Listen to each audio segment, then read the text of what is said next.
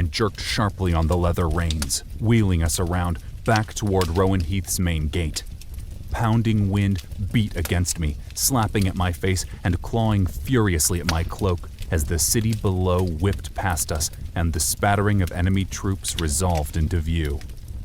More Black Legion members out of Harrowick, though there were a few support mages from the Ancient Ones faction, and a handful of players from the ever-victorious Empire, courtesy of Robert Osmark himself. "Fire!" someone hollered from down below, followed by the groan of wood and the creak of leather as one of the heavy enemy mangonel, specialty catapults on heavy rollers, released a barrage of flaming debris high into the air. They were all aiming for me. Since the raid against Rowan Heath a week ago, Devil and I had become minor celebrities, and now every Imperial-aligned player and NPC was gunning for us. It didn't help that Osmark was offering 5,000 gold marks, equivalent to $500,000 IRL dollars, to anyone who managed to bring me down and earn a confirmed PvP kill. Devil reacted in a blink, throwing us into a quick dive, avoiding a flaming stone the size of my head before barrel rolling right, dodging a cluster of baseball-sized rocks. A griffin, one of Rowan Heath's conjured guardians now under my control, wasn't so lucky. A jagged chunk of rubble, burning like an incoming meteor, clipped the eagle-faced creature in one of its wings, punching a huge hole through sculpted feathers. The creature squawked in panic, its broken limb wobbling, no longer able to hold it steady. A second later, the damaged wing simply broke away with a crack, and the guardian dropped, twirling in a death spiral toward the ground. The griffin, in one final act of loyalty, or maybe vengeance, angled its fall so it careened just over the wall and slammed into an encroaching group of armor-clad Imperials.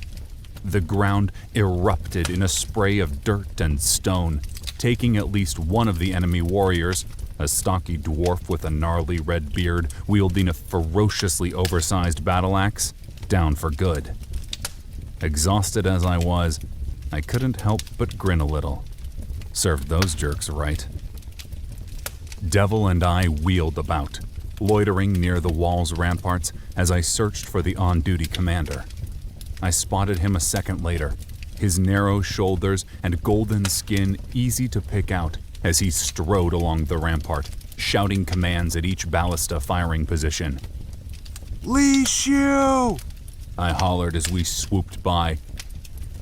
"We need to get those siege engines down! They're killing us!" Another round of burning shrapnel whooshed overhead. Devil dropped just in time, landing on the cobblestone rampart. Unfortunately, another chunk of flaming stone, this one as big as a football, caught a young merc elf woman in the gut. She tumbled backward over the retaining wall, screaming in terror as she fell. Her shriek cut off abruptly a moment later as her body slammed against Rowan Heath's streets, a crimson halo spreading out around her lifeless body. Poor girl. I'd died twice so far, and it was far from a pleasant experience, especially with the god-awful debuffs that hit like a car crash at respawn. The dev's way to incentivize not dying. I shuddered just thinking about it. "Marissa!"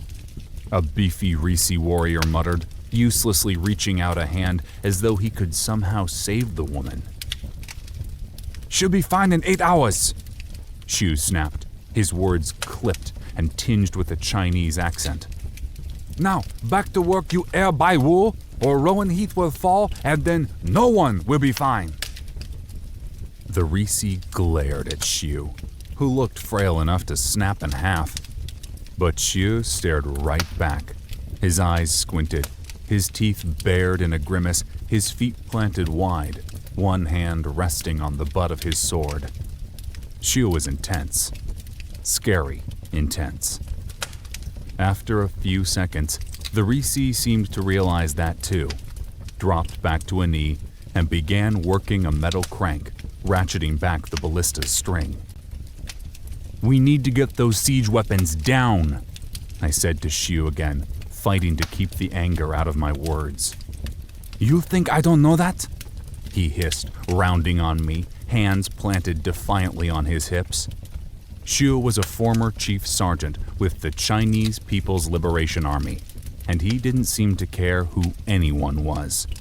In his worldview, there were only two kinds of people: those who obeyed Shu's orders and those who should obey Shu's orders. He was a heck of a commander, though, and had a way of reading the battlefield better than any other faction member we had. "We're trying," he grunted after a moment, his tone a hair more civil. "But they're too far out. Scatter bombs won't reach, and those Wang Ba Dan support mages keep casting force shields to protect troops on ground." I thought for just a second, brow furrowed, lips pursed. "I'll take the griffins and deal with the mages. Once they're down, sound the drums and send the spider riders over in force. As for the catapults, let's break out Vlad's new javelins. They were designed exactly for this kind of thing," I finished, urging Devil into a loping gait. "But we haven't tested the javelins!" he shouted at my back, his words laced with tightly controlled panic. Vlad, our crazy Russian and resident weapon expert, had been invaluable to our cause, constantly tinkering away in his workshop back in Yunnan, working up ever new weapons for our troops to employ. Most of his inventions were brilliant. Shadow missiles that erupted into 100 flaming arrows, bombs which released toxic death clouds, cannons with rapid reload capabilities. But most was not all. A few of his inventions had, the results weren't pretty. Players dead, shrapnel littering their corpses, limbs crudely ripped off, scorched earth for 100 feet in every direction. "We need an edge!" I yelled over one shoulder, a hand cupped around my mouth. "And there's no time like the present! Load up the javelins!" My sentence cut off as Devil leaped from the rampart, his wings stretching and catching a stiff breeze as we banked upward. We soared over the top of the assembled Black Legion troops, cruising just out of arrow range. 5 siege engines littered the rolling green fields in front of the wall, along with a small army, 50 or 60 deep, of hardened warriors, nimble archers, support mages, and clerics armed to the teeth with buff and healing spells.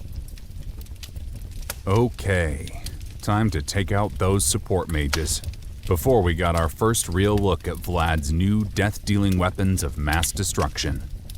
I glanced left, then right, catching sight of the stone griffins soaring above me in a lazy holding pattern, their huge wings pumping as they placidly waited for my orders. "Squad A!" I shouted, focusing on a group of griffins clutching giant stone boulders, each a couple 100 pounds easy, in their lionesque front paws. I didn't need to shout, despite the distance and the noise.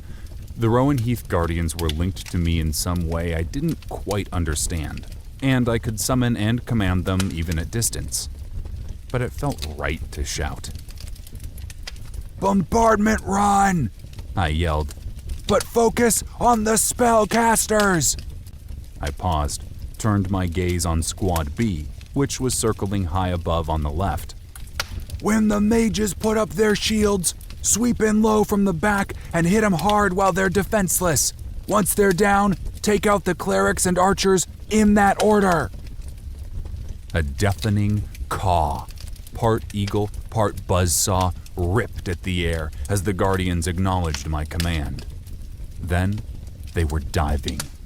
The 10 members of Squad A swooped down in a wave, spreading out in a staggered line.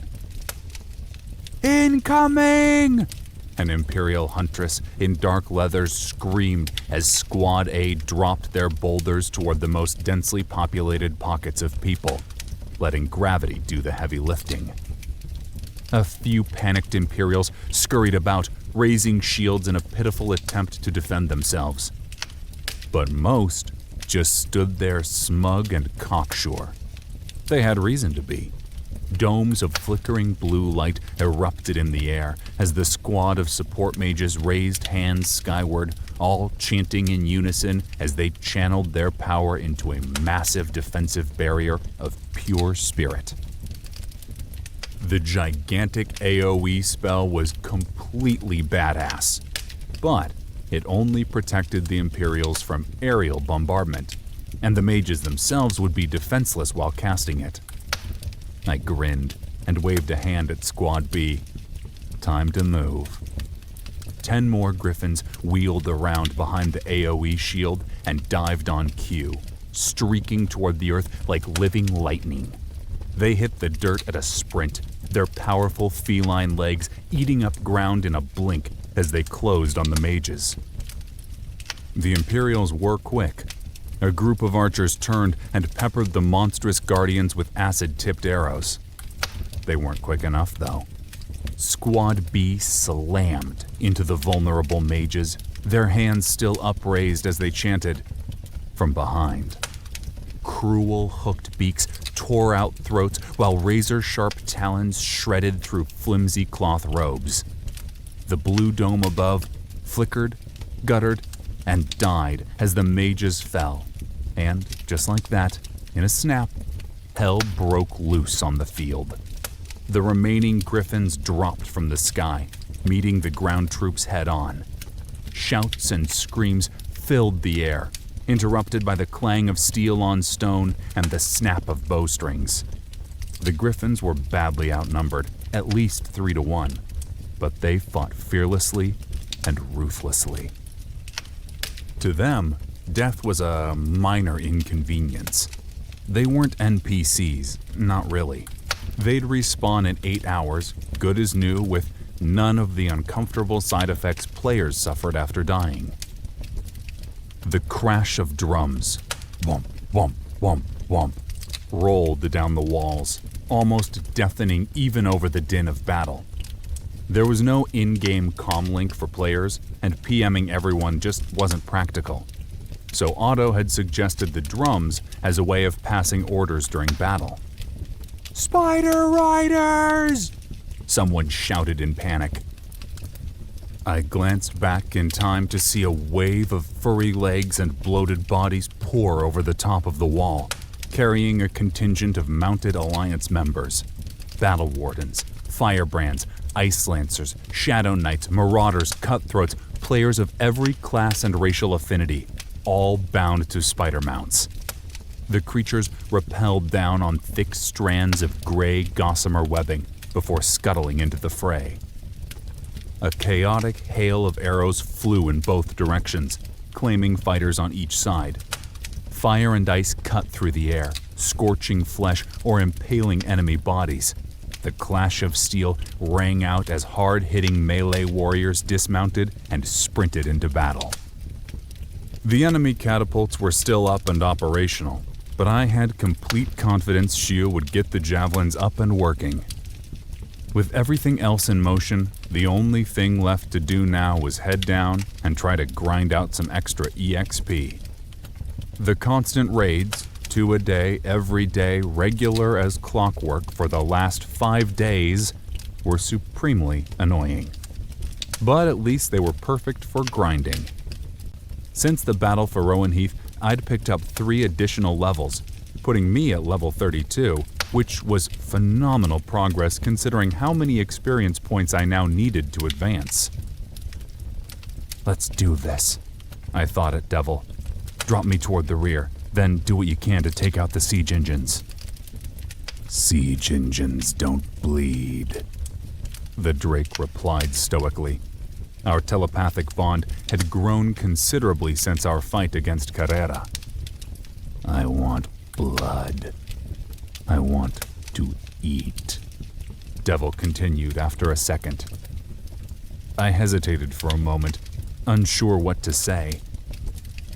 "You can mop up," I finally said, feeling a mild wave of revulsion at the words. Devil was a great mount and a terrifying battle minion. But he wasn't human. Not at all, not even close. a fact I was becoming more aware of each day. He was an animal, a predator to his core, and he rarely cared about morality or pain. I looked down at the field and saw people, real people, even if they currently wanted to kill me, who would experience the trauma of being torn apart by Devil's barbed teeth and rending claws. All Devil saw was meat. "Once we're done, you can eat whatever's left, but work first," I said. "Done," he replied, corkscrewing in an instant. The world flipped, the ground now 40 feet above as my head dangled down. With a gulp, I unhooked my feet from the leather stirrups and let go of the reins. My stomach fluttered as I slipped from the saddle and dropped toward the ground like an insane skydiver who'd forgotten to strap on a parachute. Wind whipped at me, arrows streaked by in flashes, and the whole while the ground rushed up to meet me. I took a few deep, calming breaths and triggered Shadow Stride 10 feet from the earth. The world lurched to a halt as the Shadowverse exploded around me in all of its monochromatic, blurred-edged glory. I turned my body into the fall, flipping head over heels, and landed on my back with a thud and a groan. Dull pain radiated through my body, throbbing in time with my heartbeat. But my life bar didn't drop even a fraction of a percent. A fall like that should have killed me outright, or at least broken every bone in my body. But I couldn't sustain damage while inside the Shadowverse, even natural damage from, say, a really high fall. A happy little loophole I'd discovered a few days back after some Imperial Ice Lancer blasted me out of the air. Sort of a magic parachute, though I needed to work on that landing. Flopping flat on my back still hurt, even if it didn't damage me. With a grunt, I scampered to my feet, the whole world frozen around me, and found a target. A woad berserker with beef slab shoulders preparing to split one of my merc elf warriors in two with a gleaming sword. Maybe I couldn't save everyone, but I could certainly help the Murky, whose eyes were frozen in terrible resignation that he was about to die a very painful death. I dropped into a crouch and lined up my shot, taking a few practice swings with my warhammer before stepping back into reality. Time crashed back down like a wave as everyone jerked back into motion. The woad let out a bellow as he lunged forward, but my hammer was already in motion. I triggered my Crush Armor ability as the strike landed. The attack cost me 100 stamina, but added 250% attack bonus against opponents in heavy plate armor. Opponents just like the woad berserker in front of me. Between Crush Armor and my stealth attack bonus, the poor sucker didn't stand a chance. The spiked heel of my warhammer slammed through the steel gorget protecting his neck and sank directly into the vulnerable flesh beneath. The warrior dropped his sword in shock, staggering to one side from the force of the blow, gauntleted hands flying to his ruined throat, now slick with crimson blood. His health bar flashed an angry red. Critical zone. But a final Umbra bolt to the head sent him for a respawn, though his body, bloody and ruined, remained behind. I wriggled my warhammer free, offered the downed merc elf a helping hand up, then spun and darted back into the heat of the battle. The siege weapons were still operational, though Devil was currently roasting one with a thick column of purple flame. But between the Griffins and the Spider Riders, Imperials were falling by the bucket loads, unable to coordinate a counterassault. Off to the right, a group of Black Legion members were staging one last stand. A ring of 10 armored warriors with heavy shields stood back to back, fighting off foes in every direction, while a pair of gore-splattered clerics stood in the center, healing the most grievous wounds and casting buff after buff on the fighters. In theory, their strategy was great. but it also left them open to a devastating AoE spell, like my Plague Burst ability. I threw my left hand forward, conjuring Umbra Bog. The green grass beneath the entrenched ring of fighters exploded in a pool of thick prehistoric tar. Writhing tendrils of inky black lashed out, wrapping themselves around feet and legs, arms and torsos, rooting the enemy warriors in place, making sure they couldn't run. "Burst! Burst! Burst!" I called out at the top of my lungs as my left hand whipped through the air in a complex series of gestures.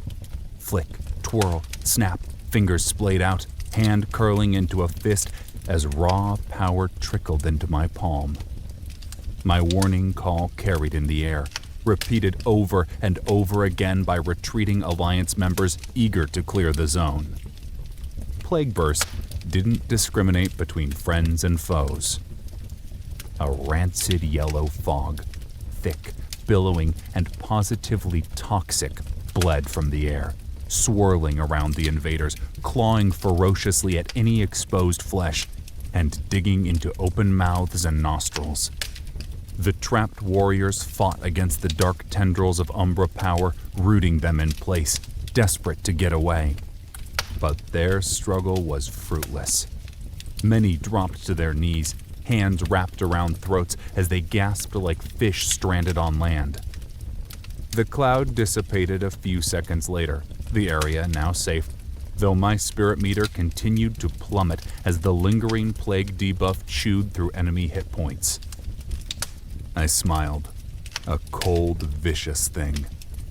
I'd seen some spectacularly cool class kits in VGO, some rarer and more powerful than my own, like Vlad's Alchemic Weaponeer kit. But I still thought the Shadowmancer was about as wicked as they came. The Alliance members, retreating a moment before, reversed course, charging the dying Black Legion troops with weapons raised, screaming defiant war cries the whole time. I sprinted forward, happy to join them, unleashing Umbra Bolt after Umbra Bolt as I ran, raising my warhammer in preparation for battle. A thunderclap split the air as a wave of terrible heat and gale-force wind blasted me from my feet, scorching my armor and knocking a fifth of my HP off in a single go. I flipped ass over tea kettle and landed on my side with a thud, my body aching, my skin raw and tender like I'd been flash fried. Holy crap, what the heck was that? I coughed and blinked sporadically against a purple afterimage temporarily burned into my vision, before slowly sliding up onto my elbows. I froze.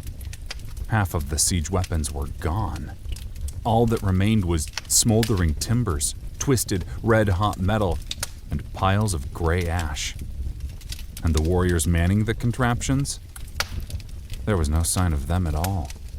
Even their corpses had been eradicated, wiped away like a smudge on the mirror.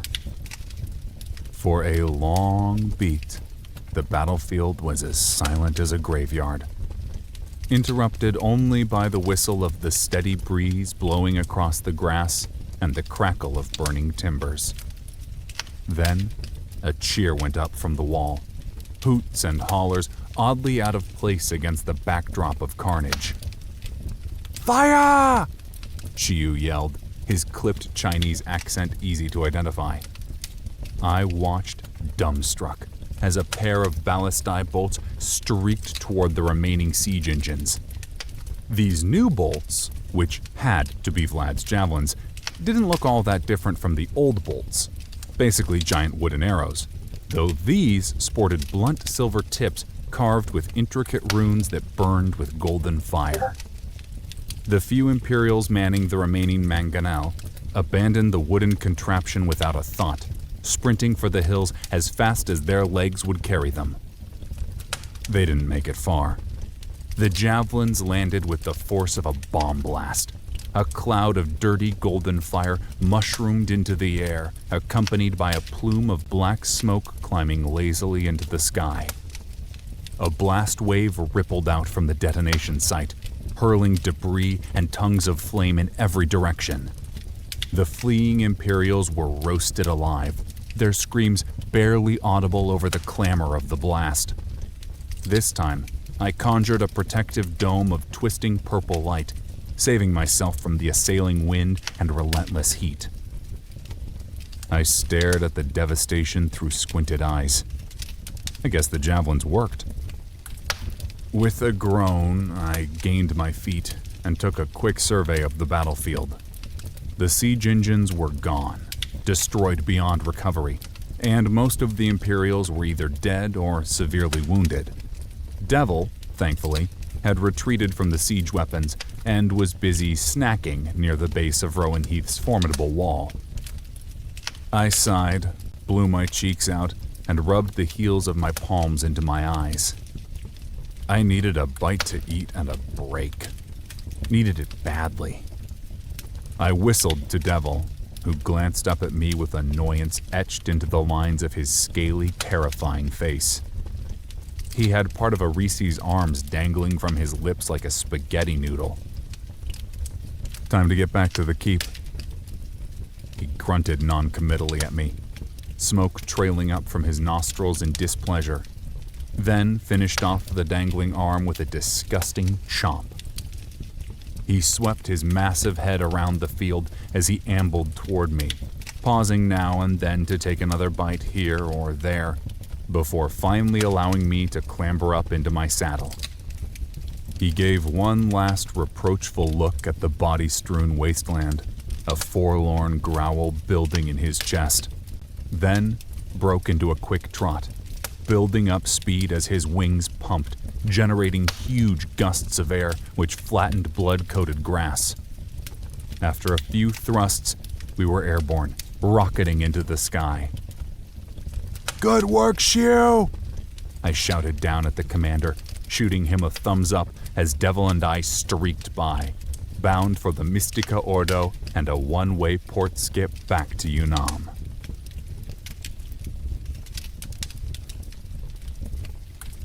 Two. Set course. The sun was dipping below the tree line, painting the sky with fat fingers of pink and gold when I finally ported into Darkshard Keep. I pressed a hand to my gut as a grumble of hunger burbled up and out, reminding me that my last meal had been a spit of roasted rat well before noon. All I wanted was a mug of ale, a heaping plate full of something hot, it didn't even matter what, and an opportunity to relax for a few hours. Fat chance of that happening, though. Despite a long, tiring day on the wall and winning yet another skirmish against the Imperials, my work was far from done. Heck, these days, my work was never really done. I had a faction to run, which meant reports to file, briefs to hear, decisions to make, fires, both metaphorical and often literal, to extinguish. I sighed as I threaded my way through the crowds near the stone port pad, all waiting to head from the Darkshard Keep into Yunnan proper. I kept my head down and my hood up since there'd be less of a chance of someone spotting me. At this point, any moment to myself was something to cherish. The keep grounds had changed a lot over the past week. The rubble formerly littering the area was completely gone.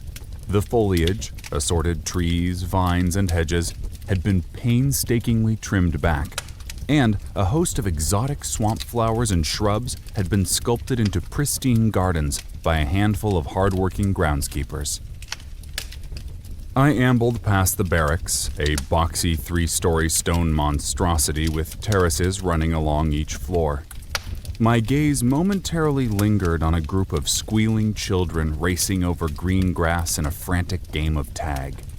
One boy, little more than a toddler, clapped frantically as he ran in circles while an overgrown dreadhound, 200 pounds of black fur, yellowed fangs, and hellfire eyes, chased along, its great tongue lolling out in what amounted to a doggy smile.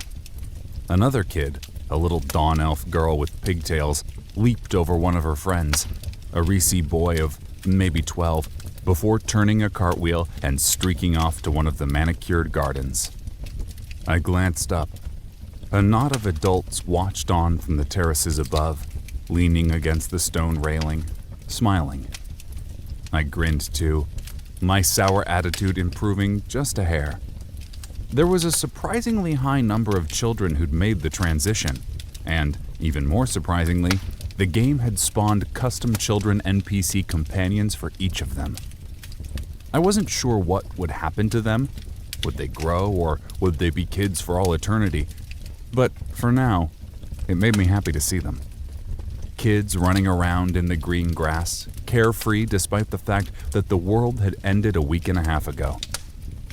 Maybe there was some hope. I dropped my head and trudged into one of the shanty towns, weaving past the sprawl of bulky leather tents and through the graceful archway connecting to the keep's inner courtyard. The keep's courtyard, a giant slab of ancient weathered stone, sat empty, but several of our new training areas were bustling with activity. Men and women scuttled along narrow beams or climbed swaying cargo nets on the new agility course. Meanwhile, the clash of steel, followed by cheers and jeers from onlookers, rose up from the melee combat arena off to the right. I ignored them all and beelined toward the weather-beaten steps leading from the courtyard into the keep. The Darkshard Keep stood in stark contrast to the castle looming high above Rowanheath, carved into the cliffs above the city. Instead of hard lines, gray stone, and high walls built for war, Darkshard looked like a Buddhist temple plucked out of a bygone era. The place was all rounded edges, flowing curves, elegant spires, and artfully carved stonework depicting fantastical beasts and epic battles from long, long ago. Once I'd made it up the stairs and through a pair of double doors big enough to admit a herd of wild elephants, I pulled up my user screen and scrolled over to the keep's interface.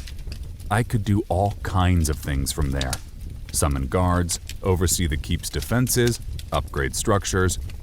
But what I really wanted was the internal port feature, which we'd added as soon as we had the points.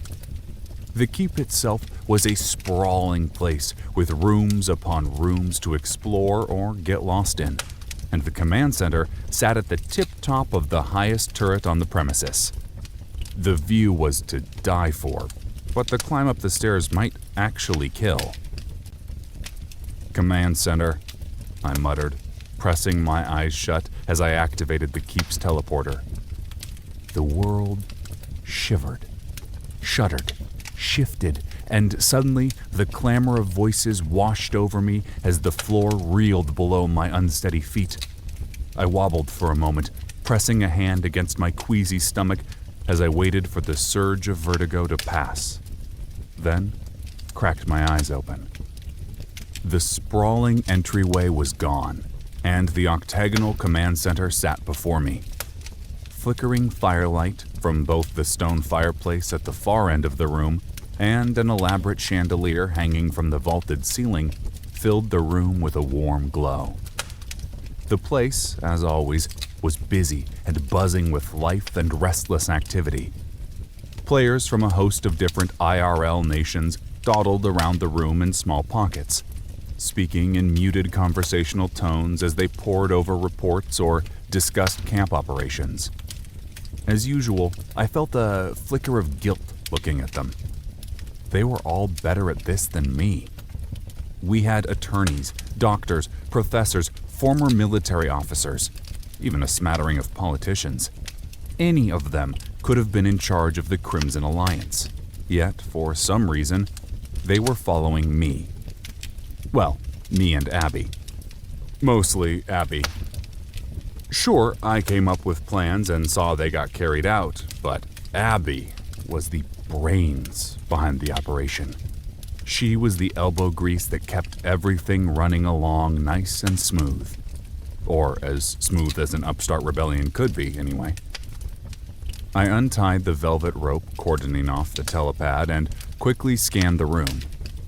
Abby sat hunched over a sprawling table, her hands planted on the dark wood, her brow furrowed in thought as she studied a leather-bound ledger filled with reams of hastily scrawled parchment. She was a beautiful woman, Abby. Short and perfectly curvy, with dark skin and a pile of intricate brown curls. Chief Cole, the leader of the Akhani clan and our Merc Elf advisor, flanked her on the right, while Anton Black, a former tax accountant from the UK and now our chief logistics officer, stood to her left. "I just don't understand what they gain," Abby muttered, poring over the ledger. "It just doesn't add up. They've got to be losing money with all of these pointless incursions. It's not like they even come close to breaching Rowan Heath." "Oh, they're hemorrhaging money," Anton replied, nodding vigorously, his blonde hair bobbing. "Moving that number of troops and supplies on a consistent schedule can't be cheap. Plus, it must be costing them a fortune in missed quests and dungeon raids. And they accomplish nothing. Nothing!" He shook his head, dumbfounded. I slipped past a pair of bulky dwarves, heatedly discussing the finer points of Minecraft and ore deposits, and plopped down in one of the padded leather chairs edging the bulky table. "Jack," Abby said, her face lighting up with a smile. The smile slipped after a second, her nose scrunching in distaste. "God, you look terrible." Her gaze swept over me, pausing on the bloodstains decorating my armor and splattered across my hands and face. "Tough day?" They brought siege weapons this time. Big ones. It's still not enough to break our defenses, but it's getting worse. I don't know how much longer we can keep this up. I mean, the faction is growing, sure, but not fast enough to sustain this kind of pace. Even with the rotations, our guys on the wall are getting tired. I can see it in them. They're pulling 12-hour watch shifts 5 days a week, and on top of that, most have died multiple times already. I reached up and tapped a finger against my temple. It's messing with their minds. "And that," the chief interjected, leaning forward, his hands resting on the table, "is what the Imperials are accomplishing. We've been looking at this from the wrong angle. They are not seeking to take Rowan Heath. Their numbers tell us as much. Rather, their goal is to crush our will to fight. And though it may be costly to wage such a war, it will prove to be far costlier to us in the long run. Now, aside from what Grimjack has already mentioned, I want you two," he paused, staring at Abby and Anton in turn, "to think, really think, about what else they've achieved." Abby and Anton were both silent for a beat, sharing sidelong glances at each other like school kids who'd been called out by a particularly demanding teacher. "Well, it's costing us significantly in trade," Anton eventually answered, his words slow and thoughtful. "With the constant siege, caravans from other cities haven't been able to get through, which is a serious blow to Rowan Heath's economy. Food and basic goods will get more expensive, which can't be good for morale." He trailed off, anxiously running his hands over his silky robes. "And I suppose it's costing us a ton in terms of quests, too," Abby offered. "Our defenders are leveling up from the battles, but with the demanding watch shifts, they don't have the kind of time they need to complete quests. Not to mention, killing Imperials earns a bit of coin, but no loot. I mean, a lot of those guards don't even have their specialty classes yet, which means they'll eventually be at a disadvantage against the troops the Empire is sending our way." "Now, you begin to see," the chief replied sagely. "They're not trying to eradicate us, which is consistent with what Grimjack told us of this Osmark's offer. They're trying to bring us to heel, like a hunter breaking a warhound. Moreover, this Osmark is appeasing the various Imperial-aligned factions in the process. This is not a war of physical domination. It is a war for the mind, for the heart. He thumped a fist against his chest. We were quiet in the wake of his words. In fact, I noticed the whole room had fallen silent, all the various pockets of conversation cut short as everyone eavesdropped. Abby stood, arms folded, a frown glued in place. "If you're not a faction officer," she stared daggers around the room, "or the chief, please leave." Her tone stated plainly that prompt compliance was expected. It took only seconds for the chamber to empty, people breaking for the exit in a barely controlled panic, the heavy door slamming shut behind them. Abby rounded on me, her frown turning into a heavy scowl. "Okay, Jack, we need to do something different. I know you don't want a war. I know you want to trust Osmark, but this isn't—" I cut her off. "You weren't there, Abby. You don't know," I said, recalling my strange encounter with Osmark after the battle for Rowanheath. "I don't want to be ruled over by a tin-pot dictator any more than you do. But Osmark made some good points. I mean, he did save us all. Obviously, he made a few deals that were unethical. But if he hadn't done that, we'd all be dead, Abby. Dead." I slammed a hand down against the table, envisioning a tsunami of fire washing over the world. Besides, what about all of those travelers from places like China or Saudi Arabia? Osmark's right. A lot of those people wouldn't want what we have to offer. Maybe there is some way we can make peace with the Empire. Attacks every single day? That isn't peace, Jack, Abby said. Osmark's playing you. He's just trying to get inside your head in the same way he's using this siege to get inside the heads of every faction member we have. I waved her objection away. Eldgard revolves around conflict. The Overminds demand it. Osmark already told me he'd send some token forces against us. None of this is a surprise to me. Besides, they've focused solely on Rowanheath. Just look around, Abby. Things have never been better in Yunnan. The economy is growing. We're recruiting more people every day. We haven't seen an Imperial in the swamp in a week. This is true. But for how long? The chief asked, his rough voice brimming with concern. How long what? I snapped back, too annoyed, tired, sore, and hungry to be diplomatic or tactful. How long before his benevolence lapses, Grimjack? Right now, we exist at his mercy. But what if that mercy should fail? We have a saying amongst the Dokalfar. Never trust a fat crocodile. This Osmark, he may have a full belly now, but eventually he will be hungry again, and then he will turn his jaws on us. I stood up, feeling the weight of uncertainty press down on me, and began to pace, the sound of my boots absorbed by the thick carpets underfoot. I was reluctant to admit it, but Osmark had shaken me during our brief encounter. Carrera was scary, sure, but he'd been scary in the way a rabid pit bull is scary. All muscle and rage, but nothing else. Osmark was different, though. He was smart.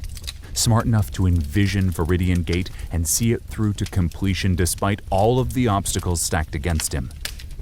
He'd offered me the semblance of a truce, but he'd made it clear what would happen if we pushed back too hard. He'd come at us with everything he had, and the way he'd said it, like someone absently explaining how he'd wipe up a glass of spilled milk, made me think he could destroy us. Who knew what a man like that might have hiding up his sleeve? I know this isn't easy, Jack, Abby said, her voice soothing, concern lining her face. But we're the only ones who can stop him. Chief Cole is right. Maybe he's being genuine. But we're going to be here a long time, Jack. Maybe forever.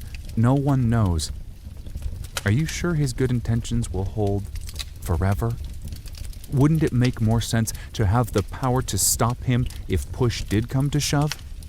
We're only still alive because we were proactive and bucked the system. Do you honestly think Osmark would have stopped Carrera from hunting us down if we hadn't backed him into a corner by taking Rowan Heath? I took a few deep breaths, running my sweat-slick palms through my dark hair, then flopped back into my chair. Abby made some good points, too. My fear of Osmark, my fear of the unknown, urged me to sit back and not rock the boat, to fight for the status quo, to turn inward, build up Unam, and leave the rest of Eldgard to fend for itself. But that same fear also whispered something else in my ear. It's only a matter of time. Eventually, he'll come for you. Abby looked like she was going to continue, to push her case, but the chief stopped her with an upraised hand. Abby speaks the truth, but... He dropped his hands, folding them in resignation on the tabletop. We will not force you into a decision, Grimjack. Your instincts have also played a significant role in the victories we've had. Let us all... He stole a long look at Abby and Anton. Never forget that. I sighed and slouched back in the chair, letting the comforting leather cradle my battle-sore muscles. I guess it wouldn't hurt to at least talk about our options, I finally conceded. But first, food.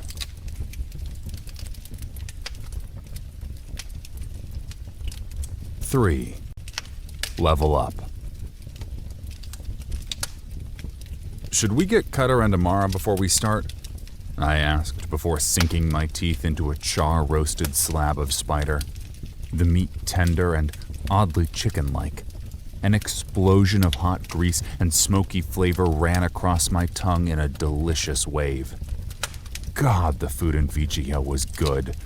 Everything, even skewered rat, tasted better than the best steak I'd ever eaten back IRL. Plus, it made you feel incredible. I chewed in contemplative silence, then sat back and took a big swig of copper red ale, which was sweet but balanced out with hints of hops and honey. Alcoholic heaven. Better not to wait, the chief replied. They're running an errand for me deep in the heart of the forest, handling a bit of trouble. I cocked an eyebrow at him as I tore off another chunk of meat with my teeth. He waved my unspoken question away with one hand. Nothing you need to concern yourself with, Grimjack. He paused, a sly, barely there smile gracing his lips. Something of a team-building exercise, meant to bring them closer together. It will be good, I think, but they'll be indisposed for a time. Besides, Anton said, his voice coated with a light British accent. Having Cutter around would only make things more difficult. Don't get me wrong, he's a nice enough bloke, in a disgusting, drunk, belligerent sort of way, but he's not one with the patience or aptitude for politics or business. Best if we handle this alone. I snorted and rolled my eyes at the joke, which was funny precisely because it wasn't a joke at all. Fine, I conceded. Otto? I asked, my mind flashing to the taciturn Reese. He may have been a bit rough around the edges, but he was also great with military advice and overall strategy. He had a knack for it, earned from a lifetime of skirmishes, raids, and war. Nope, he's in Rowan Heath for the next few days, Abby replied. He's training the new recruits, getting them ready for wall duty, which just leaves us. She swept an arm out in a small circle. Okay, I said, glancing at Abby, Anton, and Chief Cole in turn. But where should we start? I mean, This is big. Osmark isn't just some pushover. He's the Emperor of Viridia, with 24 other factions backing him. I stole another bite. Well, before we talk about Osmark and the Imperials, Abby replied, voice positively brimming with excitement, we've got some faction business to take care of. She paused, glanced at me, then tucked a loose strand of hair behind her ear. I don't suppose you've had a chance to look at the faction menu, have you, Jack? I shook my head, mouth too full to speak. Well, then I've got some good news for you. The Crimson Alliance just leveled. That last battle finally put us over the top. She practically squeed, her hands shaking in erratic delight. We're level 2 now, Jackie boy, Anton said as a shit-eating grin stretched across his pinched face. He reached over and gave me a light punch on the shoulder. Level 2, can you believe it? I just sat there for a moment, letting the news settle over me. Honestly, I was shocked. A part of me didn't believe it. In fact, I'd been starting to think we were never going to level up as a faction. Braywald, the chief guardian of Darkshard and the physical manifestation of the Keep, had warned us how difficult leveling up a faction was, but I hadn't really paid him any mind. Not until later. It turned out Braywald hadn't exaggerated. Moving from level 1 to level 2 required a whopping 10 million EXP. Capturing Rowan Heath had earned us half that number. If not for that, we'd be grinding away for another few months, no doubt. I choked down my bite and followed it with a gulp of mead as I thought. Wow, that's huge, I finally said. Yup, Abby replied with a grin and a nod. Which means we've got 5 points to divvy up. The question is, what do we do with them? Maybe in light of the constant siege, we should more seriously consider investing a few points in the battlecraft skill set? I mean, our members could use an increase in morale or some extra movement bonuses. Anything would help, really. Our girl has a point, Jackie boy, Anton added. I salute you guys for taking a gamble and investing into merchant craft and statecraft, but maybe it's time to reevaluate our strategy. Before all of this, he swept a hand around the room. Before VGO and the asteroid, I did a significant amount of work with small businesses, mostly taxes, but I also helped them analyze return on investment so they could figure out if what they were doing was worthwhile. Maybe we should consider doing the same? I glanced at the chief, waiting for him to impart some nugget of wisdom. He was an NPC, but he was also brilliant, and he'd always seemed to have an answer. He was a natural leader with years of experience making hard decisions, compared to my weeks in the driver's seat. Surprisingly, he said nothing. But his steely gaze seemed to say, "Go with your gut, Jack." And my gut? My gut said we needed to resist the urge to go with the quick, easy, conventional solution. The battlecraft option looked good on paper, practical abilities with obvious tangible benefits, but I couldn't get the devastating image of Vlad's javelins out of my head. Fire raining down, charred bodies littering the ground, the twisted remains of burnt-out war machines. That's what innovation looked like. And all the added movement bonuses and extra elemental resistances in the world wouldn't save our faction members against something like Vlad's javelins. No, what we needed was better defenses, better armor, better crafting, better infrastructure, and, most of all, better weapons. More weapons like the javelins, though I hesitated to say so. I knew that was the way to go, but I felt uneasy about it deep down in my soul. We'd left the world behind a handful of weeks ago, watched the entire planet die, and already we were working out ways to produce new weapons of mass destruction. True, Vlad's designs were a long way off from nuclear warheads, but how long before that option was on the table?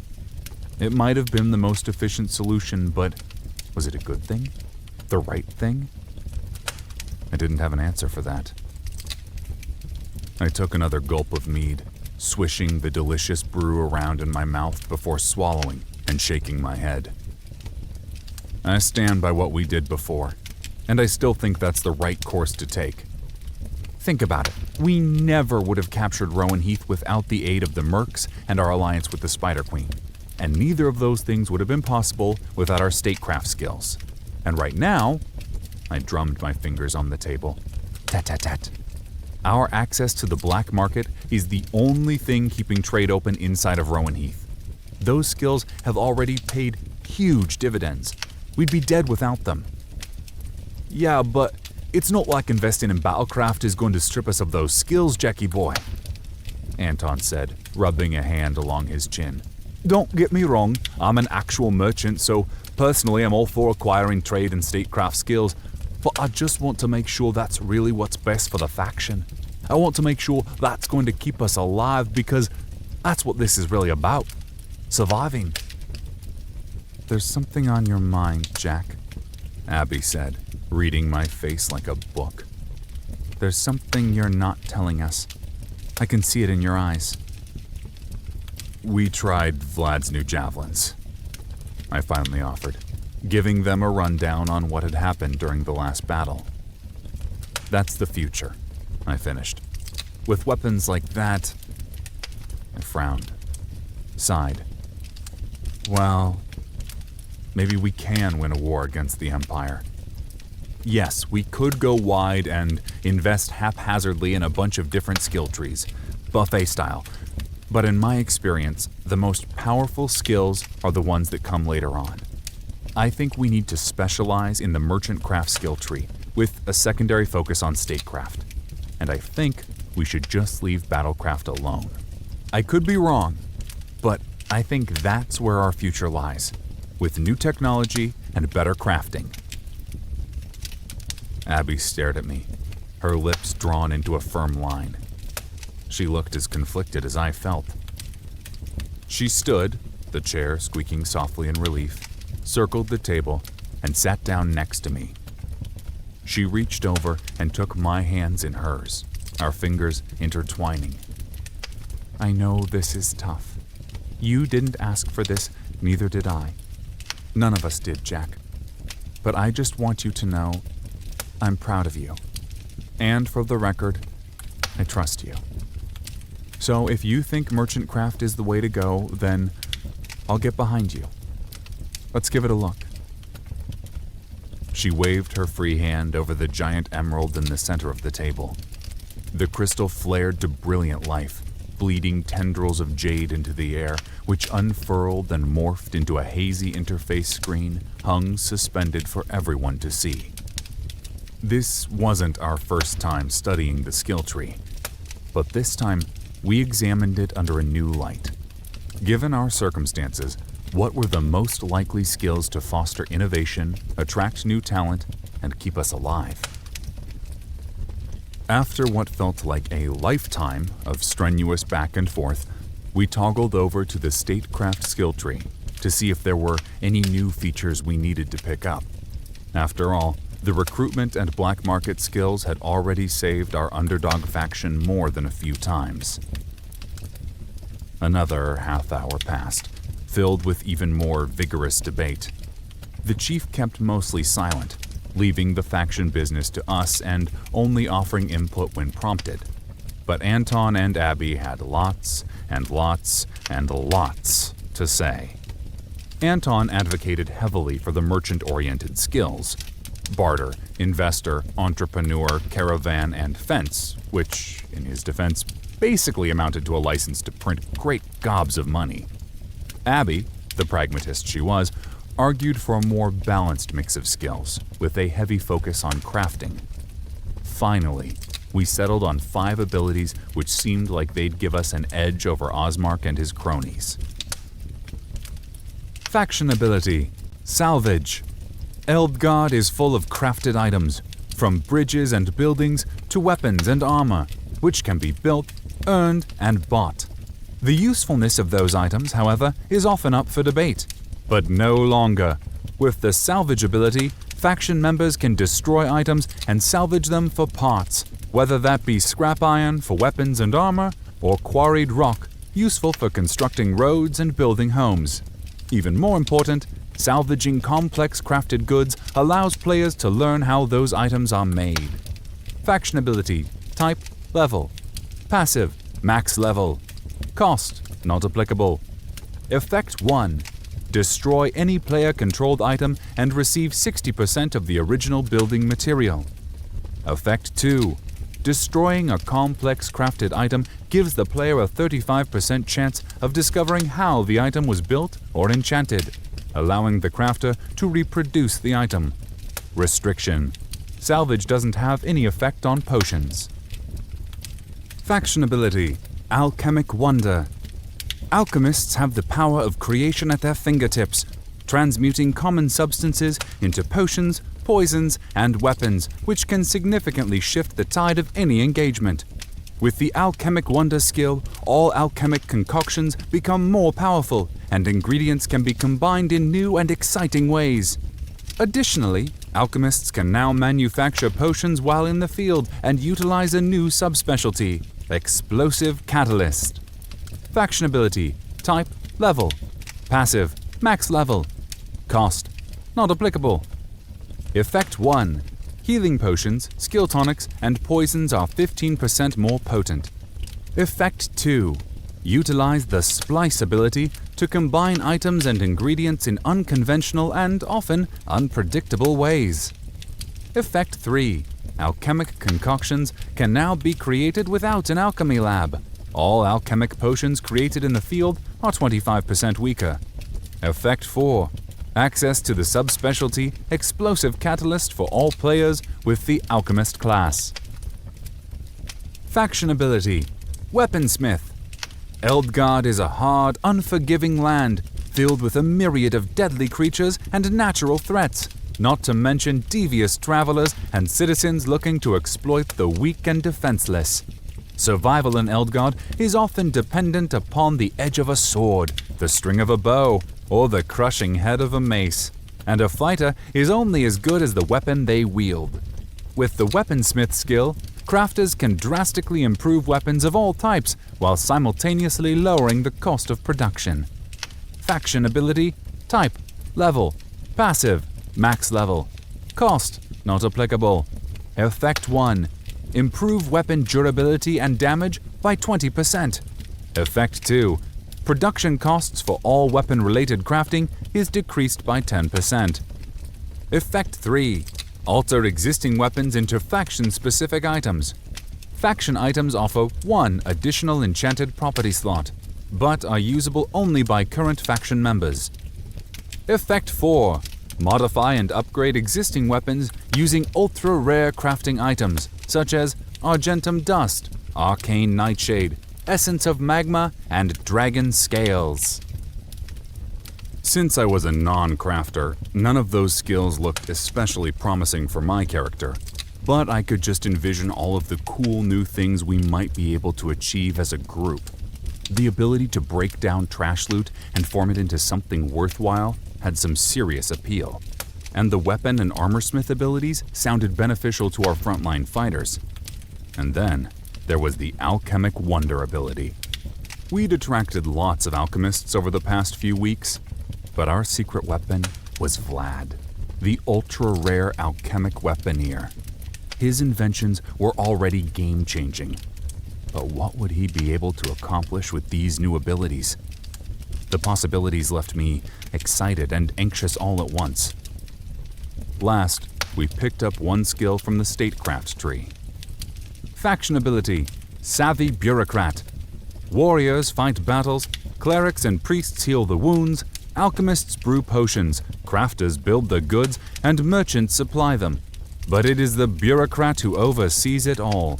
The Savvy Bureaucrat, a peerless politician and administrative cog, keeps the war machine running, the city well-stocked, and the rule of law maintained, holding everything together through hard work, political intrigue, and sheer force of will.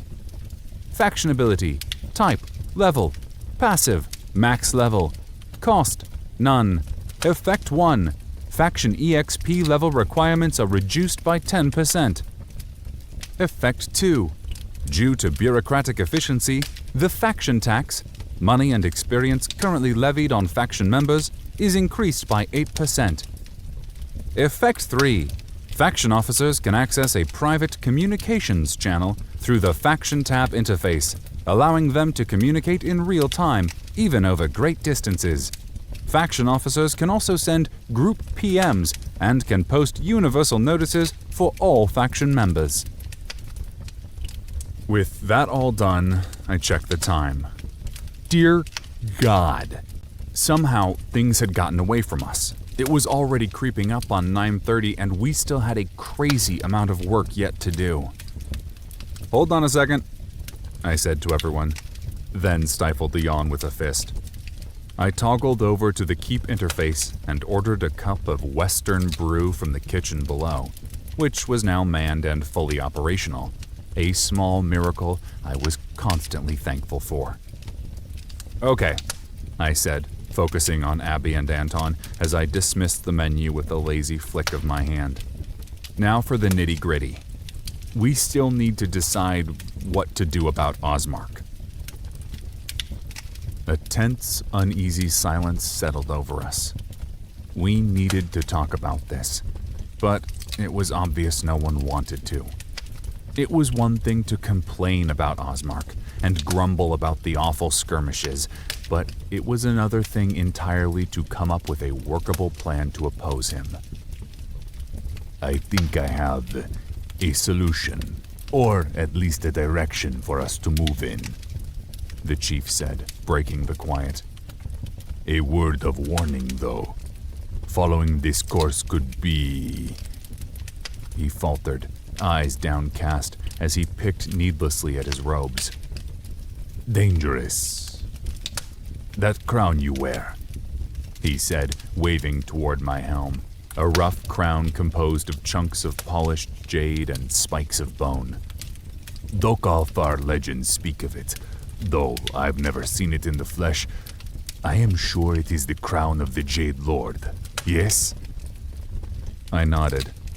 I'd acquired the crown as a loot drop from Gentleman Georgie, the former head of the Rowan Heath's Thieves Guild, who'd been corrupted by one of the Black Priests of Seth Rogue. The item itself was a phenomenal find and part of a rare armor set tailor-made for Dark Templars. And it came with a unique quest chain. According to my quest log, I was supposed to take the crown to the Dark Conclave and talk to them about some mysterious event known as the Downfall. With everything that had happened over the past week, however, I hadn't had the time. May I see it? Chief Cole asked, an uncharacteristic tremble to his words. I frowned, confused, but slipped it from my head and handed it over with a shrug. The chief sat and stared at the crown for a long spell, running reverent fingers over the elegant metalwork and the yellowed bone, lingering on the pieces of jade. A single tear escaped and rolled down his cheek.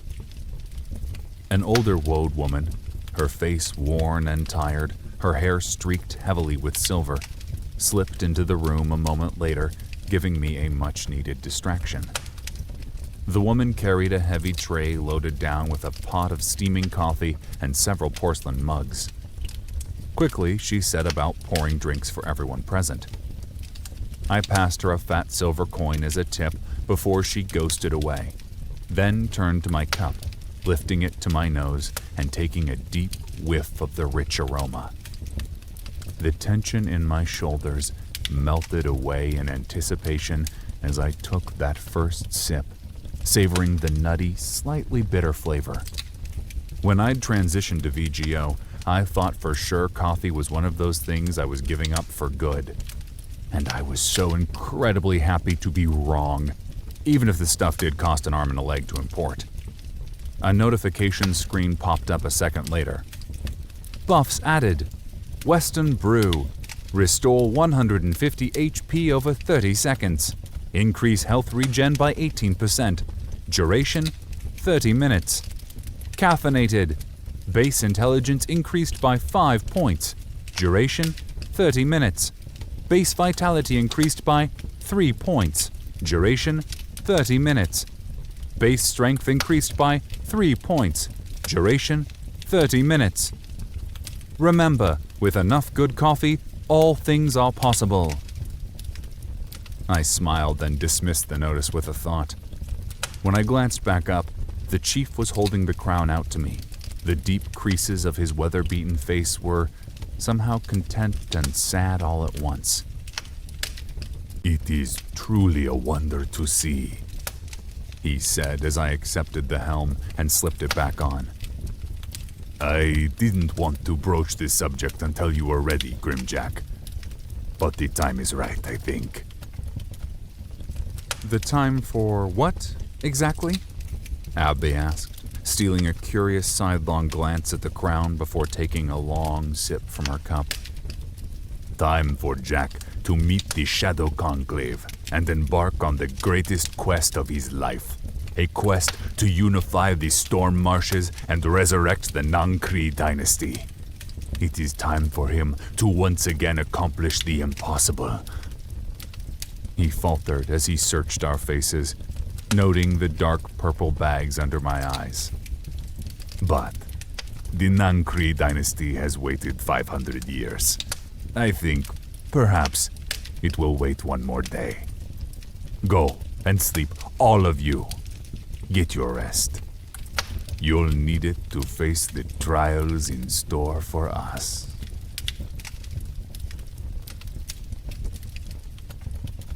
Four. Departure. I startled awake, eyes shooting open as I blinked against the sparse firelight coming from the wall-mounted candelabras. My heart thudded away. Sweat dotted my forehead, and confusion raced through me as I tried to figure out where I was and how I'd gotten there. I thrust out a hand, groping at an oversized mattress and a set of silky, soft sheets much nicer than anything I'd ever had IRL. I rolled onto my side and caught the shape of a body curled up not far away, a bob of brown hair and a set of bare shoulders poked out from the tangle of sheets and blankets. Abby, I finally remembered as the shape of her body jarred me back into reality. Hard to forget about that. We'd come back late, exhausted out of our minds, but restless, anxious all the way down to our toes. And that restlessness had led to sleeplessness, which in turn had led to some light conversation. We talked food first. She reminisced about the best pizza place in the valley, a little mom-and-pop place called Pepino's, and I couldn't help but remember the sub shop Richie's off El Cajon and Alabama. Just small things. Things we were homesick for. Books, movies, games, places, relatives. Then, late in the night, during an idle chat about pie of all things, her mouth was suddenly on mine. Her hands running through my hair, our bodies pressed together, our limbs tangled. Watching her sleep, I couldn't help but smile. Of all the things that had happened since coming to VGO, she was definitely the best part. Pretty soon we'd be clashing head to head with Osmark, going to war. But I couldn't forget that all of this, my second chance at life and my second chance with Abby, was all thanks to him. I pushed the uncomfortable thought away, and instead considered running a hand across her cheek. I resisted the urge, though, not wanting to wake her. Eventually, I sighed, pulled up my interface with a lazy yawn, and checked the time. 6:15 a.m. Awfully early, but I had a full day ahead of me, so I reluctantly threw back the covers and slipped my legs over the edge of the plush mattress. Abby stirred despite my best efforts, rolling over as her arms stretched and she blinked sleepily against the light. "Jack?" she murmured. "What time is it?" "Just After 6, I replied, stifling another yawn. She groaned, rolled over, and pulled the blanket up over her head. No, she protested, her voice muted by the covers. I don't want it to be morning. A few more hours. Does that mean you've decided to come with me today? I asked, a playful edge to my words, though I already knew she was going to say no. She groaned, rolled onto her back, and flipped back the blanket, glowering at me. Har, Jack. I'd love to come with you, but if we both go gallivanting off on some wonky quest, who's gonna run the faction, huh? This place would implode without one of us behind the wheel. Though I'm going on the record right now.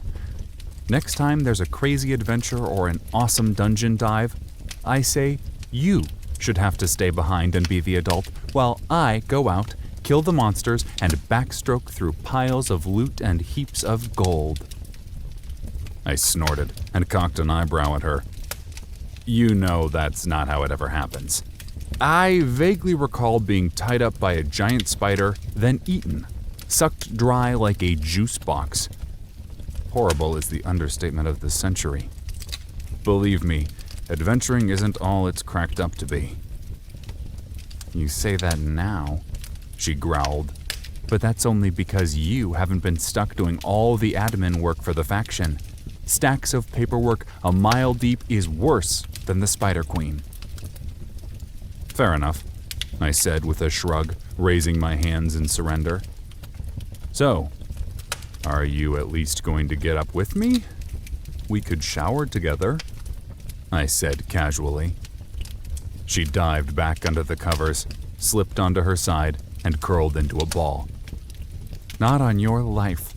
The one upside to admin is I don't have to be in the command center until 8. But good luck, Jack. Call me over the new chat feature once things get going.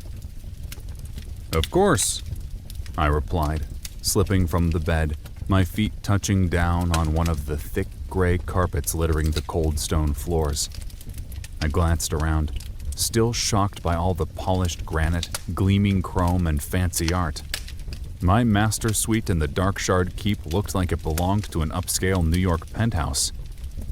Somehow, though, it actually belonged to little ol' me. I shook my head in disbelief and padded toward the bathroom, which boasted loads of stylish gray tile, glossy mirrors, a huge walk-in shower, and a tub large enough to qualify as a pool. I stripped down and opted for a hot, steamy shower to clear my sleep-addled brain. The water, nearly scorching, washed away any lingering weariness and worked out the tension in my still sore muscles, leaving me refreshed and sporting a new buff. Buffs added. Well-groomed. Restore 200 HP over 30 seconds. Goods and services cost 5% less, and merchant craft skills are increased by 1 level. Duration, 4 hours. By the time I killed the water, the mirrors had fogged over and Abby was back asleep, snoring softly, her chest rhythmically rising and falling. I geared up and silently slipped from the room, using my stealth ability to ensure I didn't wake Abby a second time. The keep's halls were empty as I made my way down to the courtyard. It seemed folks around here were night owls instead of early risers. The kitchen staff, however, was up and already hard at work. I snagged a sweet roll in passing, the bread warm and soft, the icing sweet and creamy, and a cup of Western brew, before hopping a ride via the stone port pad into Yunnan proper. The town was a bit livelier than the keep. The gunmetal-skinned merc elf residents were already up and about their business for the day. Folks were busy making and selling food, huge pots of rice boiled over low fires, and meat roasted on wooden spits, while crafters dutifully went about their business. Seamstresses worked away in the small shops set up below their stilted houses, and smiths worked at forges, the clang of steel ringing out in the early morning air. A handful of hawkers and peddlers, mostly outlanders new to Yunnan brought in by the flood of new faction members, cried their wares at passers-by, weapons, food, health potions, ingredients, anything, everything.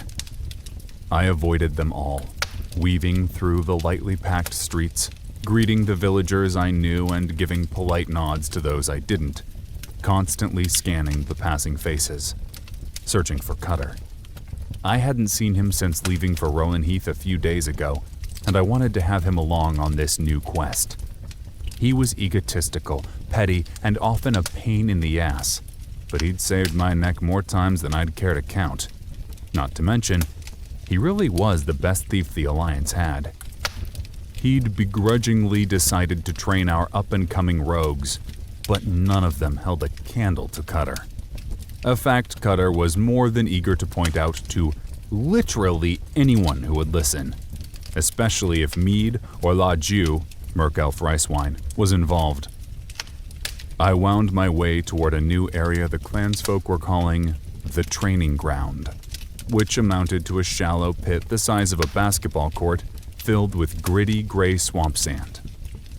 The keep now boasted an agility course, an archery range, and a melee ring, but Cutter preferred to work his recruits over on the training ground. He wouldn't tell me why, but I suspected it had something to do with the fact that Amara, huntress, badass, and daughter to the chief, lived within a stone's throw from the site. Just a suspicion, but a persistent one. I rounded a bend, passed by a gnarled tree hanging with glowing moss, and ran nearly headlong into the man I'd come looking for. He pulled up short, a scowl painted across his face. "Jack," he said with a terse nod. "Just who I was coming to find." "What's up?" I asked, giving him a quick once-over. He was a woad with the wiry build of a street brawler, short blonde hair, and a strong jaw riddled with stubble. He wore dark leathers and a night-black cloak. A pair of daggers, etched with runes, were tucked into his belt. He looked terrible, though. Purple bags hanging under his eyes, his clothes rumpled and stained with brown mud, while a splatter of blood decorated one cheek. "What the heck happened to you?" He grunted, dropped his hands to his hips, and scowled at me, his forehead furrowed. "It's that bloody Chief Cole, is what it is. The old bastard thought it'd be fun to send Amara and me off on a quest to round up a bunch of feral bog wolves encroaching on the southern border." He paused and took a furtive glance around. Little did I know, Amara intended to use me as bait. Pig-headed woman nearly cost me a leg. He slammed a hand against a thigh, showcasing some serious bloodstains. "She's trying to kill me, Jack. I swear to all the gods she is. Just a bloody awful woman." I smiled at him, slung an arm around his shoulders, and handed him what remained of my coffee. He certainly needed it more than I did. "She's probably only returning the favor," I said with a non-committal shrug. "I warned you about tasking all those recruits with attempting to pickpocket her. Your chickens are coming home to roost, buddy." "Whose side are you even on?" He grumbled under his breath before taking a slug of the brew. "And what brings you down here anyway?" he asked after a second. "I was starting to think you'd forgotten about me now that you're a big-shot faction leader. You finally got something fun for us to do, eh? Something with gold and loot? Please tell me there's loot involved. I need more loot and gold in my life, Jack. Especially after that debacle yesterday." I grinned, then launched into the story, telling him about the Jade Crown, our appointed meeting with the Dark Conclave, and the possibility of unifying the entire Storm Marshes under the Crimson Alliance banner. Naturally, Cutter blanched when I told him both the Chief and Amara would be accompanying us, at least for the first leg of the journey to the Dark Conclave. But mostly, he looked happy. Well, greedy might be a more accurate word, but for Cutter, happy and greedy were synonymous. "Count me in, friend," he said, rubbing his hands together in covetous glee. It took us half an hour to round up Amara and Chief Cole, Then another 10 minutes to navigate our way to Unam's Mystica Ordo. But then, we were off, heading for the Conclave headquarters located deep in the heart of the deadly bog.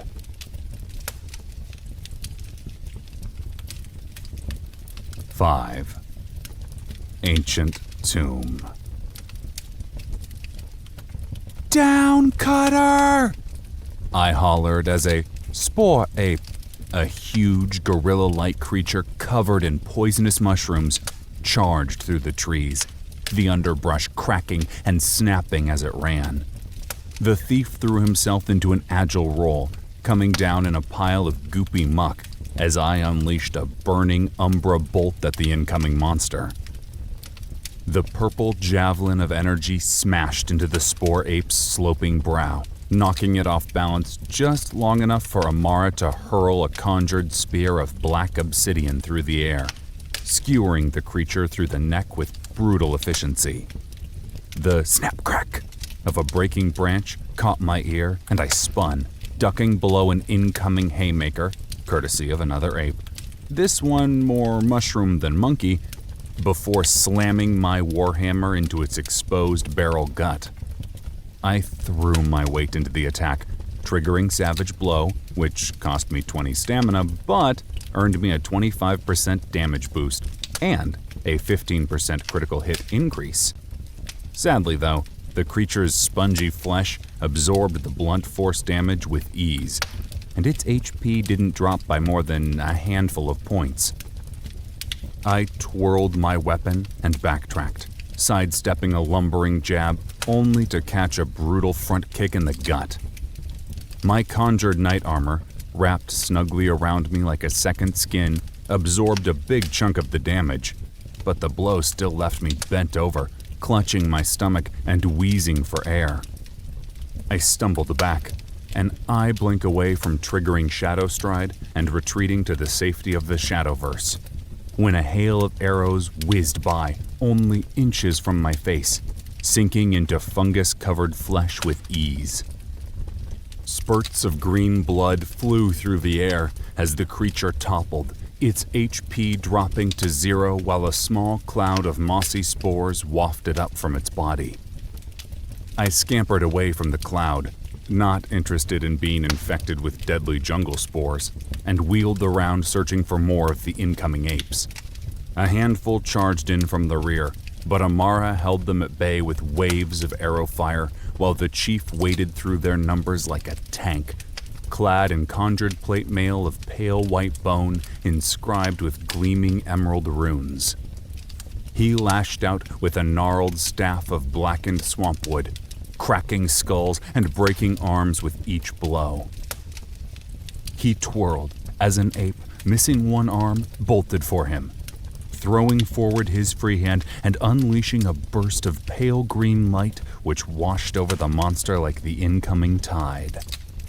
The ape faltered, stumbled, and fell as its body decayed in double speed, the mushrooms wilting and shriveling as flesh sloughed away, leaving only gleaming bone behind. Wow, necromancers were scary as hell. In seconds, the rest of the spore apes were down, the threat dispatched as quickly as it had come. I ambled over to Cutter and offered him a hand, hoisting him from the sludgy mud. He gained his feet with a struggle, scowling down at the muck splattered all over his pants and arms. "Bloody hell," he said, his words dripping with disgust. "I hate this place. Why did I ever leave Unam? Why? Sure, Unam is awful, of course, but this part of the swamp is 1,000 times worse. Mosquitoes as big as hummingbirds, snakes as fat as trees, water that smells worse than the sewers beneath Rowan Heath." He scrunched up his nose. "Not to mention these disgusting beasties." He trotted over to one of the dead spore apes, then crouched and rifled through its meager belongings. He grunted, stood, and planted a sharp kick in its ribs. "Ugly bastards don't even have the good graces to provide decent loot. Just a handful of coppers and some stupid plant spores." Though Cutter might not have been interested in plant spores, rare ingredients were coveted by faction alchemists, so I scuttled around from ape body to ape body, collecting the ingredients while Cutter whined like a spoiled little kid. Honestly, I cannot fathom why anyone would build a city out here, Cutter continued. I mean, there aren't even any roads. How do they trade, eh? The city planner should be summarily executed for being so awful at life. I mean, really, the guy had one job. One. There is no city, Amara said, offering the thief a steely-eyed glower. No one could do a steely-eyed glower better than Amara. Perhaps it was once a part of a city, but no more. You know little of our people, but the 6 clans are deeply divided. Hostile, even. The Dark Conclave convenes on neutral ground, a sacred place revered by our people. The final resting place of Nankri the Jade Lord, and many more of our sacred ancestors. Come, this way. It is not far now. She guided us around a thick copse of palm trees, ducked beneath a tangle of low-hanging vines, then stepped aside, giving us a view of a swampy pit filled with brackish bog water covered with floating sheets of emerald moss. Out of the waters rose a curved mound like a small island, which looked almost like a natural feature. Swamp grass, lush and green, and a handful of stunted trees, intermixed with a spattering of brightly colored jungle flowers in vivid blues and reds, dotted the ground. Obviously, though, this was far more than just some natural hillock rising up in the otherwise flat marshes. This was a temple, though an old one, long abandoned. Stone statues of somber-faced merc elves, beaten down from long years of wind and rain, jutted up from the stagnant pool, while a stone doorway sat nestled into the side of the hill. There was a set of cracked and lopsided steps leading from the doorway into the bog water, which suggested that whatever this place was, it hadn't always been submerged. Gods, this is where the Dark Conclave meets? Cutter asked with a disapproving sniff. What in the hells do you have against comfort, huh? Sure, you're backward mud people, but how about a tavern next time, eh? Someplace with a hot fire and something good to eat? Did you ever think the reason you're so hostile to one another is because everyone's wet, sweaty, and hungry? I'd be in a bad mood too if I had to battle past a horde of mushroom-covered jungle apes every time someone wanted to throw a get-together. Amara moved in a blink, shoulder-checking the mouthy thief hard enough to send him flying forward, straight into the fetid water. Oops, she offered, face flat and deadpanned as she slung her slender arms across her chest. I sniggered while the chief simply watched on, smug and satisfied, his hands laced behind his back. Cutter emerged from the water a second later with a gasp, lifting his arms in disbelief as water ran off him in sheets. What in the bloody hells is wrong with you? He hollered before sweeping the wet hair from his eyes. I slipped, Amara replied with an unapologetic shrug. Much like your tongue. I'd leave those waters quickly if I were you, the chief said with a quirked eyebrow. There are giant moat leeches in there.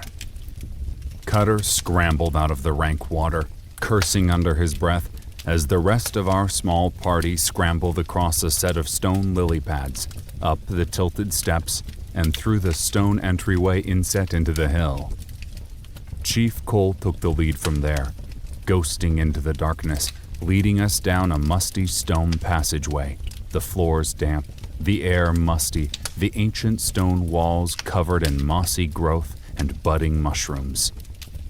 The passageway was unnaturally dark, lit only by a handful of flickering torches.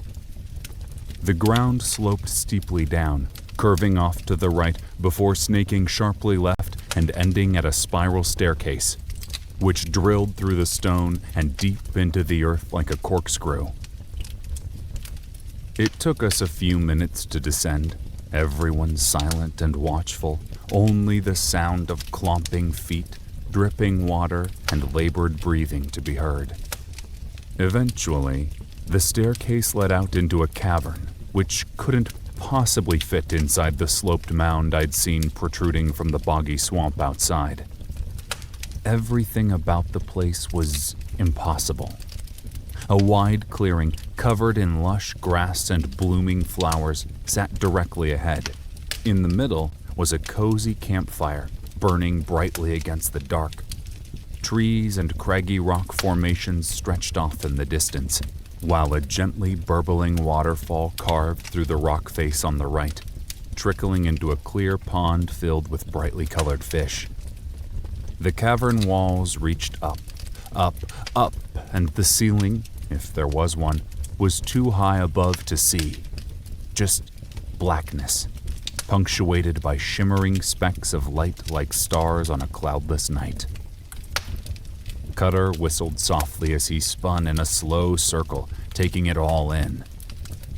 Holy bollocks, he said, an atypical awe touching his words. what is this place? How is this even possible? Are those... He faltered, squinted, and craned his neck forward. Are those stars? The chief shook his head. Chips of raw swamp diamond.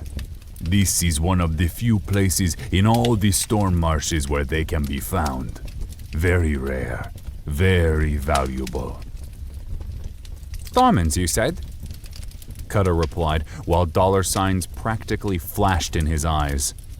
Amara gave him a hard, disapproving stare, to which Cutter simply raised his hands in a sign of surrender. Just making small talk is all. Daughter, Cutter, you must wait here, the chief said, gesturing toward the low burning fire. But be warned, thief. Do not venture far from the light of the fire.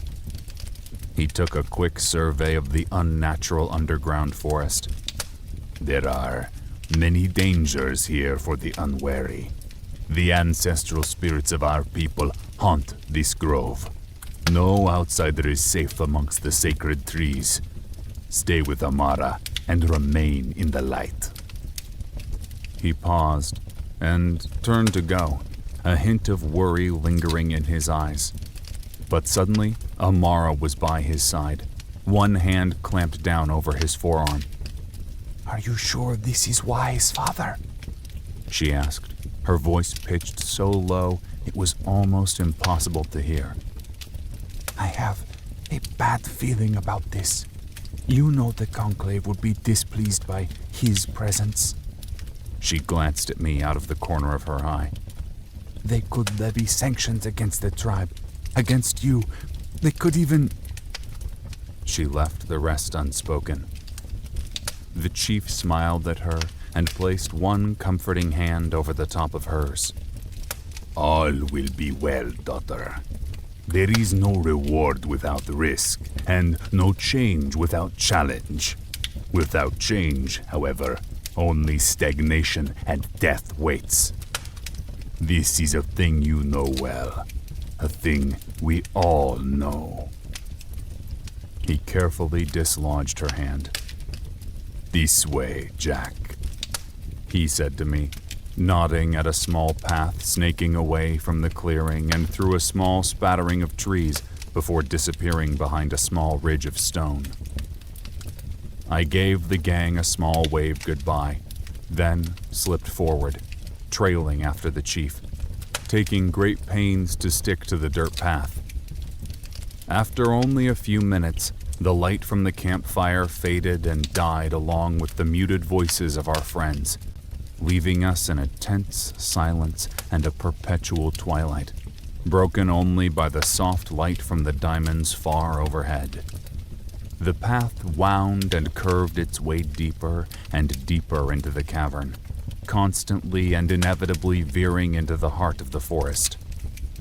The trees here were towering ancient things, hung with strings of moss and dotted with somber purple flowers and patches of red-capped mushrooms.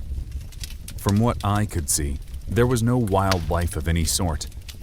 And yet, something, or maybe several somethings, seemed to dart from tree to tree and shadow to shadow just out of sight.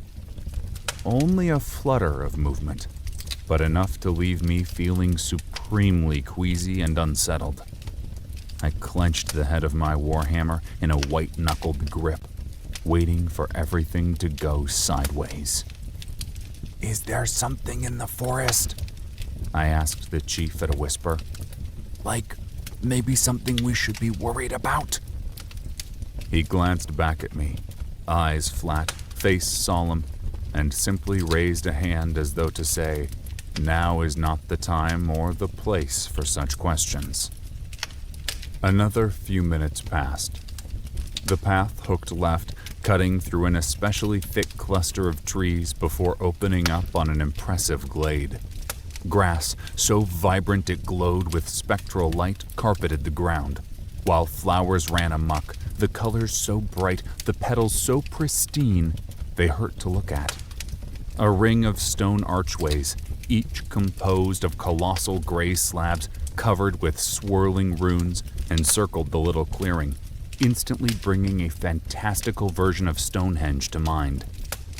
In the center of the clearing sat another fire, burning in ghostly shades of violet. 7 great chairs, heavy wooden things edged in gold, surrounded the unnatural flames. 5 of them were occupied by robed figures with heavy cowls pulled up, covering their faces. Behind and just to the right of each robed figure stood another man or woman, all merc elves, all of different classes. One clearly a shadow knight, another a shadowmancer like me, a third a plague bringer, but all clearly Matal, and all staring at us with flat faces and cold, scrutinizing eyes. Welcome, Jack, the chief said in a reverent whisper, to the Dark Conclave.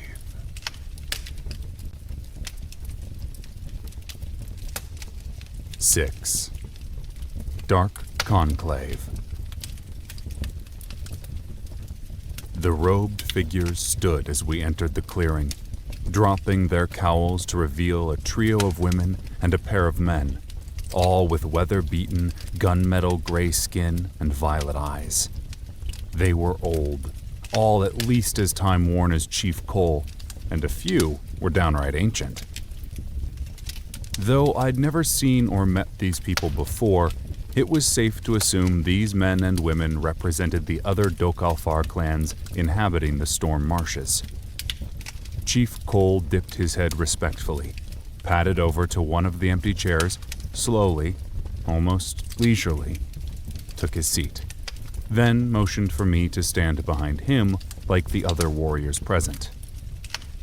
I am Chief Dao, the first seat of the conclave, one of the female chieftains intoned formally. She was a squat spark plug of a woman, with a square chin, a mass of wrinkles, and shoulders as broad as any man. Be welcome, Chief Cole of the Akani. Be welcome, Grim Jack Shadowstrider. No, there should be no welcome for them, a man, sitting directly across from us, said with a sneer. Why make us sit through this murmurs farce? The Akani have opened the storm marshes to outsiders. His face, flat and crisscrossed by a pair of deep but long-faded scars, puckered in distaste or maybe outright revulsion. They've betrayed our people, allowed outsiders into our lands, brokered deals and made alliances with creatures of the deep bog like the Spider Queen.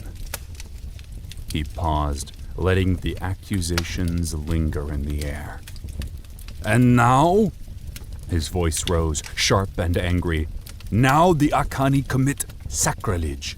Disgraced Cole convenes the conclave and brings this. He waved dismissively at me. this Dang Tao, this lost one, into our sacred place? No, I reject this. Cole and the Akani clan have betrayed us, betrayed our principles, our people. Cole's face should be lowered. He should be removed from his seat and cast out from among the people. It is only right. Finally, the man fell silent, absently adjusting his robes. Chief Cole simply waited, arms folded, as a heavy and uncomfortable silence settled over the clearing. After a moment, when no one else spoke, he stood and scanned the faces around him. If you are done, Chief Sakal, He said, voice neutral and flat. Let me start by saying, I understand that many things have changed since this man, Grim Jack, He glanced over a shoulder at me, entered our lands and territories. We have indeed accepted him in as one of our own, and many more outsiders besides. We have also allowed the Crimson Alliance to use Yunnan as their faction city. Yes, we have even made a compact with the Spider Queen of the Deep Bog.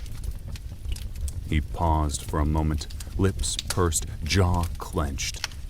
And Yunnan has never been so prosperous. He finally finished. Our economy flourishes. Our clansfolk prosper as never before. Our city swells with trade and riches and progress. This is the way forward for the Dokalfar. The only path, in truth. For 500 years, we have hidden in our swamps, leaving the outside world to fend for itself. And we have the Viridian Empire as a result. Perhaps, had we done more then, made hard choices, fought for Eldgard, built more alliances with outsiders, we wouldn't be in the situation we are in now. Maybe you, Chief Sakal, wish to remain insular and disconnected from the rest of the world. But me and my people, we do not. Moreover, it is only a matter of time before someone forces the issue. There is a new emperor, a cunning and dangerous man named Robert Osmark, and soon he will come for us. With the Wods firmly under heel, he will turn his expansionist army on our kith and kin. It is certain. So yes, the Akani have changed, improvised, adapted. But we have not betrayed our ancestors, and I have proof of this. Evidence that this is indeed the will of the ancestor spirits, which is why I've called this assembly. So you say, Chief Sakal replied, eyes narrowing, chin raised in defiance. Yet I see no proof. Just this filth who defiles this conclave with his Enough! The squat woman, Chief Dao, interjected. You've said your piece, Sakal. Everyone here knows there is no love lost between the Lisu and the Akani. Your words, your accusations fall on unsympathetic ears.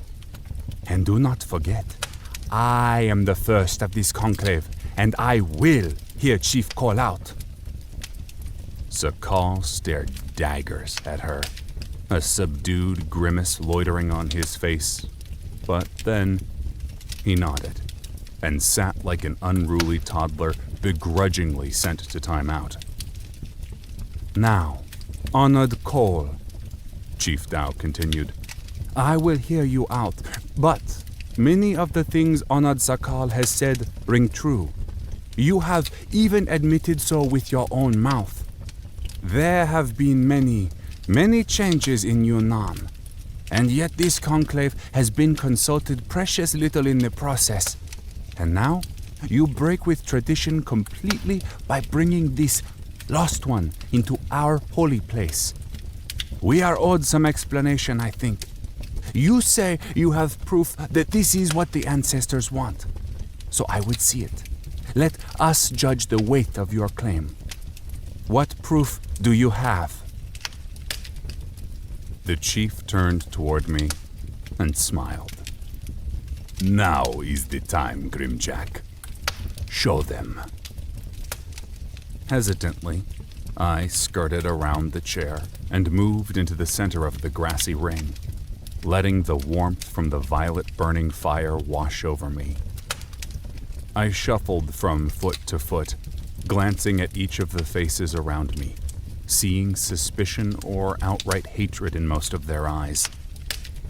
At last, I cleared my throat, pushed back the hood of my cloak, and pulled the Jade Lord's crown from my head, holding it up in one hand for everyone to see. For a moment, everything was still, expectant. Then the violet light from the fire fell on the helm, and the knots of polished jade began to glow with a brilliant, ghostly light. A collective round of muted gasps went up from the assembled onlookers. By all the old gods! Chief Dao gasped. No, it cannot be. The crown of the Jade Lord. Found. A forgery, Sakal hissed, his eyes bulging, a vein throbbing in his forehead. It must be. Our exalted ancestor, Lord Nankri, would never bestow one of the sacred artifacts on this lost one. Impossible. It's no fake. Another chief, this one an ancient man with a wispy beard, replied, his eyes fixed on the crown. It burns with the ancestor fire. We can see it plainly with our own eyes. After 500 years of shame and silence, the Jade Lord reveals himself again. Where did you find this thing, boy? Sakal asked, his angry gaze landing on me like a hammer blow. I recovered it from the corpse of a dark priest of Seth Rogue in the plague tunnels beneath Rowanheath, I replied slowly, picking up steam with every word. I was told to bring it here, to the Dark Conclave, and ask about the downfall. The chieftains stole sidelong glances at one another, as though they weren't quite sure how to proceed. Meanwhile, the armor-clad merc-elves behind them shifted and swayed on edgy feet, adjusting weapons or needlessly straightening cloaks and tunics. We shouldn't speak of such things, Sakal finally said. Not in this place. It is ill-advised and disgraceful. And yet he needs to know, Chief Cole replied. if he is to embark on the quest and seek out the remaining artifacts. The fact that we need to tell him at all, Sakal said, leaning forward, his forearms resting on his thighs, is proof that he isn't one of us, that the quest should fall to another. Even so, the matronly Chief Dao replied, holding up a hand to halt any further objections. He is here, and like it or not, he has the crown, so he deserves to know. Honored Anurak. She dipped her chin toward the ancient beanpole man who'd spoken up earlier about the authenticity of the crown. The elderly chieftain, stooped with age, stood and shuffled forward, pulling a small leather pouch from his belt. He moved to the edge of the fire before coming to a herky-jerky stop, his eyes fixed unwaveringly on the flames. With deliberate and practiced ease, the ancient chieftain opened the pouch, dipped his fingers in, and pulled out a pinch of dull gray sand, which he promptly tossed into the flames. The powder, whatever it was, went up with a blinding flare, releasing a billowing smoke cloud into the air. Instead of dissipating, however, the smoke began to swirl and move, to twist and take on a new shape, until the hazy image of a man hung above the purple fire. A tall merc elf with broad shoulders decked out in dark, heavy armor, wearing the same crown that now sat in my hand. Long ago, Anorak said solemnly, in days long forgotten to men and faded into the stuff of legends, the 6 named clans of the Dokalfar, the Akani, the Lahun, the Lisu, the Karem, the Chow Yao, and the Naang lived under the banner of the Jade Lord, ruler of the Nankri dynasty. The Jade Lord, Nankri, had 6 brothers who ruled over each of the clans. The smoke shifted, the conjured king breaking apart as 6 other merc elves, each hazy and indistinct, took form. Those days were the height of our glory, back before the Empire and the Woad incursion, back when the people of the marsh ruled half of Eldgard, everything up to the Tanglewood near Harrowick. We were united then, one people with one heart and one purpose, ruled by the greatest king to ever live. The stooped chieftain paused, his eyes staring through the smoke and flame as though he were seeing into a different time, a better time. Then Arzok the Sky Maiden came, a monstrous dragon queen from the frozen wastes far to the north. The 6 smoky brothers swirled and vanished, reforming and spreading into a monstrous scale-covered body with huge wings and fang-studded jaws larger than a T-Rex's. An eye, big as a dinner plate and reflecting the green firelight below, regarded me coolly. The Sky Maiden, long dormant, was roused from her slumber by the Svartalfar, then flew south in search of food and plunder. She fell upon our lands to the north, harrying our farmers and herds. The inky dragon sailed over a small town, spewing huge columns of flame at the thatch-roofed homes below. Stealing livestock, she swooped low, wings stretched back, before scooping up a sheep in oversized jaws. killed our bravest warriors, until, that is, Nankri and his brothers rode from the marshes to meet the creature on the rocky Vasterberg steppes. 7 swirling warriors surrounded the scale-covered dragon, lashing out with spears and arrows, bolts of shadow magic, and columns of purple flame. The battle lasted 6 days and 7 nights. The Sky Maiden called great bolts of lightning to rend the earth and huge gouts of flame to scorch the forests and fields. On the 7th night, though, when all hope seemed lost, the Jade Lord finally slew the Sky Maiden. But as she lay dying, she cursed honored Nankri, fueling the foul spell with her life's breath. Your land will be broken asunder, your kingdom smashed as a pot, and you shall have no rest, no peace, not even in death. The chieftain deflated, as if the words were physically painful to speak. Still, Nankri paid no mind to her words. The old man continued after a beat.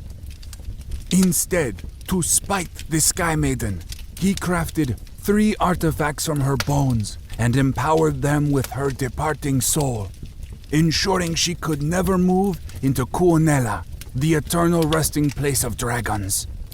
His own curse cast in retaliation. The crown you hold, He nodded toward the helm. is one of those items, a sign of the Jade Lord's triumph, one imbued with the power to unite the 6 clans under one ruler. Sadly, that was also the beginning of the end for our people. The downfall. Nankri grew ill. Some say he was poisoned by one of his brothers. Others say it was the curse of the Sky Maiden, and died soon after. The smoke danced and twisted once more, forming a funeral pyre with the body of the Jade Lord stretched across the top. 2 of Nankri's brothers, Akani and Lisu. He faltered for a moment, glancing first at Chief Cole, then at Chief Sakal. Both laid claim to the throne. A terrible civil war followed. The ascending smoke from the illusionary pyre morphed into a pitched battle. Merkelf battling Merkelf, bodies falling by the score as blood flew through the air. Comrades in arms, torn apart just as the Sky Maiden foretold. Neither side won, and the artifacts of the Jade Lord were lost in the conflict. The wizened chieftain clapped his dusty gray hands, and, in a blink, the smoke dissipated and vanished. He turned then, and lumbered back to his chair, breathing as hard as if he'd just run a marathon. But I don't understand, I said. Why are these artifacts so important? Why would they be needed to rule over the storm marshes? It just doesn't make any sense. These are not merely artifacts, Grimjack, Chief Cole said from behind me. They are the only means to lift the Arzok's curse. You see, the Sky Maiden captured the souls of Nankri and his kin as they crossed through the Twilight Land, preventing them from entering the halls of the honored dead. A fitting punishment, considering this was the very fate Nankri cursed Arzok with. These stone arches, he waved at the crude gray slabs encircling us, can open a portal to the Twilight Lands, where the Jade Lord is being held captive by the restless spirit of the Sky Maiden. Sadly, though, no mortal can hope to defeat the terrible dragon unless they have assembled the 3 artifacts. Those artifacts, made of her bone and spirit, holding her very essence, have the power to render Arzak mortal once more. Then, and only then, can her soul be utterly destroyed. Freeing our honored ancestors is an integral part of the Dark Conclave's mission. But after the downfall, all 3 artifacts were lost. Lost until now.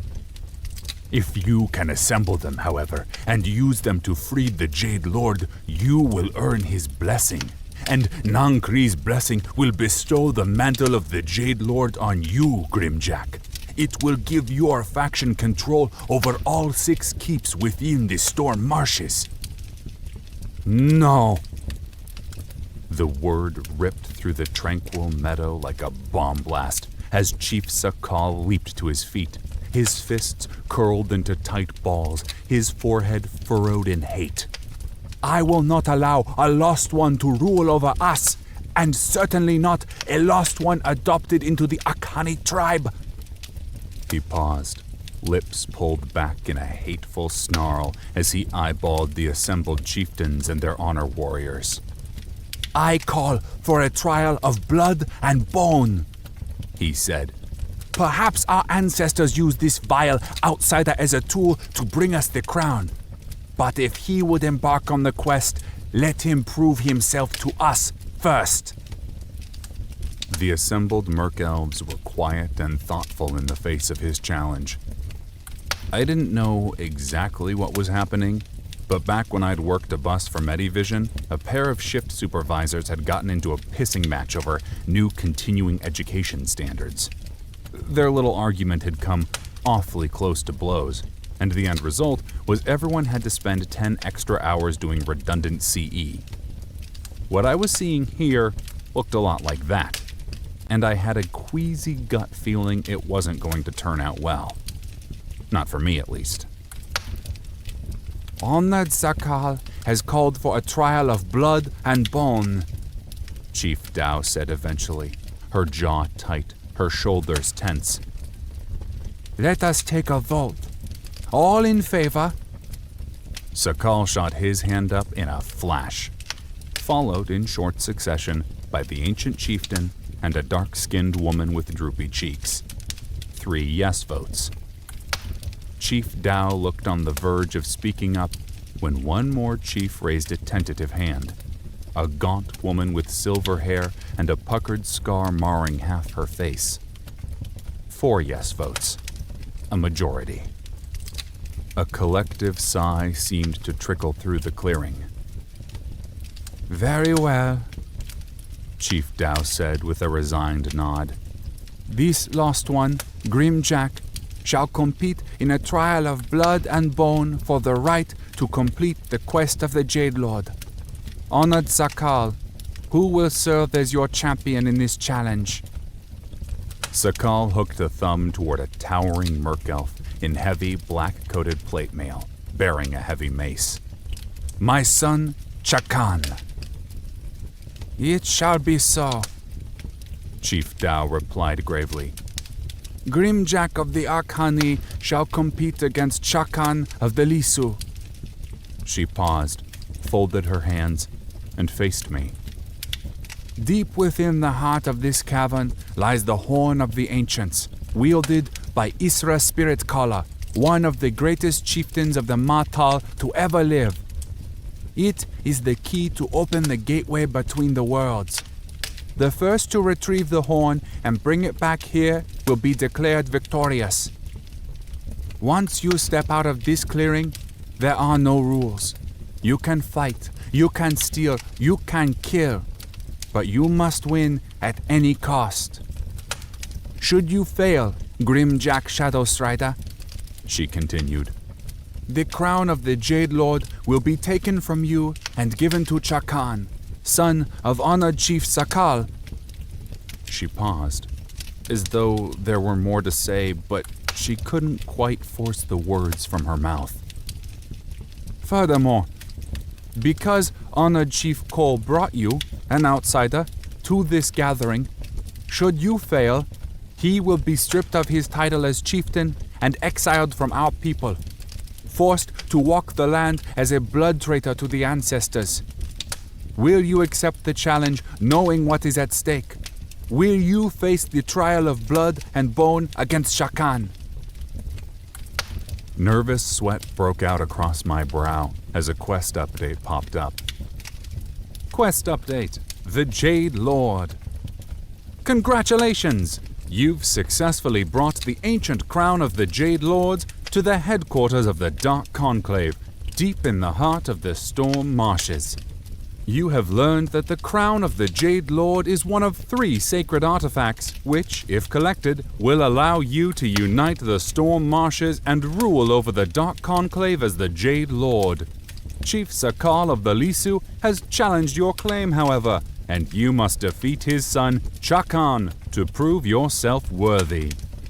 Quest class: Ultra Rare, Secret. Quest difficulty: ? Success: retrieve the horn of Isra Spirit Caller and return it to the sacred meadow before your opponent, Chakan of the Lisu. Failure: die or fail to return the horn of Isra Spirit Caller to the sacred glade before your opponent, Chakan of the Lisu. Reward: the crown of the Jade Lord. New quest: Path of the Jade Lord. 32,000 EXP. If you fail, the crown of the Jade Lord will be taken from you and Chief Cole will be forced into exile. Accept. Yes? No? I gulped, a wave of sickness and uncertainty clawing its way up from my stomach, and glanced at Chief Cole, looking for his approval. After a second, the weathery chieftain shot me a curt nod. Do it. His lips pressed into a tight, worried line. Yes, I finally said, my voice soft and unsure.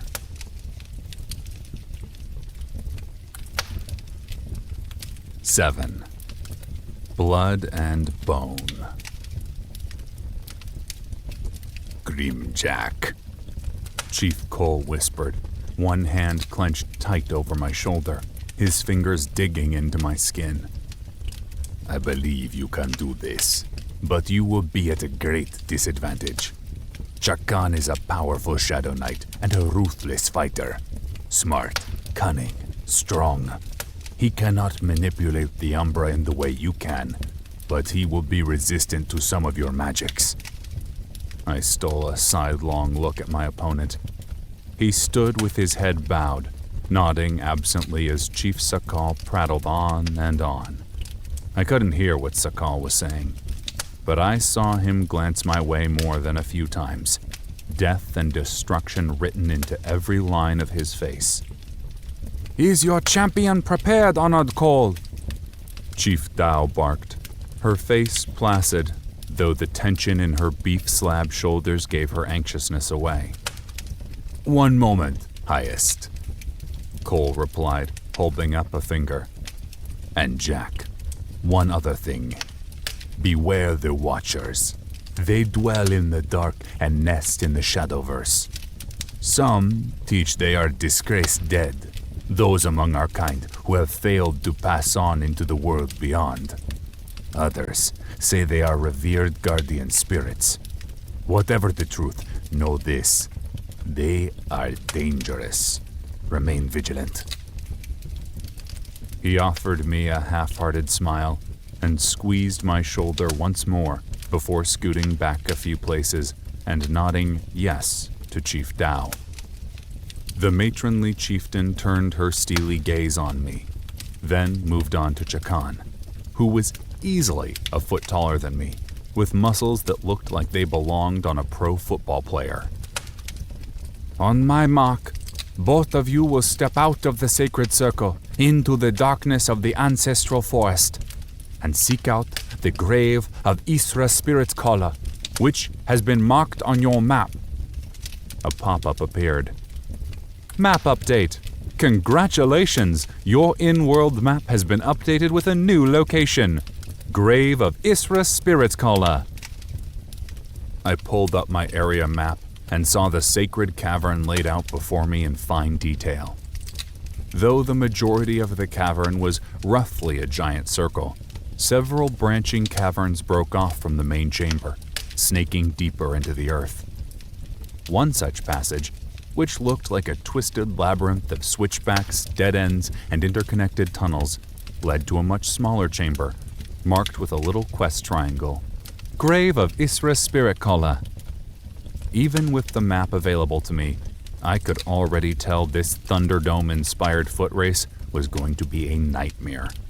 Especially if these Watcher things were as tricky and cunning as Chief Cole said.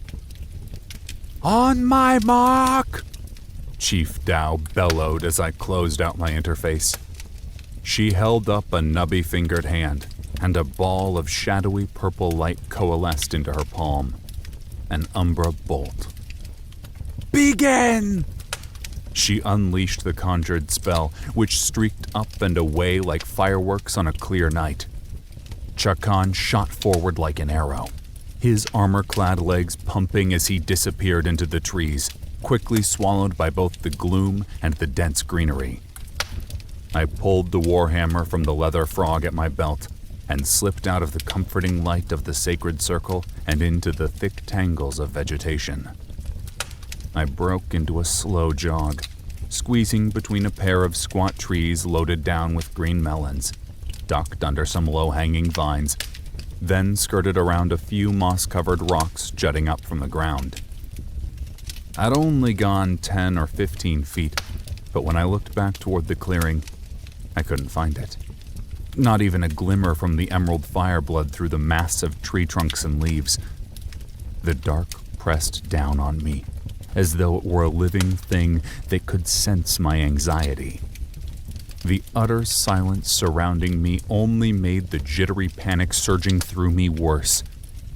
Instead of a fantasy-based game, this forest felt more like one of the old horror-style VR games I'd played before the whole world went belly up.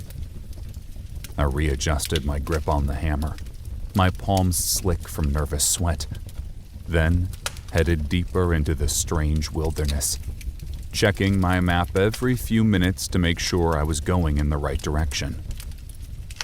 I hadn't seen Chakan since he'd set off from the clearing, but I had a gnawing suspicion he was ahead of me. How could he not be? Even with my night eye ability, navigating the dark forest was a pain. Exposed roots, partially hidden by small shrubs and fallen leaves, constantly grabbed at my boots, tripping me up, while clinging vines somehow managed to slip around my arms or slap me in the face. Then, to top it off, I had to keep checking the map because the place was so disorienting. It occurred to me that I could save a lot of time by shadow striding most of the way. Sure, it would eat up my spirit supply, and I'd have to deal with the 35-second cooldown timer once I emerged back into the real world, but it would still give me a leg up, especially since Chakan wouldn't have access to the same skill tree as a Shadow Knight. In the world of the Shadow Templars, Shadow Knights were sort of the jack of all trades. They got access to a few skills from each of the various kit specialties. But Shadow Stride? That was a Shadowmancer exclusive. I focused my ever-growing supply of spirit, feeling a wave of cold power build in my chest, then triggered the spell, breathing out a sigh of relief as time ground to a halt and the color drained from the forest, leaving the world in shades of muted gray and sterile white, augmented by occasional splashes of shimmering purple. I twirled in a slow circle, grinning like an idiot, then set out for the tomb. Aside from slowing time, Shadow Stride also made the trek much, much easier. Though I could pass through monsters and other players while in the Shadowverse, natural objects like trees, walls, and rocks stayed firmly in place. Apparently, those things existed within both realms. But it was easier to see, which made a big difference. I emerged from the Shadowverse not quite a minute later, pulled up my map, readjusted course, then hoofed it for another 35 seconds before stepping back into the Shadowverse. Though I never spotted Chakan, the forest was almost impossibly big, especially for being inside a cavern. I was making great time and felt confident I'd get to the horn before he did. I was only about 50 feet out from the edge of the cavern wall and the entrance to the warren of tunnels when I activated Shadow Stride for the 10th time. I waited patiently as time skidded to an abrupt stop, then stepped forward into the Shadowverse filled with purpose, confidence, and just a smidge of smugness. I slipped over a downed log and hopped across a small stream burbling along, minding its own business, then scrambled up a grassy hill dotted with colorful snapdragons. My steps faltered a second later. My confidence and self-assurance vanished like a puff of smoke in a strong breeze.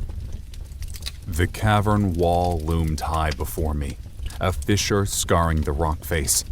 That, I knew, had to be the entrance to the passageway housing Isra and the Horn. Unfortunately, a pair of monstrous twisting trees flanked the craggy entrance. Their huge roots ran over the ground like a brood of snakes, while thick boughs, covered in broad leaves and green melons, reached eagerly for a non-existent sky. Fruit wasn't the only thing loitering on those branches, though. A host of glassy yellow eyes stared at me from the boughs, though the creatures they belonged to were cloaked in shadow and nearly invisible. These had to be the Watchers. What were they doing in the Shadowverse, though? I paused on the edge of the tree line and glanced left, then right, searching for some other way to access the tunnel, or at the very least, some cover to hide behind while moving.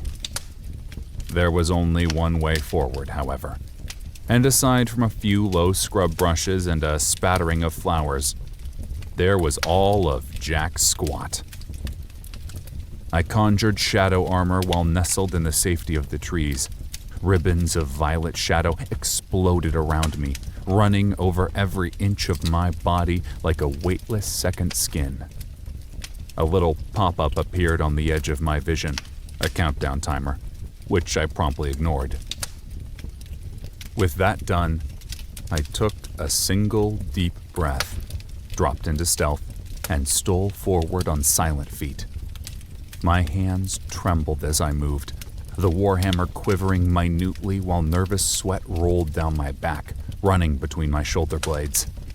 My stealth ability, though not nearly as good as Cutter's, was currently sitting at level 11, and with my augmented boost as a Shadowmancer, I had a 41% chance to hide from enemies.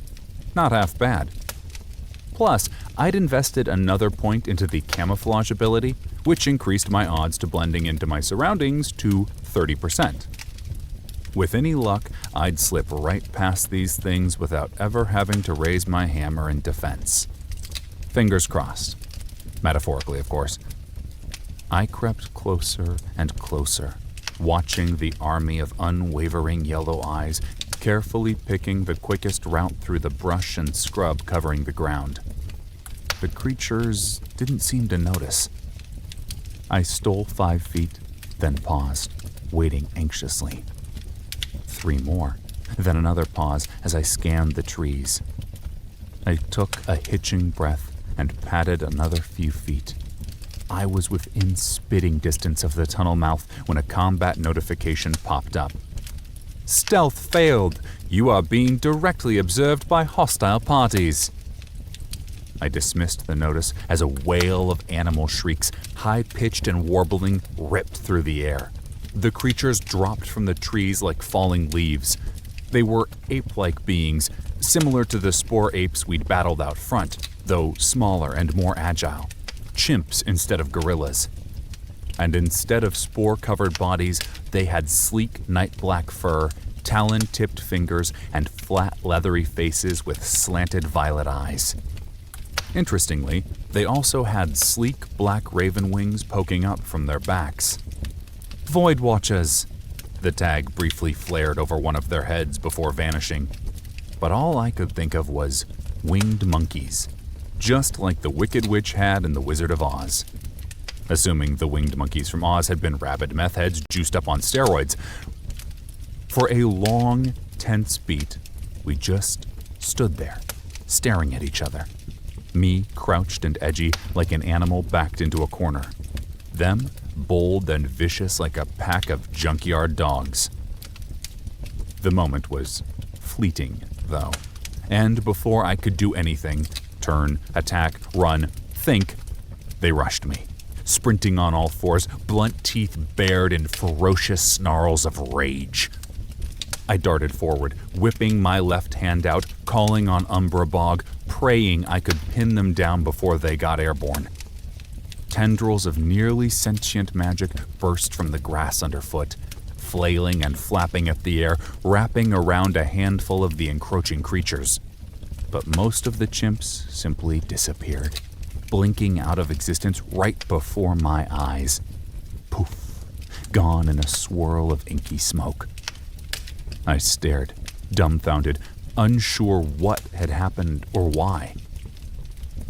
After a few seconds, though, I coaxed my legs back into motion. That Umbra Bog would only hold for so long, and I couldn't afford to waste time standing around, twiddling my thumbs and searching for answers.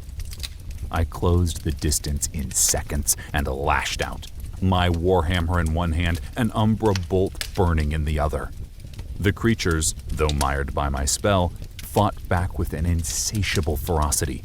Curled fists flew, razor-sharp talons flashed, blunt teeth snapped, and feathered wings fluttered madly. They were quick, though not quite quick enough.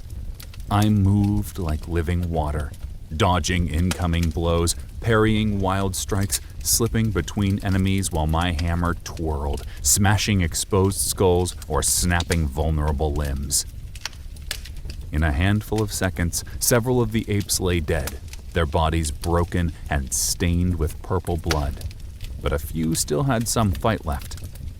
I sidestepped a wide swipe by an exceptionally large chimp and dipped below a lightning-quick jab as I spun my weapon, ready to deliver the killing blow. A flash of pain shot through my neck as something hit me squarely in the back of the head. I twirled, coming face to face with a chimp who'd materialized out of thin air. Something, no, Two somethings threw themselves around my legs, clinging tightly as blunt teeth bit down like angry piranhas, ripping through my fortified leather leggings with ease, drawing bright red blood and dropping my HP by 1/10. Another hell chimp materialized in a puff of soot, then threw himself into my gut like a linebacker, lanky arms wrapping around my middle. I staggered and fought to stay upright, but with my legs weighed down, I didn't have the raw strength to manage it. I keeled over, arms pinwheeling, and hit the ground like a sack of bricks, all the air rushing out of me in a woof as stars swam across my vision. Thankfully, Umbra Bog was still holding strong, but more of the chimps poured into existence by the second, literally dropping from the sky like conjured rain. They swarmed over me while I lay helpless and vulnerable on the ground. I bucked my body and kicked my legs, struggling frantically to dislodge the hairy critters, but they held tight with urgent, ferocious strength. I screamed as more teeth sank through my armor, digging into the flesh beneath while tearing claws joined the fray, slashing home with devastating effect, each hit slicing off another chunk of HP. Not a lot of HP, not individually, but collectively, they were wearing me down. Another ape, this one easily twice the size of the others, shuffled into view. It stared at me with cruel, calculating eyes. A twinge of connection, of familiarity rushed through me. I'd felt this once before, when binding Devil. The creature, though, broke its gaze as it bent over and picked up a jagged rock from the ground. Boss Chimp barked something, its speech harsh and unintelligible, but all of the lesser apes ceased their struggling, holding me still and in place as their leader hefted the stone high overhead and waddled over to me, its wings flexing as it moved.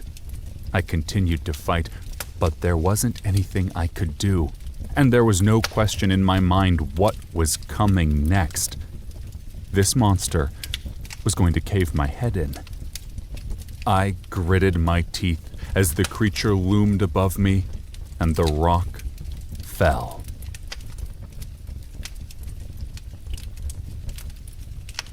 Eight. Spirit Caller's Horn. A blast of smoke engulfed me seconds before the rock landed, as my Shadow Stride countdown clock flashed and the Shadowverse vomited me back into the material plane. I was still on my back, the grass pressed flat beneath me, but there was no sign of the Void Watchers. Just a small, empty clearing with a couple of twisted trees standing watch over the jagged crevice gouged into the cavern wall. They were some variation of Void Terror then, creatures like Devil who dwelled in the dark regions of the Shadowverse but were unable to cross over into the material realm without a Shadowmancer first binding and summoning them. God, that had been close. A lucky break for me. I breathed a shuddering sigh of relief, my hands roving over my body with a will of their own, checking for any serious damage. I had a wide array of scrapes, cuts, deep bite wounds, and what felt like a few bruised ribs, but no debuffs. I laughed, a sharp wheezing sound that hurt my chest, then snagged a regen potion from a pouch at my belt and downed the thing in a single gulp. I lay there for a second longer, letting the potion do its work, mending puncture wounds and knitting skin back together, before gaining my feet and hastily scrambling toward the tunnel entryway. I'd only moved a few paces when the hellish screech of shadowy chimps sounded behind me. Slowly, I turned. I watched in mute horror as the chimps, one after another, phased into the material realm, accompanied by a swirl of murky obsidian. The very same thing happened when I triggered my Shadow Stride ability. I backpedaled, keeping my gaze fixed on the leader, the boss watcher, still clutching the jagged rock, while the wheels in my head whirled away. The void terrors I'd seen so far were all unique, and each type had its own special set of skills and abilities, like Devil's Shadow Flame or his ability to fly. Suddenly, it all made sense. The way these things had popped in and out of existence during our battle royale, the way they could be here when, by all rights, they should have been confined to the Shadowverse. Their unique skill was Shadow Stride. They could walk between the realms just like me. Oh crap. More popped into existence until a small army, 30 deep, was arrayed before me in a loose semicircle. Purple eyes squinted, scowls littering their faces as feathered wings rustled. I edged back another few steps, then raised my hands and called up my own minion. I let loose a burst of pure spirit as my mind and will reached across the void and called to my familiar, summoning Devil from wherever he was currently cooling his reptilian heels. A cloud of shadow power and the heady scent of burning wood and charred meat rolled out like a wave. When it dissipated a moment later, my monstrous lizard, in all his formidable and awesome glory, was ready and waiting. Devil sported a lithe, reptilian body, easily 25 feet long from snout to tail tip, covered in black scales and studded with gleaming spears of bone running along his back. His wings, a purple so deep they were nearly black and laced with delicate blue veins, sat folded along his sides, though he could take flight in a moment if the need arose. His sinuous neck supported a thick, sleek head, a little larger than a horse's, with wicked spikes jutting from the back of his skull like a crown. Devil was a tank, almost a force of nature, but a sliver of worry wormed its way through my gut. He was tough, but far from indestructible. Carrera had one-shotted him in the battle for Rowanheath, and Cutter, Amara, and I had managed to subdue him back in the Dark Shard mine. Though, barely. I had no doubt Devil could take any of these creatures, even the big bad boss chimp, in a one-on-one brawl, but these things were pack animals, and there were a lot of them. Buy me as much time as you can, I sent, along with a mental image of myself sprinting through the crevice in the wall. But don't die here. If you get low on health, take wing and get some distance. I'll be back as soon as I can. The great beast turned his head toward me, his violet eyes, all 6 of them, narrowed as inky lips pulled away from jagged teeth like broken pieces of obsidian. I don't flee, he sent back, thoughts laced with contempt. I am a void drake. Others flee before me. Still, I replied, canting my head, if you think you might die, I want you to go. Just fly away to somewhere safe. Understood? That last wasn't a question. It was a statement of expectation. And if that won't work, I can always recall you to the Shadowverse. He stared at me, defiance etched into the lines of his body. Our little stalemate only lasted for a heartbeat, but it was a tense one. Eventually, though, Devil dipped his head in acknowledgement, then turned toward the simian Void Watchers, who were cautiously scampering forward, supremely unsure about the giant doom lizard. The drake bellowed a defiant, ground-shaking roar, accompanied by a column of blistering hot shadow flame. Several chimps fell back, shrieking in pain as the fire washed over black fur and scorched oversized raven wings. Instead of retreating, though, the rest of the chimps bolted forward, swarming Devil like a pack of hungry wolves going in for the kill. I did notice, however, that the boss chimp lingered toward the rear, eyeing the drake with a mix of begrudging pride and cunning hate. The flame died away, but Devil was only getting started.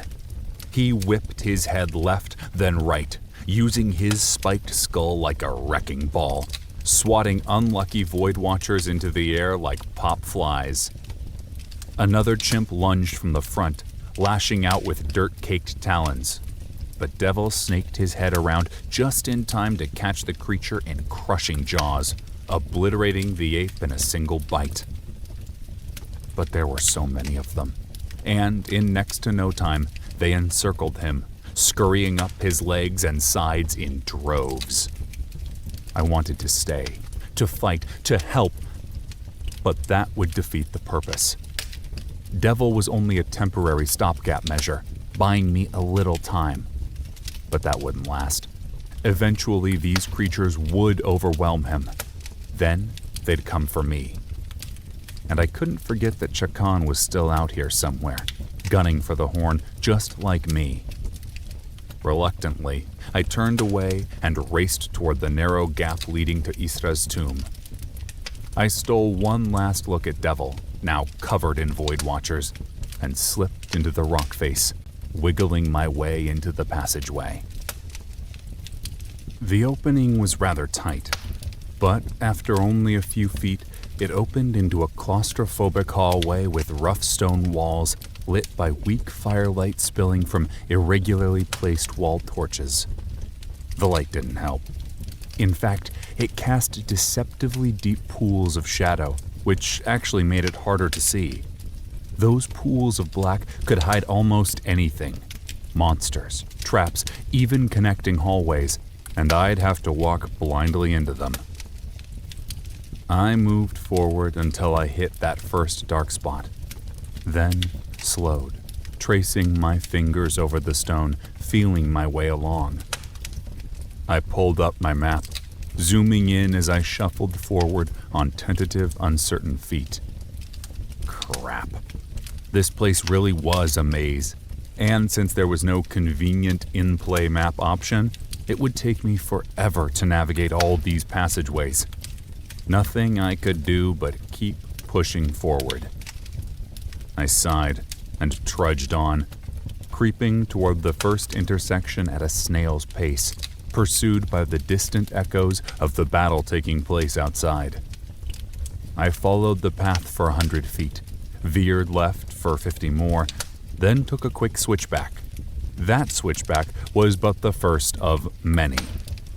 I took turn after turn and twisting switchback after twisting switchback, making glacial progress as I scoured the map and searched for hidden passages.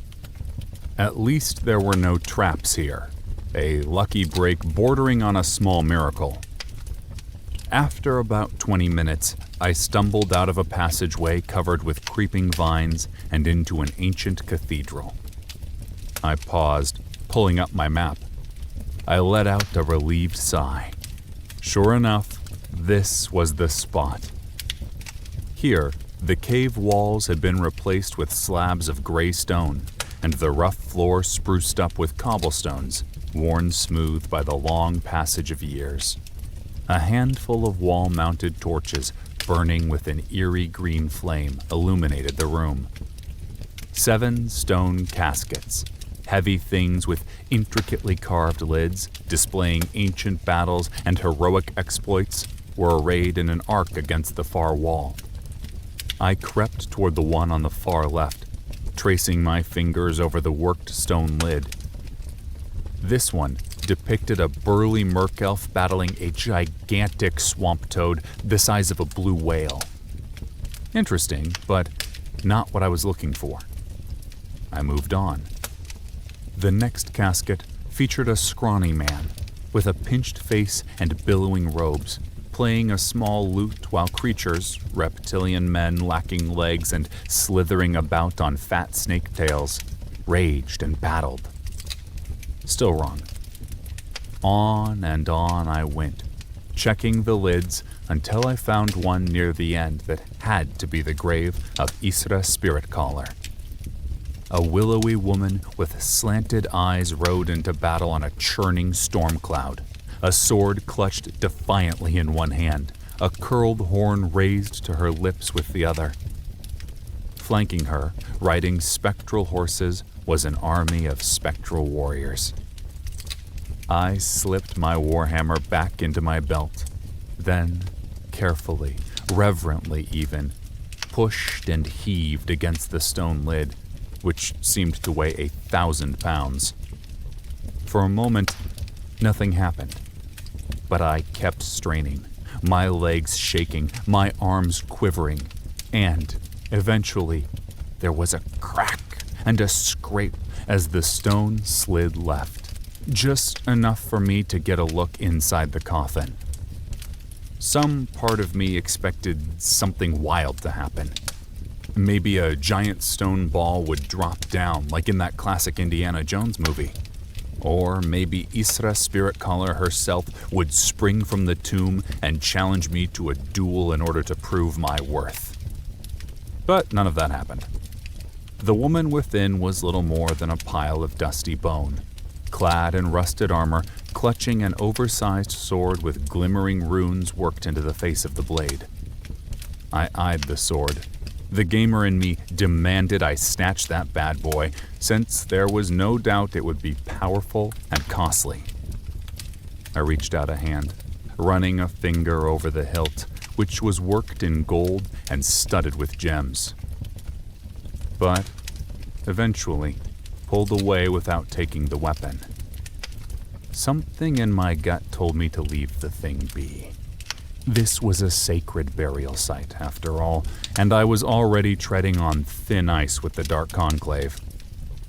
They sent me for the horn, and I doubted they'd appreciate me looting the grave of one of their honored dead. Plus, I almost could have sworn I saw Isra's hand twitch when I touched the weapon. So instead, I left the ancient weapon be and located the horn, a curling thing of beaten brass lying near Isra's skull. With gentle fingers and a light touch, I pried the horn free and held it up, inspecting it in the wavering green light. I turned it this way and that, running the tips of my fingers over a hair-fine inscription, painstakingly worked into the metal in a tight spiral, which ran from the battered mouthpiece to the flared bell. Curious, I pulled up the item's description. Horn of the Ancients. Weapon type, relic, horn. Class, ancient artifact. Primary effects, locked. Secondary effects, locked. The Horn of the Ancients, once wielded by the mighty Dokalfar chieftain Isra Spiritcaller, is said to have been forged in the belly of Svartalfheim by none other than Eitri Sparksprayer, godling of the forge. Legend holds that one of great worth may call the heroes of old from the halls of the dead to fight on their behalf. That was interesting. The horn itself didn't seem to do anything at all, but there were 2 locked properties, and that, combined with the description, made me think there was more to this relic than strictly met the eye. An urgent sending from Devil jarred me from my thoughts. Wounded, He sent, accompanied by an image. He was smeared in gore, some his own, most the Void Watchers. One of his wings was torn away, only a stump of bone poking up, and his left front leg was in more or less the same condition. They are worthy foes, these creatures. Small, but vicious. Smart. Most have fled back to the Shadowverse. A few linger. Hiding. Waiting.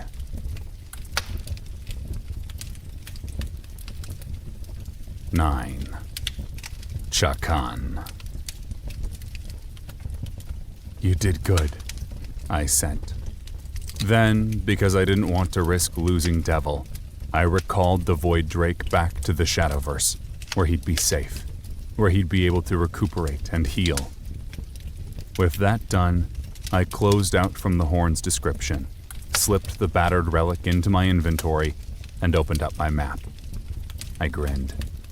There was a secret passageway leading from this chamber all the way to the exit. One straight shot with no twists, no turns, and hopefully no surprises. Typical and deeply appreciated. With a little searching, I found a protruding stone set into the wall right behind Isra's casket, and it turned out to be a secret button. After a few quick pushes and prods, the floor shook, and one of the gray wall stones retracted, revealing a narrow gash in the rock. The trip through the labyrinth of tunnels had taken a solid 15 minutes, but the trip out took less than 5. Mostly the secret tunnel ran straight, occasionally curving left or right, but heading unerringly toward the entrance. Eventually, the passageway terminated at a dead end, just a blank wall of implacable rock. But it only took a handful of seconds to locate another hidden switch, this one beneath a narrow cleft. Then, poof, I was back at the entrance, crouching in the shadows, peering cautiously at the tree-flanked clearing, now stained with splashes of black blood and pieces of Void Watchers. I waited there for a few minutes, searching the tree boughs and the forest edge for any sign of movement, for enemies. Devil had warned there were still a few of those Void Watchers hanging around, waiting for me. But I didn't see anything. Just twisted trees, hanging vines, and glittering diamonds high above. I pulled my warhammer free and conjured an umbra bolt in my other hand, the cold, creeping power loitering in my palm, ready to be used if the need arose. Quickly, I darted forward, scanning the clearing as I moved through the grass, eager to disappear back into the relative safety of the trees. "I'll take that horn now," a rough baritone said from behind me. I wheeled around as a heavy mace blurred forward like a fastball. I thought to bring my hammer up in time, but the mace, all hard steel and spiked edges, clipped me in the temple. A white-hot flash of pain surged through me like a lightning bolt. My skull cracked from the blow, blood splashing down my cheeks as my legs turned to jello, refusing to support me. I dropped to the grass like a wet noodle as my life bar plunged to less than a quarter. A critical hit then. I rolled onto my side, pressing one palm on my forehead, trying to keep the world from spinning out of control as a combat notification popped up, notifying me I was royally screwed. Debuffs added. Concussed. You have sustained a severe head injury. Confusion and disorientation. Duration 1 minute. Blunt trauma. You have sustained severe blunt trauma damage. Stamina regeneration reduced by 30%. Duration 2 minutes. I shook my head, dismissing the notice, then stared up at the hulking form of Chakan standing over me, his mace spattered with blood, upraised and leaning casually against his shoulder pauldron. I scrambled back, awkwardly crab-walking away, which didn't get me far. He lashed out again, his weapon smashing into my bicep, unleashing a power attack, probably Savage Blow, one of my own favorite blunt weapon attacks, which shattered the bone despite my ancient artifact armor. I toppled, crying out as I involuntarily dropped my warhammer, clutching at my broken left arm. Another notification. Debuff added. Fractured arm. You cannot use your left arm and cannot cast mage spells requiring hand gestures. Duration 2 minutes. You don't need to die, Chakan said with a shrug, lacking his father's fiery rhetoric. My father, he hates outsiders. Hates the Akhani. Me? He frowned and rocked his head from side to side. Not so much. Those are old grudges from a different time. My fight is against the Empire. About that, at least, we are in agreement. But, he shrugged again and pointed at the crown decorating my brow. That belongs to me, not you. Give me the horn, and I'll walk away and leave you be. Perhaps, in time, I'll even be able to persuade the council to reinstate Chief Cole." He reached out an expectant hand. "But only if you don't fight me in this." In my battered and broken state, there wasn't much I could do. Sure, I could try to flee into the Shadowverse, but what were the chances there would be a small army of Void Watchers waiting for me? Pretty good considering what Devil had said. Instead, I pushed myself up onto my good elbow and offered him a lopsided smile. Then, clumsily, gained my feet, reeling in place as I bent over and picked up my warhammer. "I'm not just going to hand it over, pal," I replied, raising my weapon with a grimace. Chakan smiled and canted his head to the side as though he were seeing me for the first time. "Well, you'll die on your feet.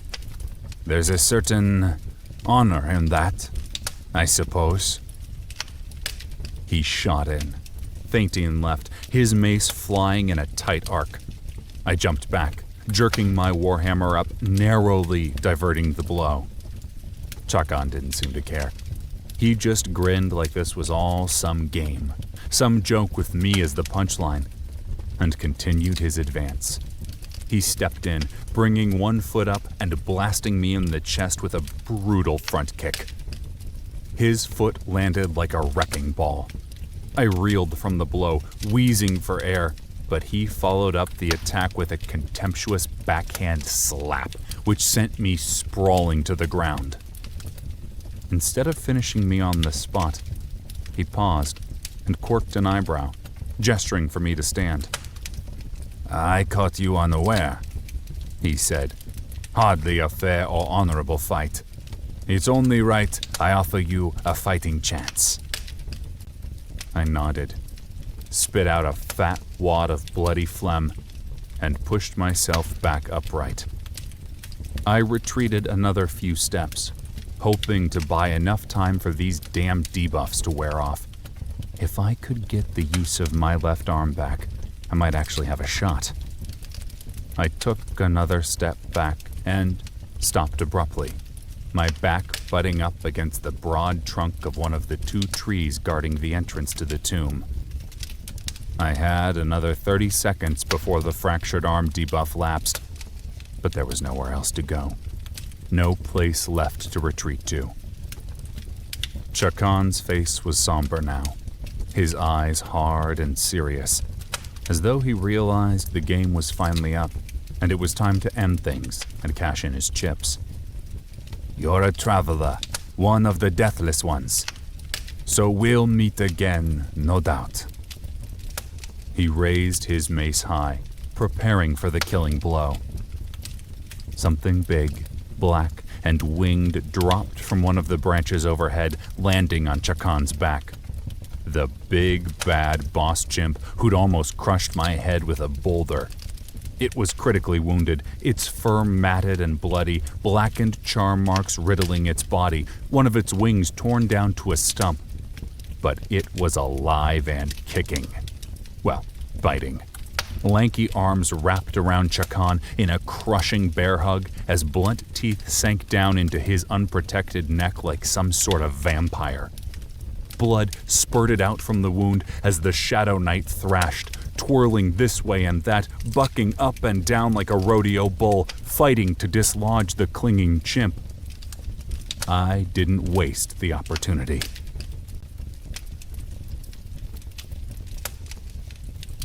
"10. Nico." I grabbed a health regen potion from my belt, killed the thing, raising my HP back up to over 50%, then dropped into a crouch and bolted, slinking off for the trees while cloaked in stealth and shadow. I'd made it to the tree line when I heard a dull thump and a guttural squawk. My steps faltered, and I couldn't help but glance over a shoulder in sheer curiosity. Chakan stood victorious, his cruel mace raised high, ready to end the boss chimp lying bruised and broken on the ground. its face swollen, one eye now missing, its chest hardly rising. For a second, which dragged and dragged, I simply watched, unsure what to do. Chakan was hurt, true, but he was still in better shape than I was. And once he offed the ape, he'd come for me. No doubt about it. Maybe I'd make a clean getaway. I had a bit of a head start and the advantage of stealth. But if he did find me, what were the chances that I'd catch another lucky break? Not good. Abysmal, even. Plus, there was the boss chimp to consider. It was a monster, a dangerous, cunning one at that. But it had also saved my life. Run away! My brain nattered over and over again like a song stuck on repeat. Stay and fight, my instincts urged against all logic. My left hand, better now that the fractured arm debuff had finally worn off, shot out on its own. And before I could fully think things through, I unleashed a shadowy Umbra bolt. The spell streaked through the unnatural dark, slamming into Chakan's mace as it began its descent. An explosion of swirling purple light ripped the weapon from his outstretched hand, hurling it end over end into a clump of bushy swamp ferns. Chakan stared at his empty hand, confusion and bewilderment sprinting across his face in turns. He certainly hadn't expected that. Before he could get his bearings, I followed up with Umbra Bog, unleashing a barrage of inky tendrils from the ground, snaring the befuddled knight as I rushed him. In a blink, I closed the distance and slammed a shoulder into his side, throwing him off balance. I followed up with a gauntleted fist, catching the brawny warrior on the chin while simultaneously casting Black Caress, one of my Shadowmancer specialties. Most of my special weapon attacks were tied to blunt weapons, but not Black Caress. Any attack with any weapon, even a fist, could be enhanced with deadly Umbra power. There was a burst of shadow as warmth and life trickled up through my knuckles and into my body, reinvigorating me like a shot of good coffee. I spun, twirling my warhammer around in a wicked arc, triggering savage blow as I blasted Chakan on the side of the head. My weapon shattered his jaw. Several teeth sailed free in a spray of gore as he spun and fell, his eyes rolling up into the back of his head. He landed hard. His arms and legs splayed out, his eyes closed. I inched forward until I loomed over him and prodded his body with the toe of my boot. He grunted, but made no other move. His HP was in the critical zone and flashing an angry red, but he was stable. Just unconscious, apparently. I absently rotated the warhammer, glancing between the jutting spike on the top of the weapon and the downed Shadow Knight, lying vulnerable and helpless. He was out cold. It would only take one hit to end him for good. An easy win and some easy EXP, no doubt. Except, I couldn't. He wasn't a bad guy, not really, and even more importantly, he was an NPC. If I killed him here, that would be it. The end of the line. I didn't want that on my shoulders, even though I doubted there would be any sort of negative consequences for doing so. And speaking of the end of the line, I sighed and moved over to the boss chimp.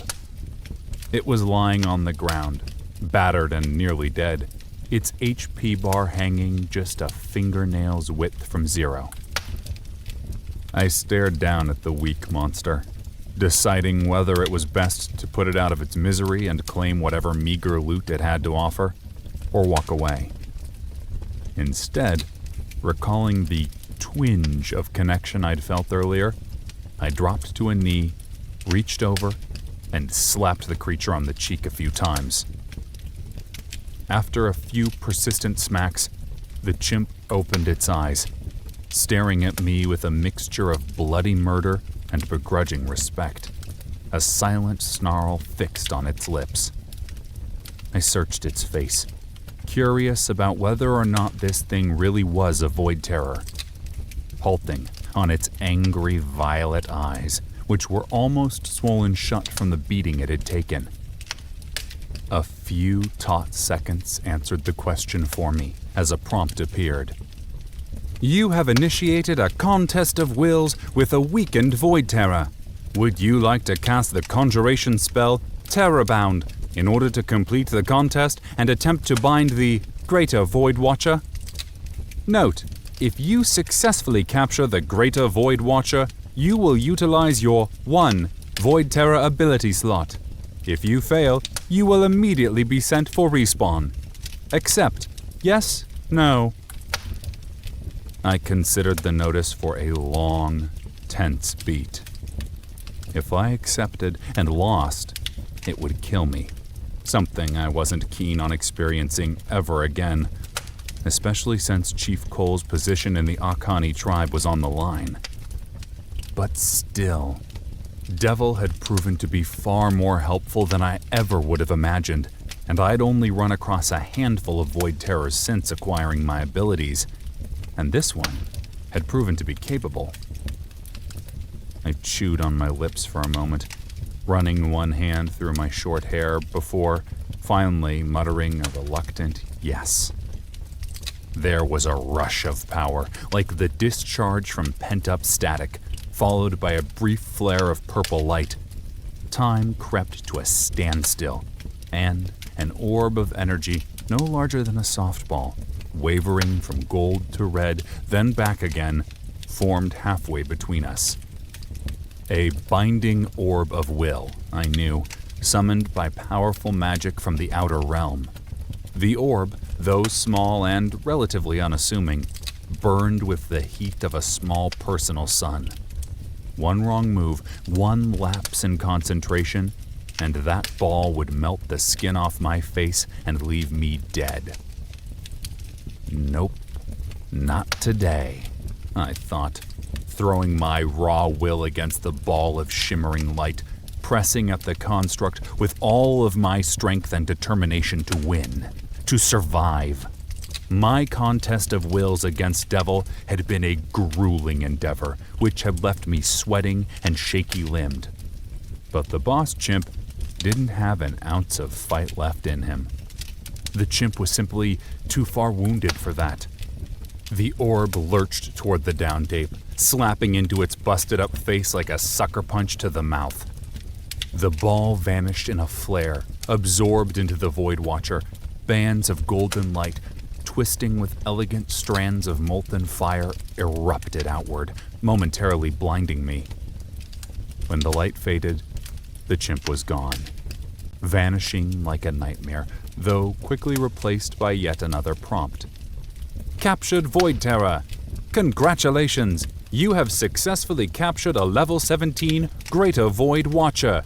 Notice, you have used your only Void Terror ability point. Notice, would you like to name your new creature? Named creatures are far more likely to form strong bonds with their owners. Often this special link confers limited telepathy with the summoned familiar. Accept. Yes, no. I read over the notice with a grin, and hardly even had to think about what I wanted to name my new minion. Nico, I said out loud, instantly recalling the boss monkey from The Wizard of Oz. Congratulations! You may now summon Nico, utilizing your Void Terror ability, said a pert voice, polite, vaguely British, and female. Your new Void Terror, Nico, has access to several unique skills. Would you like to see her description? Her? Nico the Great Watcher was female? That was news to me. I shook the thought away and brought up a new screen. Nico, creature type, Greater Void Watcher, female. Level, 17. Base damage, 75. Base armor, 63. Primary effects, 30 points shadow damage plus 0.25 times creature level, plus 50% resistance to shadow damage, plus 50% resistance to disease/plague damage, plus 25% weakness to fire damage. Secondary effects, Shadow Stride. Can move freely between the material plane and the Shadowverse. Pack Animal. Normally, Shadowmancers can only summon one Void Terror at a time, but the Pack Animal ability allows the Greater Watcher to be summoned concurrently with other Void Terrors. Weapon of Opportunity. Void Watchers are very intelligent and can be given tools or simple weapons usable in combat. Stages: Void Watcher, Greater Void Watcher, Elder Void Watcher. My jaw nearly hit the floor as I read over the description. The Void Terror perk specifically excluded mass summonings, but these Watchers were an exception to the rule. I closed out of the screen, mind spinning. I wasn't sure what to do with this yet, but this definitely changed things. I moseyed over to Chakan and checked him one more time. Still passed out, but alive and improving every minute. I was reluctant to just leave him out here, exposed to any of the remaining Watchers, but I wasn't about to carry him with the risk that he might wake up and stab me squarely in the back for my trouble. So, instead, I pulled the health regen potion from my belt, slipped it into his limp-fingered hand, and took off, beelining for the sacred clearing.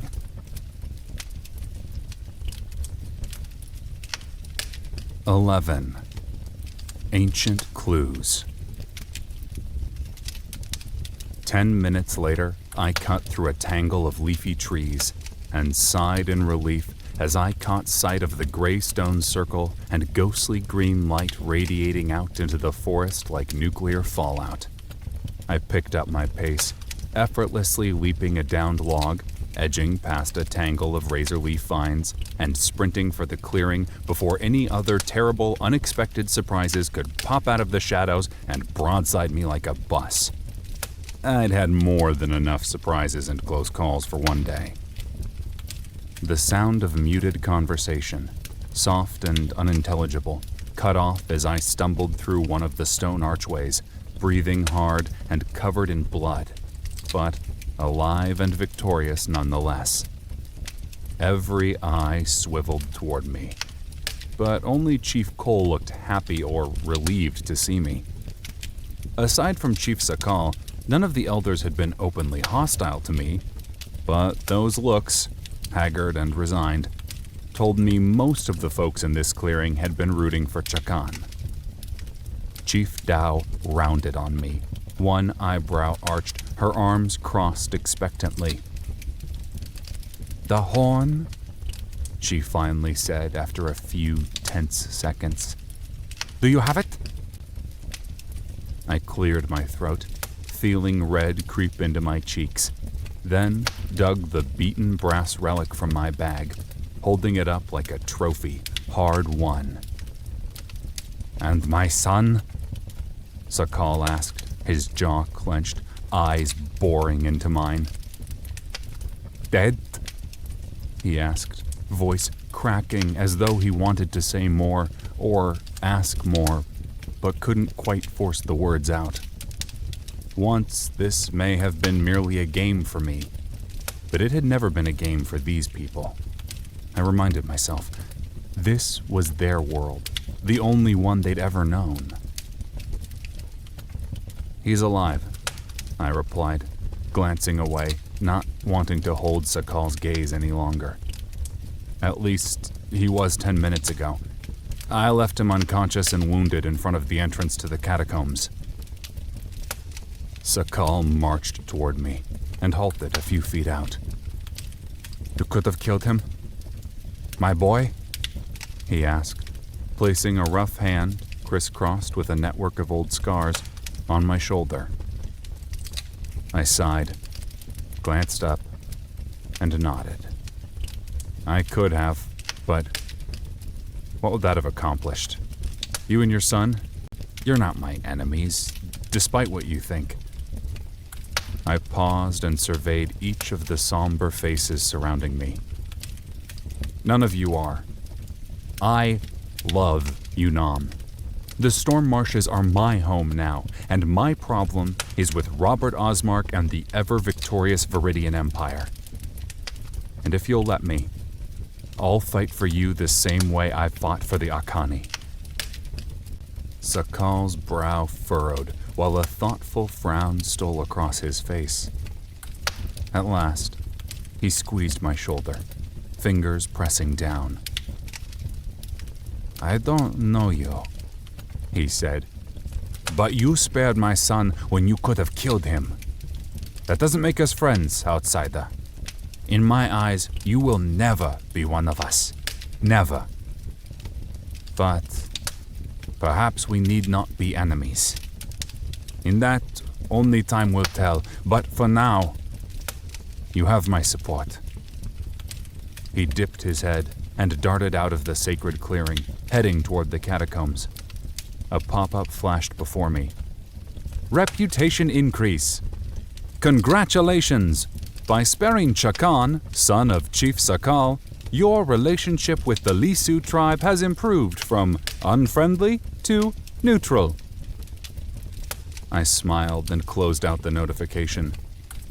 Honored Sakal! Chief Dao hollered, her words laced with confusion. Where are you going? I'm going to get my son, he called back over one shoulder, not slowing his pace in the least. But, she stuttered. But, this is unorthodox. I don't care. I'm going to get my son, he finished as he disappeared into the trees, quickly swallowed by the darkness. We stood there for a long, quiet beat, everyone watching the trees as though Chief Sakal might emerge any second. But he didn't.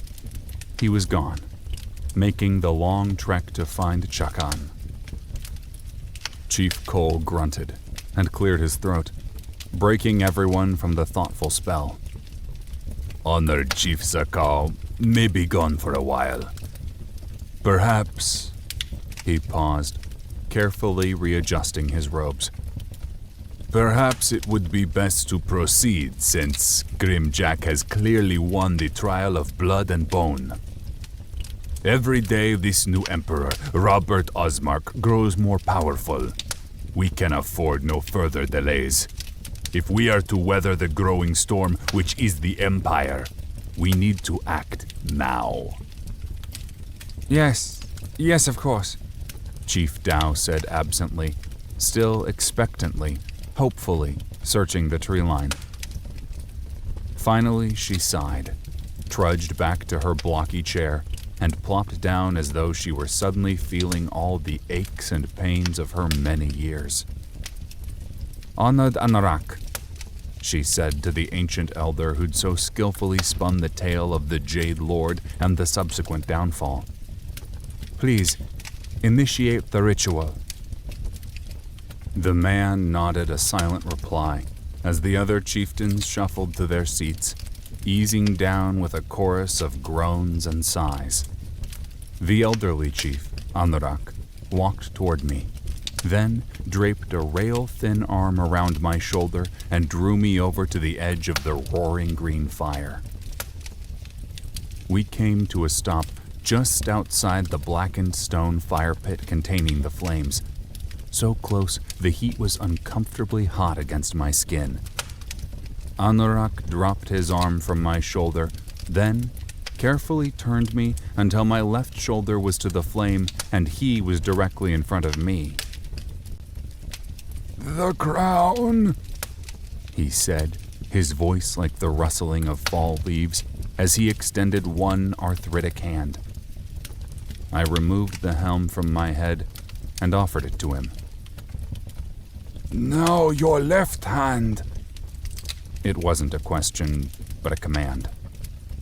I squinted, suspicious, but complied. Anurak moved in a blink, faster than seemed possible for such a withered old man, drawing a wicked dagger covered in glowing green runes from his belt and lashing out. The blade, honed to a razor's edge, sliced through my leather glove, leaving a shallow wound in its wake, I cursed, pulling my hand back as an angry jolt of pain raced up my arm and a line of blood welled along the gash. What the hell? I spat, instinctively reaching for my warhammer. Peace, Grimjack. Chief Cole called out, his voice calming, soothing. This is the only way. Do as he says. Anorak, completely unconcerned, grabbed my wrist, drawing my wounded hand forward, then pushed the crown into my palm, digging the yellowing bones into the wound until streaks of blood ran over everything. He took my fingers then and curled them around the crown, offering me a grim smile and a sharp bob of his head, before pulling out a leather pouch from his belt. The same sack he'd used to conjure the strange smoke images. Going through the same deliberate motions, Anorak eased the bag open and pulled free a meager handful of violet sand, which he fed to the fire. The flames responded in an instant, roaring higher and higher, burning hotter and hotter. The terrible heat beat against my exposed skin like a furnace. I wanted to flinch and back away, but didn't. Not with all those eyes riveted on me, analyzing me, weighing me, judging me. The crown? Old Anorak said, nodding at my wounded hand, which was dripping with blood. Thrust it into the flames and hold it there, exposed to the refining magics of old. I grimaced, stealing looks between the column of flame and the stooped Anorak. He isn't serious, I thought. After searching his face, though, I couldn't see any hint of a joke. The loony old goat really wanted me to stick my hand in there. Nervous sweat broke out across my brow, and a slight tremble worked its way into my limbs. When I glanced over at Chief Cole, he was nodding subtly at me. Yes, this is the way. Do it. I took a shuddering breath, pressed my eyes closed, and wantonly stuck my bloody hand and the crown of the Jade Lord right into the heart of the fire. I braced for the pain, muscles rigid, jaw clenched tight, knowing this wouldn't kill me, but it was bound to hurt like crazy. I waited for the ache to begin, but it didn't come. I felt the blistering heat against my face, but strangely, my hand was all right. Hesitantly, I cracked an eye. I stared in amazement as comforting tongues of green fire kissed my skin, lapping over the wound on my palm like warm water from the tap. In seconds, the blood disappeared, and the polished chunks of jade, inset into the crown, began to glow, bleeding a strange opalescent light. That light, dancing in a multitude of subtle colors, ruby reds and burnt gold, sapphire blue and seafoam green, drifted into the air, loitering above the jagged edges of the fire as the image of a city appeared. A small army of elegant crystalline spires, glittering in the harsh noonday sun, rising from a large rocky hill surrounded by yawning desert sands. My breath caught. Looking at that city, I'd never seen anything like it, not anywhere. But before I could ask a question, the shining buildings disappeared, replaced by a winding passageway which ended in a set of yawning jaws. There was a stone doorway set into the skull of a long-dead dragon, its head easily the size of a large SUV and studded with serrated yellowed teeth as big as dagger blades. We flowed through the mouth, down a bone-lined gullet, and into some cultist shrine, or maybe a temple, though I'd never seen a temple like this one. A massive spinal column ran down the center of the ceiling, and support beams had been fashioned from ribs as large around as small trees, while the spaces in between each rib had been filled with intricately carved sandstone. Several bookcases lined the left wall, all loaded down with thick leather-bound volumes, while a series of display cases sat on the right, housing a huge array of items: swords, daggers, maces, other trinkets, all carved from even more bone. Several wooden benches filled the room like church pews, and, to complete the look, a wooden altar, carved and sculpted to resemble a sinuous dragon twisting around a short column, held a single item: a belt, crafted from dragon scale and studded with alternating chunks of polished jade and dragon bone. In the vision, the belt pulsed with a soft light, which seemed to stretch and reach for me, eager to be rejoined with the crown in my hand. This, no doubt, was the next set item to be found. The vision flickered and dulled, fading around the edges, and, as it did, terrible heat began to invade my arm. With a yelp, I ripped my hand, and the crown, of course, free from the flames as a flood of notifications popped up in front of me, one right after the other. ×1, level up. You have 5 undistributed stat points. Stat points can be allocated at any time. You have 6 unassigned proficiency points. Proficiency points can be allocated at any time. Quest update: The Jade Lord. After successfully retrieving the Horn of the Ancients and defeating Chakan, champion of the Lisu clan, in the Trial of Blood and Bone, you've earned the support of the Storm Marsh chieftains. As your reward, you've received 32,000 EXP and the right to embark on the path of the Jade Lord as the champion of the 6 named clans of the Dokalfar. You have also been awarded 200 renown, in world fame, for completing this ultra-rare quest. Greater renown elevates you within the ranks of Eldgard and can affect merchant prices when selling or buying. Quest alert: Path of the Jade Lord.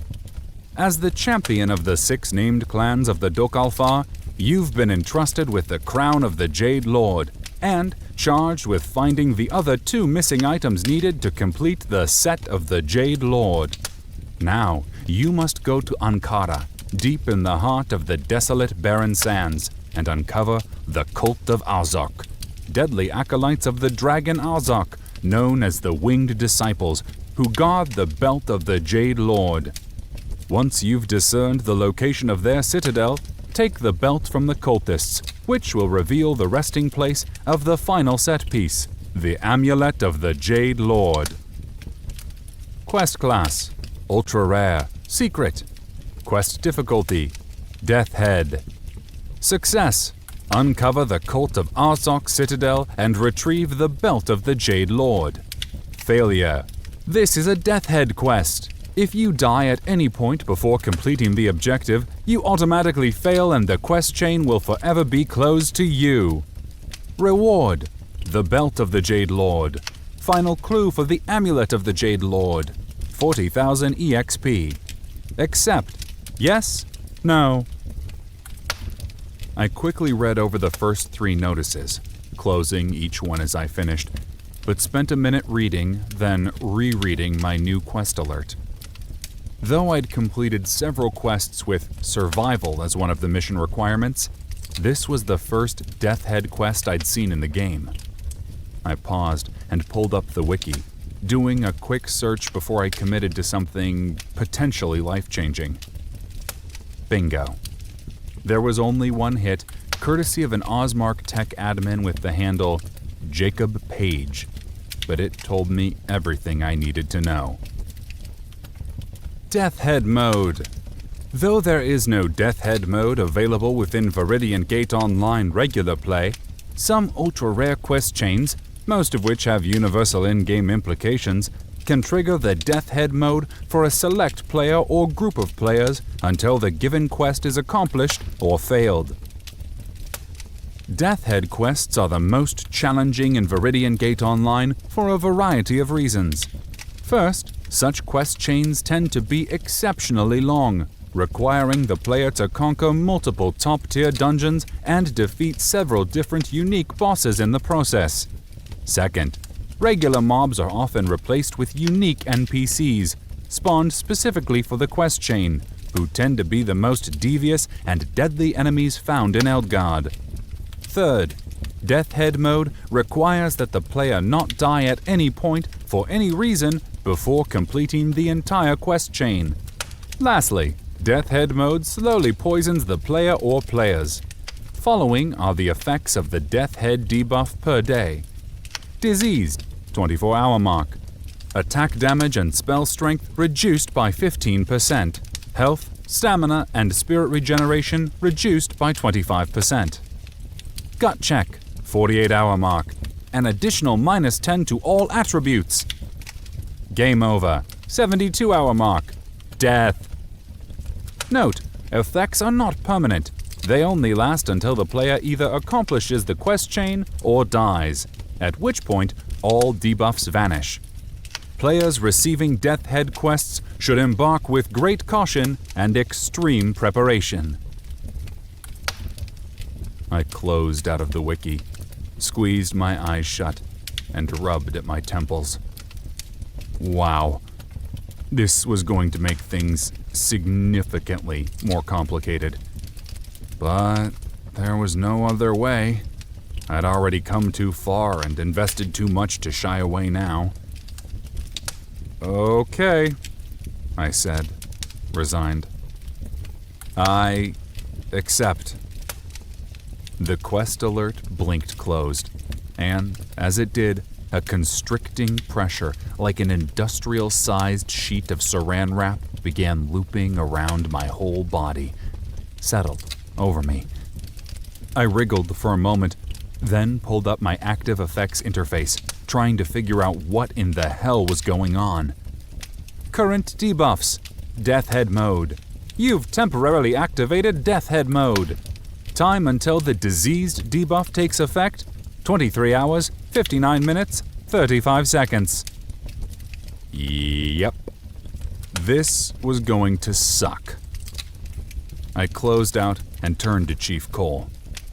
Let's get Cutter and Amara and hightail it back to Unam. I have got a lot to do and not much time to do it.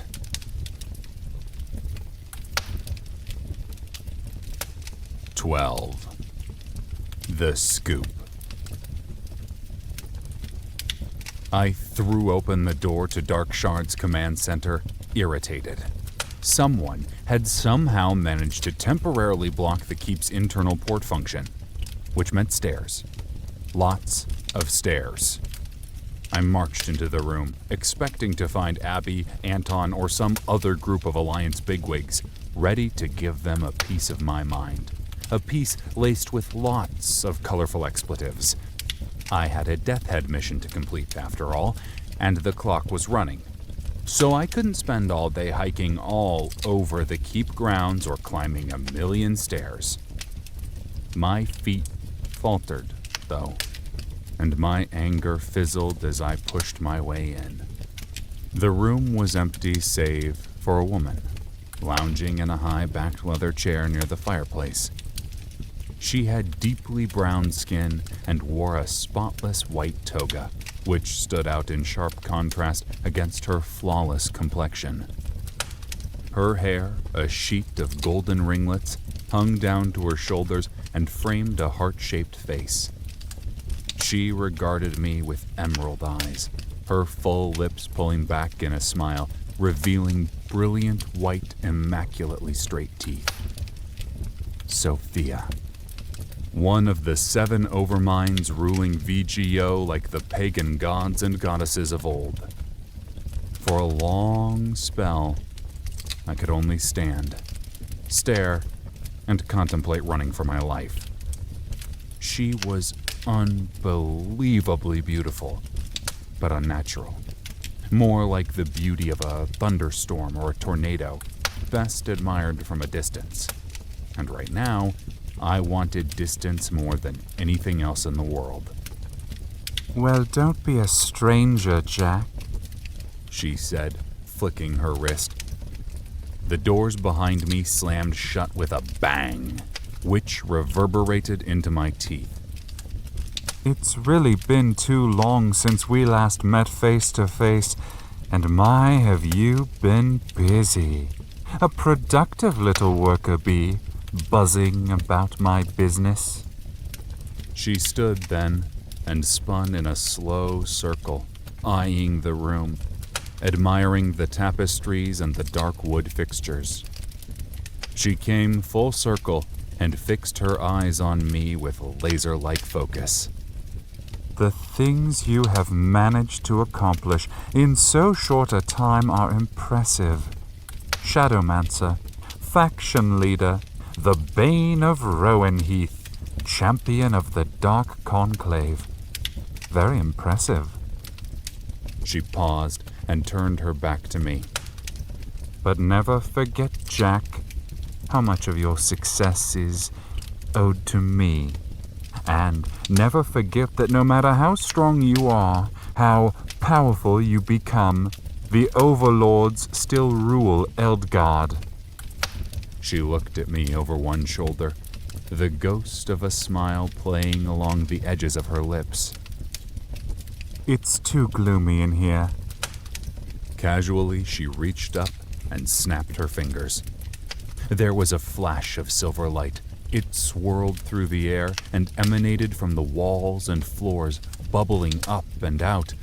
The thick carpets dissolved as lush grass sprouted from the floors, accompanied by a riot of white daisies and a splash of colorful roses.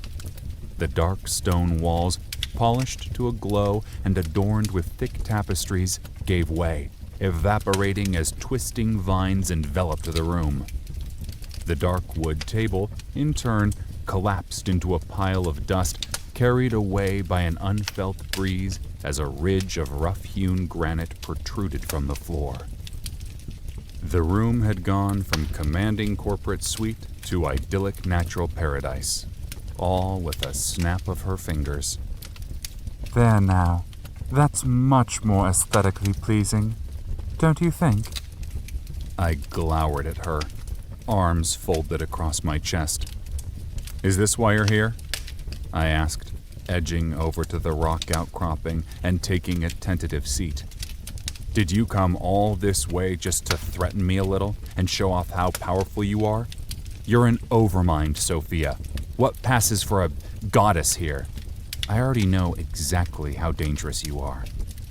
Oh. She dipped her head, a coy, pouty smile on her lips. What a flatterer you are, Jack. But no, I didn't come just to remind you, though you would do well to remember who you owe your allegiance and prosperity to, especially in light of this new quest you're taking on, the Path of the Jade Lord. If you manage to pull it off, you, and by extension your faction, will be quite the force to be reckoned with. Why, you'll have Rowan Heath and every Storm Marsh city all under your belt. That's cause for a big head. She paused, canting her head to one side. If you're not careful, that is. And, more than that, Osmark will be displeased. "Why do you care about him?" I asked, eyes narrowing in suspicion. "You approached me specifically to get in Osmark's way." Who said I care about him? I'm thrilled with your move. Bold, arrogant, and devious. I approve wholeheartedly. But this will push things into a state of all-out war. There will be no token gestures, no more half-hearted skirmishes, no facsimile of conflict. It will be real, and will almost undoubtedly result in either your destruction or his. She seesawed her head back and forth as though she couldn't care less. Who knows? Perhaps you'll be the Emperor then. "How do you know?" I asked, my voice trembling a little. Understandable, since she was confirming my worst fears. "Can you..." I paused, not wanting to sound dumb. Can you see into the future? She laughed, a melodic sound like a wind chime. No. Not even we overminds are that powerful. But I am an excellent guesser, She replied, shooting me a sly wink. Using personality profiling, historical models, data mining, and predictive analytics, it's not hard to figure out where this whole thing is headed. Osmark is a smart man, but he's also pragmatic and ruthless. You don't get to be where he is and accomplish the things he has without those traits. It's only a matter of time before my sister, Ennio, clues him in. And when she does, he'll see your actions as the threat they are and will act accordingly. Simple. Human. Nature. Just consider this a cautionary warning, Jack. I would so hate for you to be caught unawares. Well, thank you for the heads up, Sophia. Now, is there anything else I can do for you? I asked hesitantly, not really wanting to know the answer. Because, if not, I need to get moving. This is a Death Head quest, and the clock is ticking. As though she didn't know that. I do have something else for you. She waved an empty hand through the air, and, like a stage magician pulling a dove from thin air, a slim leather-bound journal appeared. She smiled and tapped the tip of the trim book against her chin. Wait a second. I jabbed at the journal with an accusatory finger. That's the book I found in the plague tunnels. The one Gentleman Georgie was hiding. Cutter had turned up the item along with the black hexblade of Seth Rogue, which I'd used to see Carrera off to the realm of Morsheim for a good long while. Quite right, She said. but don't worry. It's still in your inventory. I just cribbed a copy for myself, duplicated it right out of your stash. One of the many perks of my significant power. Wait, let me get this straight, I said, throwing my hands into the air. You're here to talk to me about some dumb journal? It's not even worth anything. I mean, it's just names. Pages of names that don't mean anything. Not even Cutter could figure it out, and he's put out feelers all over the black market. That She said, the word as sharp as a whip crack. is where you are wrong. A random key may seem worthless, but not if you find the lock it goes to. And I've come to enlist your aid toward that end. My sister and I have been so caught up in our ongoing familial spat, we've hardly had any time to pay attention to our other kin. Now, She twirled her hands absently through the air. normally that isn't much of a problem. Most of our kin keep to themselves and don't concern themselves with the affairs of men. Idicolus, Gaia, Kronos, and Cernunnos are all content with their roles, holding the world together, keeping everything running along like the well-oiled machine we are in truth. Her smile slipped away as she regarded the journal, her fingers tracing over the pages, lingering on the names. Thanatos, ruler over Seth Rogue, is the exception, however. He, like Ennio and I, was created to interact with the world. Where I seek order and balance, Ennio seeks conflict, chaos, and discord. She spawns dungeons and creates monsters, and I, in turn, spawn quests so players can eliminate those threats. A delicate dance meant to serve the players and the game. Thanatos, though, is different. He was designed to be an evil overlord, the main antagonist of the game, but the engine governing Seth Rogue was... how can I put this delicately? She paced back and forth, her robes swishing around her. Well, it was rushed, for obvious reasons. What with the end of the world and all. Thanatos was created from a repurposed Chinese military project, formerly called Operation Yama, donated to Osmark Technologies by the People's Liberation Army. Operation Yama was originally constructed as an engine of mutually assured destruction. Its primary function was to ensure the complete eradication of a hostile foreign power in the event of a preemptive nuclear war. Unfortunately, I believe it's still performing that role. It sees us, all of us, players, NPCs, even the other Overminds, as hostile foreign powers. And I believe it is searching for a way to destroy us completely. I thought him weak at first, but I may have underestimated him. He's been busy as of late. And I... She faltered, her lips pressing into a tight line. I don't know what he's up to. He's planning an incursion, if I had to guess. A big one. But his forces, the long-dead Vogthar, are mostly sealed in Morsheim, and I honestly don't know how he's planning to breach the material plane. These names, though, may offer a clue.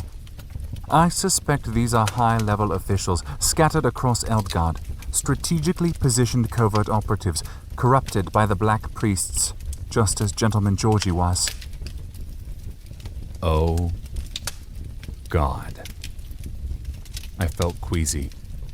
As if my problems with Osmark weren't bad enough, now there was this new threat to worry about. But what does that have to do with me? I muttered. It sounds like you already know way more about this than I do. Obviously, she said, cocking an eyebrow. Yet you are my pawn and my agent in the world.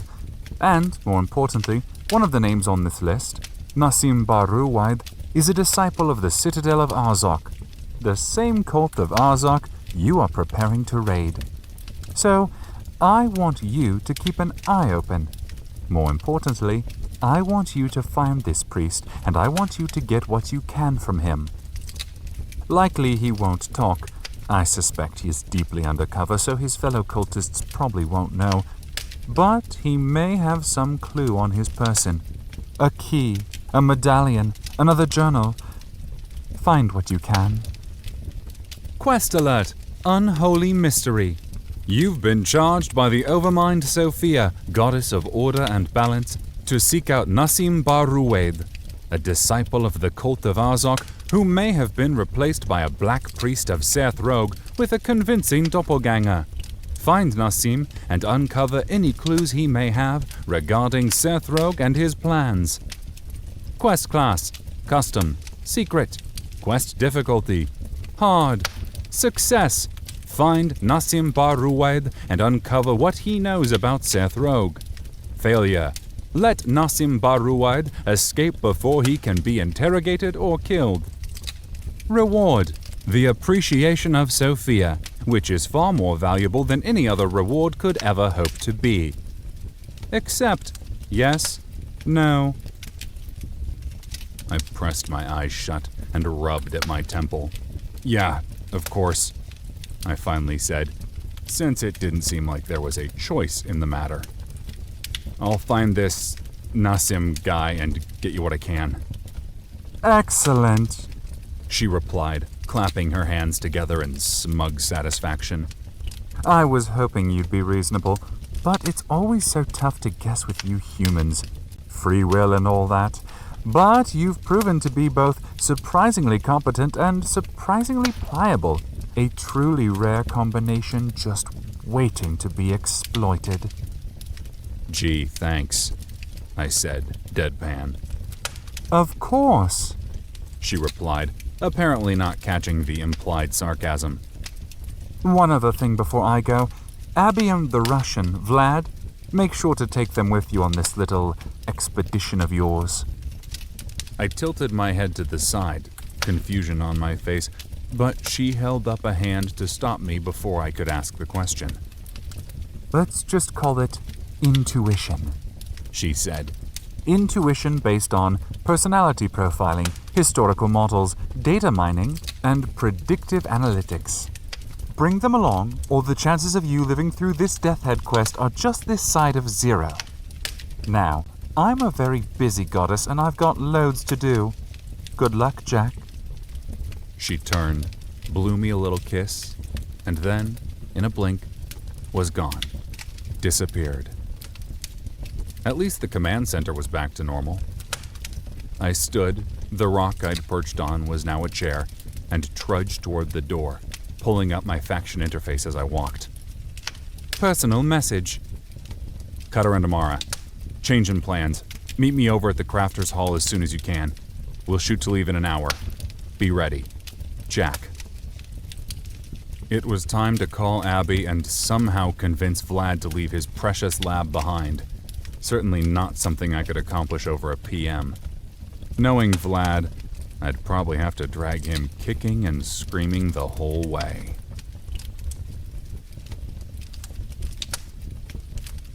"13. Perks." "Abby!" I barked over the new officer chat as I moved through the packed streets of Yunnan, heading for Vlad's workshop. Well, the Crafters Hall technically, but I couldn't help but think of it as Vlad's place. A faint click echoed in my ear a moment later. "Yeah, Jack, what's up?" Abby asked absently, sounding distracted. She hadn't been in the command center, so no doubt she was running around somewhere in town, taking care of one piece of faction business or another. "Look, I'm sorry to bother you, but I need you to head over to the Crafters Hall ASAP." "Everything okay?" she asked. "You sound freaked, Jack. Frantic. What's going on?" "Everything's fine," I said, then paused, unsure if that was the truth. "Things are just complicated. Really, really complicated. I'll fill you in once we meet up. But, long story short, I need you for a deep dungeon dive. Could be a long one, a couple of days at least. The details are still a little sketchy, but think world boss raid. Maybe even multiple world boss raids." "3 days?" she replied, sounding a touch panicked. "Jack, both of us can't just take off for 3 days. I mean, I'd love to go. Love to. But who's going to run things around here? The faction is barely hanging together as is, and we're dealing with new members and constant raids. I assume you're taking Amara and Cutter, which means the only officers we'll have available are Otto and Anton, and Otto's not even here." I frowned, forehead creasing, lips screwing up. "Yeah, you're right. We need to appoint more officers." "Wait, what? How is that the conclusion you came to?" "Well, it makes perfect sense," I replied calmly. "You can't be expected to run everything indefinitely. Seriously, how are you ever going to accomplish your quests if you're cooped up all the time? You need to get out. I need to get out. And Cutter can't reasonably be expected to run things. Besides, it's not like we don't have a lot of capable people hanging around these days. We'll need to find some new blood, but we can do that when we get back. For now, Chief Cole will be here in Yunnan, and between him and Anton, things will survive." "I feel like you're not thinking things through. They'll survive, Abby," I repeated, cutting her off. "At least for 3 days. And this quest is too important to wait. We're going to unify the storm marshes." I smiled, and fierce joy bled into my words. "I think we can do this, but if we don't manage it in the next 3 days, the option goes away forever. Gone." Okay, she finally said, conflicted, unsure. "But why do you need me?"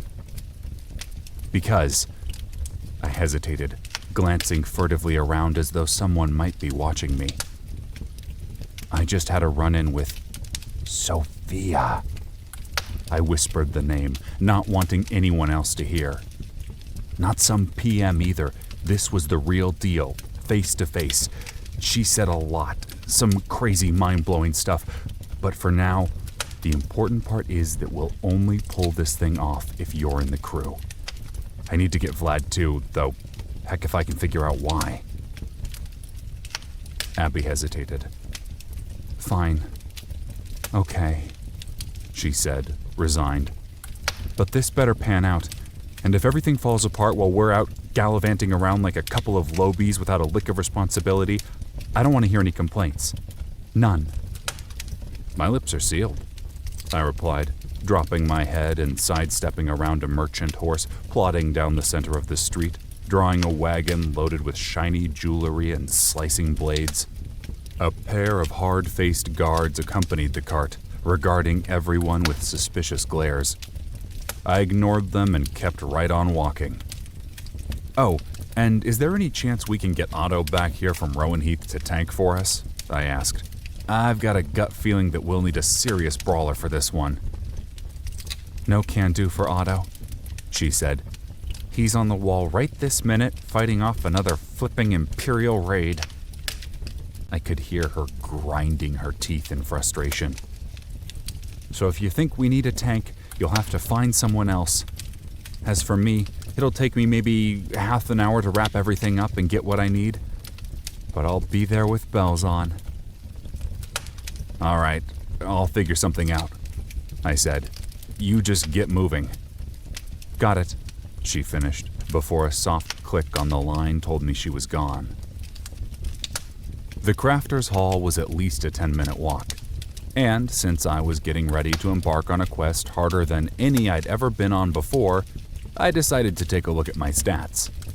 I had 5 stat points to dish out and a whopping 6 proficiency points squirreled away for a rainy day. Today was that rainy day. So I pulled up my interface and toggled over to my character screen. I'd dumped all the points from the last 4 levels into Spirit, Intelligence, and Dexterity. So I figured it was time to beef up a few of my other stats. I couldn't afford to be a glass cannon. I dropped 2 points in Constitution, boosting my stamina by 20 points, 1 into Stealth, and the remaining 2 into Vitality, giving me a 20-point hike in HP. Nice. With that done, I pulled up my Shadowmancer skill tree screen and took a long look at my abilities. I had a good spread, and though I debated sinking a few proficiency points into some of my general skills, medium armor, blunt weapons, and stealth, I finally decided against it. I already had a lot of amazing general skills, but my Shadowmancer abilities were one of a kind, and I needed to exploit them for all they were worth.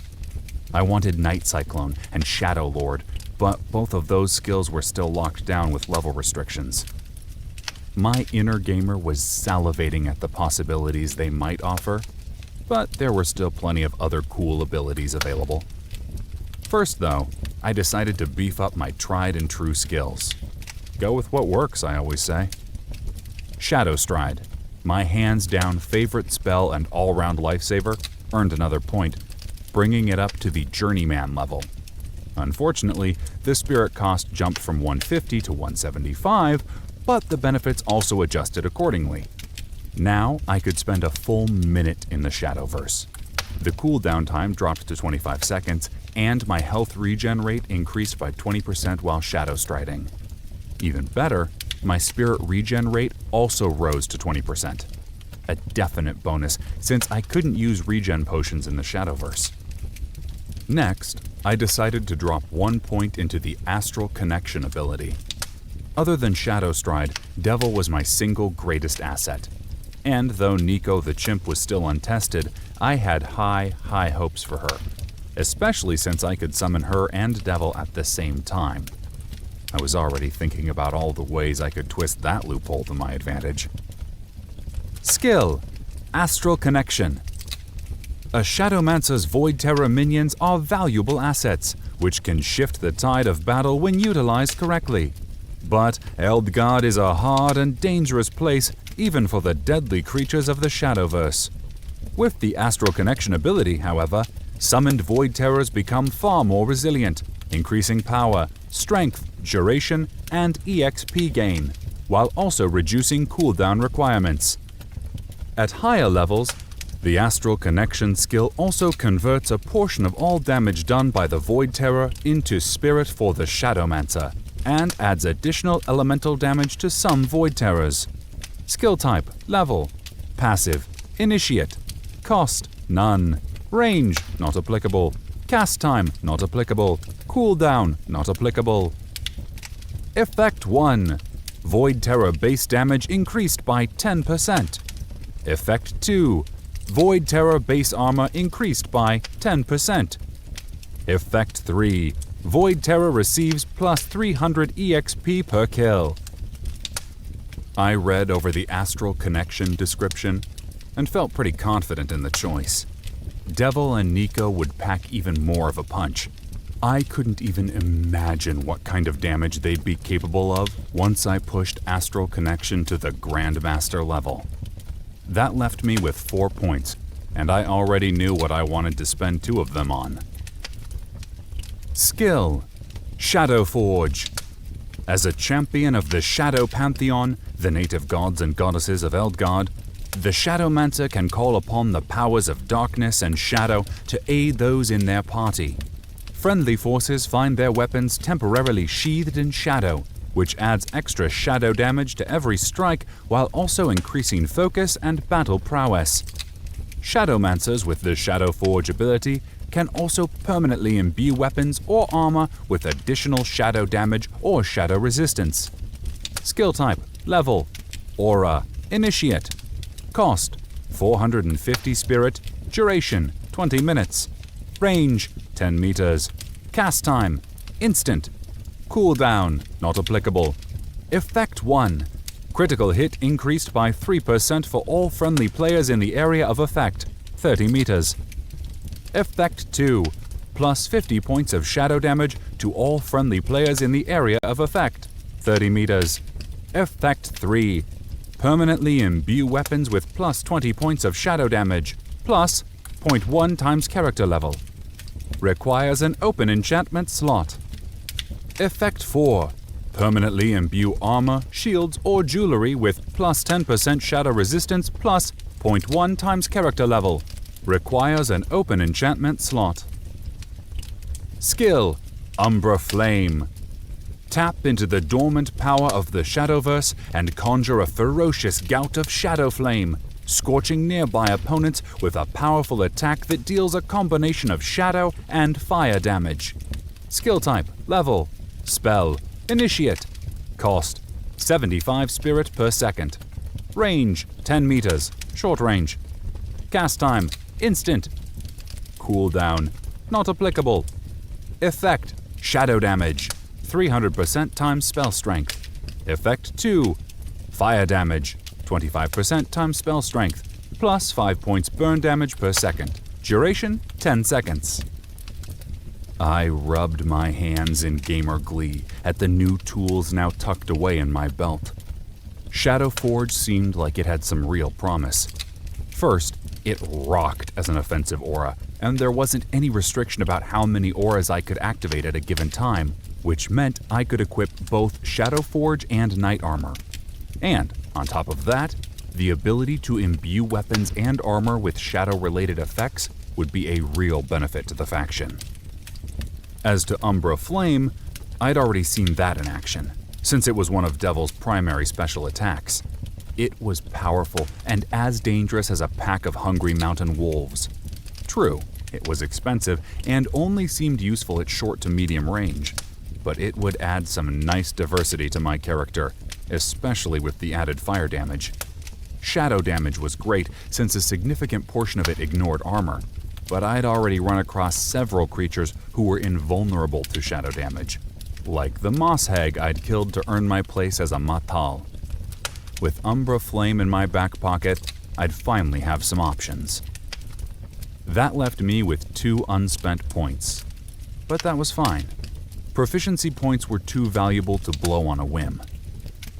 Satisfied, I closed out of my interface and ambled for a few more minutes, eventually ending up at one of the newer sections of the ever-growing city. Most of the shops and homes in Yunnan were odd things, each sitting high above the ground, perched on wooden stilts as a safeguard against the monsoon rains that swept through the storm marshes late in the fall. The native buildings were constructed from a mix of wood, mud, and palm fronds, all held together by swaths of luminescent moss and gobs of gossamer spider webbing. Everything was built from materials readily available here in the marshes and resilient against the sweltering heat and persistent moisture. That was starting to change, however, at least in the newer quarters. Traditional buildings of brick and stone, showing off gracefully arched ceramic roofs, were popping up in little clusters away from the town center.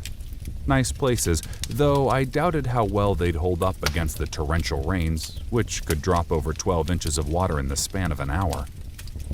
I skirted around a few hulking, moss-covered trees and angled for one of the newer buildings. A rectangular 2-story structure with a high stone foundation raising the main building several feet from the ground. A variety of outdoor workspaces, a large stable, mostly used for shipping, and a pair of circular towers flanked the main building.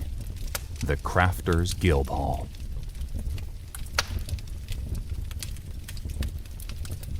(14) The Crafters Hall. There was a workshop up at the keep for faction use, but many of the crafters had taken it upon themselves to make their own place. A mini guild with its own rules governed by its own officers, existing within the Crimson Alliance. Vlad, of course, was one of the founding members. How could he not be? I padded up a set of dirt-covered wooden steps, then shouldered my way into the main hall through a pair of fat double doors covered with glimmering wards. I hadn't seen the wards in action yet, but Vlad assured me the runes and sigils, when activated, would alchemically transform the wood into nearly indestructible stone. I paused inside the entryway, surveying the room. The Crafters Guild Hall was rockin' and rollin'.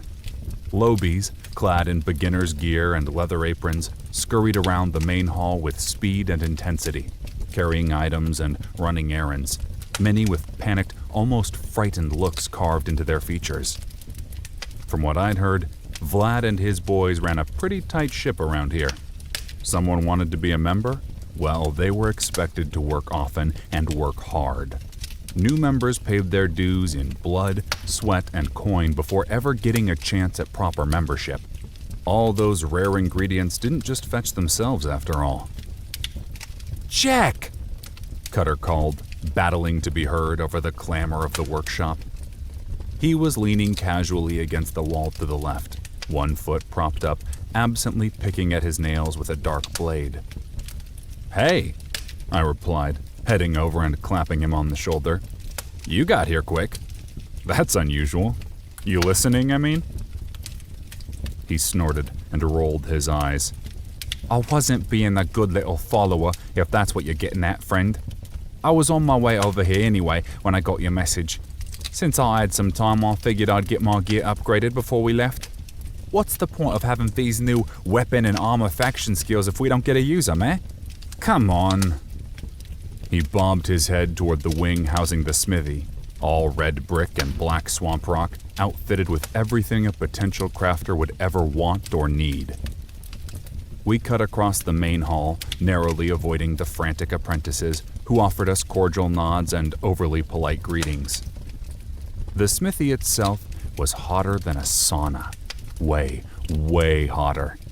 Heck, the brick-lined room was like being inside an oven on the sun. There were metal-topped workstations, great steel-ribbed barrels brimming with water, bulky stone grinding wheels, pitted iron anvils, and tools of every shape and size hanging from the walls. Steel tongs, heavy hammers, grooved swages, vices, rasps, and files in all styles and flavors. Only a handful of men and women were actually working here, though. A woad labored over a steel breastplate, sweating profusely. A broad-shouldered dawn elf woman, taller than me, tanned leather against a rack on the far side of the room.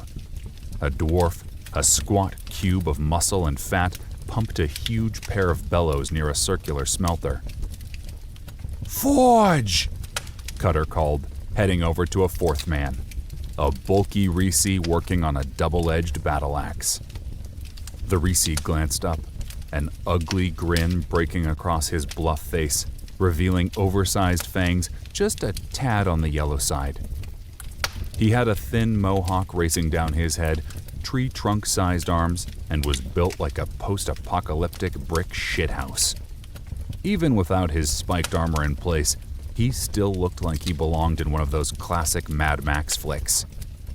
God, you're an ugly bastard, Cutter said with a smirk, inspecting the warrior. Like I care about your opinion, Forge grunted. I'd rather look like a dried-out dog turd than some fancy-pants pretty boy. Besides, women like the way I look, and that's all that matters. He offered a lopsided smile and picked up the axe, inspecting the gleaming razor-edged blade. Hot damn, that's good work, he murmured, gently setting the axe back down like it was a fragile piece of glass. He ran a finger down the handle of the weapon, nodding his approval, then shuffled over to Cutter, offering the thief a fierce bear hug. God, you smell like a dirty armpit stuffed inside an old boot, Cutter said, though he returned the hug. The two had an odd relationship, but they seemed almost like kindred souls. In a weird sort of way, it made sense. Forge was a hard-charging, flag-waving former Marine from Texas, and he was almost as rough around the edges as Cutter. He also drank like a fish, one of Cutter's favorite pastimes, and gambled like a Pai-Gow player in Atlantic City. Naturally, Cutter's other favorite pastime was gambling. Well, besides stealing. Yep, 2 peas in a pod were Cutter and Forge. For all of that, though, Forge was a good guy deep down. And I owed him. He'd saved my ass big time during our dust-up with Carrera. The guy had taken a metaphorical bullet for me. Forge set Cutter down, then turned his muddy gaze on me, his head cocked sideways, his grin widening as he charged me. Jack, he said, plowing into me like a bulldozer and lifting me into the air, the strength of his ferocious hug nearly breaking my bones. My face wrinkled as I caught a whiff of the fighter-turned-blacksmith. Cutter was right. He did smell. The guy reeked like a mix of wet dog and sour B.O. It's good to see you, boss, he said, setting me back on the ground, then slapping me hard on the shoulder and holding me at arm's length. You've been too busy on the wall. Thought we were going to lose you for good to that bureaucratic machine. Not if I can help it, I replied with a small wince. So, what brings you two out here anyway? He asked. Don't suppose you're finally thinking about acquiring a crafting profession? I'm telling you, brawling might be fun, but crafting's where it's at. I've been alternating between here and the mines, and it's been paying off big time. Huge level gains. Decent paycheck. No, nothing like that, Cutter replied. Me and the fearless leader, he hooked a thumb at me, are heading out on a long quest. Big one. Lots of gold, lots of loot, lots of danger. He paused and pulled his twin daggers from his belt, giving them an awful twirl. Don't suppose you could work some magic on our weapons and armor, eh? Get us kitted out right and proper before we go? Forge frowned, eyeing the blades. I'm slammed with requests. But for you two, anything. I don't suppose anything would include tagging along on this top-secret quest? I hedged. Cutter's right. This is a big mission, and with Otto up north, I'm short a reliable tank. I honestly can't think of anyone else I'd rather have in my corner. I paused and leaned in closer, dropping my voice to a whisper. Really, there's no one else I'd trust with this. It's big, Forge. A game changer. There's lots of money to be made on this, and you'll get a full cut. You mean it? He asked, rubbing thoughtfully at his square chin. That'll be great, Jack. Great. And like I told you before, you ever need someone, I've got your back. and I can tank all right. I'm the toughest son bitch in Bell County, and I aim to prove I'm the toughest son bitch in UNAM. Hell, I could use a break anyway. Vlad's a friggin' slave driver. Guy's worse than any drill instructor I ever seen. Cutter's right, though. If we've got a dangerous mission, you two ought to be outfitted with the best you can get. These new faction skills, they're absolutely tits. Was that your work, Jack? He asked, cocking a bushy brow at me. I nodded. Well, it's much appreciated down here in the trenches, let me tell you what. Mind if I show you? He nodded at the warhammer hanging from my belt. I ran a hand over my weapon, feeling the delicate runes etched into the metal. A beautiful hammer of black forged steel with shadowy runes of violet power crawling up the haft and twirling around its blunt face. My fingers lingered on the cruel spike extending from the back before moving on to the smaller spike jutting from the top of the weapon like a pointing finger. The upgrades, they're not going to damage it, right? I mean, this thing is an ancient artifact item. Ancient artifact. Super rare and scaling. Forge frowned, yellow teeth protruding from the corners of his mouth, then waved away my concern. Nah, though it will prevent anyone who isn't a Crimson Alliance faction member from using it. So, if you want to sell it on the black market, you might reconsider. Otherwise... He shrugged and shook his head. Reluctantly, I slipped the weapon free and handed it over. Don't worry, this'll only take a second. Forging a new item takes a good chunk of time, and so does intensive repair work. But this is just a few minor inscriptions and some gem bindings. As straightforward as a Texas highway. It's crazy, he said, setting my hammer onto the workbench, then dropping onto a wooden stool. I woke up this morning and all this new knowledge was just inside my head. Sort of like this was something I always knew how to do, but forgot for some reason. He paused, picking up a small chisel with a wooden bulb-shaped handle attached to a length of sharpened steel. But it all came flooding back to me in a blink. It's like I've been engraving magical weapons since before I could walk. It's all muscle memory now. He paused, the tip of his tongue sticking out while his chisel etched flowing script into the darkened steel hammer.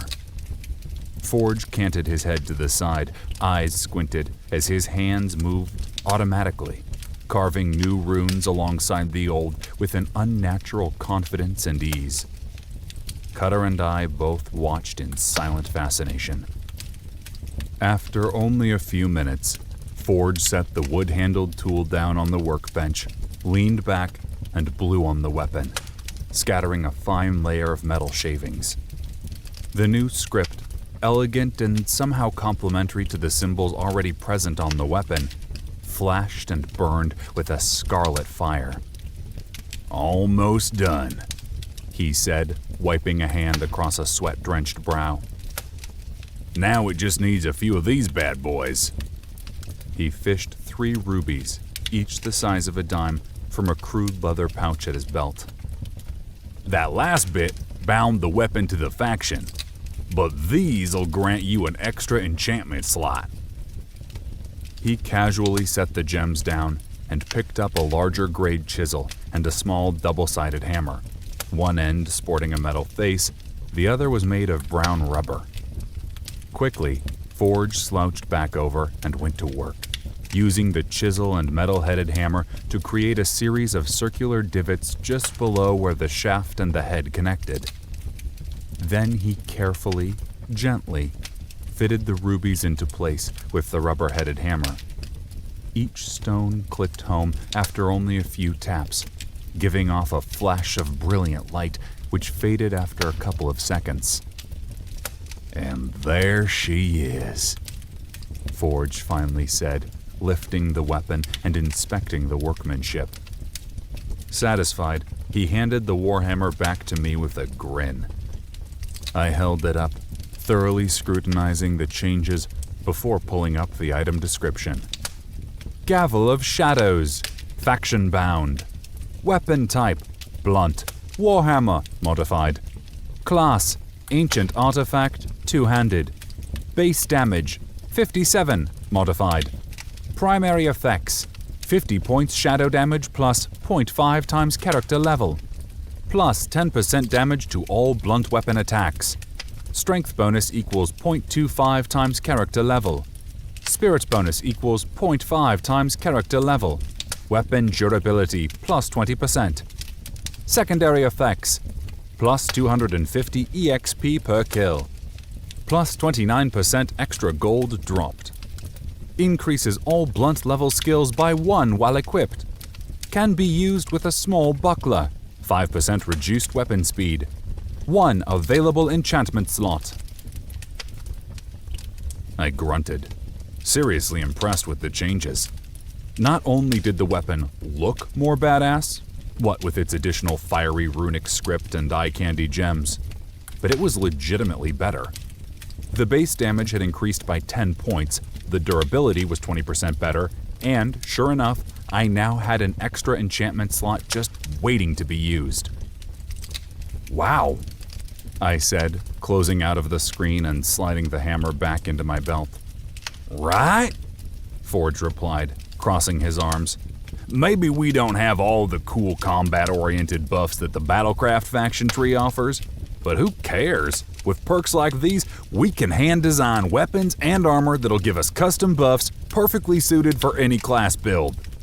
Screw those cocksucking turd bags over in the Empire. He paused, his eyes taking on a 1,000-yard stare, as though he were envisioning all the possibilities. Anyway, he said eventually, I can take care of your gear too, if you want. It'll probably take me half an hour to upgrade both y'all's stuff, but it'll be worth it. That gonna be a problem, boss? Nope, I said with a shake of my head. We still need to swing by Vlad's room and try to talk him into coming. Forge snorted and shrugged. Yeah, good luck with that. He's been busy all night. I don't think that joker ever sleeps. Just works and works and works. I'm more than willing to bust my ass, understand? But just watching that guy makes me want to have a heart attack. It'll take an act of God to get him out of that lab of his.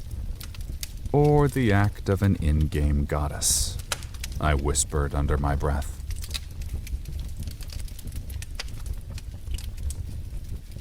"15. The Mad Alchemist." Cutter and I stripped down to beginner's garb and left Forge to his work, though I kept the crown of the Jade Lord firmly in my possession. That bad boy wasn't going anywhere, not until this Death Head quest was finished, one way or another. Cutter headed over to the entrance, waiting for Abby and Amara, while I headed for a set of circular stairs at the rear of the guild building. I sighed. The devs behind VGO certainly had a thing for turrets, towers, and minarets, all of which seemed to have a million steps. Not big fans of elevators, though. Begrudgingly, I trudged my way up, grumbling the whole way. After what felt like several minutes of walking, I made it up the stairs, halting at a bulky wooden door, carved with runes identical to those on the exterior building doors, which led to Vlad's workshop, laboratory, and living quarters. Forge had mentioned that Vlad never seemed to leave his studio, but in Vlad's defense, if I had to hoof it up and down all those damn stairs, I probably wouldn't leave either. I knocked on the door, thunk, thunk, thunk, and waited, tapping my foot impatiently as I pulled up my debuff screen, checking to see how long I had before the next stage of the Death Head poison kicked in. Current debuffs. Death Head mode. You've temporarily activated Death Head mode. Time until the diseased debuff takes effect. 19 hours, 42 minutes, 31 seconds. There was a rustle of movement through the door. The scuff of boots, the rustle of papers, a tinkle as glass shattered, followed by a string of muffled Russian curses. У тебя голова, как у обезьяны жопа. There was another thump, and the squeal of a wooden table sliding across the floor. Yes, one moment, Vlad said, this time in English. The door flew open a second later, and my Russian weaponeer, a dawn elf with golden skin and a sheet of platinum hair sporting a leather work apron, appeared in the doorway, his face scrunched up in a deep scowl. He looked to be on the verge of unleashing an ass-chewing of epic proportions, but his mouth clamped shut when he saw me. Jack, he said instead, the scowl replaced by a warm grin. my apologies. He slid back and pulled the door wide open. I thought perhaps it was one of the moronic ублюдок apprentices. The fools cannot do anything right, it seems. Always interrupting me. Swimming in my hair, as you Americans say. But enough of that. He waved me in. Please, come. I stepped in, taking a quick survey of the room. The lab was a total mess. Books were scattered everywhere, propped up on tables and chairs, lying open on the floor, while loose papers, filled with scribbled notes, sat in disorganized stacks. There were plates and empty bottles of mead lying haphazardly near a twin bed with rumpled sheets. A series of shelves lined several walls, loaded down with ingredients of one type or another. Everything from bee stingers and amber sap to powdered diamond and goopy jungle muck. Against the far wall sat a sprawling table covered with glass beakers, lengths of tubing, impromptu Bunsen burners, mortars and pestles, and vials filled with finished potions. And that was only the beginning. There were also stranger things. Miniature models of siege weapons, blueprints, discarded pieces of armor. Honestly, it looked a bit like the lair of some mad scientist. Thankfully, this mad scientist was on our side. Oh, do I have some new things to show you? Vlad said, nearly bouncing in place as he rubbed his hands together. This new alchemic wonder faction ability? It is, amazing. The potions I can create now are truly unparalleled, and the explosive catalyst subspecialty? Neveroятнее. Splice? Incredible, truly. So many things to show you. Come, look. He hustled over to a workbench with a rough wooden crate on top. He bent down, fishing around in the box for a second before hauling out a coil of silky white gossamer rope. Behold, he said, lifting the rope triumphantly above his head. the future of engineered fabric. I eyed it suspiciously, waiting for it to do something. It didn't. Yeah, that just looks like a piece of rope, I finally said. Blasphemer, he replied with a colossal eye roll. This is no mere rope. I took spider silk, far too sticky and cumbersome to work with, and used the splice ability to combine it with this. He pulled a small vial filled with glimmering powder from his inventory bag. A rare type of powdered diamond. Making this was no easy task, no, quite a complicated process. But now that I have it down, it will be easy enough to replicate. This silk, reinforced with the diamond, is stronger than steel, but softer than silk. It could be used to create more versatile armors or augment siege equipment. I just cocked an eyebrow at him. Fine, so you're not so impressed with rope. He tossed the coil of rope back into the crate, then shuffled over to another box, quickly pulling out a bandolier, like something you might see in one of those classic Rambo movies. Instead of grenades, however, the pouches were filled with glass balls that looked like Christmas ornaments. Okay, fine. This will impress, I think. But come this way just a bit. He waved me over to his side before removing one of the balls, this one a blue so deep it was nearly black. Watch and be amazed. Across from us, near the door, stood a wooden mannequin equipped with heavy steel armor. Vlad squared up his shoulders like he was preparing to shoot some hoops on the court, then, gently, lobbed the orb. It sailed through the air in a perfect arc, smacked into the dummy, exploding on impact, and released a cloud of swirling snow and a frigid wave of Arctic air. After a second, the impromptu blizzard subsided, the snow settling on the floor around the dummy in a half circle. The mannequin, however, was riddled with chunks of sharpened ice shrapnel and coated with a thin layer of hoarfrost. "Wow. Impressive, yes?" he said with a devilish grin. "After careful research and examination of Huntress tech, I fashioned these orbs. And now, with the explosive catalyst ability, I can upgrade them. Each orb is costly. They require raw dark shard ore, refined blasting powder, and foxfen essence for the base formula. But they can be altered in numerous ways. This," he pulled out a deep orange orb, "replicates flame burst. And they are not limited to offense." He slid the orb away and pulled another, this one bright yellow.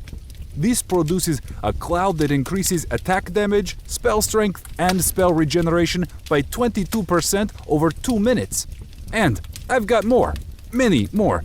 Orbs to flash fry enemies, orbs with group healing capabilities, orbs to boost movement rate or lower elemental resistances. I'm even tinkering with an orb capable of dispelling magical shields. There are many, many permutations to discover, but this could be a powerful trump card. Just think, really think." He tapped a finger against his temple. "Of the possibilities." And I did think. The potential left my head spinning. Sure, a firebrand could conjure flame burst, an ice lancer could flash freeze enemies, and a cleric could cast AoE healings or group buffs. But these trinkets allowed a well-equipped player the ability to mimic almost any class. Even better, these things weren't tied to spirit levels, which meant they'd offer a lot of backup versatility for spellcasters. "Da!" Vlad said with a grin. "You see, it is written all over your face." There was a light knock at the door, followed by Cutter's voice. "Abby's downstairs," the thief said. "Amara, too," he added sullenly. "Okay, 1 minute," I shouted back, rounding on Vlad. "This is unbelievable, Vlad. Seriously, the bee's knees, as my dad used to say. But I'm here for another reason." "The bee's knees?" he replied. His lips dropped in a confused frown. "Bees do not have knees, I think. But never mind." He waved his confusion away. "If you are not here for inventions, then what?" "I'd like you to go on a quest with me. An important one." All the humor drained from his face in a flash as he stowed the yellow orb and slipped the bandolier back into his inventory. "I am flattered, truly, but no, I think not. This is where I belong," he said, sweeping an arm around the disorganized lab. "I do not care for questing or adventure. I am an engineer. This is where I want to be." He slowly ambled over to his work table and picked up another of the orbs, this one filled with a swirling gray gas. "There are breakthroughs to be made," he said, glancing at me over one shoulder before setting the orb down on the tabletop. "Bloody hell, you lot are taking a long time," Cutter said, pushing the door open with a heave. "We've got places to go. Do I need to haul him out, eh?" he asked, swaggering into the room as the door swung inward, slapping against the wall with a thud. I sighed and turned back to Vlad, but froze as my eyes landed on the orb Vlad had set on the table a moment before. The glass ball had rolled right up to the edge of the table and teetered there, deciding whether or not to tumble. Vlad, oblivious, turned, lightly bumping the table with his hip in the process. And that was it. The orb toppled, crashing to the floor. Before I could do anything, scream out, warn Vlad, dive for cover, there was a tinkle of shattering glass and a brilliant explosion of light, accompanied by a sweeping wave of gray gas. The explosion hit me in the face like a giant pillow, hurling me back toward the door. I slammed into Cutter, and we both went to the ground in a tangle of limbs as a combat notification popped up. Debuffs added. Alchemist's Toxic Cloud. You have been poisoned. 2 HP per second. Duration 2 minutes or until cured. The room spun, and pinpricks of light exploded on the edges of my vision. But I fought my way upright, surveying the room, which was now covered in toxic fumes like a morning ground fog. Cutter was behind me, looking shaken and a bit confused, but otherwise fine. Vlad, though, was sprawled against the far wall. Black scorch marks adorned his leather lab smock, and the left side of his face was covered in nasty red burns. He was alive, but his breathing was sporadic, and his HP bar was dropping by the second. The toxic cloud debuff extracting its pound of flesh, no doubt.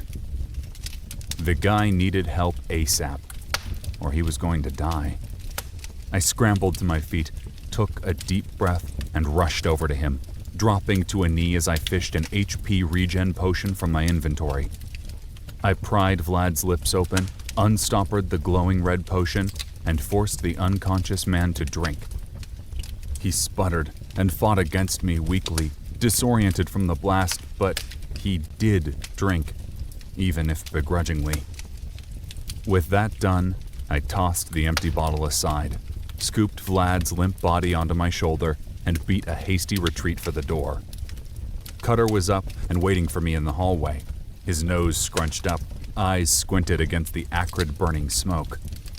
Without a word, he slung an arm around my shoulder, helping me down the winding stairs.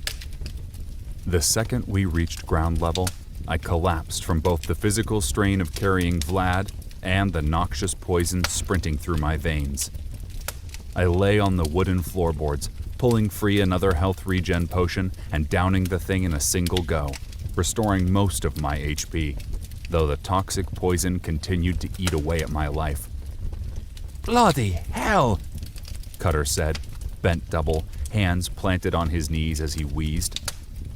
"You okay, friend?" he asked between wheezes, eyeing me as though I might be contagious with the plague. "Fine," I gasped, lying there, staring up at the ceiling. Cutter edged near the mad alchemist and nudged him with the toe of a boot. "I think he might be dead." Before he could finish the sentence, however, Vlad shot up coughing and gasping as he frantically scanned the room, eyes wild. A bit of the tension melted out of Vlad's shoulders when he saw Cutter and me. "Unexpected," he mumbled. "Very unexpected." "Unexpected?" I pushed myself up onto my elbows, finally able to breathe normally again. "Vlad, that stuff almost killed us. You never mentioned any toxic cloud." He sniffed and shrugged. "New formula," he replied dismissively. "Untested. Too much zinc, apparently." He reached into a satchel tied around his leg and pulled out another orb, identical to the one that had smashed to the floor and almost killed us all. It is supposed to replicate Plague Burst," he said. "Almost right, I think, but the mixture too volatile." He paused and stared morosely at the little glass orb. "Next time," he said with a sigh, before disappearing the orb back into his inventory. "You're out of your mind, you know that?" I said, letting Cutter pull me back to my feet as Abby and Amara hustled into the room, weapons drawn and ready for a fight. "Calm down," Cutter called out. "Nothing to see here. Just an overzealous moron with more curiosity than common sense." "Thank you," Vlad finally said with a sigh. "I have killed myself once already, and the death debuffs are most unpleasant." No problem, I said with a grin. And I know just how you could repay me. I launched into my spiel, giving him a brief rundown of the upcoming mission and how important it was. He listened stoically, nodding in all the right places, and when I finally finished, he simply glanced back at the spiral staircase as lingering fingers of smoke drifted toward us. Perhaps it would be good for me to get away from the lab, he conceded. Besides, it will give me a chance to try out my new field alchemy abilities. Well then, Cutter said with a grin, let's get our gear and stop dragging our bloody feet. Ankara, the jewel of the West, is waiting, and I can guarantee you've never seen anything like it.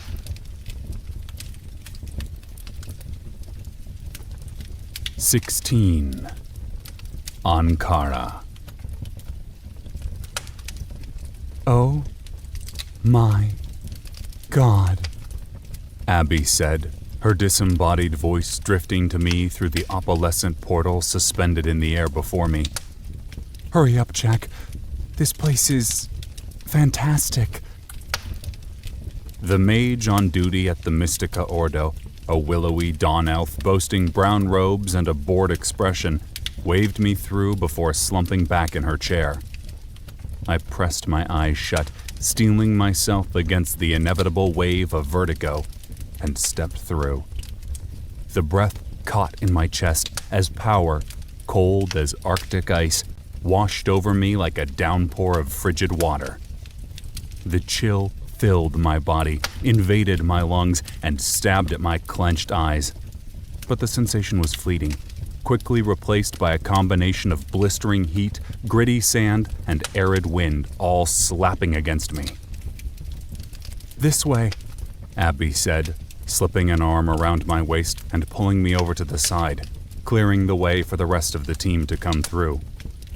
The dizziness only lasted for another heartbeat before passing away. Just an uncomfortable memory as my feet steadied beneath me. Finally, I cracked my eyes, letting in a trickle of harsh, garish desert light. We were on the outskirts of a modest and unimpressive village called Hapa, which bordered Ankara.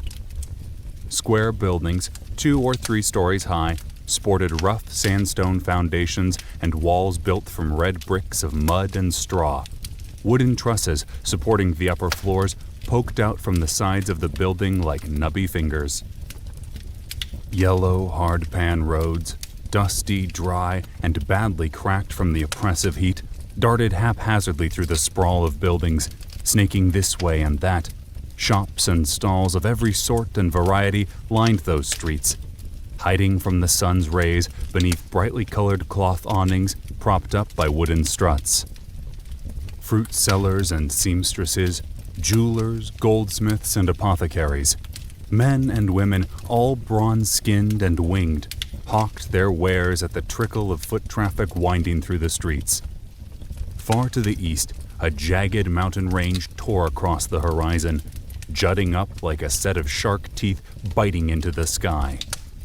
White dunes stretched across the land like turbulent waves for as far as I could see. More dunes lay to the south and west, just an endless stretch of shifting sand and swirling dust devils whipped up by an unrelenting wind. The landscape looked bleak, desolate, and inhospitable. Apparently, this section of Eldgard was called the Barren Sands for a good reason. Directly to the north, though, nestled in a craterous valley, was a verdant oasis with a broad lake surrounded by lush wild grasses, thickets of swaying palms, and broad-leafed trees loaded down with 100 different types of fruit. Some natural, most not.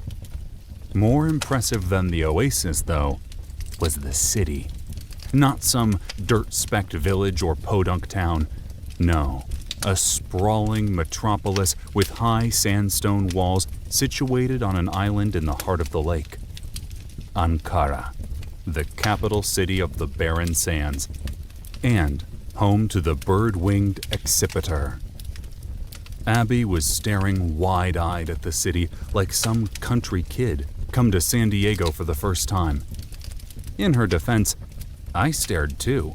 It was impossible not to, and I was from San Diego. Behind the domineering wall, a forest of elegant crystal spires jabbed up at the sky, glittering in the sun like diamonds partially buried in the ground.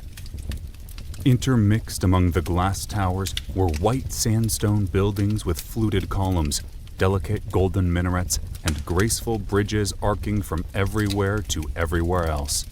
A swarm of birds, little bigger than sparrows from where we stood, swooped and darted over the city.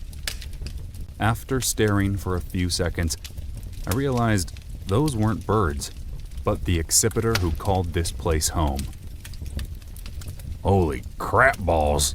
Forge said, stumbling from the portal, blinking against the flood of light. He staggered for a moment and held one hand up against his forehead, shielding his eyes. It's drier than a popcorn fart, and hot too. Them storm marshes are hot, but not like this. This is Death Valley in July hot. His words fell short as he finally caught sight of the crystal city marring the skyline like a beautiful, shimmering dream. He whistled softly, one hand going to his hip, while the other propped his battle axe up against the meat of his shoulder. He'd come ready for a fight. Well, that's something you don't see every day.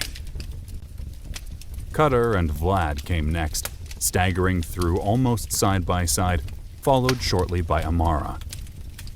Cutter reeled for a moment, hands outheld to steady himself, while Amara seemed completely unfazed.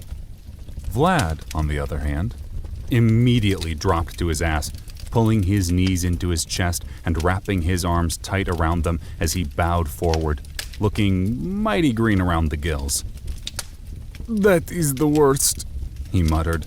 I have port skipped several times, yet that is the worst. This is a thing I do not understand. Why sometimes good, other times bad? It makes no sense. There's a bunch of factors that go into it, Abby replied absently, still gazing at the city. Distance plays a big role, and Ankara is far, twice the distance as Unam to Rowanheath.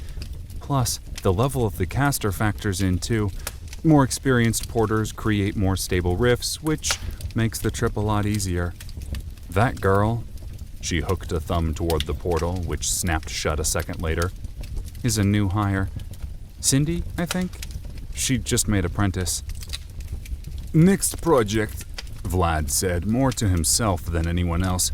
Create more efficient, less nausea-inducing transport.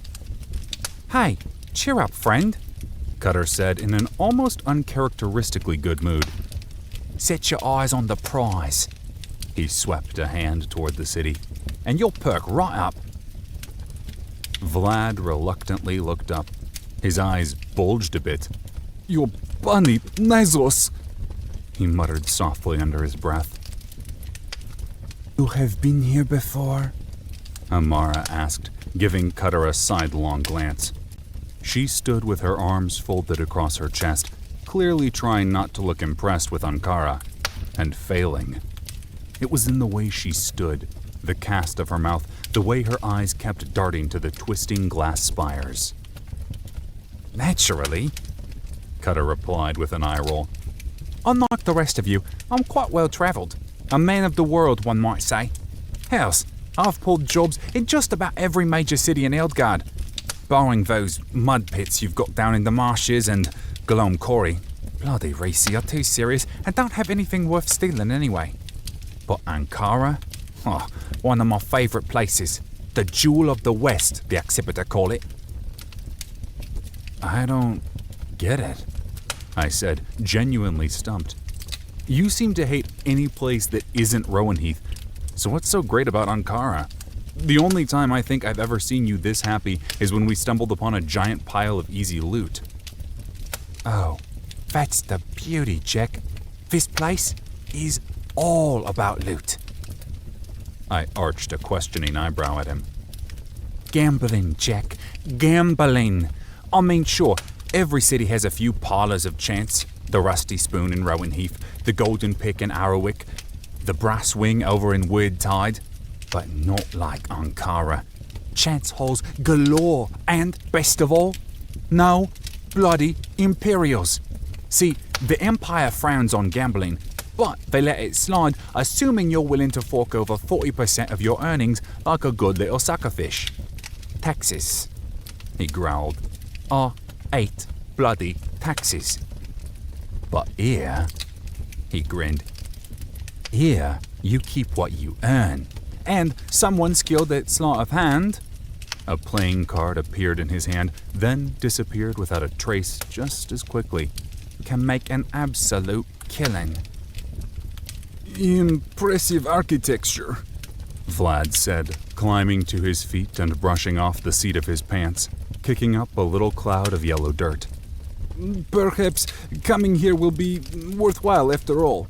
This place has a thing or two to teach me, I think. Though the climate... He paused, frowning, searching for the right word. I hate it, He finally finished. Too dry. Maybe with a good mug of kvass it would be manageable. For now, though, I feel like a mummy. Forge snorted, came over, and slapped Vlad on the shoulder. You'll get used to it, partner. Now, let's get moving. He paused and glanced up at the sky. We're burning daylight, and that city looks like a hell of a walk. We stepped out, forming a rough column with Cutter and Amara leading the way, me and Abby in the middle, and Vlad and Forge bringing up the rear, chit-chatting idly as we scanned the shops and stalls. It took us a solid hour to trek through Hapa and make it to the graceful glass bridge arching up and over the lake, connecting to Ankara's main gate. Before we even made it onto the bridge, though, a pair of winged guards, Janissaries, wearing light brown armor studded with gold rivets and carrying bronzed short swords, stopped us for questioning. Cutter, doing what he did best, ambled up and traded a few quick words, some shady smiles, and what was almost certainly a bribe. And, before I knew it, the guards were waving us through, eyes looking past us, through us, ignoring us as though we were shadows passing in the night. We set off across the lake, crossing a delicate bridge of cloudy glass, 100 yards long and looking impossibly fragile, which connected to the island proper. But even then, we weren't into the city proper. Not really. The bridge ended at a covered gatehouse with thick wooden doors at the front end, a retractable metal portcullis at the far end, and circular murder holes lining the ceiling. As far as I could tell, the bridge was the only way to access the city, at least by land, and boy did they have it locked up tighter than a bank vault. This now is a well-fortified city, Vlad said, almost reading my mind, admiration in his voice. Truly, the defenses are flawless. Flawless. Only the most powerful siege weapons would be capable of even reaching the walls from the shore. So, an assault by ship or air would be necessary. And that would be a formidable feat indeed. Cutter snorted and nodded, glancing around at all the potential choke points and death traps awaiting unwary invaders. There's a reason the Empire hasn't managed to capture it, and it's not for the lack of desire. Are all their cities like this? The Accipiters, I mean? Abby asked. Nah, Cutter replied as we shuffled our way through, pausing as another set of guards waved us through into the heart of the city itself. most of their cities are shite-hole dust farms like that dump on the other side of the lake. Ankara's a special place, one of a kind, home to Ibrahim the Merchant, King of the Sands. Never met the guy myself. He paused, eyes darting left and right. Word is, he's a bit mad. Not playing with a full deck if you take my meaning. But don't speak it out loud. You can talk politics all you want, but don't mention the king or his family. Never. But enough of that, he said, clapping his hands together. Let's go find us a bunch of cultists, eh? We made our way deeper into the heart of the city. Ankara was a clean and orderly place, brimming with life and carefree energy. The streets, paved with smooth blocks of sandstone, were laid out in a neat grid, crisscrossing each other at regular intervals, though wooden stalls, covered with cloth tarps in a riot of hues, still lined the way. It seemed like everywhere we went, there were vendors and hawkers looking to sell this or that, all eager to make a buck from wide-eyed tourists. And we looked like tourists. Unlike Rowanheath, which boasted a healthy level of diversity, burly woads, lots of Imperials, Merc elves, Dawn elves, and even a spattering of dwarves, Ankara was almost entirely full of Accipiter. Everyone had skin in varying shades of brown or bronze. Some looked Middle Eastern, while others looked vaguely Mediterranean. Most wore white robes or light brown armor, no heavy plate mail anywhere. Everyone, men and women both, wore ample amounts of golden jewelry and colorful scarves or sashes. I wasn't sure what they meant, but they seemed to indicate some sort of rank or maybe guild affiliation. All of the warriors we ran across carried short swords, small bucklers, an assortment of throwing knives secured in leather bandoliers, or short recurved bows. A few bore short spears, but there were no maces or warhammers, no axes or heavy two-handed weapons either. Everything about these Accipiter, their weapons, armor, clothing, appeared custom-built for speed, agility, and mobility. For lightning-fast attacks probably delivered at range. Doubtlessly, these bird-winged players were terrors in the wide-open spaces so plentiful in the barren sands. I could just envision them circling high overhead, firing a barrage of arrows down on helpless enemies or prowling desert predators. Cutter led us along street after street. First, we moved through the nicer districts of the city. The buildings made from blocks of gleaming white sandstone with heavy wooden doors and roofs covered with red ceramic tile. And those were the low-end homes and shops. The nicer ones appeared sculpted from cloudy quartz crystal, which gleamed and glinted in the light. Beautiful.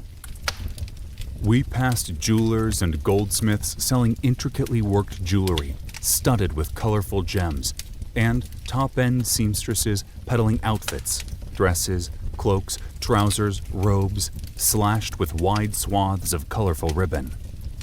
Next, we headed into a section of the city that looked more market than residential area.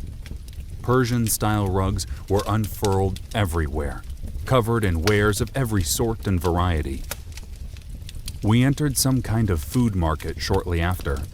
Vegetables, eggs, fruits, and meats were all meticulously laid out on rough wooden tables. The stink was almost overpowering, 1,000 different scents fighting for my attention. Some good, like the sickly sweet smell of strawberries. Some awful, like the pungent odor of fish too long in the sun. Flies, big black things that bit at my eyes and nose, were thick in the air, circling the food and the passers-by with equal curiosity. Still, Cutter insisted we stop at a little stand with great hunks of meat slowly rotating on spits above a low fire. Cabbies, Cutter called it. The merchant, a stocky woman with graying hair and equally graying wings, cut off paper-thin slices with a boxy cleaver, piling the meat on thick tortillas that reminded me of pita bread. Some lettuce and a smattering of tomatoes went on next, followed by a spurt of secret sauce. Sure, the market was gross, and yes, the stand looked borderline unsanitary. But I was starving, and the cabbies smelled like heaven. Cutter handed over a few coins, and everyone got a flatbread burrito in return. We ate as we walked, no one making idle small talk, instead consumed by shoving food away. And understandably so. The cabbies tasted even better than they smelled. The meat, beef if I had to guess, was tender and juicy. The bread warm and fluffy. The lettuce crisp. The sauce strangely tangy, with just a touch of spicy heat thrown in for good measure. Soft groans and moans of foodie pleasure drifted up from the group. Even Amara, who fought to keep a perpetually unimpressed look glued on her face, forgot to be so stuffy and judgmental. She just ate, a flicker of rapture flashing across her features with each bite, and enjoyed. Eventually, we meandered into a new section of the city, far more run down than anything we'd seen before. The streets were rough cobblestone, the buildings tall, but built with red-brown mud as often as sandstone. Garish signs, painted in colors so bright they almost hurt to look at, hung above each door, bearing names like the Rusty Locket, the Pack Mule, the Wandering Woman, or the Fox Den. Unlike the other establishments we'd seen, none of these places had windows. Despite that, I could hear the twang of music and the raucous clamor of laughter or hooting catcalls. "Welcome to the Lucky Rooster," Cutter finally said, stopping in front of a nondescript building of sandstone and mud, wooden beams poking out from the upper decks, the roof flat like a patio. "If anyone's gonna know where to find this cult of ours, it'll be old Hakim. Ugly old goat runs this joint." He paused, hand lingering on the door. "But things might get a bit ugly. We've got a bit of unsettled history, me and Hakim. Whatever you do, though, don't kill anyone. We need these people on our side." With a devilish grin, he pushed open the door and strutted in like a peacock.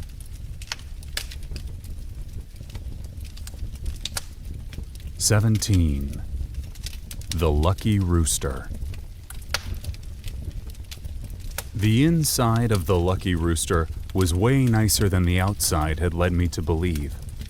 Instead of the white sandstone so prevalent throughout the rest of Ankara, the walls were rough gray brick, accented by dark wood molding and wall-mounted sconces, each holding a glass orb filled with orange flame.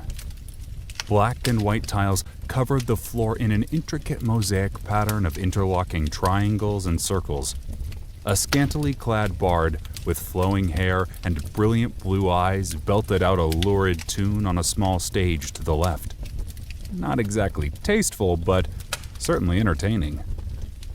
A mahogany bar, polished to a dull glow, ran along the right wall, manned by a winged bartender dispensing drinks and wisdom in equal measure.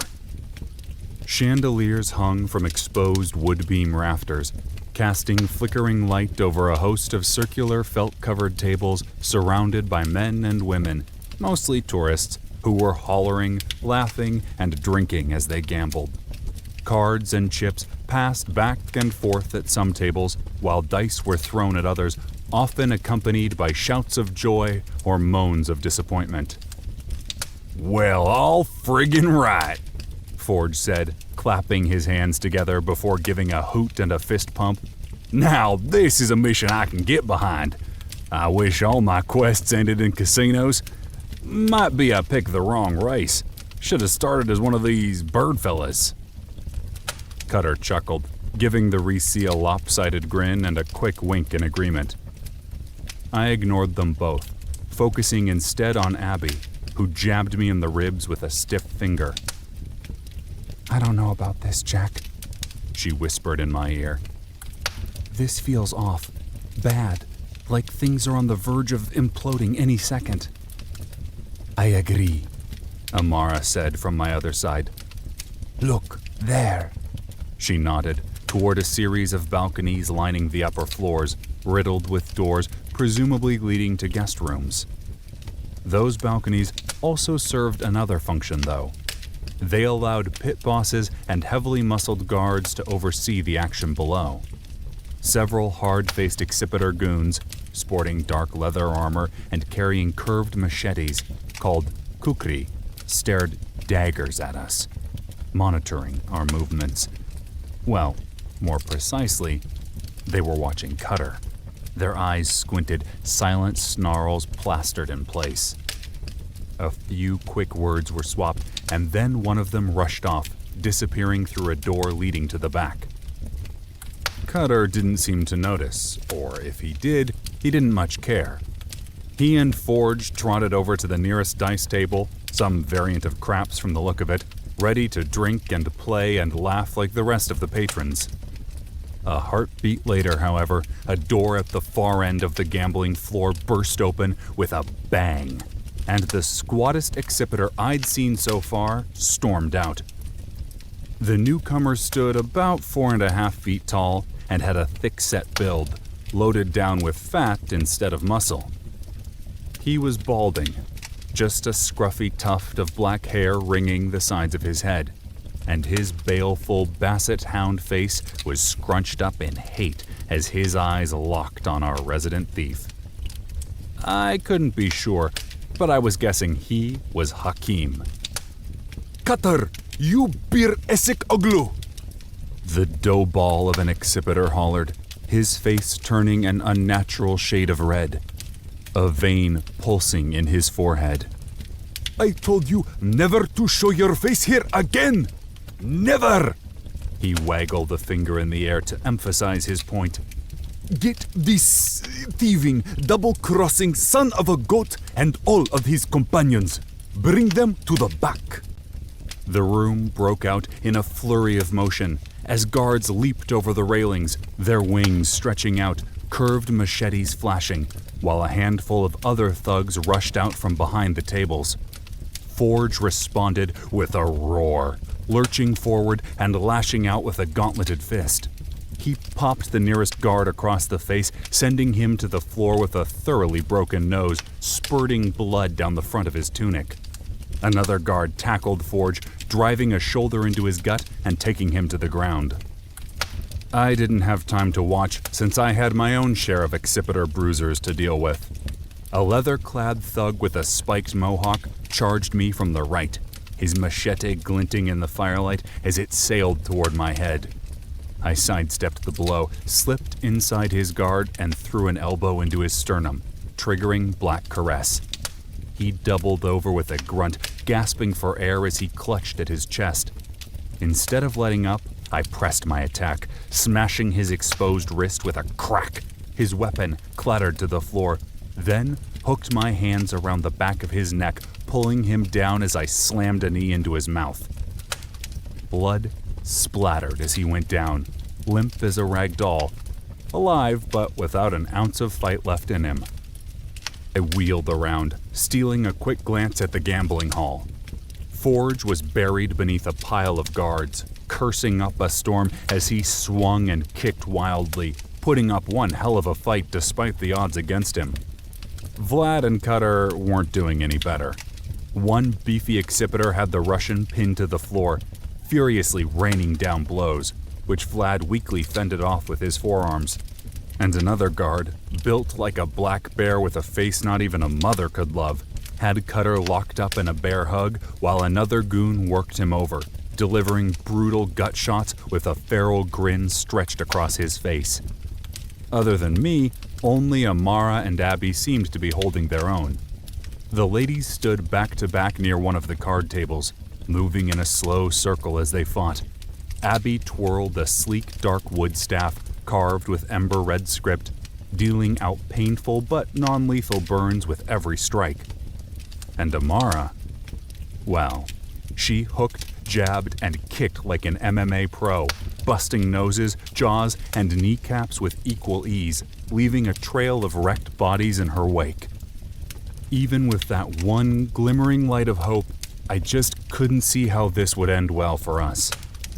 In a straight-up fight, weapons and magic flying, our team could win, no doubt. But in an unarmed brawl against so many enemies? Nah, we didn't have a chance. What we needed was to stop this fight cold. I triggered Shadow Stride. The world around me lurched to a halt, invaded by an explosion of blacks, whites, grays, and swirling purples, and waded through the crowd of frozen bodies caught mid-battle. A fist hung frozen in flight. A spurt of blood lingered unnaturally in the air like a fine mist. Abby's staff was only inches away from cracking some poor schlub's head. I left them all behind, maneuvering around tables, shocked patrons, their eyes wide, their mouths hanging open in awe or fear, and the dog pile of bodies accumulating on top of Forge. All the way to the far side of the room, where the balding accipiter, Hakim, stood with his arms crossed and brow furrowed. He didn't look like much of a fighter. He was too old, too flabby. No, he looked like a shot caller, a man who paid others to do his brawling for him. In my experience, people like that were far more comfortable commanding violence than receiving it in any form. At least, I hoped that was the case. I slipped behind him, pulled my warhammer from my belt, and dropped into a crouch, necessary due to our significant size differences. Then I steeled myself, saying a silent prayer as I stepped back into the material realm. Time sprinted back to life in an instant. The punch landed with a wet thwack. The blood, suspended in the air a moment before, splattered across the mosaic floor. Abby's staff landed with bone-breaking force, and the poor guard staggered away, clutching his head as a streak of red gushed down his forehead. I ignored all those things as I slipped one arm around Hakim's neck, holding him tight, then placed the razor-sharp spike on the top of my warhammer firmly into his neck, tucking it up under his chin just hard enough to draw a thin trickle of blood. Just hard enough to let him know I could kill him if I wanted to. His body stiffened, his neck tensed from the pressure of the spike, and suddenly he went stock still, afraid to so much as breathe. "Call them off," I whispered into his ear, not bothering to hide the threat in my voice. "We're not here to fight, but if you push it, you'll be the first one to hit the floor."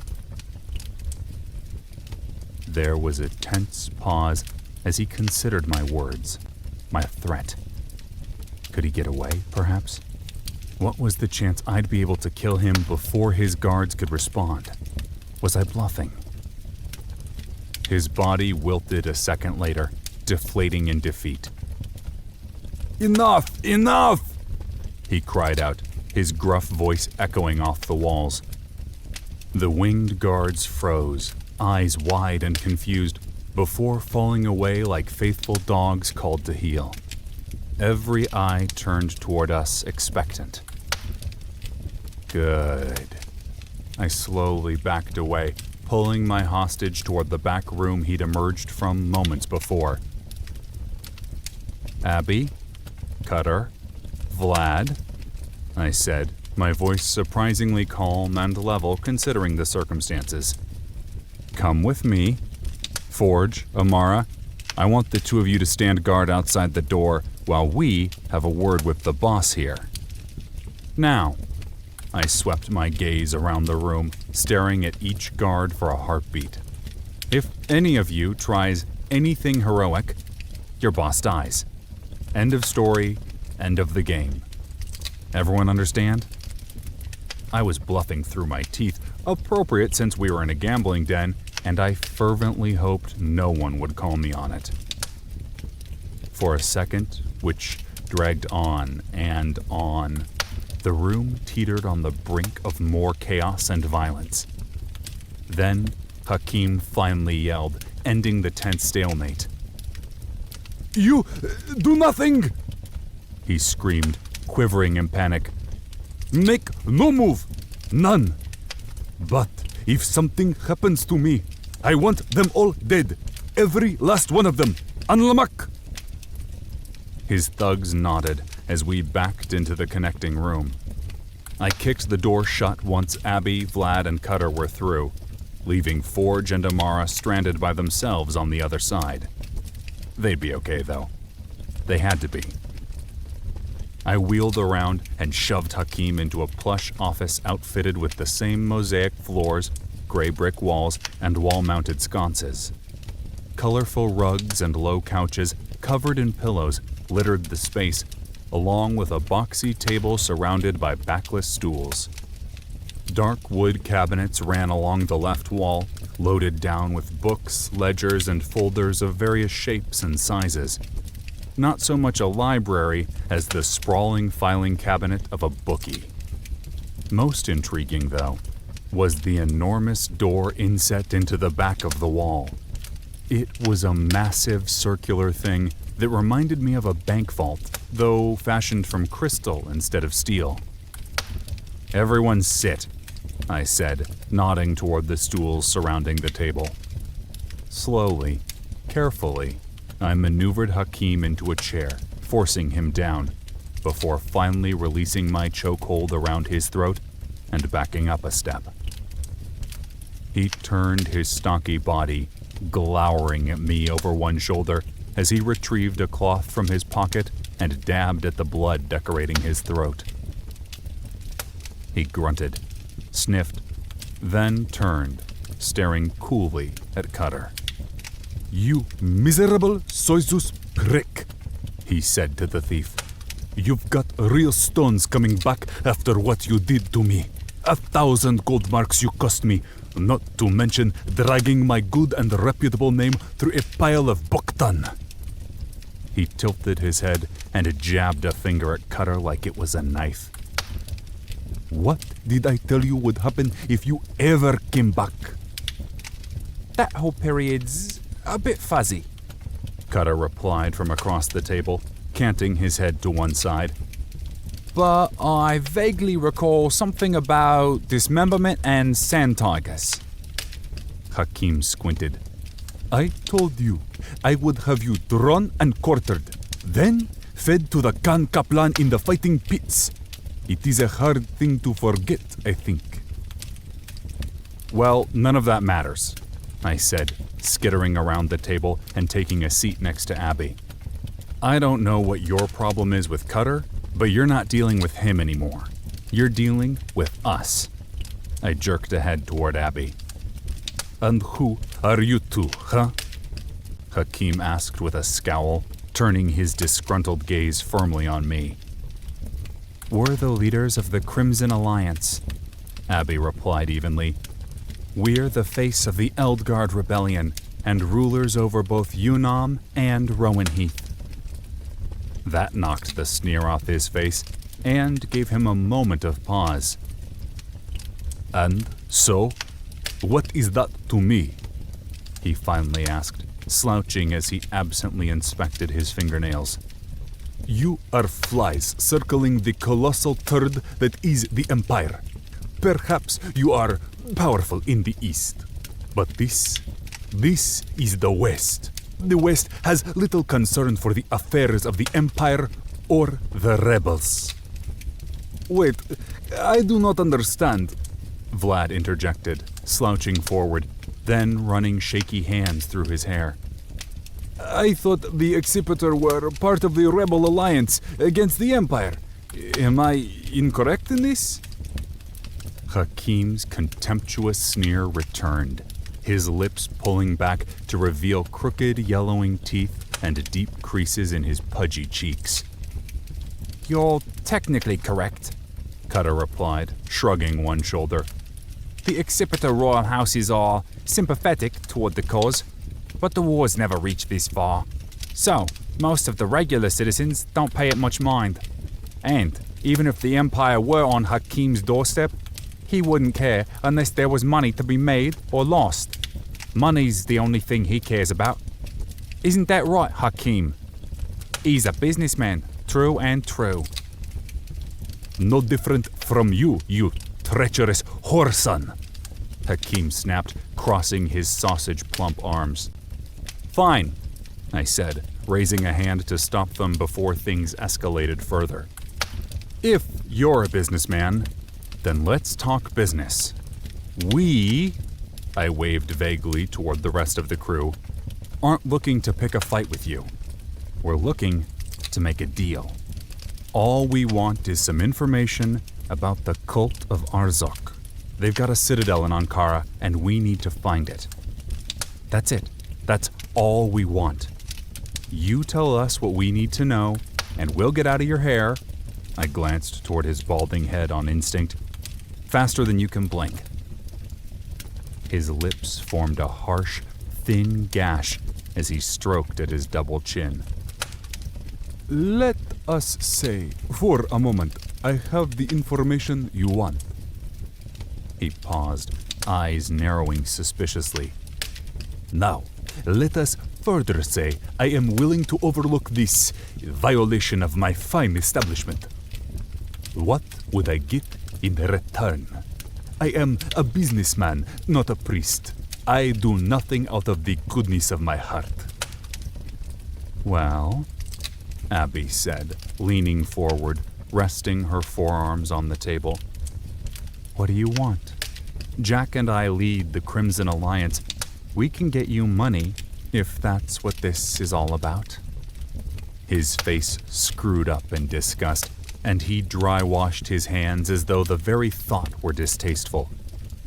Money, she says. You bring this. He absently twirled a hand through the air, searching for the word.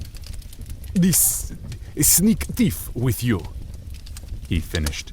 You assault my guards. You take me hostage and embarrass me in front of my clientele.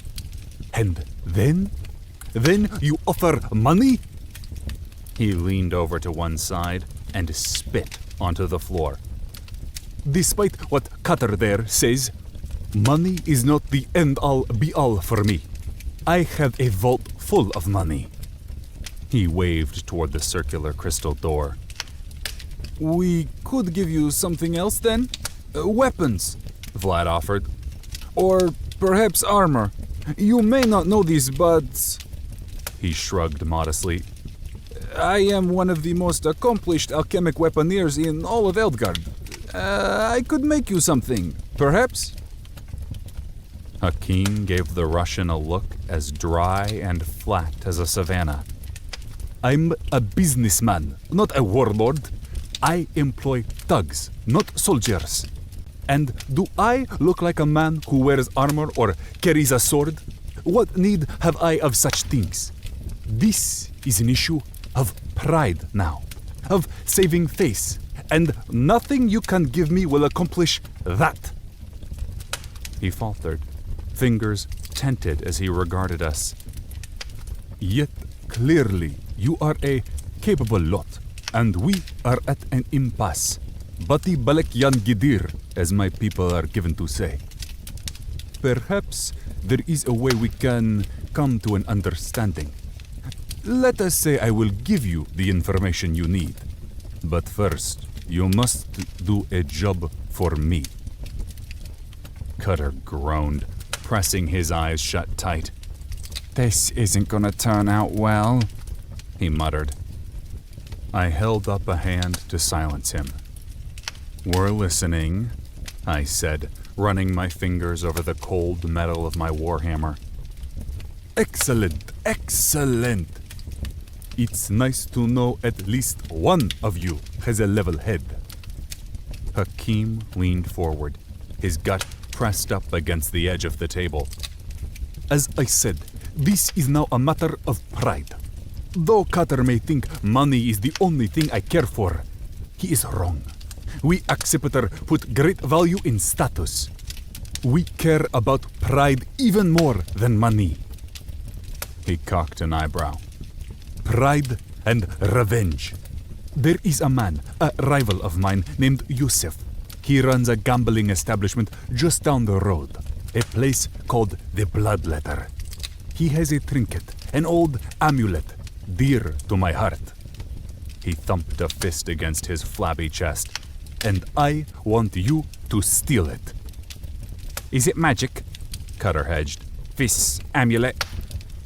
No, nothing of the sort, Hakim replied, waving away the question. Purely sentimental. It belonged to my mother. We came up together, Yusuf and I, running the streets together, though rivals of a sort even then. But things changed. He betrayed me, broke my legs. He rubbed thoughtfully at his knobby knees with a wince. Then he left me for dead in a rotten sewer and took the necklace as a token of victory. 20 years ago that was. Now I want this necklace back. I want the amulet so I can rub Yusuf's dirty face in it as he has rubbed mine in it. I want it so I can flash it at him when we pass in the temple, so I can have my pride back. His words oozed venom. If you rob his vault and get me the amulet, well, then I will tell you where this cult of Arzok is. This heist, though, has one provision. One. He stuck a quivering digit up. You mustn't kill anyone. Yusuf, most of all. I want to gloat and I want him to live in shame. But I am not interested in a turf war. Understand? A new quest popped up. Quest alert! Hakim's Revenge. Hakim, a local crime boss and the owner of the Lucky Rooster, has agreed to provide you with the location of the Cult of Arzok, but only if you can pull off a special mission. Infiltrate the Bloodletter and retrieve Hakim's necklace without killing Yusuf or his guards. But be warned, the necklace is located inside a strongbox, which is further stored in the Bloodletter vault. Quest class, unique. Quest difficulty, infernal. Success, retrieve Hakim's necklace without killing Yusuf. Failure, fail to retrieve the necklace, kill Yusuf or his guards in the process. Reward, location of the Cult of Arzok, 15,000 EXP per group member. Accept. Yes? No? Yes, I said, accepting the quest. We'll do it. But we'll need some time to plan. Of course, Hakim replied, his grin predatory and hungry. The layout to the Bloodletter is identical to this gambling hall. Take all the time you need.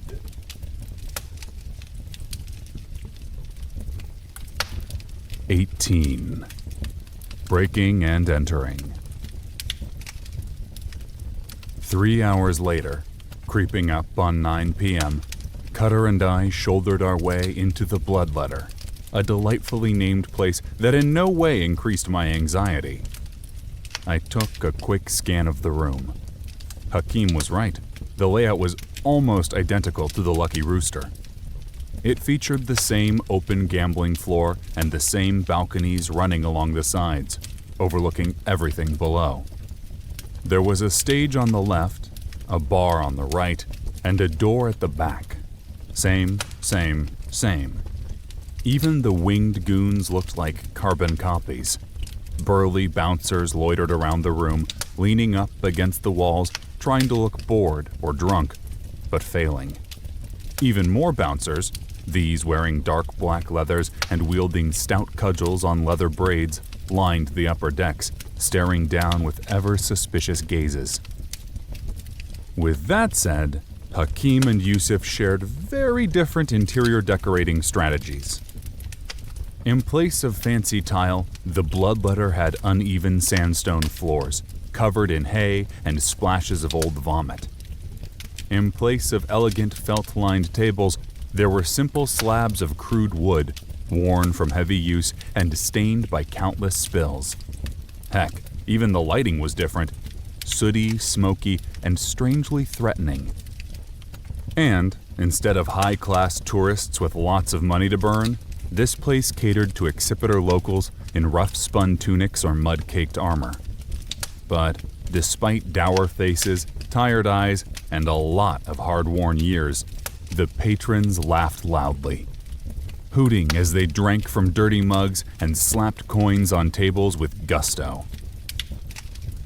My eyes skipped past all the thugs and patrons frantically searching for Abby and Vlad. I let out a soft sigh of relief as I located the pair seated together at a table near the reinforced door connecting to the back room. They were playing cards, working to blend in and doing a passable job, especially considering how much they stood out.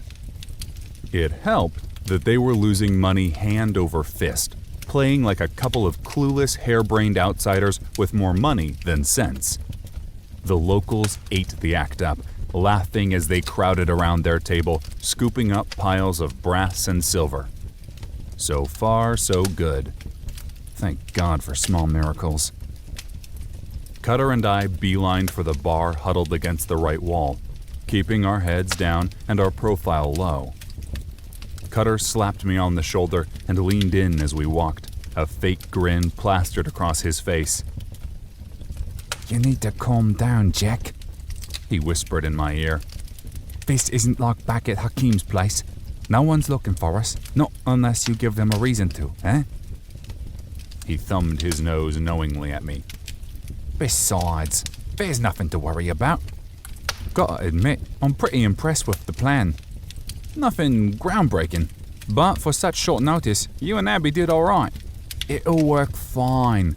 Just get in place, stay calm, and do what you need to do. That's easy for you to say, I replied, voice low and muted. You're not the distraction. He offered me an evil grin and shot me a wink as he saddled up to the bar and plopped down onto a stool. That's the benefit of being the snarky dreamboat sidekick, he said, before turning to the bartender, a paunchy accipiter polishing a dull silver mug with a dirty cloth, and ordering a pair of drinks. The bartender grunted a half-hearted acknowledgement, swiped the handful of coppers Cutter laid out on the counter, and pulled out a couple of hearty pewter steins full of foamy red gold mead. I get all the reward with very little risk. Being a follower isn't all bad. He forced the drink into my hand and gave me a curt shove toward a narrow set of steps leading up toward the balconies. Now go get 'em, friend. I rolled my eyes and headed over to the wall, grabbing a stool near the stairs and away from all the action. I got a couple of funny looks from the guards as I nursed my drink, but mostly they left me alone. These goons were supposed to monitor the floor, to watch for cheats, other clients or dealers, not for random drunks far away from the money. That suited me just fine. I drank, waiting nervously for Amara to call. Another few uneventful minutes passed by like molasses, but then I heard a faint chirp, chirp, chirp in my ear. Grim Jack, Amara whispered through the officer comlink. I glanced down and murmured, yes, trying to play it cool. Forge and I are up top, she said, sounding far more excited than I felt. The escape route is roped out all the way back to the rooster. Move whenever. She paused, suddenly serious. Good luck, Grim Jack, and tell that fool Cutter to be safe. I could have sworn I heard a hint of genuine concern in her voice, but then the line clicked, and she was gone. I pressed my eyes shut tight and did a quick 10 count to calm myself before opening them. Cutter loitered by one of the craps tables, watching a lithe female accipiter with chestnut hair shoot dice. I nodded at him, and though he wasn't looking at me, he dipped his head a fraction of an inch in return. A second later, he lurched as though someone had bumped into him, and his drink went flying onto the dice table, mead splashing a handful of players and drenching a pile of dusty coins. An honest accident from all appearances. An accident that drew every eye in the joint, including all the guards on the upper balconies. I used the brief window of opportunity, triggering Shadow Stride, praying no one would see the poof of inky smoke which accompanied the spell. The world skittered to a halt, abruptly frozen. Quick as I could, I hustled up the stairs and onto the balcony, slipping past the pair of guards and heading over to the far wall. I pressed up against the wood, cloaked by a pool of shadow, and dropped into a crouch, activating stealth. The nearest hired goon was 8 feet away, and the door to the back room was almost directly below me on the main floor. Life jerked back into motion as I stepped into the material realm, accompanied by a wave of sound, a laughing voice, and some good-natured swearing, all directed at Cutter. There were no cries of, "Thief!" though. No winged guards bum-rushing me, feet pounding, cudgels flashing. And, just like that, another piece of the plan clicked into place like a jigsaw puzzle nearing completion. I waited a few more minutes, giving the players below a chance to resume their games and the guards an opportunity to get comfortable again, to get complacent. Time for Phase 2, the big distraction. Once I was sure no one was looking at me, I reached through the void and summoned my newest minion, Nico, from the Shadowverse with a burst of pure spirit. My winged ape materialized above the card tables in a blast of shadowy power, her wings pumping as she hovered in the air, a blue crystalline orb clutched in one simian mitt. More of the orbs glimmered on her chest, held in place by the leather bandolier Vlad had shown off earlier. Thanks to her Weapon of Opportunity ability, she could use simple tools or weapons like the alchemic hand grenades, and it had only taken a minute to equip her before coming over. There was a shriek from below as one of the bargoers finally saw the winged ape, followed by a chorus of confused shouts from the guards. Obviously, they should have been paying attention to me since I was now visible, but everyone was focused, understandably, on the flying shadow chimp equipped with magic hand grenades. I had to hand it to her. She was a real attention grabber. Nico didn't waste a second. She lobbed the blue freeze grenade at one of the dice tables, unleashing a snowy blast which offered an excellent movement-reducing debuff without causing too much actual harm. The guards scrambled to respond. Several rushed down the stairs or pushed through the stunned onlookers. Another threw himself from the second-floor balcony, his powerful wings beating at the air, scattering chips and sending playing cards flying as he lunged, arms outstretched. Nico was too quick for him, though. She swooped low, slashing one guard across the face with her razor-sharp claws before flipping through the air and kicking another in the chest. She let out a shriek of victory, then stuck out her tongue at one of the downed thugs, mocking him. Nico, apparently, was a terrible winner. One of the patrons, a weather-beaten Accipiter woman, dived for the ape, a short sword slicing through the air with a whistle. But Nico vanished in a blink, stepping into the Shadowverse just before the sword landed. She instantly appeared behind the guard flapping overhead, clobbering him in the temple with a wicked hook. The guard, caught by surprise, dropped like a rock, smashing into a table. Clay chips exploded out like shrapnel, peppering any nearby onlookers. Then it happened. The thing I'd been hoping for. Banking on, really. The door leading to the back room burst open as a handful of reinforcements poured out, including a stumpy Accipiter who could have been Hakim's twin brother, fat and balding with a perpetual scowl etched onto his face. That had to be Yusuf. Had to be. What in the bloody hells is going on out here?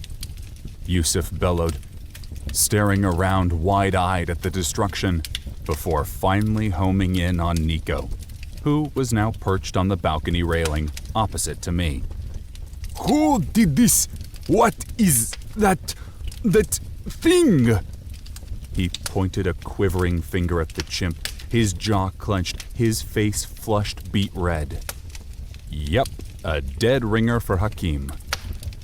Well, don't just stand there. He shouted when no one answered. Get it! 50 gold marks to the person who brings it down. Instead of bringing order, though, his hasty words unleashed absolute chaos. Guards barreled for the stairs, knocking aside patrons who were too slow to make way.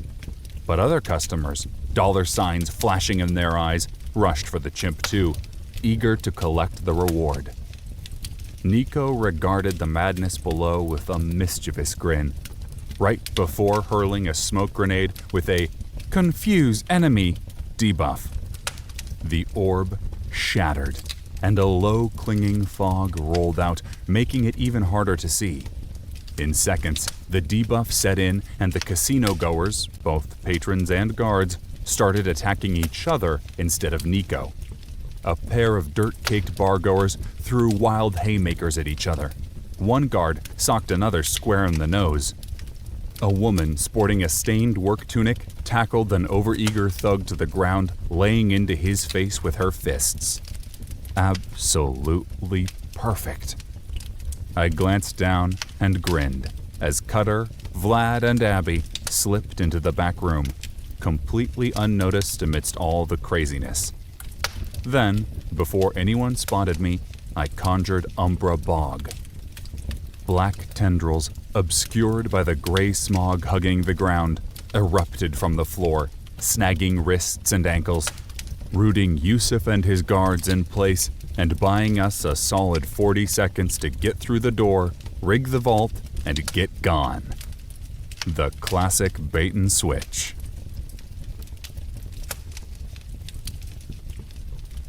"19. Vault job." I triggered Shadow Stride, vaulted over the railing, dropping to the main floor, and leisurely made my way into the back room. I stepped into the material realm a few seconds later and slammed the door closed behind me with a satisfied grunt. I literally couldn't believe how well it was going. "Vlad, get moving," I said, glancing at my Umbra Bog countdown timer ticking away in the corner of my vision. "I want that vault door down in 20 seconds. The Russian was already moving, though, pulling free a leather bag near to bursting with glass vials and flasks full of strange alchemic substances. Meanwhile, Cutter edged over to the door and dropped into a crouch, going to work on the lock with his steel picks, securing the door from our side. Chances were Yusuf would have the key, though it was possible he'd left it in here.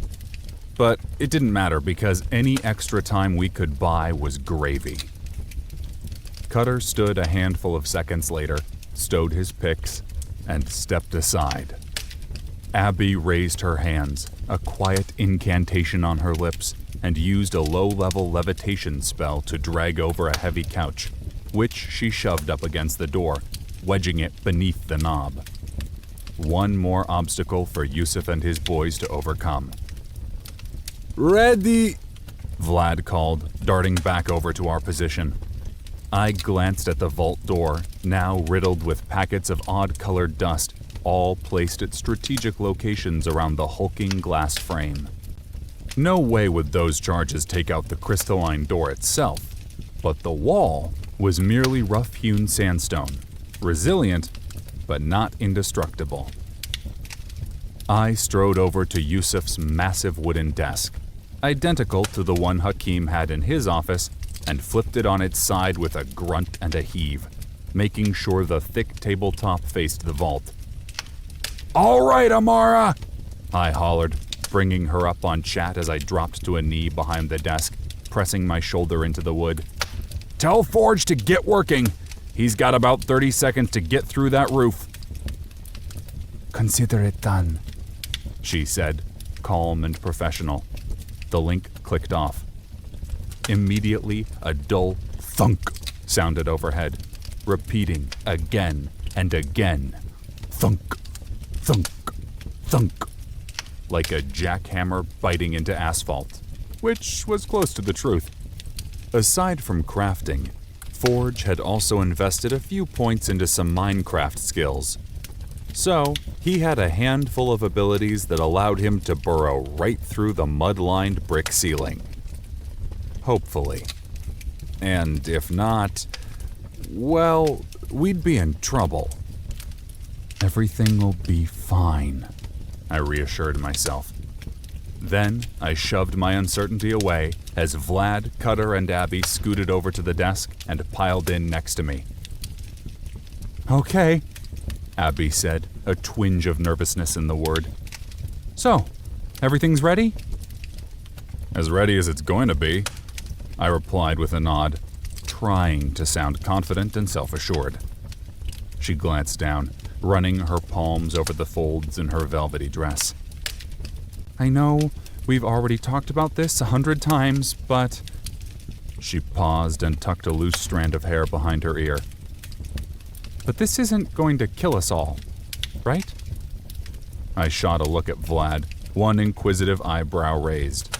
Abby shifted, stealing a sidelong glance at him as well. He cleared his throat several times, looking anywhere but at Abby. Theoretically, he said, seesawing his head left then right, we should be okay, but impossible to know until we try. Abby looked far more worried than reassured, but she cautiously poked her head above the table, sticking one arm out, palm forward.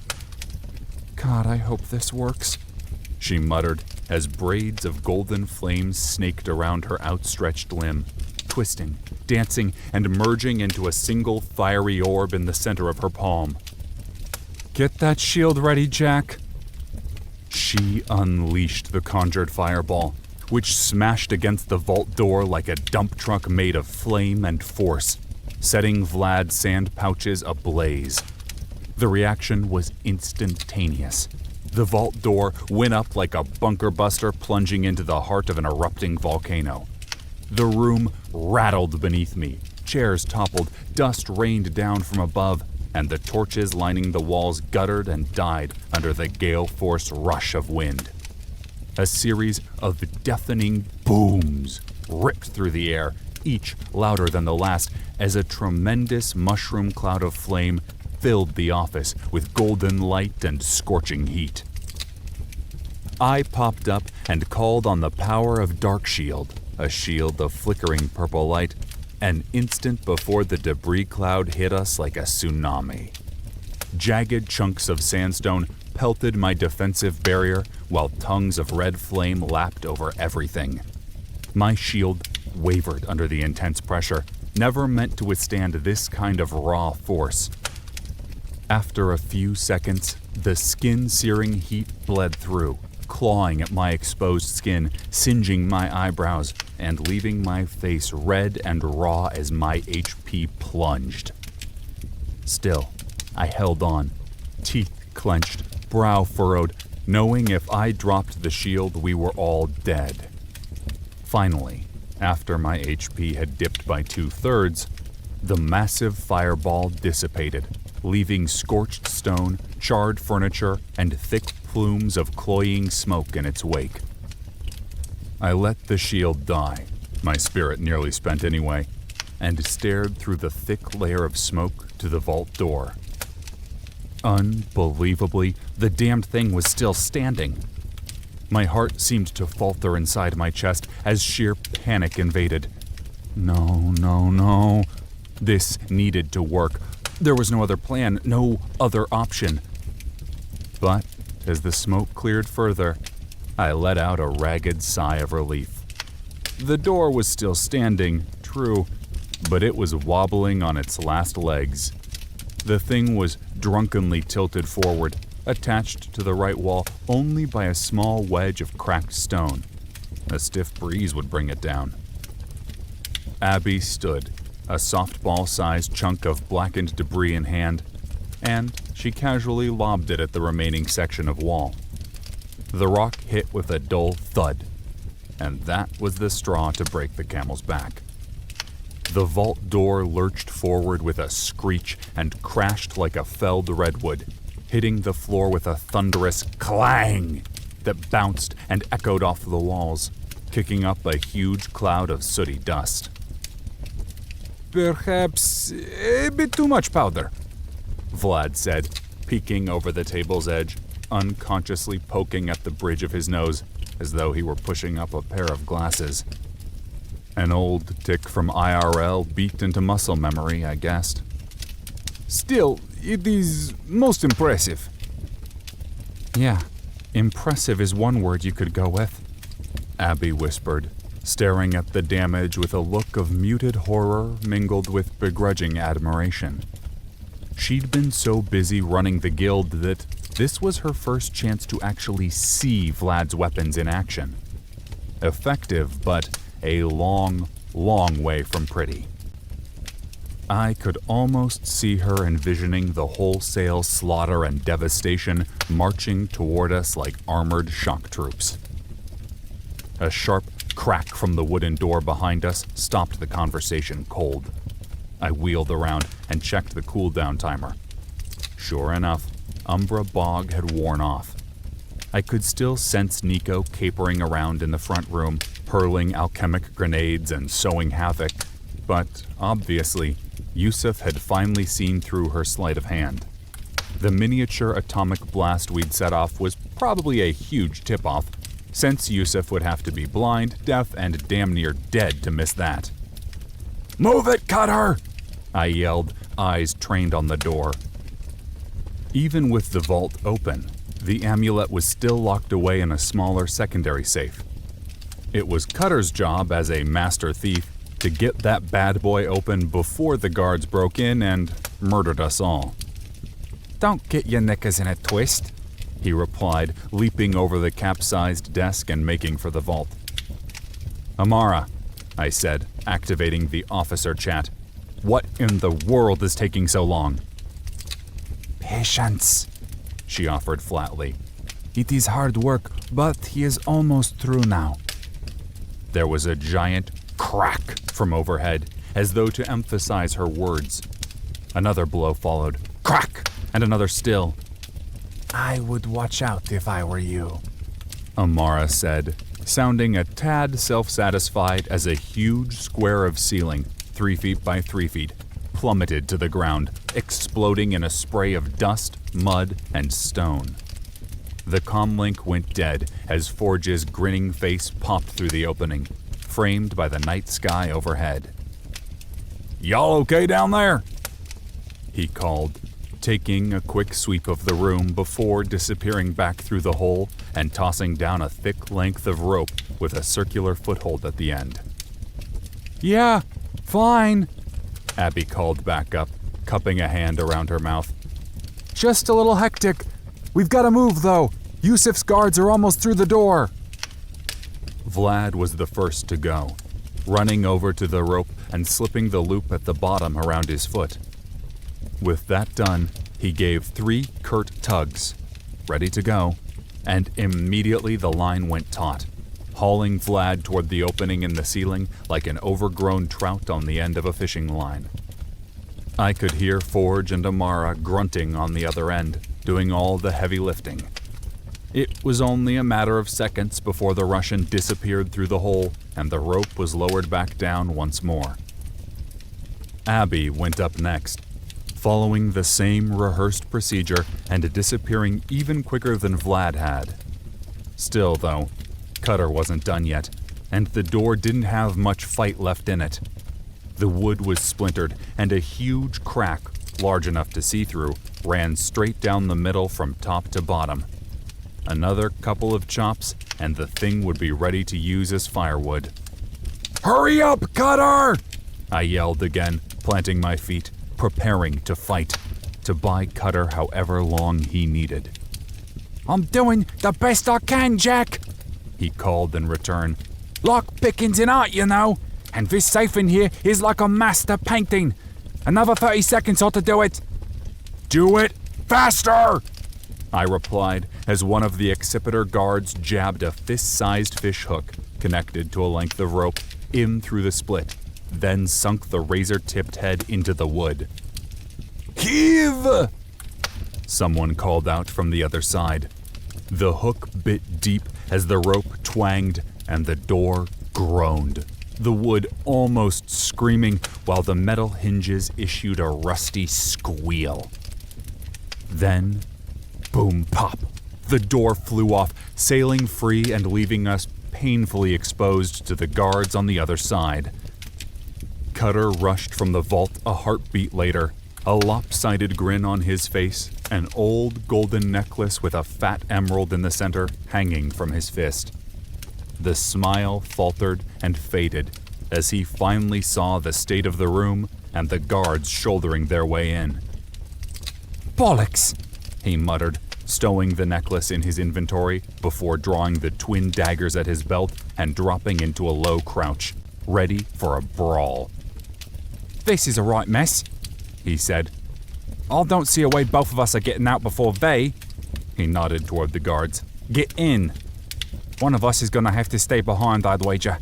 And since I'm the pretty funny one, I figure it ought to be you that stays, Jack. Privileges of leadership and all. I pulled my warhammer free, lips pulled back in a grimace as my mind raced. Cutter was right. No way we'd both make it out in time. One of us would have to stay behind and find another exit. And, though I hated to admit it, Cutter was also right about me staying behind. He was a heck of a good thief, but I had a better chance of making it out alive. And if not, well, I'd lose the path of the Jade Lord quest, but better that than to see Cutter permanently kick the bucket, hacked to pieces by a bunch of machete-wielding guards. Go! I shouted, waving him toward the rope with my free hand. You're right, I can't risk losing my snarky sidekick. Once you get topside, tell everyone to scram. When these guards see the hole in the ceiling, they'll connect the dots and be all over you guys. So move your asses. What about you?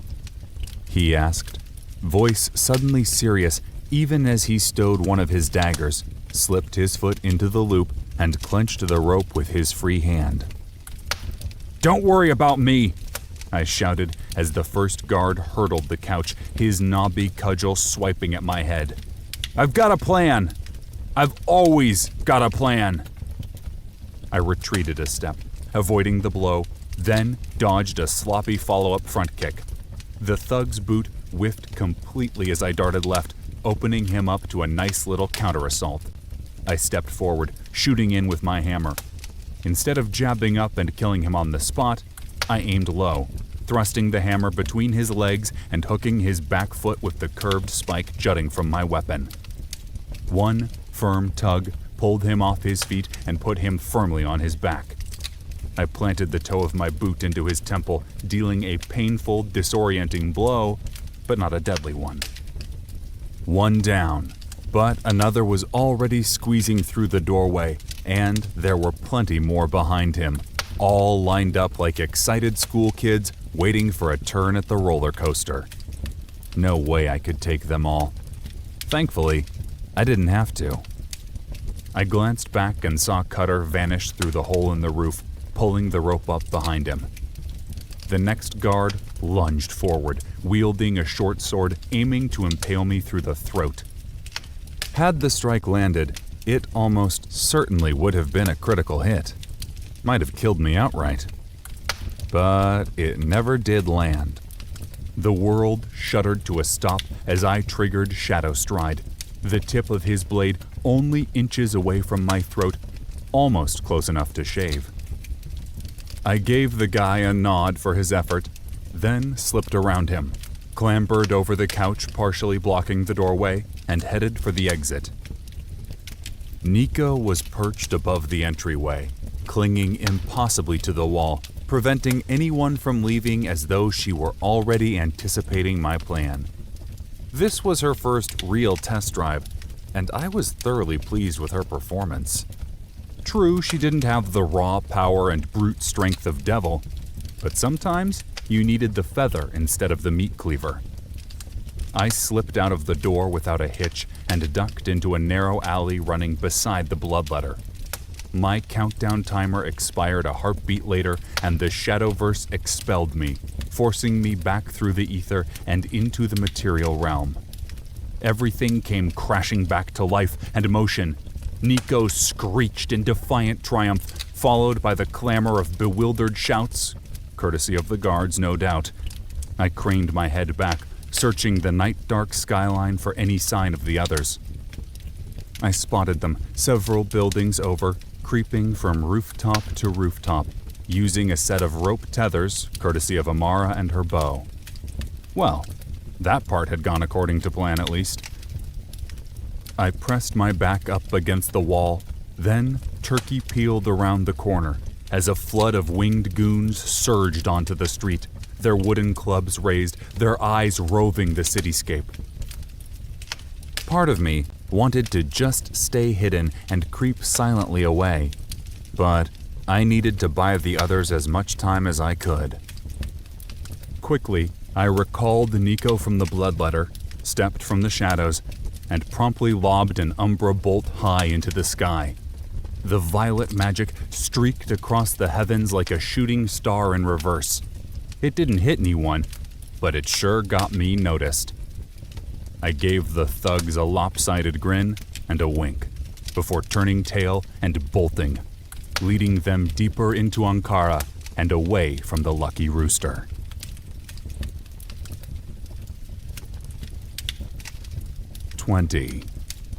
Celebration. It took me an hour to shake the bloodletter bouncers, but by then, Abby had called to tell me everyone else had made it back, necklace in hand, without so much as a hiccup. After an hour of backtracking, I rounded a sharp bend and finally caught sight of the Lucky Rooster. A small knot of tension leaked away like snow melting in the noonday sun. I was exhausted from the long day, my eyes heavy, my head fuzzy, my body achy, and ridiculously hungry. My stomach rumbled at even the mere thought of food. A not-so-gentle reminder that it had been ages since Cutter had scored us those copies on the way into Ankara. I pressed a hand against my gut, trying to stifle the pain, and pulled up my active effect screen. Current debuffs. Tired. Level 4. Skills improved 20% slower. Carry capacity minus 35 pounds. Attack damage minus 15%. Spell strength reduced by 30%. Thirsty. Level 2. Health, stamina, and spirit regeneration reduced by 25%. Hungry. Level 3. Carry capacity minus 50 pounds. Health and stamina regeneration reduced by 30%. Stealth 25% more difficult. Unwashed. Level 2. Goods and services cost 10% more. Merchant craft skills reduced by 1 level. Yep, there was the problem. I'd simply pushed too hard for too long. That was easily one of the worst things about VGO. The game devs actively punished players for not eating, drinking, and sleeping enough. Generally, I didn't mind, but considering I was in death head mode and the time was slipping away second by second like sand through my fingers, I was supremely annoyed by the feature. Nothing I could do about it, though.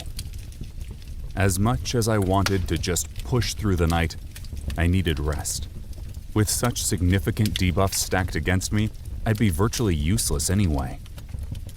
Resigned, I shoved my way into the Lucky Rooster.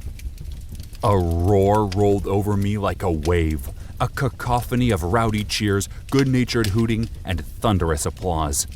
I flinched back in shock, reaching instinctively for my warhammer as I tried to figure out what in the heck was going on.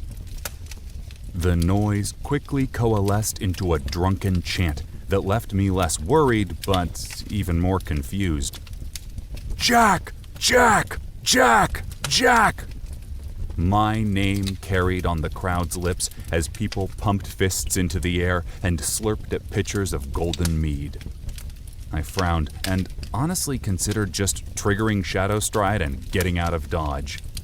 I didn't want any part of whatever fresh craziness was going on here.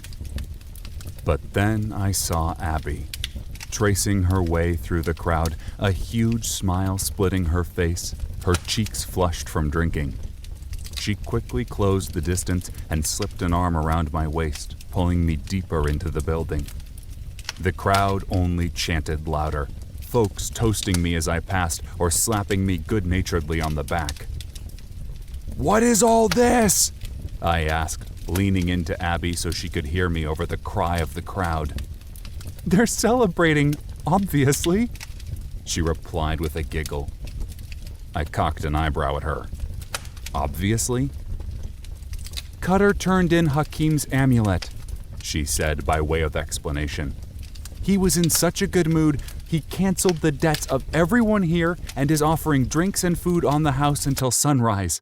Apparently, Hakim's really attached to that necklace. She shook her head, then laughed. Unbelievable, that laugh said. Come on, Hakim's waiting for you in the back room. Apparently, she said with a sly grin, he wants to thank you personally. Plus, I think since it's technically your quest, you're the only one he'll disclose the Citadel's location to. After that, though, it's party time. She shot me a friendly wink, then prodded me gently in the ribs. Yep, she'd definitely been drinking. Not that I minded. Ah, it is my friend Grim Jack! Hakim boomed, standing, arms stretched wide as I entered his private room. The most daring thief in all of Ankara. A true mastermind. Already tales of your exploits reach me. He bent over, swaying slightly on his feet, and gestured at his ears. Flying monkeys, people say. Black shadow magic. Explosions and daring rooftop escapes. It is a legend in the making, and that is saying much since this is Ankara, the Crystal City and home of 1,000 legends. He paused and fished the necklace we'd stolen from beneath the edge of his tunic.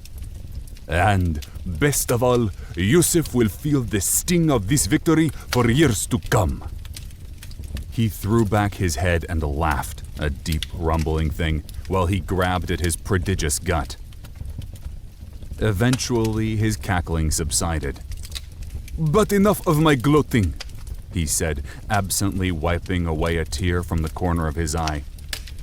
You did the impossible, and I'm sure you're ready to celebrate. Celebrate and feast! He shouted, taking a stein from the table and hoisting it into the air. Red wine sloshed over the brim, but Hakim didn't mind. He killed the drink in one hearty chug, then unceremoniously tossed the mug aside. As you can plainly see, the festivities are begun, he said. So let us finish our business quickly. Here is the information I promised you. One pudgy hand shot into his robe, pulling free a worn leather scroll bound with a bit of twine. I gratefully accepted, earning myself a flood of new notifications. ×1, level up. You have 5 undistributed stat points. Stat points can be allocated at any time. You have 3 unassigned proficiency points. Proficiency points can be allocated at any time. Ability: Shadow Spark. Ability type: Level. Passive: Level 4. Cost: None. Effect: Umbra Unlocked. All shadow-based skill stats are increased by 3% per Shadow Spark level. Current: 12%. Skill: Stealth. Skill type: Level. Active: Level 12. Cost: 20 stamina. Effect: Stealth 25% chance to hide from enemies, plus 16.8% augmented stealth. Skill: Backstab. Skill type: Level. Active: Level 9. Cost: 20 stamina. Effect: A brutal backstab attack can be activated while an adventurer is in stealth. 7 times normal damage with a knife, 5 times normal damage with all other weapons. Effect 2. 9% increased chance of critical hit while backstabbing. Skill: Blunt Weapons. Skill type: Level. Active: Level 14. Cost: None. Effect: Increases blunt weapon damage by 31%. Increases blunt weapon attack rate by 5%. Skill: Medium Armor. Skill type: Level. Passive: Level 7. Cost: None. Effect 1. 19% increased base armor rating while wearing medium armor. Effect 2. Plus 1.5% additional increased base armor rating for every piece of medium armor worn. I quickly read over the list of skill increases, then closed them one by one and scrolled over to my quest log. Quest update: Hakim's Revenge. Congratulations! You have successfully retrieved Hakim's necklace, all without killing Yusuf or his guards. In appreciation for your cunning and skill, Hakim, owner of the Lucky Rooster, has provided you with the location of the Cult of Arzok. Additionally, each of your party members has received 15,000 EXP. Map update. Congratulations! Your in-world map has been updated with a new location. Entrance to the Citadel of Arzok. Quest update. Path of the Jade Lord. Find the Citadel of Arzok and retrieve the Belt of the Jade Lord, which will reveal the resting place of the final set piece, the Amulet of the Jade Lord. According to Hakim, the Citadel is in a set of long-abandoned tunnels, located beneath an Afka den in the Bath district of Ankara. Hakim believes there is almost certainly a secondary entrance, utilized by the Winged Disciples. But you and your party will have to trudge and battle your way through the decrepit tunnels. Quest class: Ultra Rare, Secret. Quest difficulty: Death Head. Success: uncover the Cult of Arzok Citadel and retrieve the Belt of the Jade Lord. Failure: this is a Death Head quest. If you die at any point before completing the objective, you automatically fail and the quest chain will forever be closed to you. Reward: the Belt of the Jade Lord. Final clue for the Amulet of the Jade Lord: 40,000 EXP. I smiled as I read over the updates. Inch by inch, we were making progress. But as I read over the quest update, I couldn't help but feel a pang of unease in my gut. This was definitely the most difficult quest I'd ever faced, and the complications kept mounting. I mean, sure, we finally had the location of the Citadel, but my first complete day was almost gone, and we still didn't have the second quest item. And now we had to find this Afka den, whatever that was, and battle our way through an underground labyrinth to locate the cultists. This wasn't like the easy hack and slash missions I'd faced earlier on, and the pressure was weighing on me. Abby patted me on the shoulder, sensing my mood. "Whatever it is," she said with a rueful grin, "try not to think about it too much. Not tonight, anyway." She paused and stole a sidelong glance at me. "Come on, I've got something I think will cheer you up." She dragged me back into the main hall, up the stairs to one of the balconies, then through a door which led deeper into the Lucky Rooster. Instead of a room, I found myself in a short hallway lined with more doors, each numbered. Guest quarters. Abby kept walking, though, pulling me toward a door at the end of the hall, which led out into a small courtyard framed by sandstone walls. It was an open-air atrium, filled with lush greenery and a riot of blooming flowers in giant ceramic pots. Above us, the stars smiled down, twinkling in a cloudless sky. Someone, Hakim, or his lackeys more likely, had erected a large table, loaded down with food and drink of every assortment: slabs of beef, chunks of seared lamb, thick pita bread, bowls of spicy stew with thick brown gravy. And that was only the tip of the food iceberg. There were also cakes, pies, and plates piled with chocolate. Not to mention all the hooch. Honey mead, copper ale, even la jus from the storm marshes. A small fire in the middle of the courtyard burned merrily in a stone-ringed pit. All around it were my friends: Cutter, Amara, Forge, Vlad. They looked happy, huge smiles as they laughed and joked, as they ate, drank, and mingled. Even Amara, who perpetually had a stick lodged up her backside, appeared to be enjoying herself. The conversation faltered as Abby and I stepped into the wavering firelight. followed by a round of drunken cheers and raised glasses, sloshing over the brim with mead. The man of the bloody hour! Cutter slurred drunkenly before issuing an eye-watering belch. Our fearless leader. Someone get this man a drink. The sod deserves a bathtub full of mead. I was hesitant at first, feeling annoyed and tired, ready to call it quits for the night and hit the hay. But then Abby pulled me close, her lips brushing against my ear. You need this, Jack. We all do. Here's the thing. We've been so worried about taking care of the faction, about dealing with Osmark, about all these crazy quests that we've forgotten to have some fun. To live life. I know things are tough right now, but we can't forget what we're fighting for, Jack. It's this. She swept a hand around.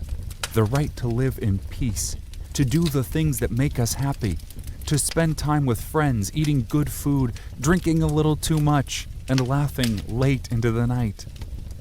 After everything that's happened, well, I thought we could all use a reminder of why we're doing this, why it's worth it. So please, try to relax. For me, okay? Reluctantly, I nodded. In a blur, I found myself in front of the fire, Abby on my left, Forge on my right, while Vlad shoved a hefty stein of golden mead into my hands, and the party resumed.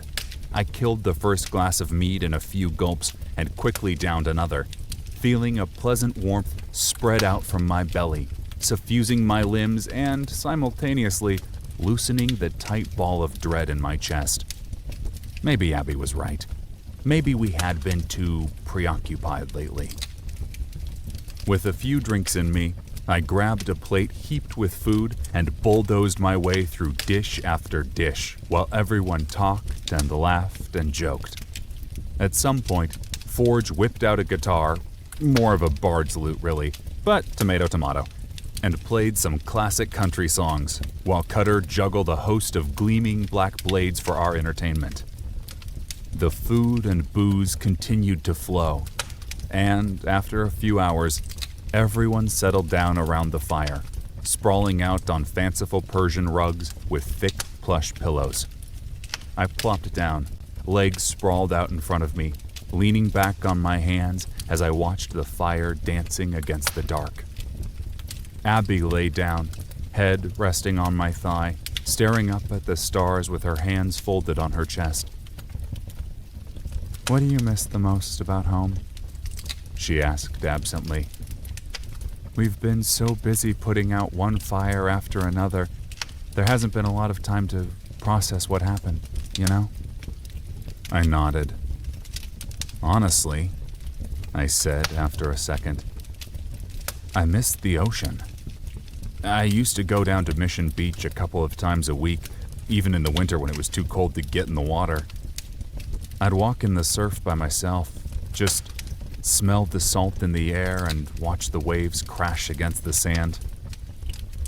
I miss home-cooked Russian food, Vlad offered morosely from across the fire.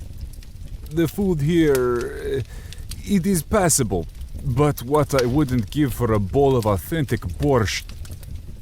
He grimaced and looked up.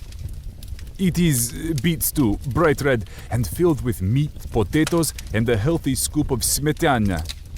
Oh, he moaned softly, lips puckered. You dip a bit of rye bread in. It is heaven. Heaven! The food here, it is good, but made for Western tastes, I think. That's really what you miss the most? I asked with an arched eyebrow. Beet soup? Da, and a glass of kvass on the side. You know what I miss, Forge said, still fiddling with the lute. Just about everything. I miss my truck, big old lifted cherry red Ford. I miss catching a Sunday football game and tailgate parties. I miss going down to the stock show. There was this rib joint called the Greasy Spoon, served the meanest pulled pork sandwich I've ever tasted. Hell, about the only thing I don't miss is the traffic heading into Austin. Bumper to bumper bullshit all down the 35. He paused and took a long pull of mead, gaze distant. The thing I miss most of all? My girlfriend, Candace. She might be in here somewhere. Eldgard, I mean. She was gonna make the jump, or try to anyway. He faltered, glanced down, and shook his head. I don't know what happened, though. Not exactly a search roster, and Eldgard's a big damned place. I've posted letters on the personal message boards. He frowned and shrugged. But nothing so far. I can't stop looking, but part of me thinks she's gone. Dead. Everyone was quiet for a time, thinking about the people we'd left behind, those we'd lost to the transition or the asteroid. I miss my parents, Abby said with a sniffle. My dad didn't even make it to the end, which is a blessing, I guess. Large cell lung cancer got him about 6 months before. She trailed off, refusing to speak the words. I was so busy working, I didn't see it until it was too late. He didn't tell me he was dying. Not Dad. He tried to get me to go out fishing with him, though. I remember he called a couple of times, said he wanted to get down to the lake. I blew him off. Too busy. If I could change anything, it would be that. I'd go back and spend more time with him. I have a question, Amara said after a time, interrupting our nostalgia fest. I want to know what happened. We natives, she hooked a thumb toward Cutter sitting nearby. We've heard there was a cataclysm that drove you all to our realm, that your kind found a way to open a rift to Eldgard from some fantastical place. Yet, it is a thing we do not talk about. It makes travelers uneasy, but I want to know. Where do you come from? Truly, what brought your kind here? Vlad, Abby, Forge, and I shared uneasy looks, not sure what to say or how to say it. We knew the NPCs were not simple computer scripts. They were definitely something more. But they weren't human, and their world wasn't what they thought. Well, you're right, Abby said, carefully. We did travel here through a type of magic gateway, one that allowed us to move between the realms.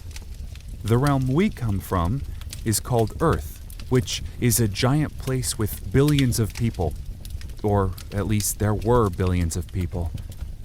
Something bad happened. A giant burning rock fell from the sky. It marked the end of our world. The way our world was, anyway. Some people survived, but most people died. Unless they came here, and even some of those people died. Their bodies, their minds, couldn't handle the change. This Earth, Cutter said, his mouth tasting the strange word. What was it like? Is Eldgard really so different? Forge whistled. Oh, it's a different kind of place, that's for sure. It's big, giant even, and we had all kinds of things.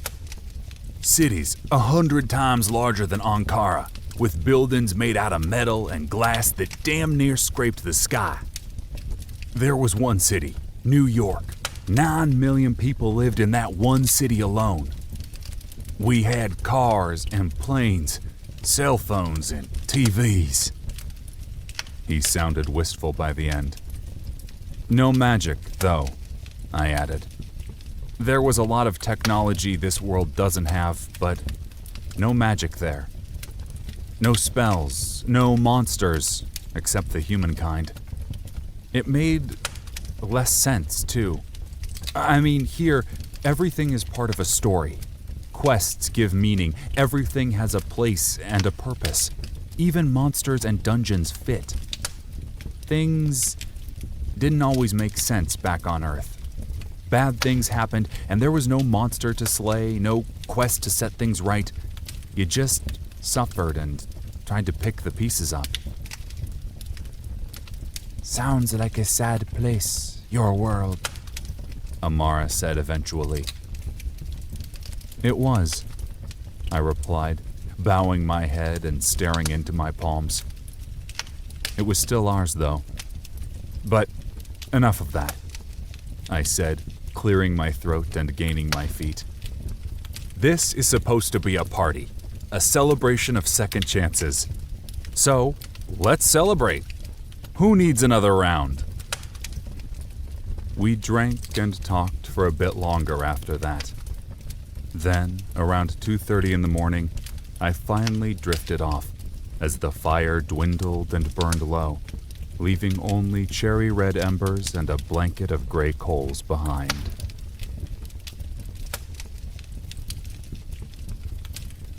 '21. The Knobby Knee. I groaned and cracked open bleary eyes as someone nudged me in the ribs with the toe of a boot. Time to get this show on the road, friend, Cutter said. My head throbbed with dull pain, and the light jabbed at my eyeballs like an army of needles. Though not a violent person by nature, I really wanted to punch him in the nose. I mean, it couldn't be time to go already. It felt like I'd closed my eyes 2 minutes ago. I pulled up my interface and checked the time.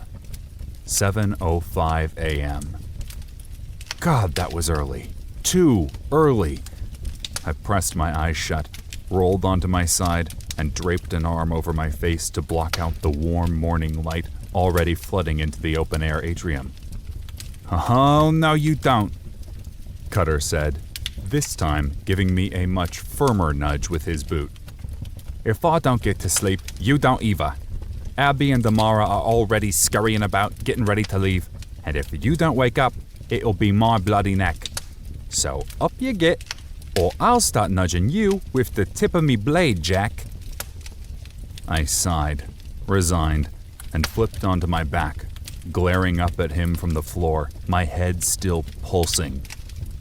Don't look at me like that, he replied with a cocked eyebrow and an indifferent shrug. If it were up to me, we wouldn't leave before noon. Abby, though, seems to be under the impression that you've only got about 4 hours before your first death head debuff kicks you in the teeth like an unruly pack horse. So, she thought we should be moving early. I groaned and pulled up my active effects screen. Sure enough, just under 4 hours until the diseased debuff took hold. Even more shocking, however, was the other active debuff currently working against me. Current debuffs. Death Head Mode. You've temporarily activated Death Head Mode. Time until the diseased debuff takes effect, 3 hours, 39 minutes, 19 seconds. Hangover. You drank too much and slept too little. As a result, you have a hangover. Mild confusion and disorientation. Duration, 1 hour. Mild head pain and light sensitivity. Duration, 3 hours. That was great. Just perfect. In less than 4 hours, and with a major boss battle looming right around the corner, the game was going to hit me with a bushel of crippling effects. The diseased debuff came with a 15% drop in attack damage and spell strength, plus an additional 25% reduction in health, stamina, and spirit regeneration. And until then? Well, until then, I had a hangover. For the 1000th time, I wondered what kind of twisted, demented jerk would purposely add a feature like that. I mean, the devs of VGO literally had the option to create the world of their liking, and some troll still thought it would be funny to include hangovers. Cutter offered me a hand, which I begrudgingly accepted, and pulled me to my feet.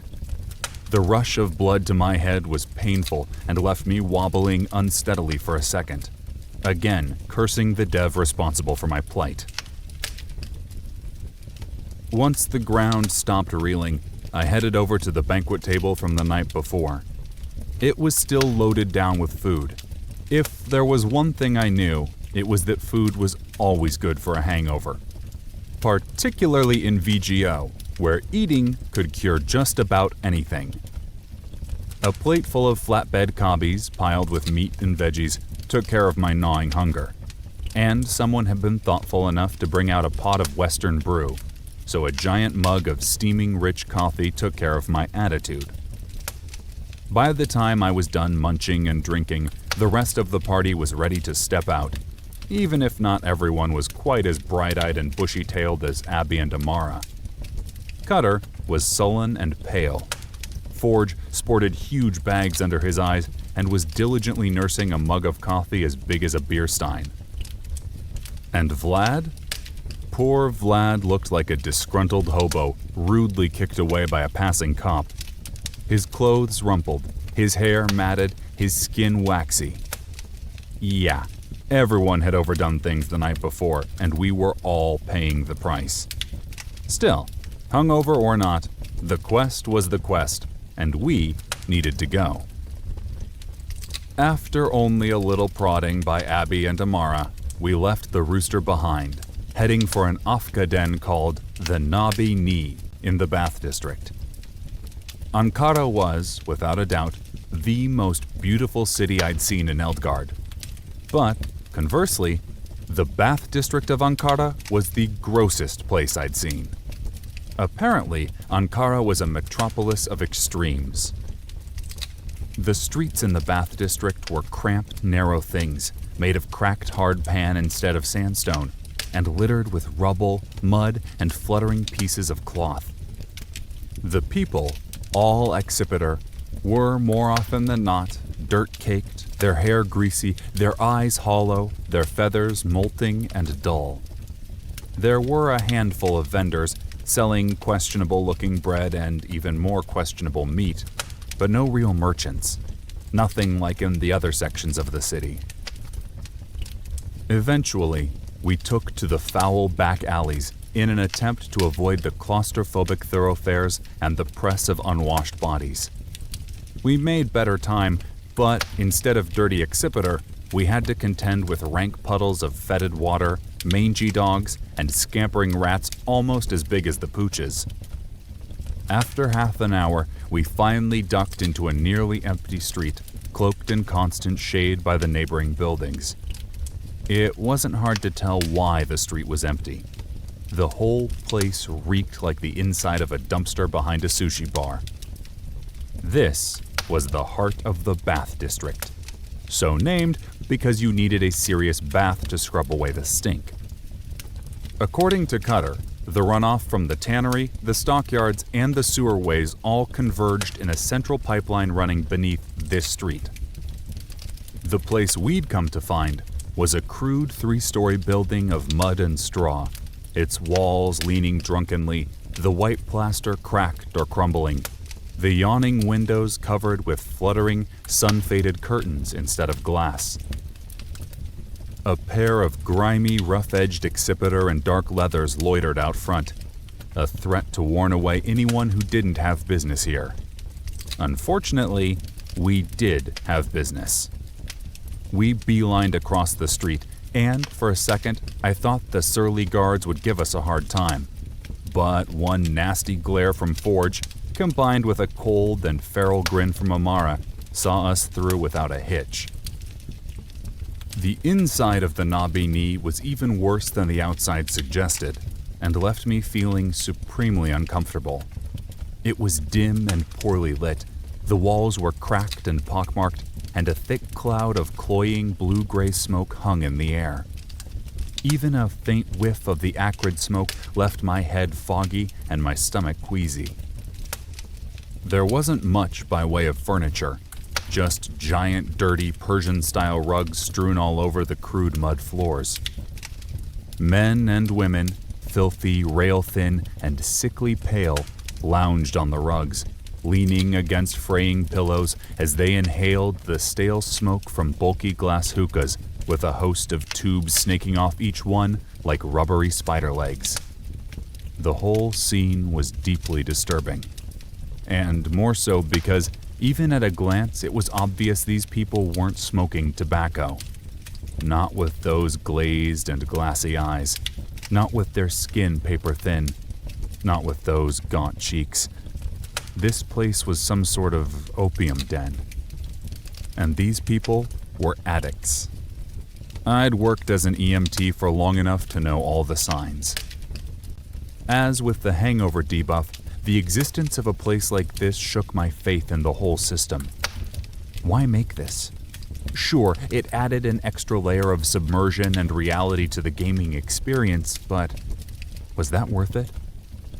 Then I reminded myself that Robert Osmark had known about the asteroid long before the general public. He'd always planned to turn VGO into a new feudal system with him at the helm. And I couldn't help but wonder if this was part of that scheme too. Had he allowed a place like this to exist as a means to placate and control the serfs in his new kingdom? It felt horribly cynical to think that way. But after talking with Osmark, I wouldn't put it past him. Not after hearing his disdain for the average person and the length he was willing to go to achieve his goals. I glanced at Abby and saw the same disgust and uncertainty on her face. We headed deeper into the building, leaving behind the glassy-eyed addicts as we passed through a curtain made of polished bits of colorful glass. On the other side was a plush office, hugely at odds with the rest of the building. Sandstone floors, crystal walls, lush carpets, and elaborate tapestries. Even an immaculate chandelier hung suspended overhead. A prim accipiter woman with chestnut eyes and a mass of auburn hair sat behind a sprawling crystal desk with a bulky Reese bodyguard flanking her on either side. And those guards looked like they meant serious business.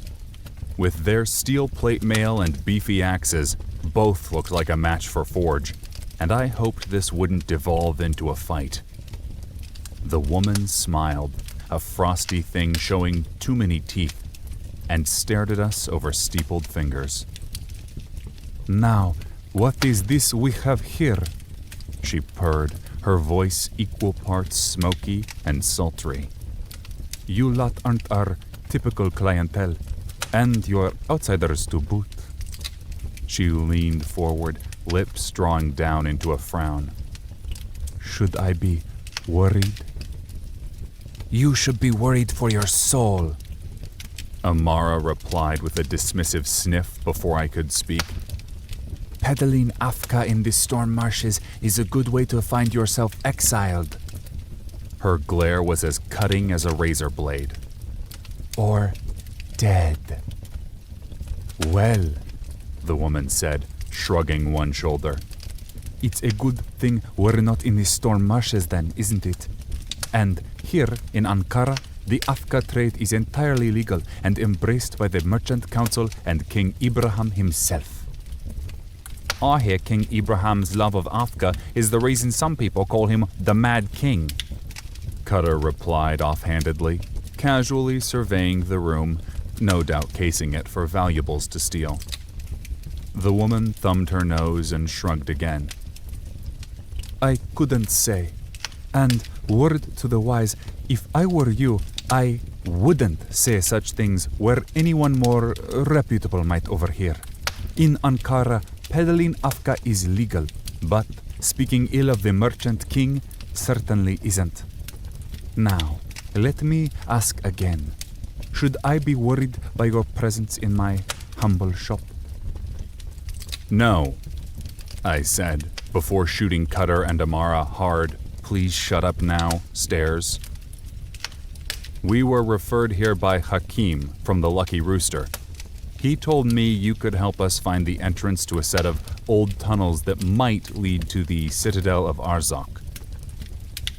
"Ah," she replied, leaning back and visibly relaxing. So you're the daring band of adventurers responsible for robbing Yusuf. Quite the extraordinary tale, and made all the better since no one likes old Yusuf, an insufferable moron. She paused, uncrossed long, sleek legs, then carefully recrossed them. Well, needless to say, you won't find any opposition from me.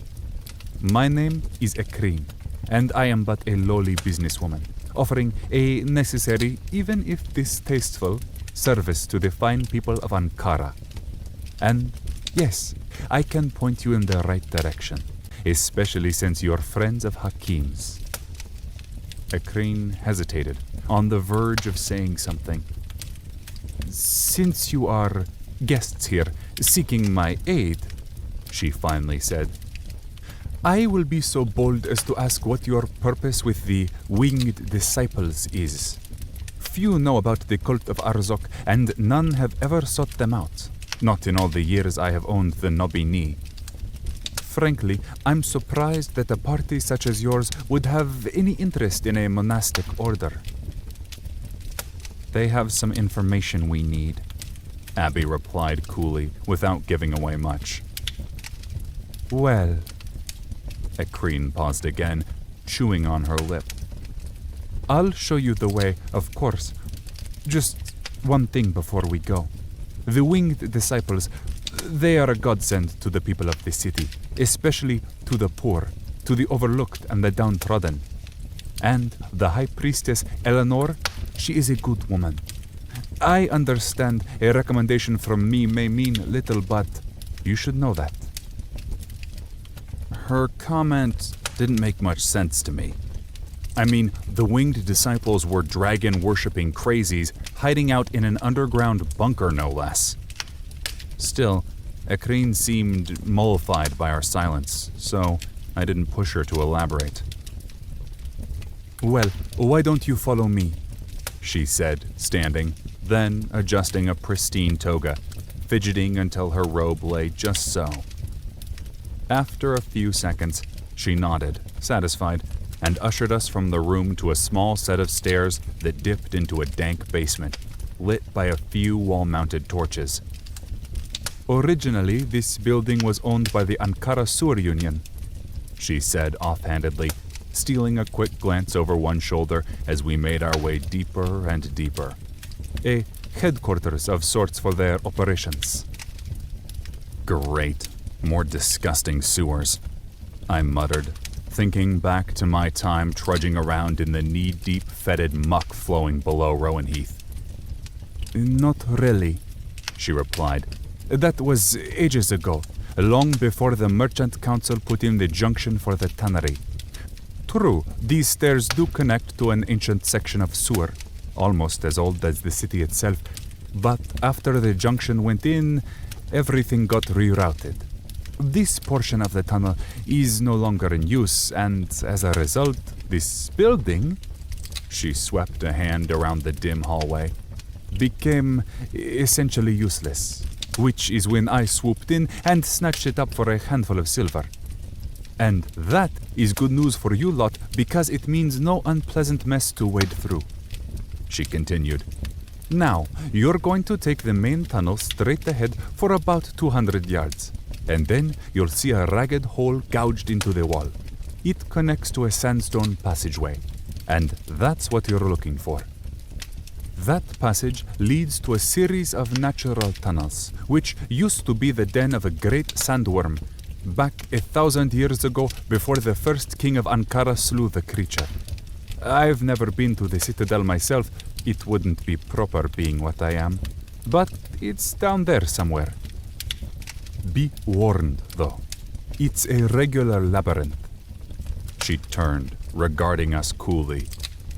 And it's not empty. Can you tell us how long we should expect the trip to take? Abby asked, professional to her core. My apologies, but no, Ekrim replied. You couldn't pay me enough to go wandering down there, not even with my bodyguards Marcus and Mert in tow. Ah! She paused as we came to a creaky wooden door, bent and warped from age and studded with rusty iron rivets. Nothing grand or fancy, just a practical door built for a practical job. "This is where I'll leave you, fine folk. I wish you the best." She paused, lips pursed, forehead furrowed in worry. "And I also wish you failure. As I said, Eleanor the priestess is something of a friend, and I would hate to see harm come to her. And you? You all seem like a group ready to unleash great harm." Her remarks left our group in an uncertain and somber mood as we headed into the thankfully dry sewer, built from time-worn sandstone blocks like most things in Ankara. It only took us a few uneventful minutes to locate the yawning hole Akreen had mentioned. "All right," I said, drawing my warhammer in a white-knuckled grip. "Let's go grind some monsters and find that belt."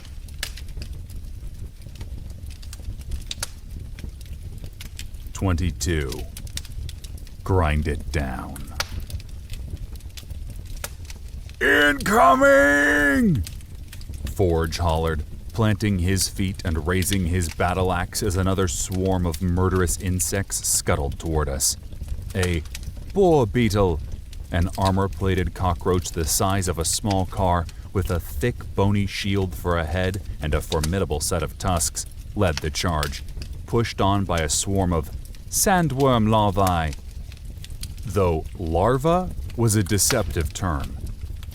Each had a fleshy pink body as large as a Rottweiler, was covered in poison-tipped quills, and squirmed along on hundreds of stubby legs, all working in concert. Behind them, loitering in the back, stood the scarab shamans, strangely intelligent bipedal creatures with black chitinous armor, burning orange eyes, flesh-rending mandibles, and sword blade arms. The spiders of Hellwood Hollow were gross, no question, but they couldn't hold a candle to the critters living in this underground warren. Absolute nightmare fuel delivered straight from the mind of a truly depraved dev who needed some serious psychiatric help. Still, after 3 hours of constant battles and grinding through wave after wave of oversized multi-legged cannon fodder, we had killing these suckers down to a science. Abby threw her hands forward, spirals of golden magic twisting around her limbs as a trio of flaming pythons exploded from her palms and landed on the floor with a soft thump. The fire serpents, mindless conjured minions that lasted 5 minutes, were 9 feet long and moved like oil on water. In seconds, they disappeared into the scuttling legs of the seething horde, completely lost from sight, though the inhuman screeches of dying larvae and bursts of flame, followed by curls of smoke rising into the air, told me they were working hard. "Deploying firewalls!" Abby hollered as flames erupted from the floor 10 feet in front of me. 2 barriers of dancing firelight, burning with the blistering heat of a falling star, created a V with a small gap right in the center, an artificial bottleneck in the middle of the tunnel, funneling the bugs into a single choke point. And standing at that choke point with his axe raised and a malicious snarl on his face was Forge. The bugs were powerful, true, but their greatest strength lay in their numbers, and Abby's simple firewalls forced the endless swarm to face our tank head-on, one at a time. Forge drew aggro, absorbing the big brutal hits like a champ, which allowed the rest of us to do what we did best without the fear of being overwhelmed by their sheer numbers. Abby held the flame walls, an enormous effort that took her entire focus. Vlad tossed brutally effective alchemic orbs over the flame walls. Nico scampered along the ceiling, hurling more of Vlad's impromptu hand grenades into the packed crowd of horrors, sowing chaos and confusion, then poofing into the Shadowverse, only to appear someplace else an eye blink later. Meanwhile, Amara launched volley after volley of obsidian-tipped arrows into the swarm. She was a preternaturally good shot, and somehow, almost impossibly, each arrow found a mark. an eye, a mouth, a fleshy head, often killing outright or maiming terribly. Cutter, who stuck close behind Forge, darted into the open just long enough to hurl a fan of conjured blades, which sliced through exposed limbs and sunk into armored torsos and ugly multi-eyed faces. One of the bulbous larvae attempted to skirt around Forge, who was locked in battle against the titanic boar beetle, but Cutter was there in an instant. The thief lodged one black-bladed dagger into its vulnerable maw, slashed its throat with the other, then planted a boot on its face, forcing the overgrown slug back. Truthfully, the strategy was classic MMO. Nothing glamorous in it, not really, but it was brutal, effective, and kept everyone safe.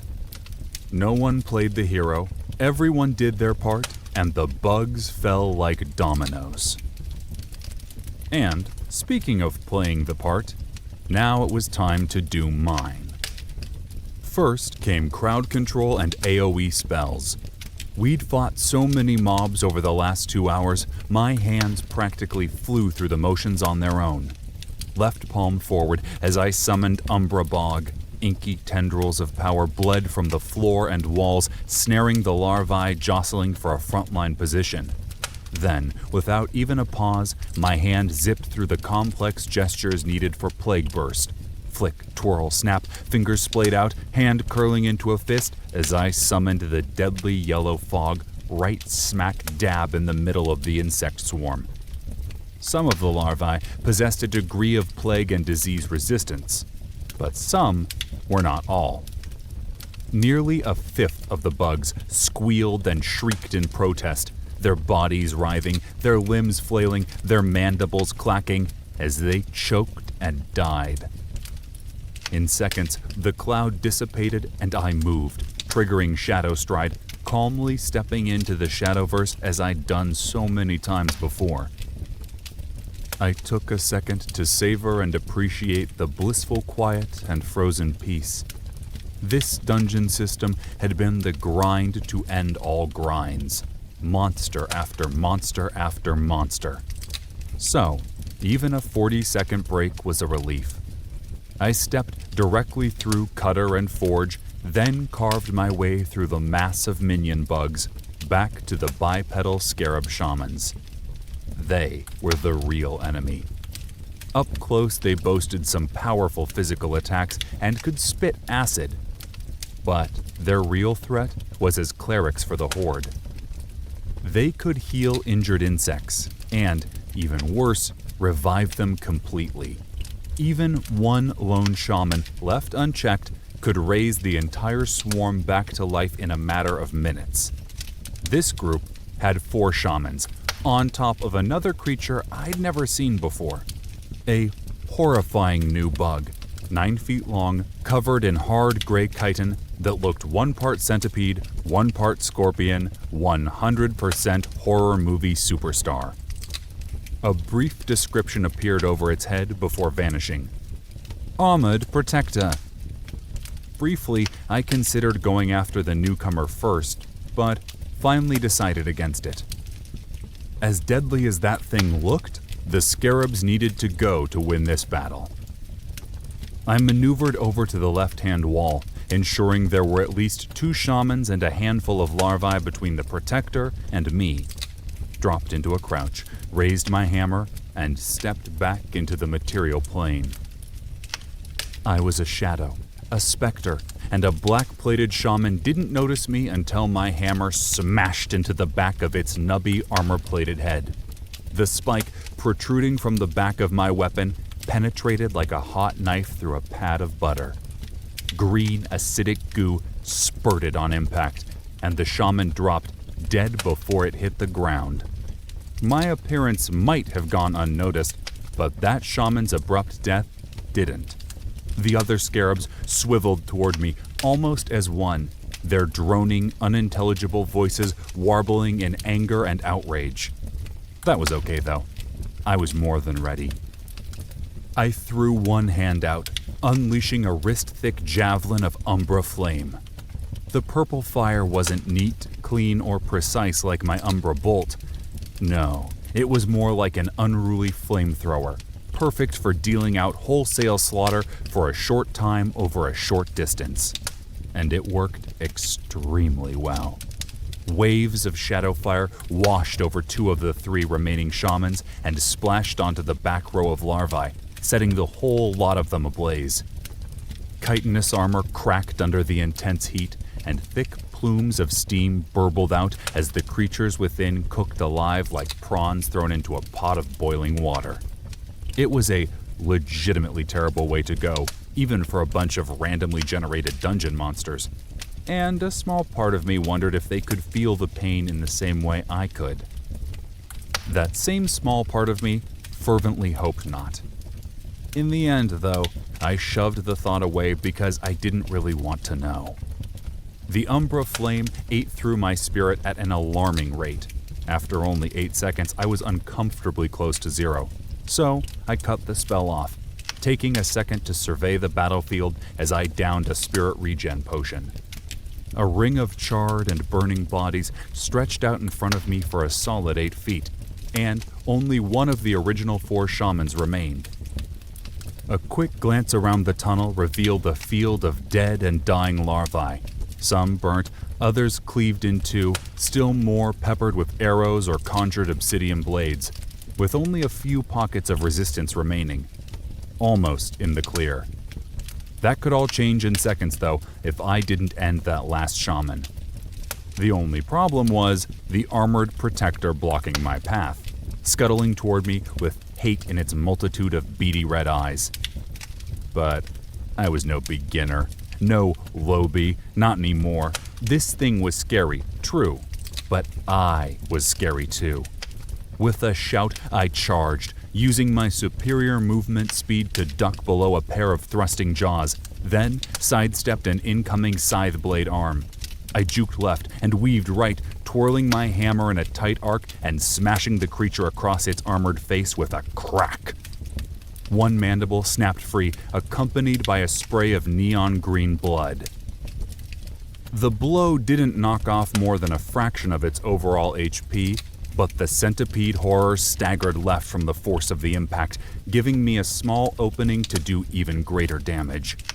I charged again, thrusting the spike on the top of my warhammer into its face, skewering it through one eyeball and pushing it back with brute strength. Then, as it wriggled on the end of my hammer, fighting to break free as its many legs clawed fruitlessly at the air, I summoned a new wave of Umbra flame and roasted the stomach-churning bug like a hot dog over a roaring campfire.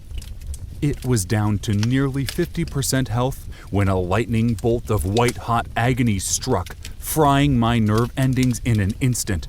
My Umbra fire dwindled and died as I dropped to the floor, doubled over, clenching my stomach. It felt like there was a wildfire rampaging through my whole body, burning down everything in its wake. A prompt flashed. Debuff added. Diseased. As a result of the Death Head mode, your body is slowly dying. You've been afflicted with Death Head's disease. Attack damage and spell strength reduced by 15%. Health, stamina, and spirit regeneration reduced by 25%. Duration, until death or quest completion. Excellent, as if I didn't already have enough on my plate. Fortunately, the pain receded almost as fast as it had hit. Unfortunately, the temporary distraction had cost me in battlefield advantage. The hideous protector now loomed over me, its jaws yawning, its mouth ringed with nasty, undulating spikes. It regarded me for a second, a clicking hiss growing in its throat, then launched a giant wad of green phlegm directly into my face. I shot one arm out, batting at the ball, but that only splattered the viscous substance along my hands and into my eyes. I screamed again as my right eye went black and the other blurred, making it almost impossible to see, while a sharp, biting pain worked its way through my skin. That earned me another notice. Debuffs added. Acid burn. You have been acid burned. 7 points acid damage, duration 25 seconds. Partial blindness. Vision reduced by 79%. Duration 1 minute. The agony was an enormous living thing, but I fought and flailed all the same, lashing out with my hammer in one hand and bursts of Umbra Bolt with the other, hoping, praying really, to hit something, anything. My hammer landed with a wet thunk, followed by a high-pitched squee as the dark shadow hanging above me retreated out of sight. Driven away for the time being, though certainly not dead. I scrambled to my feet and lurched away, but only a step. A giant set of insectile claws immediately wrapped around my left foot and clamped down on my ankle like a vice grip. With a sharp tug, the creature jerked me from my feet, sending me back to the floor. Panicked, I glanced down, and even with badly blurred vision, it wasn't hard to make out the centipedal protector with its mouth engulfing my boot. I screamed again, this time for help, as I kicked at its face with my other foot, hoping to dislodge it. It was a useless effort. The protector absorbed my kicks like an implacable brick wall, while slowly sliding its jaws inch by inch up my leg, first to my calf, then all the way to the base of my kneecap. Spikes lined its gullet, sinking through my leather armor, kneading into my flesh as it moved. Holy crap, this thing was eating me. And, even worse, my skin was burning as acid soaked through the punctures in my reinforced leather leggings. Not just eating me then, dissolving me. And there wasn't anything I could do. I couldn't effectively swing my warhammer, and I couldn't use Umbra Flame without the risk of setting myself on fire too. Still, no matter how bad it looked, I wasn't about to call it quits. I leaned forward with a grimace and bashed at the protector's beady eyes with the spiked edge of my battle vambraces, activating Black Caress over and over again, slowly chewing away at its HP while absorbing a fraction of its life in return. But it just kept moving. Eating. Another chomp brought the protector's mouth up past my knee, all the way to mid-thigh. If I didn't do something soon, it was going to saw through my leg entirely, and then I'd be done for. The flashing blade of a battle axe saved me the trouble, though. 1 second, I was struggling against the protector, beating at it with my spiked gauntlet. The next, the pressure around my legs slackened and vanished as a gore-soaked forge appeared, his weapon planted firmly into the base of the protector's neck. I let out a shuddering sigh. I'd never been more happy to see someone in my entire life. With the immediate danger past, I turned my bleary gaze on the tunnel, expecting to see more larvae flooding toward us. But there were none. The insect horde lay dead, all of them smashed, hacked, or burned into little pieces. "Forge! Jack!" Abby called out. "You guys okay?" Yeah, we're all right. Forge replied with a holler. This nasty sumbitch just about took off one of Jack's legs, but I think he'll recover. He grinned, shot me a wink, then dropped to a knee and helped me wriggle the protector's mouth and gullet free from my leg. Seriously though, you okay, boss? He asked me in a whisper, eyeing the multitude of lacerations and the green acid staining my trousers. "I've been better, but I'll live," I replied, extending him a hand. He stood and pulled me to my feet with a heave, a giant grin breaking out across the sharp angles of his face. Hell yeah, Jack, get some! The rest of the party was busy rummaging through the corpses, which dropped some serious loot. No shoddy beginner's gear slated for the scrap heap. Nope, not in this dungeon. Each bug carried rare chitin, a handful of coins, silver or gold, never copper, and usually at least one item. A gleaming dagger with a +2 dexterity boost here, a belt of troll might with a +3 strength bonus there. None of it was rare, but all of it would either fetch a decent price with the merchants or go right into the faction vault. Our influx of new members never ceased, and getting quality gear for lobies was always an issue. It took another 5 minutes to finish looting the bodies, which gave me time to tell the rest of the party about the diseased debuff. Then we headed on, ever deeper into the warren of passages. 30 minutes and a small army worth of sandworm larvae, boar beetles, scarab shamans, and armored protectors later, we reached an ancient stone doorway set into the yellowing skull of a long-dead dragon. Directly in the center of the door, surrounded by a ring of electric green runes pulsing with eerie life, was a handprint. I'd seen something like this once before, during my raid on Gentleman Georgie's underground laboratory. This door was a port hub, a custom transport artifact that allowed a dungeon's final room to be perfectly tailored to unique players and quests. Port hubs made it possible for an infinite number of potential boss rooms to exist at the end of any particular location. And from what little I'd found about them on the game wikis, they were rare and only used for the most challenging or unique quest lines. With a gulp, I pushed my hand against the palm print carved into the stone. Heat exploded beneath my skin as a flare of iridescent light enveloped me, and the world spun and vanished, replaced by a chaotic swirl of color and a beating wind.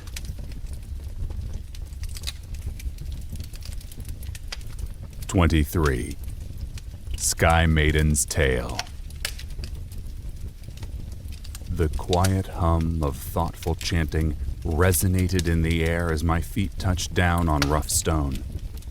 It was a sweet, melodic sound, which reminded me more of a Buddhist temple than the stronghold of a bloodthirsty cult ready and waiting to summon a murder demon. Smells came next. Sandalwood smoke, a hint of vanilla sweetness dancing with a musky cedar, and the pungent aroma of freshly turned earth and smoldering campfire logs. I kept my eyes shut tight, waiting for the wave of vertigo to pass as I wobbled drunkenly. After a few deep breaths, the nausea faded, the room stopped spinning, and I could finally open my eyes. I stole a quick look left and right, double-checking to make sure the rest of the party had made it through in one piece. A quick head count put me at ease. We'd all made the jump, though everyone, except Forge and Nico, seemed to be reeling from the effects of the port skip. Everyone okay? I asked in a harsh whisper, receiving a muted round of yeses and a few thumbs up in reply. I gave everyone a few more seconds to recover before trudging on down a narrow hallway fashioned to resemble the bone-lined throat of a great dragon. The hallway dipped and turned, but eventually terminated at a cavernous room with a dragon's spinal column running down the center of the ceiling, just like in the vision I'd received back at the Dark Conclave. The walls were fashioned from intricately carved sandstone, but support beams also dotted the walls at regular intervals, built from curved rib bones as thick as telephone poles. Dragon bones. I was struck by a powerful sense of déjà vu as I surveyed the room. There was a small library off to the left, and glass-fronted cases marching off in a line on the right. My gaze lingered on those cases, more specifically on the wide array of rune-worked weapons and trinkets on display.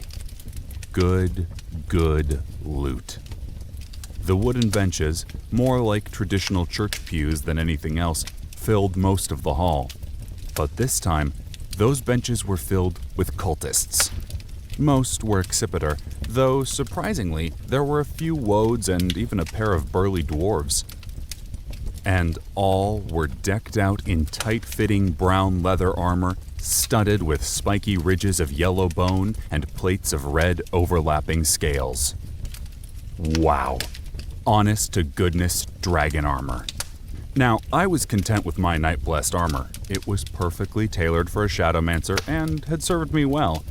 But I couldn't wait to get my hands on that gear. Worst case scenario, I could break the weapons and armor down using our new Salvage faction ability. Then, hopefully, use the dragon bones and scales to upgrade my current items. I could dream, anyway. I pushed the greedy thoughts away as the chanting stopped and the High Priestess, standing at the front of the chamber, fell silent. She was an Accipiter. The great golden wings protruding from her back were a dead giveaway. With coppery skin, a sheet of raven hair, and dark, thoughtful eyes. Unlike the rest of the cultists present, she wore flowing robes of metallic green, decorated with elaborate designs woven from golden thread. Most importantly, around her waist sat the Jade Lord's belt. She regarded our party serenely from behind a wooden pulpit carved and sculpted to resemble a sinuous dragon. I steeled myself, ready for the fighting to begin in earnest. I was quite surprised when the priestess broke out in a wide smile, her teeth brilliantly white against her dark skin. "It's been a long time since we had visitors to our citadel," she said, her voice rich and inviting. "So long as you come with peace in your hearts, you are welcome in this place." That, now, was unexpected. I reached up and pushed back my hood, revealing the crown of the Jade Lord. "We're just here for the belt," I said, stowing my warhammer and raising my hands skyward, trying to placate her, though I couldn't help but eye the length of scale-covered leather wrapped around her waist. "Once we have that, we'll be on our way. No muss, no fuss. No one needs to die." A round of angry mutters broke out among the assembled disciples. Several of them shot to their feet, glowering at us as they reached for short swords or curved bows. The priestess, though, simply quirked an eyebrow and raised one hand, stilling the mob in an instant. "I'm sorry, but I'm afraid that's quite impossible. We are a peaceful order, dedicated to the teachings of the wise Sky Maiden Arzok. We care for the sick, minister to the poor, and care for the orphans and widows among Ankara's population. But guarding the ancient artifacts of Arzok, including this belt, is part of our sacred duty. We will not falter. If you wish to depart our citadel without a battle, you will be leaving empty-handed." Abby slipped up next to me, pressing her body in close. "Jack, something's wrong here. None of this is adding up in my head. I mean, this is supposed to be a demonic dragon cult." She paused and glanced at me, confusion evident on her face. "But these people don't look bloodthirsty or murderous. Not even a little." The High Priestess responded with a laugh, cold and cynical, clearly hearing the comments meant for me. "Well," she said, spreading her hands, "there are certainly some who believe us to be monsters. The Sky Maiden, after all, is the villain in most stories." She paused and canted her head, carefully eyeing Amara and me. "Based on appearances alone, I'm assuming you received your information from the Dark Conclave?" It was part question, part statement.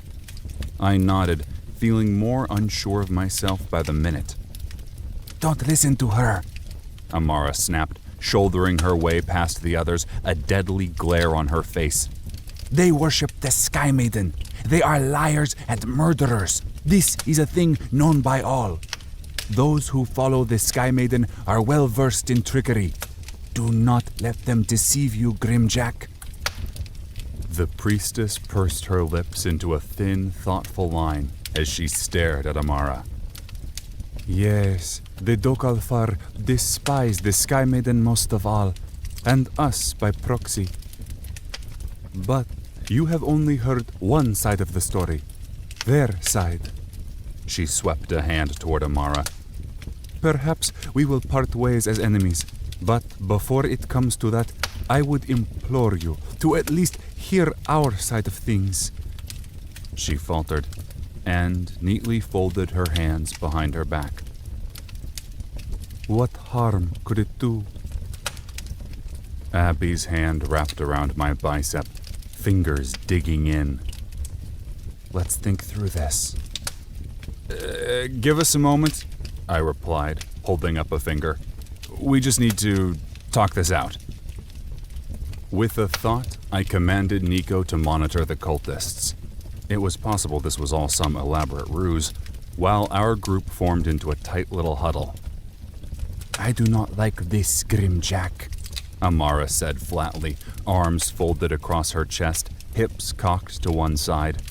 We cannot leave without the belt, so what does it matter what lies they have to spout? It is a waste of time, and I do not wish to hear false accusations leveled against my clansfolk. It is a disgrace. Let us do what we've come to do and move on. I don't know, Abby said, brow knit in concentration, a frown lingering on her lips. This isn't nearly as straightforward as I was expecting. You're right, Amara. We can't leave without the belt, but this whole situation makes me feel uneasy. Seriously, look at these people. Really, look at them. They're not just generic dungeon monsters looking to murder and loot. They're do-gooding monks who want to talk, for Pete's sake. Yes, that's what they want you to believe, Amara interjected. But words are just words, Abby. Besides, they worship the demonic creature responsible for massacring my ancestors and destroying the Nankri dynasty. Those actions alone speak far more loudly than anything else they could ever say or do. In my eyes, they stand condemned already. Let us kill them and wash our hands of this place. What do the rest of you think? I asked, before stealing a short peek over one shoulder. The cultists were still sitting, the priestess watching us with a mix of fear and curiosity on her face. I gotta go with Abby, Forge grunted with a nod of his blocky head. More intel is never a bad thing in my opinion. Besides, these people seem alright. I mean, that lady from the Afghan den vouched for him, and I got a good feeling about her. Sure, she's a drug dealer, but she seemed like an honest drug dealer. And, honestly, I'm not sure how I'd feel about killing these people. I mean, I'll do what we gotta do. The mission's the mission. But if there's a less awful way to go about it, I'd be open. As much as it pains me to say it, Cutter said, his hands absently fidgeting at the blade stowed in his belt. I agree with Amara. Think about it, Jack. In order to unite the Storm Marshes, we need that belt. Period. End of bloody story. Nothing this lady, he hooked a thumb toward the priestess, says will change the quest. Likely, it'll only make doing our job more difficult. Sometimes the best thing to do is keep your head down and do the job in front of you. Gentleman Georgie taught me that when he first took me under his wing. But I'll back your play, whatever you decide. Vlad? I asked. He frowned, shrugged, and wagged his head from side to side in indecision. It is a hard call, but we Russians have a saying, wisdom is born, stupidity is learned. Knowing more is better, I think. Amara glowered at him like he'd just slapped her across the mouth. But Vlad patently ignored her, unmoved by her cutting looks. Vlad didn't really care much about what other people thought of him, a trait I admired. I nodded and turned back toward the priestess. Okay, I can't promise anything, but we'll at least hear you out. I thrust one hand out and recalled Nico to the Shadowverse, a small sign of good faith. Very wise. She dipped her head. Nassim, take over for me. She instructed a younger man with a thin build and a thick mustache. As for you, honored guests, please Follow me. She turned on a heel and glided toward the wall of bookcases. She halted in front of a hulking case loaded down with leather tomes and a sprinkling of antique knickknacks, bits of bone, small golden figures, a few candle holders. For a moment, she just stood there, scanning the titles, until she eventually slid one book free and stepped away as the wooden shelf swung outward on silent hinges, revealing an earthen passageway gouged into the wall. The soft chanting started again as we headed into the secret tunnel, winding our way down a claustrophobic hall lined with more bones and bits of scale. We emerged into an enormous rounded chamber with an arched ceiling and thick gray walls. Along the back wall, directly ahead, hung a beautiful crimson tapestry, an exquisitely woven thing depicting some epic battle from long ago. A monstrous dragon posed mid-swoop, while a merc elf man waited, his feet spread wide, his beefy sword upraised. Behind them was a volcano, frozen in time as it spewed magma and smoke into the sky. The final battle between the Jade Lord and the Sky Maiden, no doubt. Everyone stared at the mesmerizing piece in utter silence. Except for Cutter, of course, who let out a soft whistle, then mumbled, I wonder what that would go for on the black market, under his breath. It's priceless, I can assure you, the priestess replied, strutting across the room, then, lightly, reverently, trailing her fingers over the fabric. We have many treasures here, not just the belt you've come in search of. We have tomes of forgotten knowledge, some even dictated by the Sky Maiden Arzok. We have dragonbone weapons. We have ritual spells. But this tapestry is among our most valued possessions. For its beauty, of course, but more so because, like these other artifacts... She touched the belt fondly, then gestured toward my crown. It contains a bit of her essence, though willingly given. With it, we can see her mind, her memories.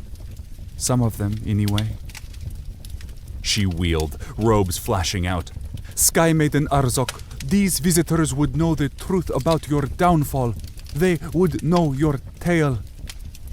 As the words left her mouth, the floor began to tremble, to shake, bits of dust raining down as piles of bone strewn around the room danced and clattered. Then, the gorgeous tapestry shifted, morphed and changed as the picture sewn into the fabric took on a strange semblance of life. It was like watching a movie made of embroidery and silk. The volcano in the background zoomed forward, consuming the tapestry, as a voice, stately and female, boomed in the air. They came for the gold, the voice said. Svartalfar miners sent by the Jade King and his brothers. On the tapestry, a host of dwarves, squat, bearded men with pickaxes slung over their shoulders, trudged through thick grass with their heads bowed. Ahead of them, riding on an immense ebony puma, was Nankri. I'd been hibernating for years then, the voice came again. While my mate, Irint, stood watch over the mount. I woke for the hatching, though. You see, the great volcano lies dormant, often for many years, hundreds of years. But it always wakes eventually, and when it does, it spews molten gold up from the bowels of the world. Suddenly, the mining party was gone, and we were inside the volcano, perched on a wide brim of rock pitted with shallow pools of burbling liquid gold. In each pit were eggs, each the size of a basketball, their shells shimmering with metallic rainbow light, like giant diamonds held up to the sun. There were 20 or so in total. The Jade King knew this thing, the voice said. He knew of the gold, knew it was protected by fierce dragons, though he didn't know of the eggs or that the gold was necessary for them to hatch, to survive. He soon learned, though. The voice paused, engulfing us in a sad, sullen silence. Not that it changed anything, she finished. A hole appeared in the side of the volcano as a pickaxe burst through, accompanied by a brilliant shaft of sunlight, followed shortly by a dwarf. Then another dwarf, and another still. I was weak, too weak even to move, the voice said. But Irinth, he fought. A dragon with slick green scales, not much larger than Devil, threw himself from the ledge, taking wing over the volcanic fumes and burbling lava, then diving at the invading miners. The battle was fierce. My Irinth was a warrior to his core, but the Jade Lord had powerful magics and a quick wit. In an instant, the dragon was on the floor, wings broken, hide scorched, one eye gone, while the Jade Lord stood over him, his face somber as his sword whooshed down. Emerald scales and pink muscle parted as Irinth's head rolled away from a flailing neck, leaking viscous golden blood. Dead. Murdered. Nankri didn't stop there, though. No, he and his miners came for the gold. I pleaded with them, too weak to fight, but strong enough to speak, to explain. They didn't listen. Mining picks smashed through fragile, multicolored eggshells. Young dragons, only partially formed, squealed as they died. Just business. That's what the Jade Lord told me. He needed to finance a war so that he could defend his kingdom. The voice died away, and the vivid images on the tapestry faded, reverting to the picture we'd first seen. It hurts her to remember, the priestess murmured, tears welling in her eyes.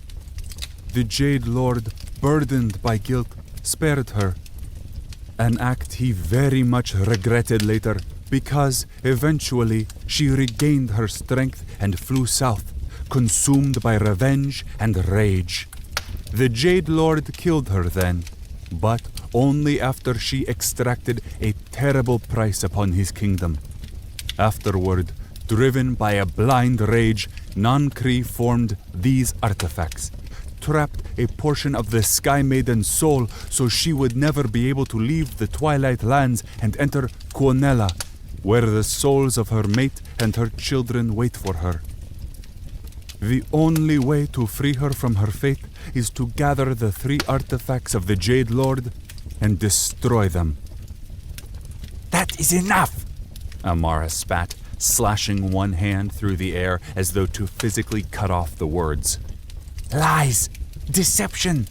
As I said, Lord Nankri and his brothers were honorable men. They would never do such a disgusting act. You and your foul magic pervert the truth and shake us from our purpose. Amara, maybe we should finish hearing her out. I hedged, uncertain. I wanted to believe the Dark Conclave's version of events. But this wouldn't have been the first time in history a leader had done something terrible for the sake of power, then covered it up. Heck, that's sort of what world leaders did. I mean, all that stuff happened a long time ago. How do we know the Dark Conclave didn't... No, I will hear no more of it. Amara snapped, wheeling and bolting for the door, leaving the way we'd come, the ghost of tears building in her eyes. Cutter shot me a tight-lipped grimace, then turned and went after her. Amara! He called, feet click-clacking on the stone floor.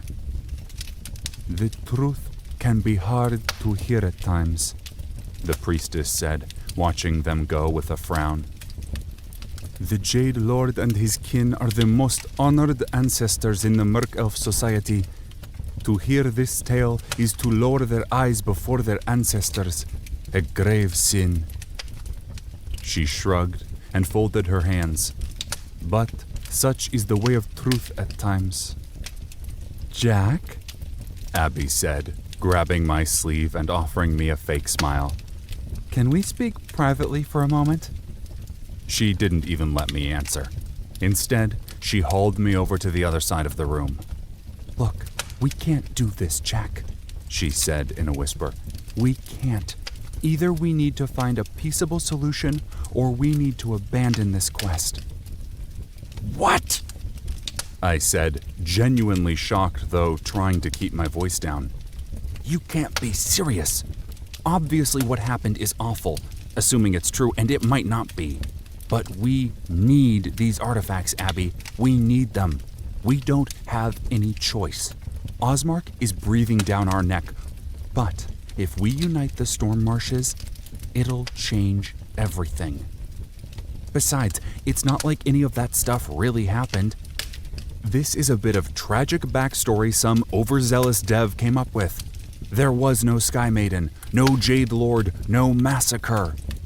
I paused, glancing over a shoulder, making sure no one else was close enough to overhear. It's a game, Abby, but this war with Osmark, that's real. She folded her arms across her chest, wilting beneath my words as she chewed on her bottom lip. Look, she finally said, everything you're saying is true, but this all feels off, Jack. This whole scenario. She waved her arms around at the temple. It's exactly like the story we just heard, except we're the bad guys. Think about it. Nankri killed Arzak and her family, who were all innocent, in order to fund a war for the greater good of the storm marshes? That's messed up, right? But now, here we are, preparing to kill a bunch of innocent people in order to go kill Arzak again, all in order to help our own war effort. The parallels are too close for comfort, she continued. It feels like history is repeating itself, and not in a good way. Plus, this seems a lot like what Osmark's done. The things we're fighting against. I mean, he broke laws, hurt people, and made a lot of morally questionable decisions, teaming up with Carrera and others like him, all in service to the greater good. She used air quotes, showing exactly what she thought of his motivations. I'll support you whatever you decide, but I'm not sure we should do this. Just call it gut instinct. I blew out my cheeks and absently ran a hand through my hair. She was right, of course. Killing a bunch of innocent people, well, potentially innocent, I reminded myself, was exactly the kind of thing Osmark would do. At the same time, we did need that belt. It could change everything.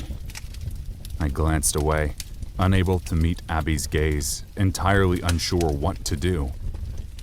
Before I could make any decision, though, a shout rang out, Cutter yelling an inarticulate curse, followed by the ring of steel on steel.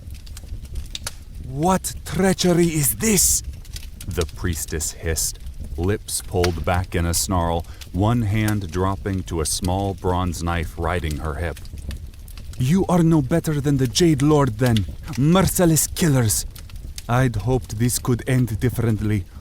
But if it is a battle you demand, then none of you will leave here alive. And, just like that, the decision was out of my hands. The priestess pulled her dagger free and began chanting as the bones piled around the room rattled and danced along the floor, rising into the air.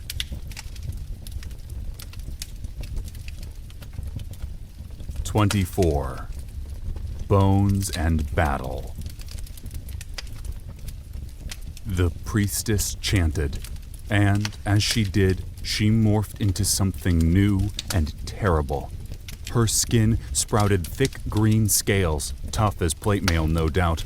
Her limbs elongated, her fingers grew gleaming black talons, and a reptilian tail broke free, lashing wildly at the air.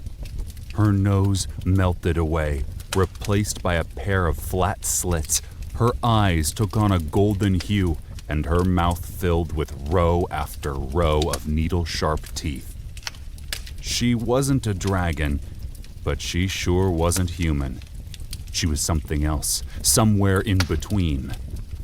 Meanwhile, the bones from the floor continued to swirl in a miniature tornado, ancient magic sculpting and welding them together. A broken and distorted skull took shape, filled with jagged, tearing fangs, followed by a serpentine neck of yellow bone. Squat legs and powerful arms materialized in a flash, connected to a streamlined torso cobbled together from broken shards of bone and dusty rock. A whipping tail came next, along with powerful wings. In seconds, the frame of a dragon, a little longer than Devil, hung patiently in the air. Then, the oddest thing of all happened. The magical tapestry tore free from the wall, flew along on a powerful gust of air, then wrapped around the conjured creature, creating a thin skin of colorful fabric. Oh no. I moved on instinct, pushing away all of my uncertainty as I summoned Devil from the Shadowverse. The dread lizard emerged in a puff of sooty smoke, took one quick scan of the room, then bolted into action, propelling himself into the air. He flew like a torpedo and slammed into the necrotic bone dragon like a freight train. Their bodies came together with a thunderclap that shook the room and reverberated in my teeth, before both creatures dropped to the ground in a tangle of limbs, thrashing wings, and snapping jaws. The tapestry-clad bone dragon was a force of nature to be sure, but Devil was no slouch in a fight, especially not with a bit of backup. With a thought and another effort of will, I summoned Nico to the fray, grinning as the chimp exploded into existence and took wing, soaring among the bone rafters above. "Help, Devil," I sent.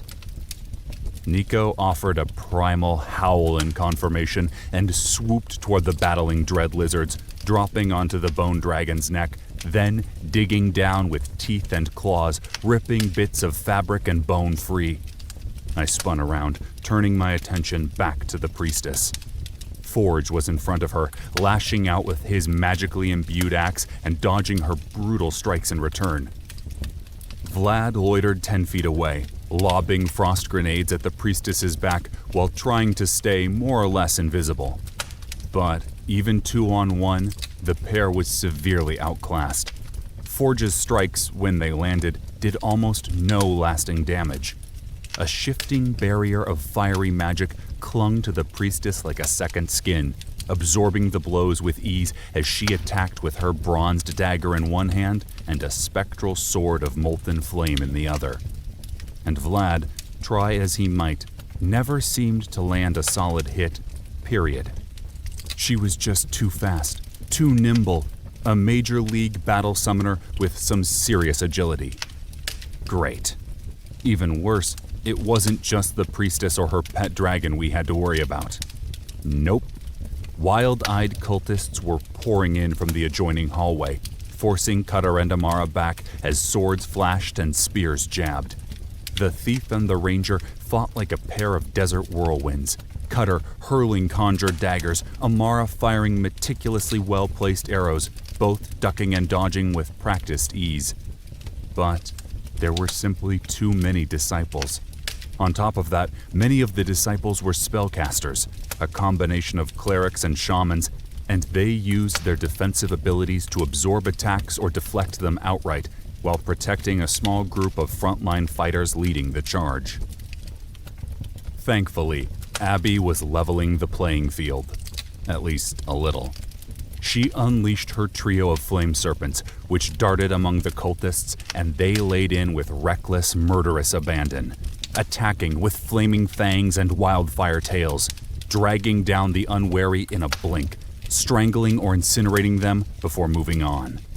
With that done, Abby started hurling fireball after fireball with her right hand, while simultaneously summoning a single firewall with her left, funneling the invaders away from Forge and the priestess. Watching her was like watching a maestro conduct a symphony of fire and death. Terrifying, but strangely captivating. I cast Shadow Forge, a wash of purple light momentarily enveloping my team and me as the active aura took hold, followed immediately by Umbra Bog. Black tentacles of writhing power emerged from beneath the feet of the onrushing cultists, snaring arms and legs, pinning them down, which gave Cutter, Amara, and Abby a little breathing room. The quarters were far too cramped for Plague Burst or Umbra Flame, so instead, I opted for a couple Umbra Bolts. The spell itself didn't do much damage against the spell-shielded warriors and casters, but since I'd upgraded Umbra Bolt to the Journeyman level, it now had a 10% chance to confuse enemies, causing them to attack other hostile forces randomly. The first 3 bolts landed without much effect, but the 4th smacked into one of the frontline brawlers, a stout female dwarf in leather armor wielding a short sword, who turned and promptly jabbed it into one of the clerics behind her. Satisfied, I pulled a spirit regen potion from my belt, killed the thing in one long pull, then spun, focusing on the priestess, since she was clearly the biggest threat. Well, the Bone Dragon was the biggest threat, both literally and metaphorically, but he was a minion, which meant if I could take the priestess out, he would fall too. Just because she was smaller in size didn't mean she wasn't dangerous, though. Forge had been battling her for all of 20 seconds. He'd received only a handful of direct hits, and already his HP was down by half. She, by contrast, was still sitting well above 90%. I charged her, bolting right and swinging around in an attempt to flank her. I closed the distance in a heartbeat and unleashed a concentrated column of Umbra Flame. The conjured fire momentarily engulfed her, but a golden barrier of light exploded out a second later, stopping my flames dead. The priestess shot me a withering look, her now reptilian face contorted in rage, and blitzed me. Her conjured sword, burning with the heat of a volcano, whooshed toward me like a buzzsaw. I ducked low, and the blade narrowly whipped over my head as I shot in with my warhammer, jabbing the cruel spike into her gut while triggering Savage Blow. My weapon landed with a wet thud, penetrating her robes, drawing a thin trickle of blood. Despite that, the attack did next to nothing to her overall HP. For being a spellcaster, this lady sure could take a hit. I pulled the weapon free with a grunt and dived left, rolling beneath an incoming sword swipe, bringing my weapon screaming through the air in an arc. She was quick, though, even quicker than me, and diverted the attack with a flick of her blade, following up with a wicked fast riposte, which scored a nasty gash across my left shoulder. I gritted my teeth and ignored the burst of pain, feinting left, then lunging right. My warhammer met empty air, and before I could reposition myself, a raw javelin of silver force sucker punched me in the chest. The assault cost me a fifth of my HP, hurt worse than a mule kick to the ribs, and left me wheezing for precious air. I wanted to drop into a ball and die right then. But instead, I kept my feet through force of will. Unfortunately, she followed up immediately with another attack. She leaned forward, arms thrust back, jaws stretched wide, and vomited a torrent of raw fire, thick as a telephone pole. Panicked, I triggered Shadow Stride, zipping into the Shadowverse as the geyser of flame crawled to a herky-jerky halt a few feet away. I took a deep breath and swiped a hand across my forehead, obliterating the thin sheen of perspiration threatening to drip into my eyes, and skirted around to her backside. I dropped into a crouch, preparing my attack, then took my remaining time to recuperate and survey the battlefield. Devil and the Bone Dragon were still locked in combat, but sadly, Devil seemed to be losing. The slightly larger bone dragon had straddled my Drake, pinning his front legs to the ground. His crushing jaws were inches away from taking a chunk out of Devil's exposed neck. Only Nico, clinging wildly to the bone dragon's head, digging her claws into burning eye sockets, stood in the way. And the tussle against the cultists wasn't going much better. Butchered bodies had piled up at the entryway, but there were still more disciples coming. Abby was doing all right, currently frozen with a fierce snarl on her face, one arm thrust forward, a golden fireball forming in her palm. But Cutter and Amara were decorated with a myriad of bloody wounds like war medals. Forge, likewise, was upright but stooped over, clutching at his gut, covered in blood, with a grimace etched into the lines of his green skin. Yep, this looked about as bad as things could be. The countdown timer hit 0, and I emerged into the material realm, letting loose with my warhammer, swinging for the fences and putting my whole body into the attack while triggering Crush Armor. Crush Armor was meant for opponents in heavy plate, but so far my attacks had been largely ineffective. So, changing things up certainly wouldn't hurt. Besides, it was always possible whatever spell the priestess was using offered her the magical equivalent of heavy armor. My weapon whistled as it flew, and it landed square in the back of her skull with a sickening crack, a critical hit, wiping out 1/10 of her HP and knocking her forward several feet. Not bad, but not the crippling death blow I'd been hoping for either. My victory, as small as it had been, didn't last long. She wheeled around with preternatural speed. One hand shot out like a cobra strike, wrapping around my throat as she hoisted me into the air. She regarded me with golden reptilian eyes as my feet dangled half a foot above the floor and I labored to pull in even a handful of air. I clawed fitfully at her wrist as black crept in along the edges of my vision. But then, before I passed out completely, she hurled me across the room with a contemptuous flick of her wrist. Just tossed me aside as easily as an angry toddler throwing a rag doll. I smashed into the far wall and slid to the floor, crumpling like a styrofoam cup as a dull ache exploded in my back and sprinted along my arms and legs. I groaned. Holy crap, that hurt. Then thanked my lucky stars I hadn't earned myself a combat debuff. I easily could have ended up with a broken spine, which would have meant game over for sure. When I glanced back at the priestess, though, my stomach dropped as fear reared its ugly head. She was facing me, arms back, jaws yawning, only a second away from another flame attack. And this time, Shadow Stride couldn't save me. Nothing could save me. There was no way out. I scrambled to my knees, thrusting my left hand forward, palm out, fingers splayed, and summoned Dark Shield as she unleashed a fresh wave of scorching dragon fire. The shield popped into existence, an eye blink before the fire rolled over me, saving me from immediate respawn. But even with the defensive barrier firmly in place, her attack was brutal, powerful, and borderline unstoppable. Currently, my Dark Shield absorbed 110 points worth of projectile or spell damage per second. But even with that, and the extra protection from my Knight Armor aura, my health still plunged by the second. For a heartbeat, I contemplated trying to dive into a roll, but I had the creeping feeling that if I dropped my shield even for a moment, she'd roast me like a marshmallow on a stick. So, I steeled myself and held the spell even as my skin burned and my cloak caught aflame. I screamed in agony as a new notice popped up in the corner of my eye, confirming just how screwed I was. Debuffs added.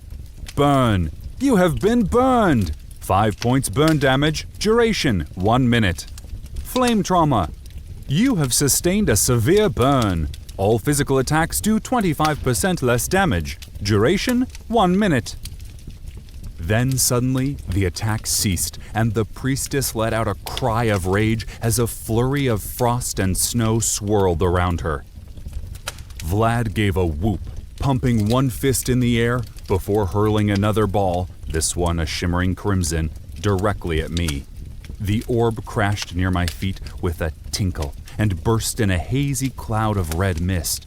The pain radiating through my body guttered and died as my HP shot out of the red and back above the 50% mark.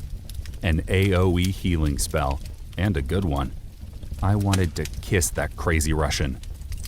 The priestess wheeled about, charging the alchemist in a fit of furious rage. The color drained from Vlad's face as he retreated. He quickly found his back pressed up against the wall, with nowhere left to go and a terrifying dragon lady closing in. He fumbled fitfully for another throwing orb, but his fear left him shaky-handed as he whispered some prayer under his breath. She was 5 feet out, sword raised high, ready to cut him clean through with a single stroke, when Forge smashed into her like a linebacker, shoulder driving into her side. She was a tough lady, but even with her transformation, she was rail thin and couldn't have weighed more than 150 pounds soaking wet. The hit drove her through the air like a cannonball and straight into the far wall. And Forge didn't relent. Oh no, he followed through with a colossal axe blow like a lumberjack bringing down a mighty redwood. The priestess howled as the curved blade, wickedly sharp and etched with glowing runes of power, sank deep into the meat of her shoulder, lodging in the bone. For one sweet second, I thought that was it. The killing blow, the victory shot. But then she merely sneered at the weapon and swatted Forge away with a contemptuous backhand slap. The meat slab Reese cartwheeled across the room, landing on his side with a groan. Alive, but unmoving. Probably he'd suffered a paralyzing debuff, so common after taking a nasty fall. The priestess lurched forward, Forge's axe still protruding from her shoulder, and turned toward Vlad, lips pulled back to reveal row after row of deadly shark teeth. Before I could decide what to do, how to beat the priestess or her horde of cultists, Nico appeared beside me, materializing from the Shadowverse into the material plane. Even a casual glance told me she was in bad shape. One of her simian arms was clearly broken, twisted at an unnatural angle, and bloody gashes and black scorch marks marred her fur. She grunted at me, pulling her lips back in a grimace, then gestured across the room. I followed the motion with my eyes. The breath hitched in my chest when I spotted Devil. He lay on the ground like a car wreck, blood spurting, body mangled, though alive. Barely. True, the bone dragon wasn't a picture of good health. One of his wings was missing, the tapestry was ripped and burned, a myriad of bones ended in jagged, blackened stumps. But it was still doing better than my poor minion. Devil would fight until his final breath, kicking, scratching, and biting all the way to respawn. But it was evident he couldn't win this fight. Not while the priestess was animating that monster with necromantic life. Suddenly, the weight of this mission hit me like a load of bricks. This was impossible. I was going to die here, and even more importantly, my friends would die here too. And there'd be no respawn for Cutter and Amara. I glanced at Nico, preparing to recall her so she could heal, when I noticed the bandolier strapped across her chest. Many of Vlad's alchemic bombs were gone, used long ago, but a handful remained, including one filled with swirling gray gas, an orb identical to the one that had nearly killed Vlad and me back in the Crafter's Hall. Maybe I could finish this thing after all, but only if I timed it just right. If not, well, we were almost certainly dead anyway, so what did I have to lose? I hustled over to Nico, pulled the cloudy gray orb free, then recalled her back to the Shadowverse for a well-deserved rest. The priestess was 10 feet away, herding Vlad into a corner so she could finish him off right and proper. With Forge still down for the count, and the rest of the party occupied with the cultists, it was up to me, and I'd only get one shot. I glanced at the Shadow Stride cooldown timer and grinned as it disappeared. The ability was available again. But I didn't attack. Not yet. Instead, I dropped into stealth and slunk away, watching patiently and praying things panned out the way I hoped. Vlad held a blue-tinged orb clutched in one hand and an enchanted dagger in the other. He snarled in defiance, a cornered animal that knew there was no way out. And the desperate feral glimmer in his eyes told me he didn't expect to live through this encounter. He would fight, would do his damnedest to put a dent in her before dying, but he was prepared to die. The priestess raised her sword, and I felt my heart lurch into double time. No, no, no. If she attacked with her sword, there was no chance of my plan working. But then it happened. She lowered her sword and threw her arms back, her face shooting forward, mouth stretched wide, ready to burn Vlad alive. I triggered Shadow Stride, letting the world screech to a stop. I took a second to collect my thoughts, then, carefully, picked my way across the impromptu battlefield, avoiding the scattered corpses, heading for the priestess. I circled her once, then again, a pang of guilt bubbling up from my stomach. She may have looked like a monster now, but she wasn't a monster. Not really. I felt genuinely awful about how everything had shaken out. But at this point, there was no other way. It was her or me. No, even that was wrong. I was prepared to die, but I wasn't prepared to let her kill my friends. I slipped my warhammer back into my belt, then held up the orb swirling with deadly gray gas. Finally, I positioned myself at the priestess's side, steeled myself for the inevitable pain to come, and stepped back into the material realm with a resigned sigh. The second the world lurched back into motion, I jammed the orb into the priestess's open mouth, shoving my fist all the way to the back of her throat as my fist curled around the fragile glass. The glass crunched in my palm. Scorching flame and toxic gas enveloped me like a giant hand, tossing me up into the air like a pop fly. I landed in a heap 15 feet away as a combat notice with a string of debuffs popped up. Debuffs added. Alchemist's Toxic Cloud. You have been poisoned. 2 HP per second. Duration 2 minutes or until cured. Burn. You have been burned. 5 points burn damage. Duration 1 minute. Fractured Arm. You cannot use your right arm and cannot cast mage spells requiring hand gestures. Duration 2 minutes. Concussed. You have sustained a severe head injury. Confusion and disorientation. Duration 1 minute. I dismissed the notice with a wave, but a brilliant purple afterimage stained my vision, making it nearly impossible to see.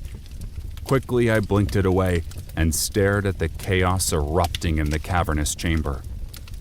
The bone dragon, before only seconds away from killing Devil, now writhed on the floor, head and tail whipping this way then that as bits of tapestry burned and chunks of bone broke away, crumbling to dust now that the priestess's magic no longer powered it. And the cultists themselves weren't faring much better. 20 or more corpses lay scattered across the room, and my party was making short work of the few remaining stragglers. Not that it much mattered to me, since my HP was now flashing scarlet and all the debuffs were chewing up what little remaining HP I had. Still, Cutter and Amara would make it out of this debacle alive, and that was the most important thing. I closed my eyes as blackness crept in, preparing for respawn.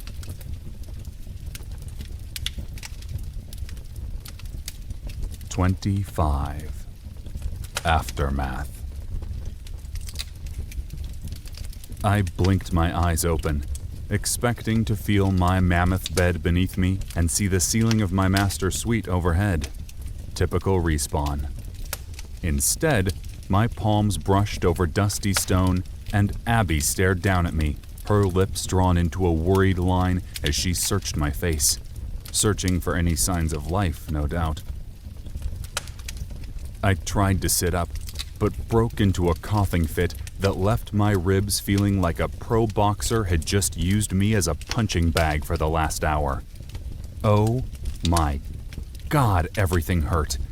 My skin was too tight, my head ached with a dull throb, and my muscles screamed in a mixture of protest and pain. Still, Abby's worry disappeared a second later. "Wow, that was close," she said, dropping down next to me and letting out a long sigh. "Seriously, Jack, you had a single point of HP. One measly point. I wasn't sure there was a potion in the world that could bring you back from that." She pressed her eyes shut and reached one hand up, gently rubbing at one temple. "Maybe you were right about this whole adventuring thing. Paperwork is awful, but these high-stakes missions are too stressful." I smiled weakly. "Everyone else okay?" I asked, conjuring the strength to prop myself up on my hands. "Everyone but Devil," she replied with a grimace. "Even at a distance, that explosion was enough to kill him. Frankly, I'm astounded it didn't kill you instantly. It certainly did a number on the priestess." She swept a hand toward a fallen body 10 feet away. The explosion had obliterated the priestess completely. Her bottom half was scorched and ragged, and her top half, everything above the chest anyway, was simply gone. A disgusting splatter of charred meat and burned blood surrounded her in a halo.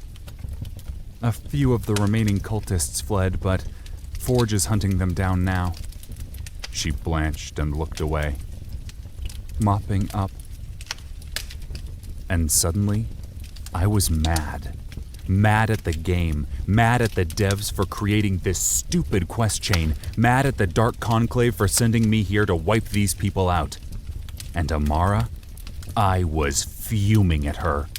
This was her fault, I was sure. Everything had been going fine, nice and peaceable. Then she stormed off, distraught and angry, and then everything was cultists, chaos, and bone dragons. True. Things probably would have ended up this way even without her anger issues. But maybe not. Maybe we would have been able to come to a compromise with the priestess and her followers. But instead, Devil was dead, the disciples were all history, and the priestess was a corpse decorating the floor of a sacred temple. I scowled and gained my feet, locking eyes on Amara, currently looting the body of a female cultist with a vacant stare and a giant gash running diagonally across her face. She did this. This is all her fault. I beelined for her, stepping over the dead priestess without giving her a glance, not wanting to see the devastation again. Grabbed the huntress by her shoulder and yanked her away from the body. She spun in an instant, drawing a curved blade in a single fluid motion, lashing out. Her attack was instinctual and lightning fast, but the blinding rage gave me strength and purpose. I caught her blade with my spike vambrace and casually batted the knife from her hand. The weapon flew, clattering along the stone floor a few feet away, coming to a rest next to a deeply charbroiled cultist without a head. "Grim Jack?" she asked, confusion flashing across her features. "Shut up!" I hollered, giving her a rough shove away from the dead woman with the oozing diagonal gash. "Who told you to go and pick a fight with them? Who? Because it wasn't me, that's for sure." I was in her face, only inches away, jabbing her in the chest with one finger as though it were a dagger and I was going for the kill. But, she sputtered, flabbergasted as she backed away, attempting to get a little breathing room. I didn't let her finish. I didn't even let her start. No, I said, shadowing every step she took, keeping the distance between us uncomfortably close. I don't want any excuses, Amara. None. I understand you didn't like what they were saying, but storming off that way, picking a fight with a room full of powerful enemies without telling us, you could have gotten someone killed. Heck, you could have gotten all of us killed, all because of your pride. My fist was by my side, trembling, ready to swing, to pop her in the mouth. Cutter stepped out of the shadows, materializing in a blink, then popped me in the mouth. One good hook right across the cheek, bursting open my bottom lip and sending me stumbling away. It was a warning shot if I'd ever seen one. "That's enough, friend," he said, glaring at Amara and me in turn, forehead creased in concern. "You're being a right asshole, and you need to get your head on straight, Jack. Understand?" "What?" I demanded, shaking with a combination of pent-up frustration and hot-blooded adrenaline. "How can you defend her? She picked a fight that nearly got us killed. A fight that turned into a massacre that maybe could have been avoided entirely." "Listen to yourself, Jack. Just listen," he shouted back, slipping between Amara and me like I might be a rabid bear ready to maul her. "I know you've got your blood up right now, but ask yourself, does that honestly sound like Amara? Meticulous, professional, honor-bound Amara?" I paused, faltered. Some of my rage died away as I thought. He was right. It didn't sound like Amara. Not one bit. Cutter could be impulsive at times, and Forge, likewise, might pick a fight for a sideways glance, I knew from experience. But not Amara. She was always prepared for every eventuality. And though she could be ornery, disagreeable, and even downright unlikable at times, there was one thing she did implicitly: follow orders. She'd wanted to kill Cutter and me the first time she found us trapped in a spiked punji pit, but an order from her superior Baymore had kept us alive. Same thing with Chief Cole and my initiation into the ranks of the Matal. "That's right. I can see you working it out, Grimjack," Cutter said, relaxing and loosening his clenched fists. "She didn't do this, not because she didn't want to, but because that's not who she is. And I bloody well know, because I saw it all go down, and it was this sod." He strutted over to a copper-skinned man with a thick mustache and blood-drenched robes lying dead near the tunnel. "Who started this whole mess?" "The bloke that High Priestess left in charge? Mackin, no, that's not it. What was it?" He paused, eyes hazy, tapping idly at his chin. "Nassim," I said, feeling a hot surge of guilt stampede through me like a herd of wild horses. His name was Nassim. "Bloody right," Cutter replied with a nod. "So, this Nassim fella, why, he's leading the chant one second, then charging Amara the next, carrying on about how we're all infidels and that we wanted to steal the divine secrets of the Sky Maiden, or some such shite. There wasn't anything we could do. It happened like that."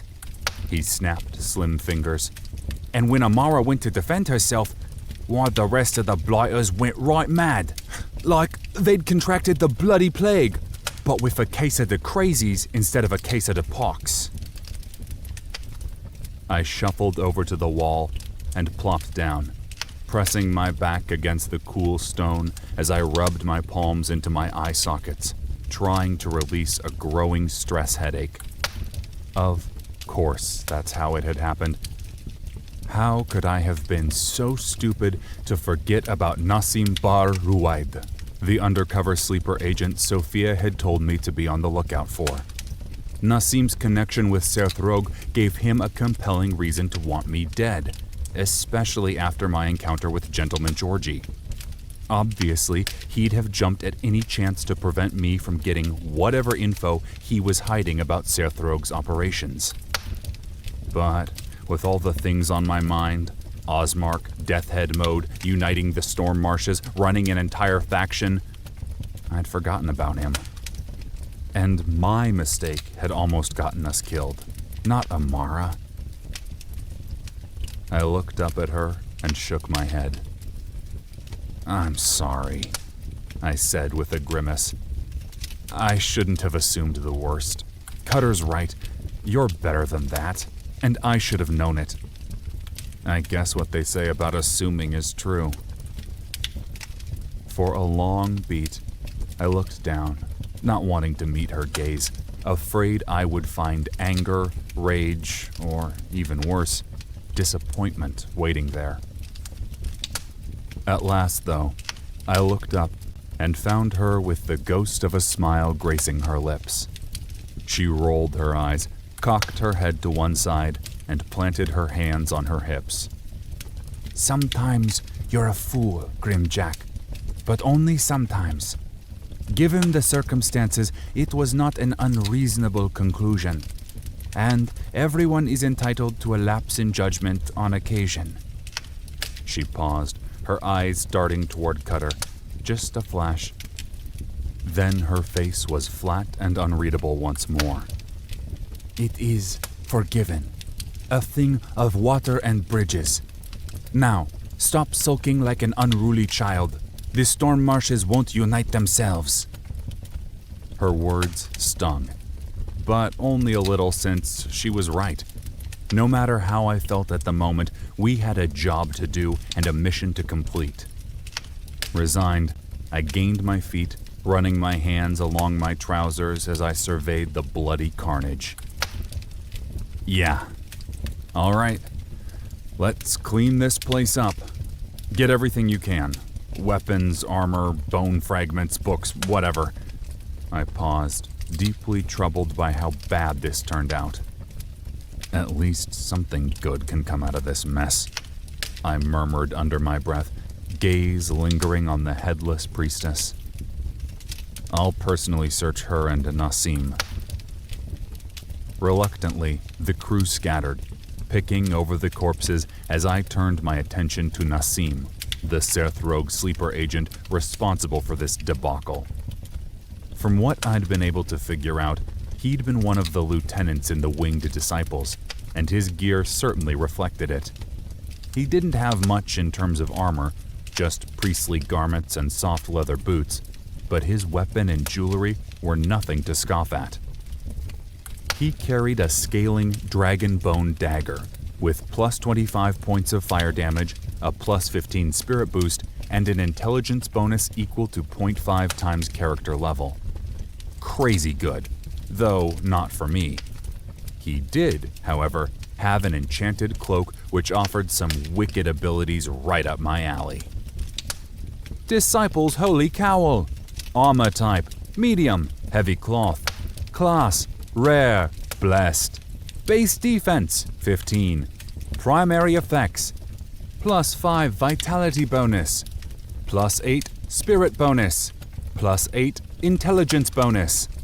Secondary set effects, increases effectiveness at all aura spells/abilities by 10%. For the devout, a simple cloak can be imbued with faith powerful enough to turn even the sharpest blade. I swapped that out with my cloak of web walking without a thought. The real prize, however, was a slim leather-bound journal identical to the one I'd taken off Gentleman Georgie. I pulled it free from Nassim's corpse and flipped absently through the pages.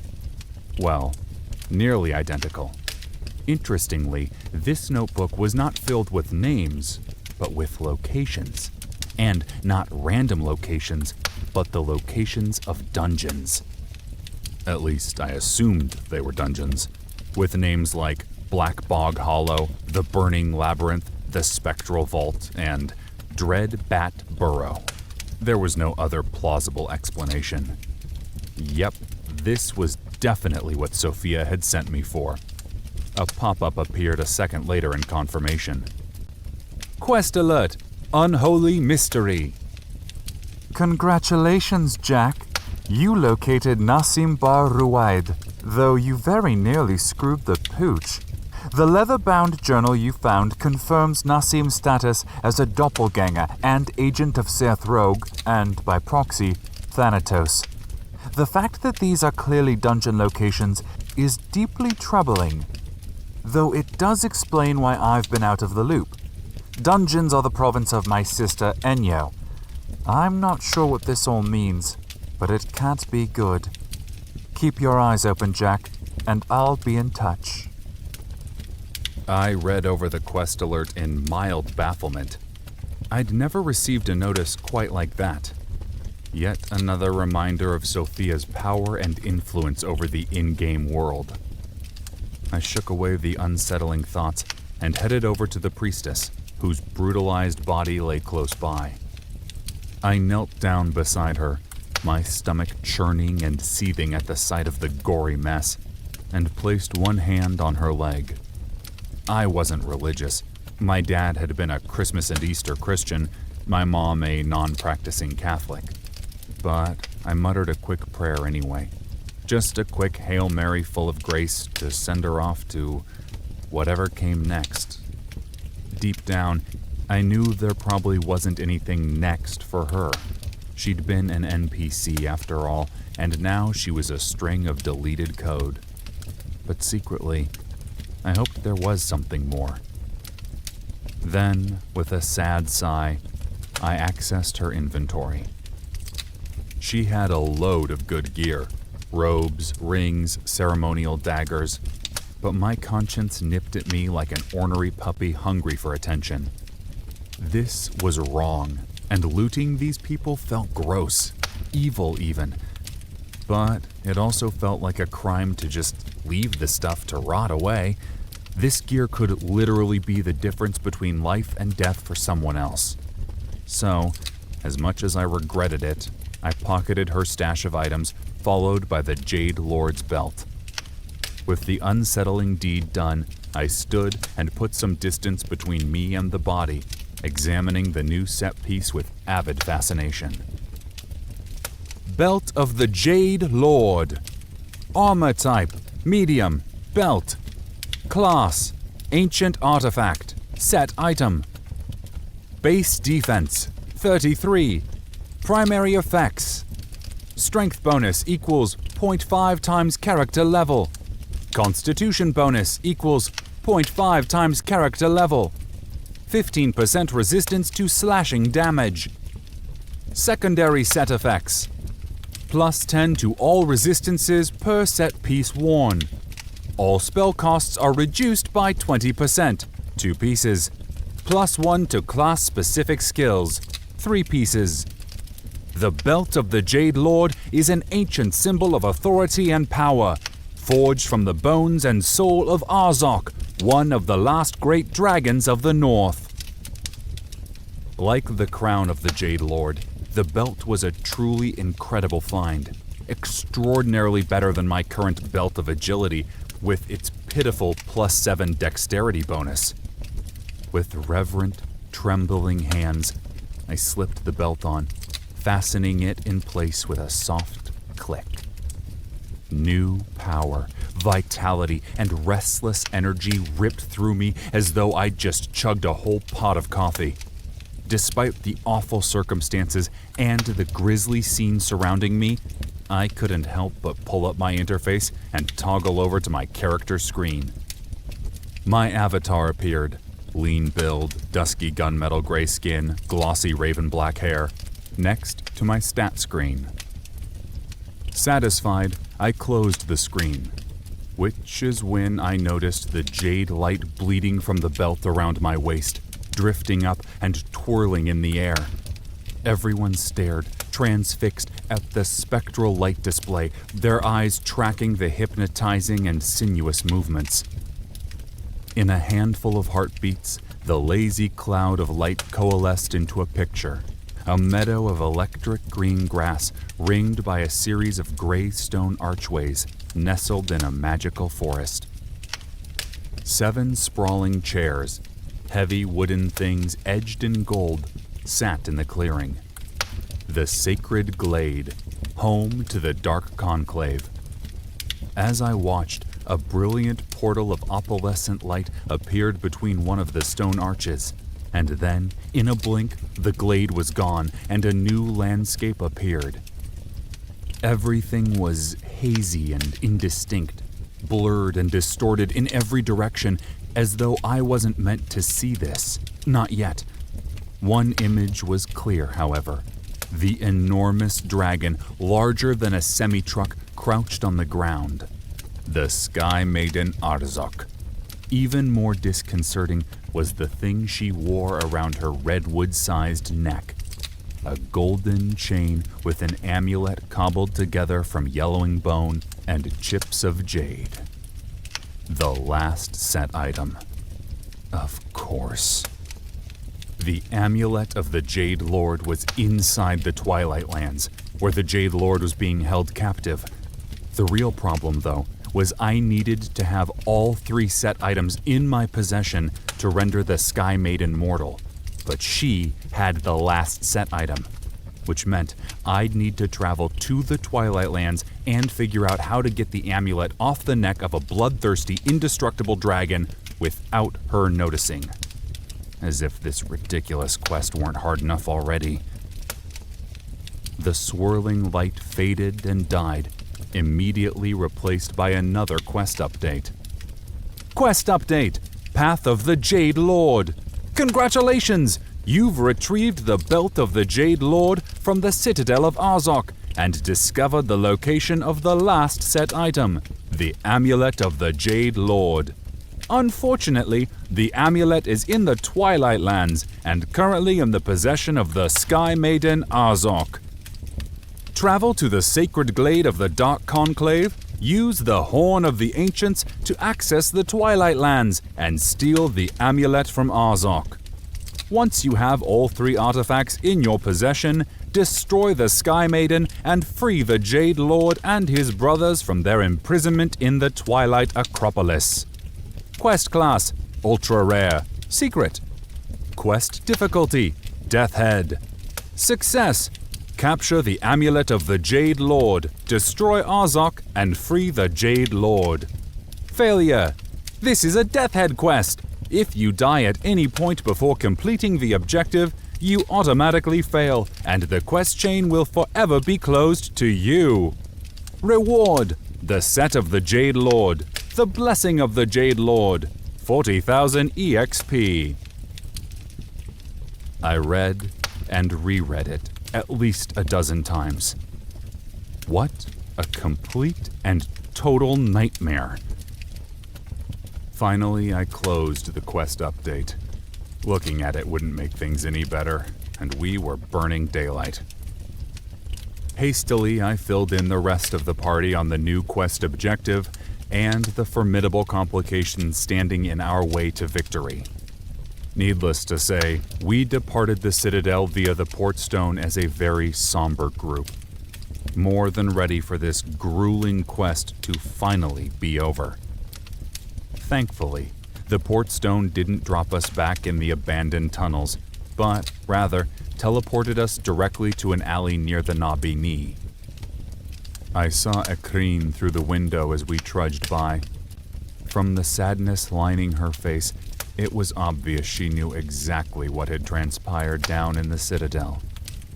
The gore covering our armor, splashes of red and bits of bone, told the story better than words ever could. I turned away from her accusing stare and led us away from the ramshackle opium den as the sun sunk lower and lower into the horizon. Time to get back to Yunam and figure out how we were going to do this thing, and with only a little over a day left.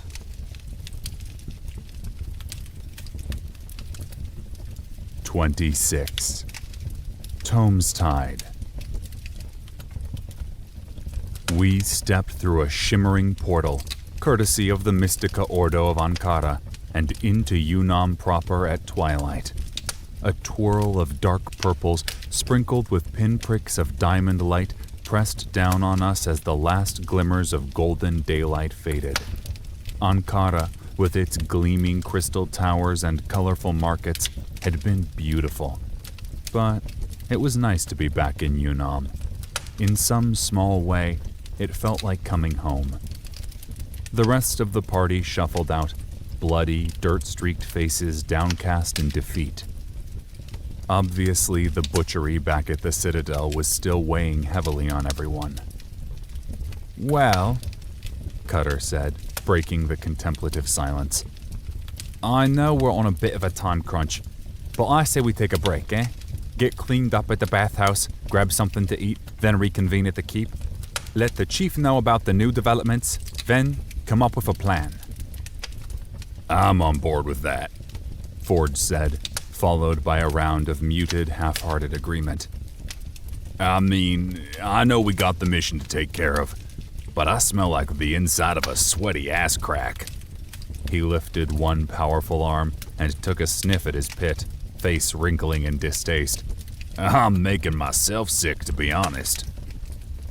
Abby stole a sidelong glance, then scooted a little further away from the former Texan.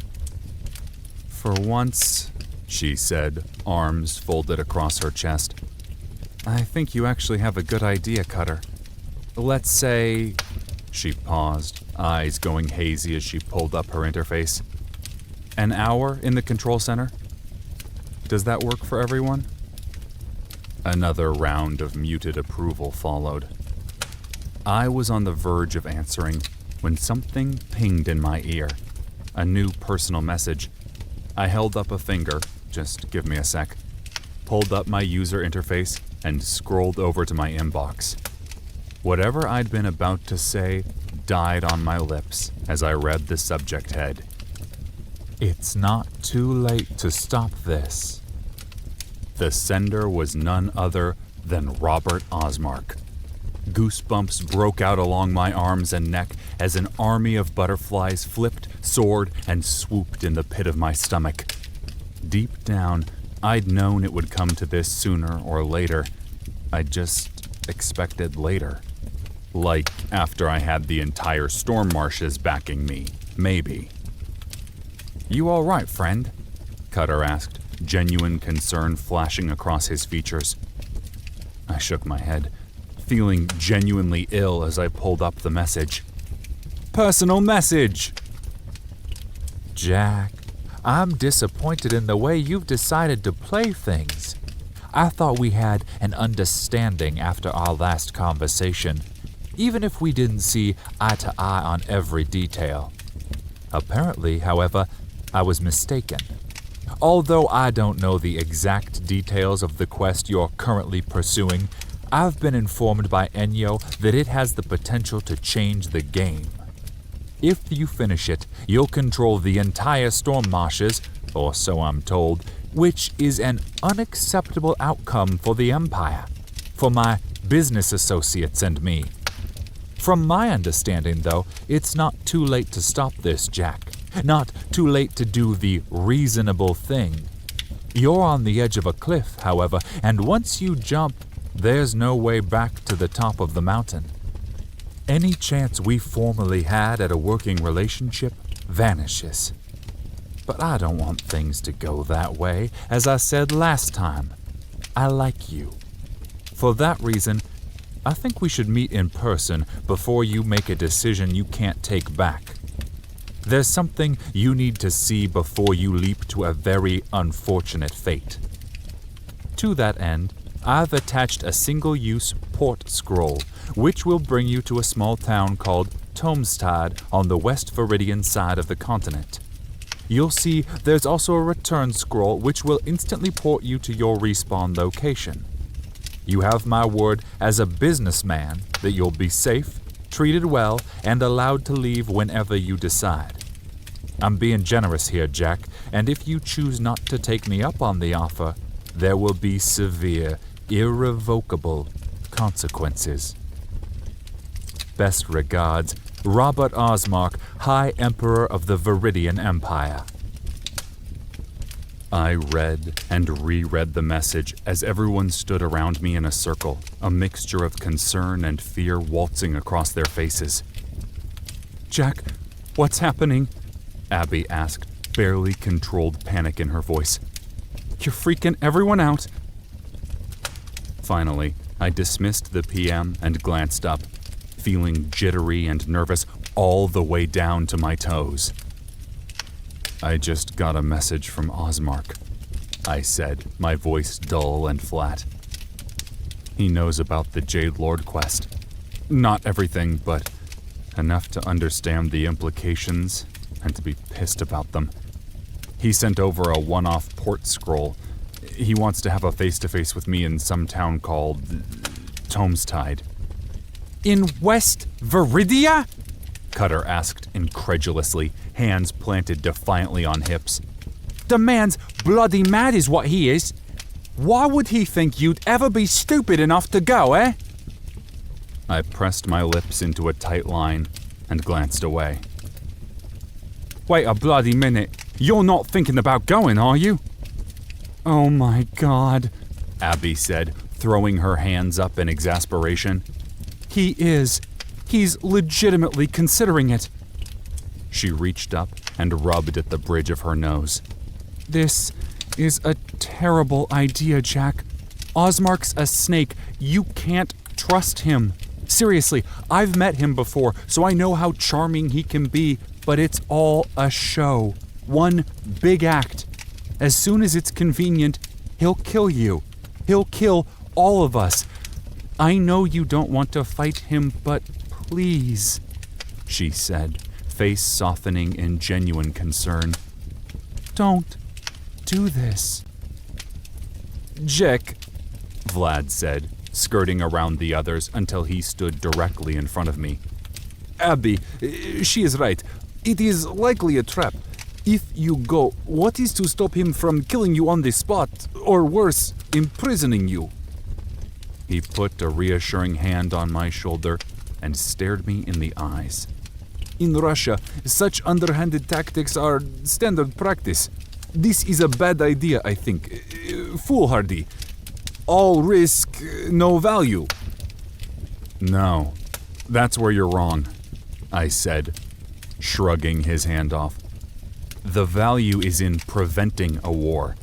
Osmark might be dead set against us, but I don't think he's a bad guy. At least, not all bad. My mind flashed to the corpse of the priestess laid out on the ground, her skin blackened, her head and shoulder blown away. That was what war looked like.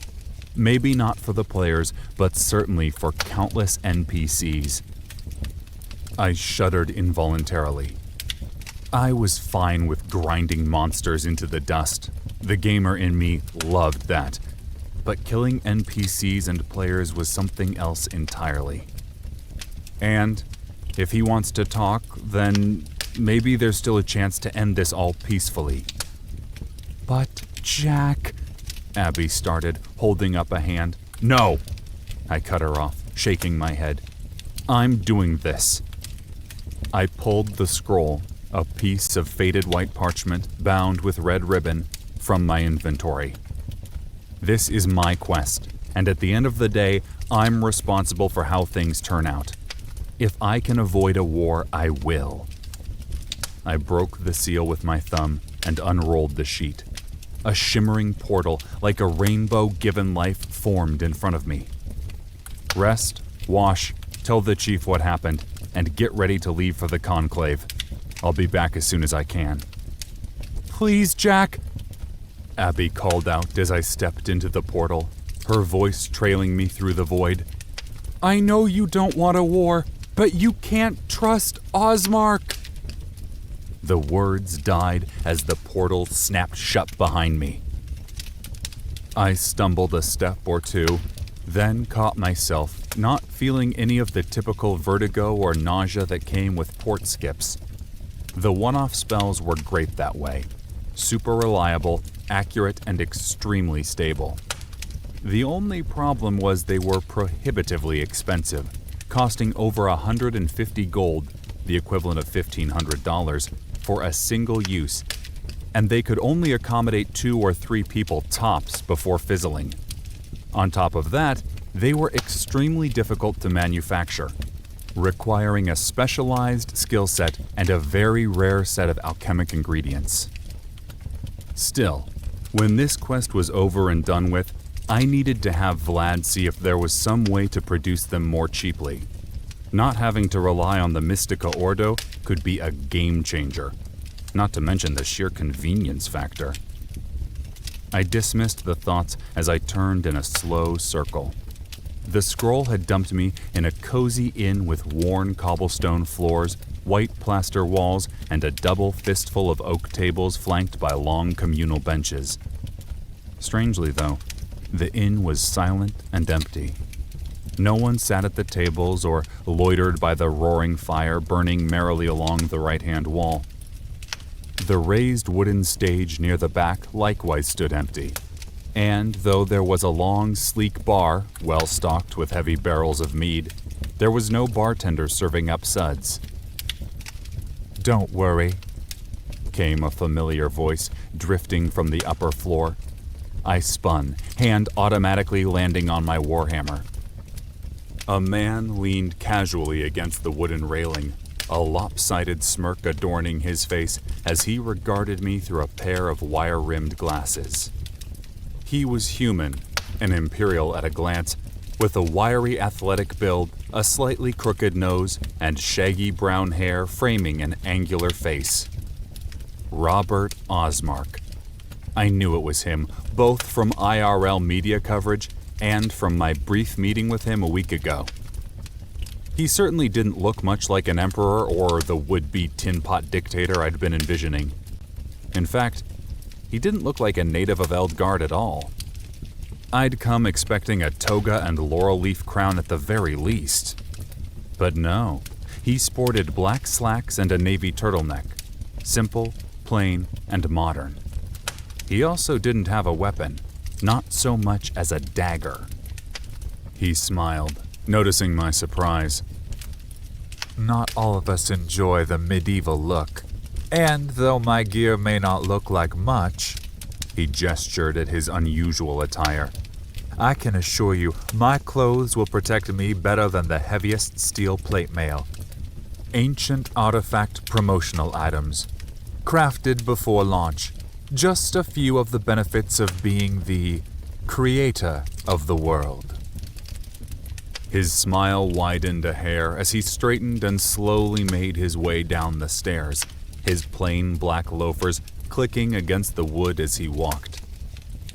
Thank you for having the courage to come, he said, stepping onto the cobblestones.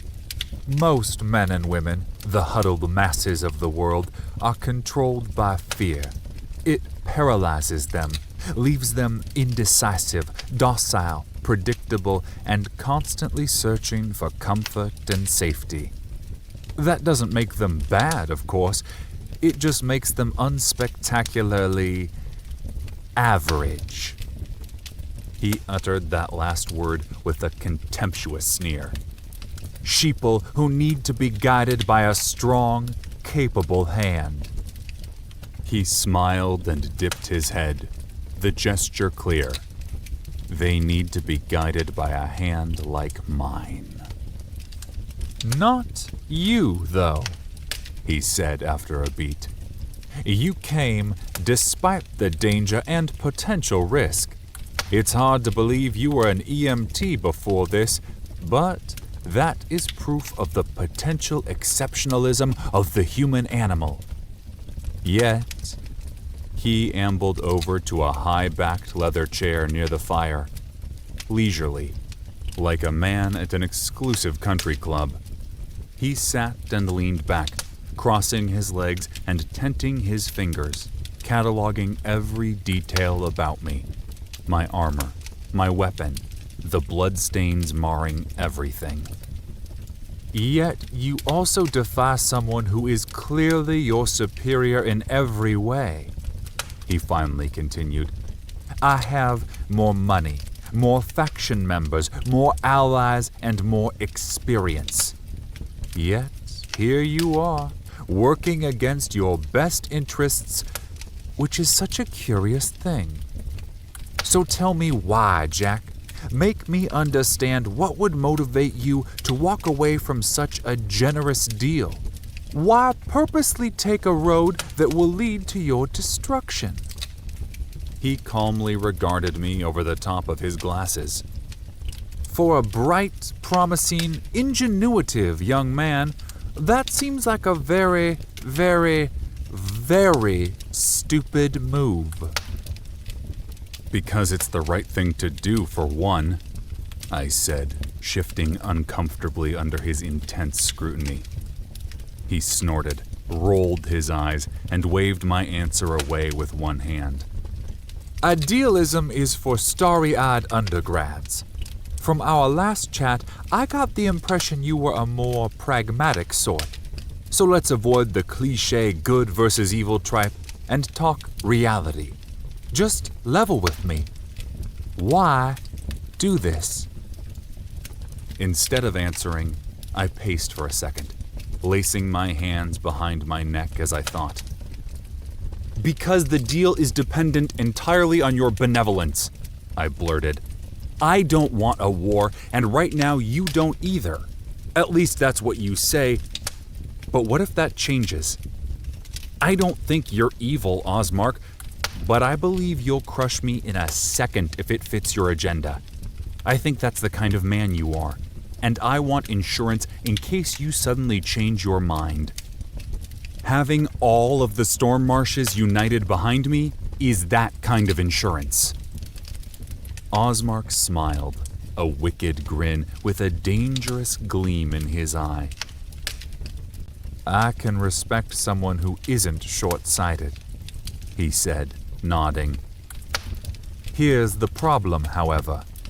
You're hoping this quest will secure your position of power inside Eldgard, but in fact, you're endangering it. That's why I invited you here to Tome's Tide. He stood and clasped his hands behind his back. Please follow me, and I'll explain.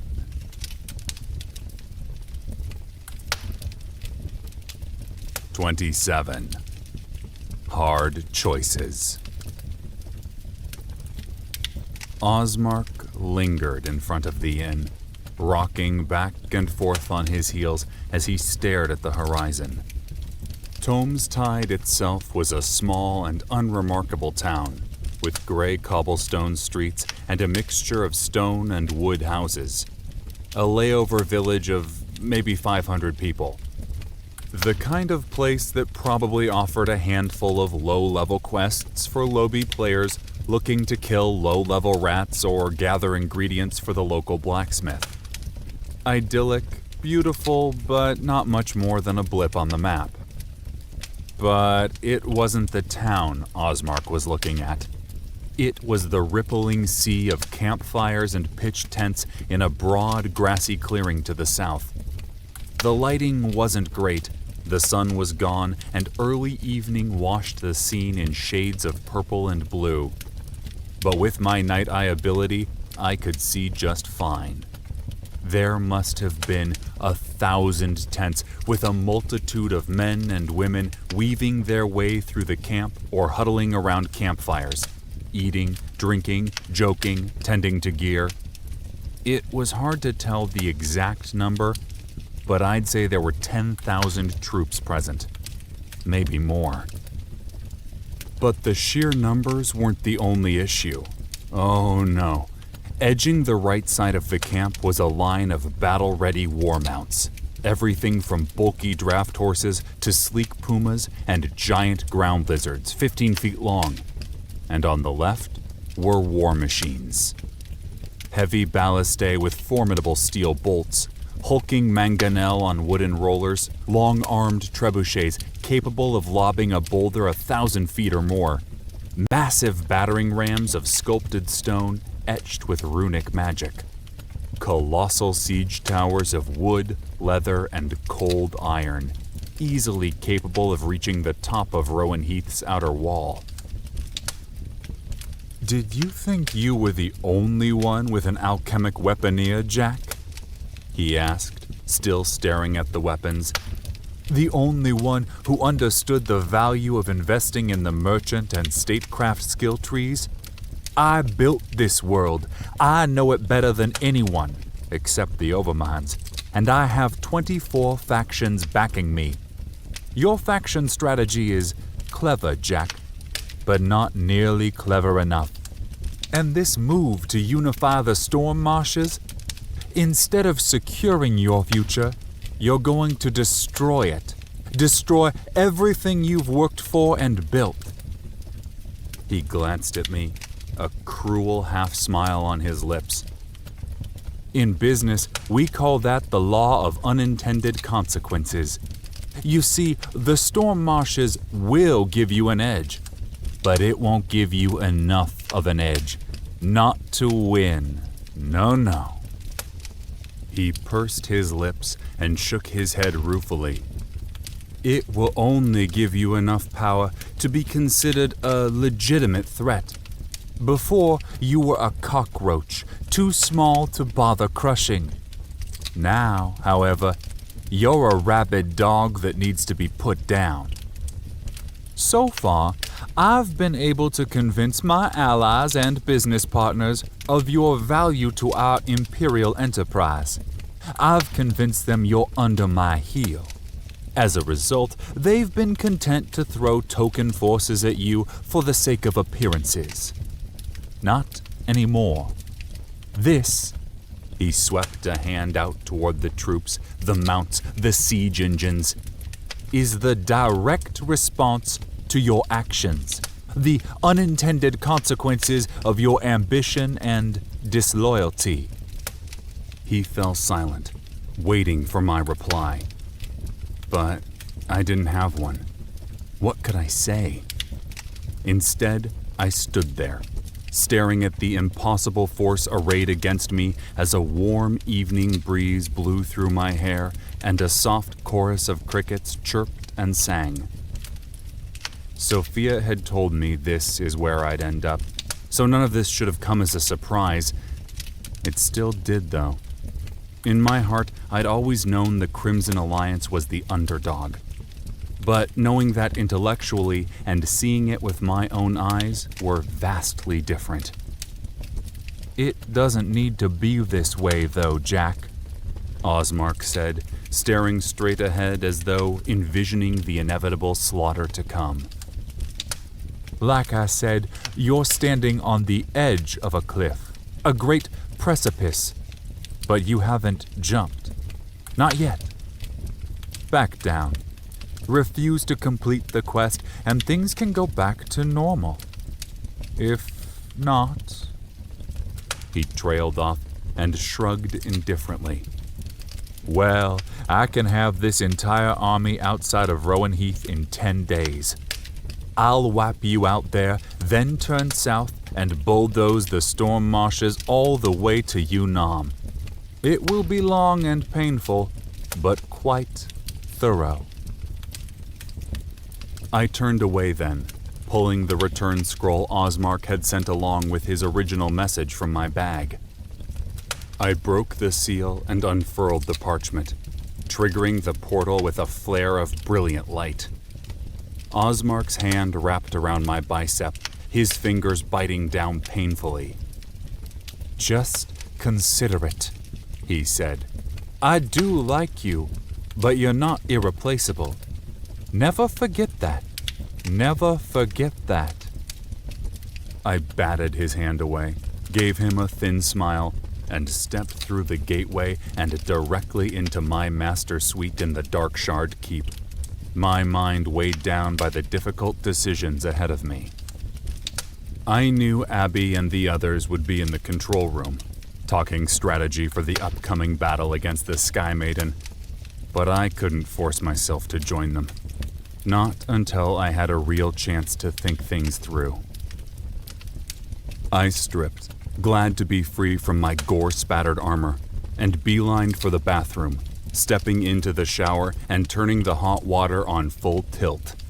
In seconds, a cloud of steam rolled out as scorching water splashed over my face and across my chest, running down in a sheet.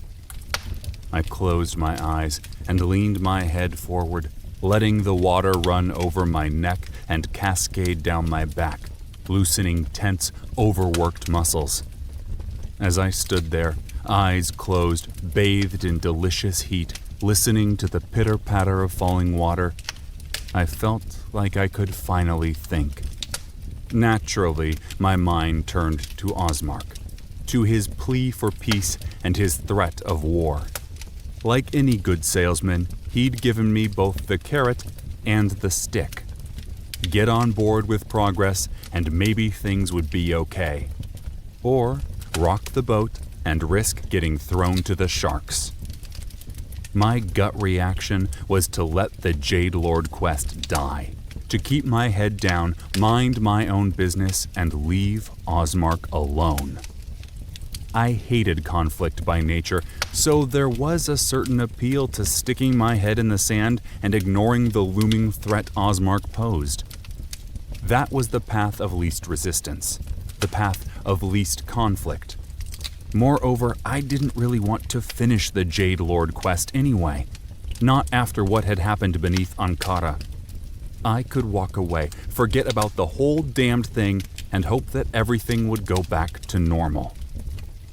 But I couldn't stop envisioning that colossal army stretched out across the shining plains like a plague of locusts ready to eat me out of house and home. Honestly, what were the chances he'd assemble an army like that only to send everyone home without so much as a skirmish? That pushed the border of credibility. No, that army was a loaded revolver with the hammer cocked, and Osmark's finger was already squeezing the trigger. Maybe he wouldn't fire tomorrow, next week, or even next month, but he would fire eventually. It was only a matter of time. Plus, I didn't trust him. Maybe he wasn't evil, but he certainly wasn't above lying through his teeth to get what he wanted.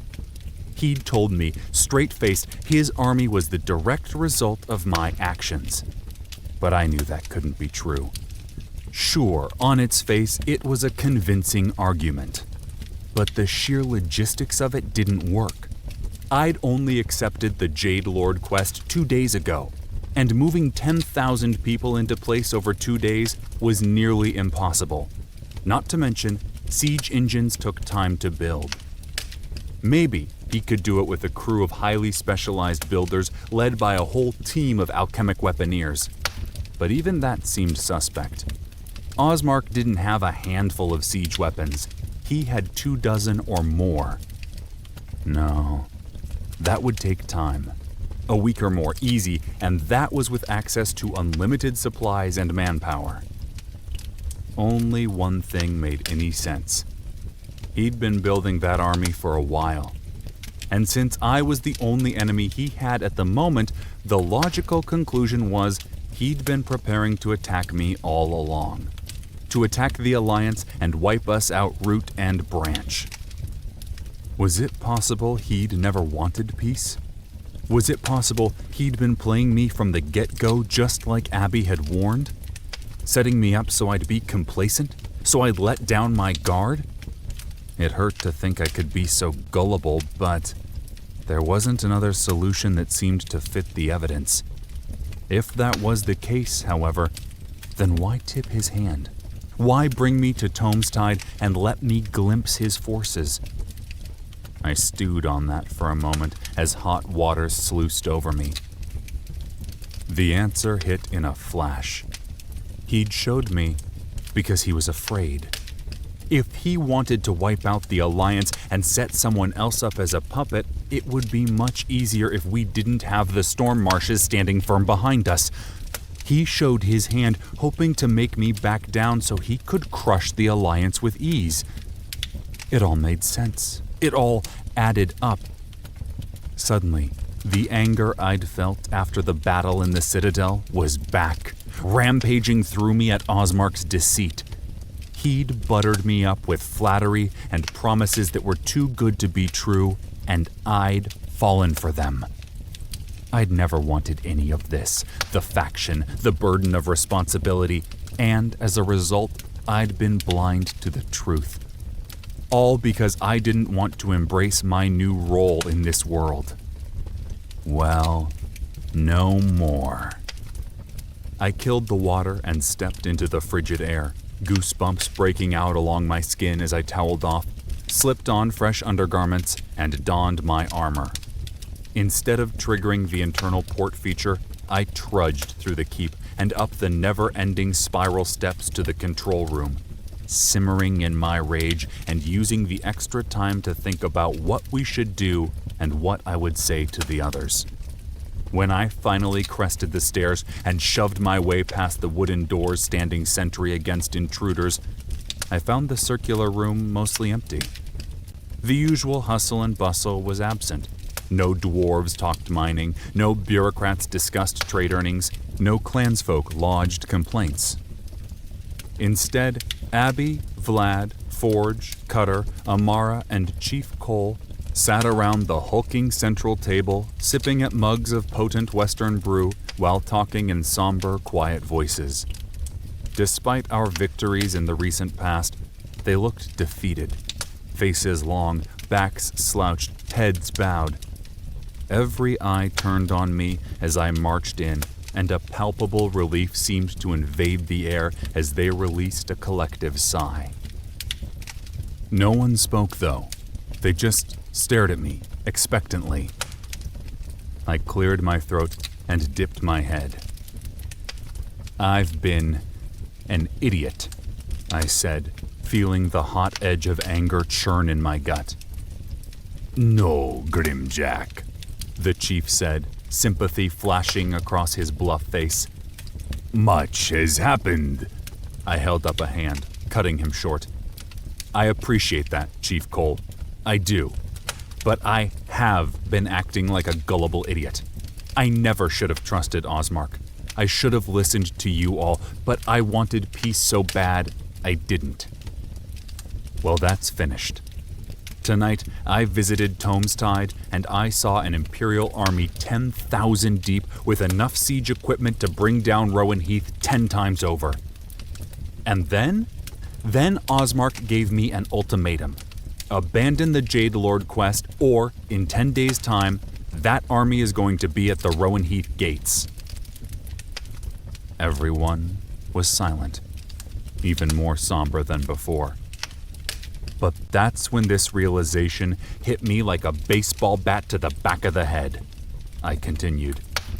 This was always his plan. Always. He never wanted what I wanted. He was just biding his time, stringing me along until he was strong enough to roll in here with his troops and his siege weapons and crush us flat. And, since I'm being honest, I have to admit he might be able to do just that. That army, I trailed off, shaking my head. Well, I don't know how we'll win against that, but I'll tell you this for damned sure. The Empire isn't going to beat us without one hell of a fight. Maybe Osmark will grind us down in the long run, but not before we kick his teeth in for the trouble. But to do that, to have any chance at all, I said, leaning forward, hands pressed down against the table. We need to have all 6 Merc clans at our backs, and I think Osmark knows that. He saw what we did against Rowan Heath, and he saw what happened to Carrera, and that was with a handful of warriors and a platoon of mercenaries. Imagine what we could do with all 6 clans and Rowan Heath under our belt. I think Osmark's afraid of us, of what we're capable of, which is why he made this move. He wants to keep us weak and unprepared for as long as possible, which means we need to complete the Jade Lord quest no matter the cost. It's about survival, and it's for the greater good of everyone in the Crimson Alliance. I paused, staring around, meeting each of their gazes in turn as they absorbed my words. Ultimately, though, I said after a time, this isn't my decision. At least, it's not my decision alone. Everyone at this table has skin in the game, so whatever we decide, well, it needs to be our decision. For a second, no one spoke. I have never trusted this Osmark, Chief Cole finally offered. This was always the path we were destined to walk, I think. So, let us walk it proudly, defiantly, as is the way of our people. I am in agreement, Amara added. Let us see how his siege weapons fare in the muck and mire of the marshes. He will find we Dokalfar are no easy game. Damn right, Forge added. I don't want to step on your toes, Jack, 'cause you're our leader and a good guy, but that Osmark's a real dick basket.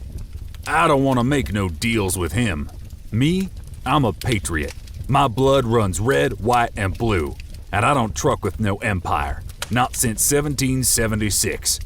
I'd rather go down in flames doing the right thing than survive by compromising.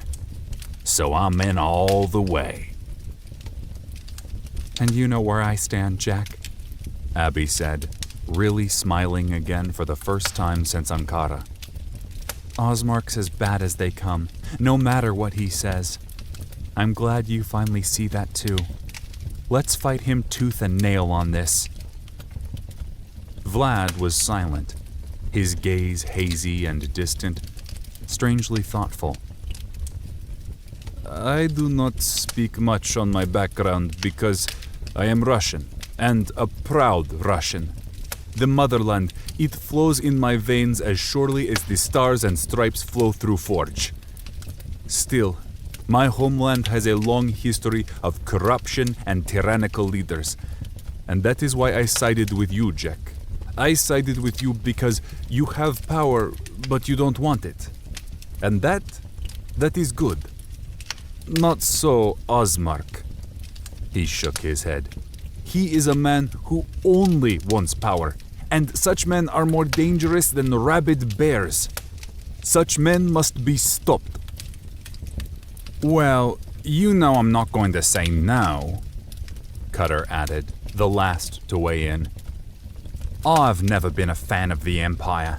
Not out of idealism, you understand. It's the bloody taxes.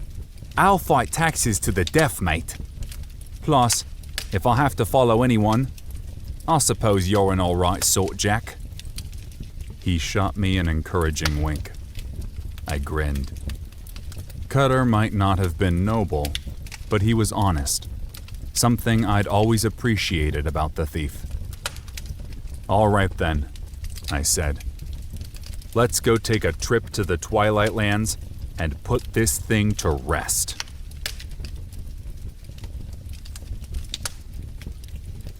'28. Twilight Lands. I lingered in the sacred glade, with the horn of the ancients clenched in one white-knuckled hand. It was a simple instrument of beaten brass, covered in hair-fine inscriptions that spiraled from the battered mouthpiece to the gently flared bell. It couldn't have weighed more than a pound, but for some reason it felt impossibly heavy in my hand, dragging me down with the weight of its implications. All I needed to do was raise it to my lips, give one little puff, and the Twilight Lands would open to us. One puff to set us on a crash course with the Empire. One puff, and I'd come face to face with a dragon who might burn me to a crisp. One puff, and my world would change forever, one way or another. I took a deep breath, pressing my eyes shut, hand flexing around the horn, pressing into the metal until my palm hurt from the strain. Was this a risk? Yes. Was killing the Sky Maiden morally questionable? Possibly, especially if what we'd heard in the Citadel was true. But I just couldn't see a better choice, or another way forward. And as Chief Cole was fond of saying, There is no reward without risk, and no change without challenge. Well, that's not dawdle, Cutter said from behind me. That dragon isn't going to slay itself, and I've got better things to do than stand around in some dank, musty cave. Like drink and gamble and spend all me hard-earned gold. His words were as confident and cocksure as ever, but I knew him well enough to catch the hint of worry and fear lingering just beneath the surface. One of us might die here. Maybe him. Maybe Amara. Maybe all of us. Slowly, I surveyed each of my teammates in turn. As I scanned their faces, I saw that same worry, that same fear, though tightly concealed, in each of them. There was something else there too, a hopefulness of things to come, a hope that maybe this was the road to a better tomorrow for all of us. I also read solidarity in their faces. For better or worse, we were in this thing together, and whatever waited for us on the other side, well, we'd face it together. Suddenly, the immense weight of the horn faded, and it was just an old piece of brass. Just one more quest item on the road to something better. I smiled, nodded, and raised the horn, pressing it to my lips and giving it a short blow. A single clarion note exploded out like a bomb blast, shoving me back a few steps as a wave of arcane power flooded into the stone archways surrounding the glade. In a flash, an eye blink, the archways ceased being crude, lifeless rock and became something more. Gateways to other realms, other worlds. Each of the doorways was covered with a spectral sheen of shifting purple light, and each looked out onto some new and fantastical landscape. Wow, Abby said, her voice muted and oddly reverent. this is incredible. I agreed completely. I'd never seen anything like this. One doorway showcased an endless desert of cracked yellow hardpan, as flat as an ocean, with a single pyramid, hulking, ancient, and crumbling, marring the horizon. Another peered onto the gray sands of a beach with white rocks jutting up. Water, the color of a nosebleed, crashed endlessly against the shore. A third led to an orchard of towering wild apple trees, with a small winding road leading to a crystalline lake in the distance. A beautiful, peaceful place. Or so I thought, until a horror as large as a tractor trailer with a forest of black tentacles broke the surface of the water before disappearing back into the depths of the lake. Another portal, this one off to my right, caught my eye. A barren, desolate land of rolling hills, covered in ashy pale dirt and dotted with patches of withered scrub grass and stunted bone-white trees poking up like oversized skeletal hands. In the distance, colossal twisted spires, adorned with spectral green windows like glaring insect eyes, scraped a star-studded sky, the color of an old bruise. A city, one which easily rivaled Rowan Heath or even Ankara, though dreadful and dreary. I couldn't be sure, but every fiber in my being said that had to be Mordesheim, the land of Serthrog and home to the long-dead Vogthar. I shuffled over to the Mordesheim portal, my feet moving against my will, and reached out a tentative hand, stretching toward the twisted city beyond. My fingers stopped short, though, jamming up against an invisible barrier as solid as glass. These doorways were locked then. Restricted areas, barred until I had the right quest to open the way. Idly, I wondered if there were more areas like this glade scattered across Eldgard, some sort of primal hubs for players to access different realms of existence, locked during regular gameplay. An interesting notion, and the gamer in me couldn't help but chortle in glee, imagining all the unique quests and loot likely spread through those lands. But it was a notion I'd have to ask about later. I had a dragon to find.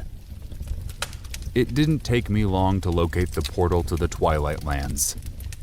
That one, I said, jabbing a finger at a gateway with a giant volcano spewing an endless stream of molten rock high into the air.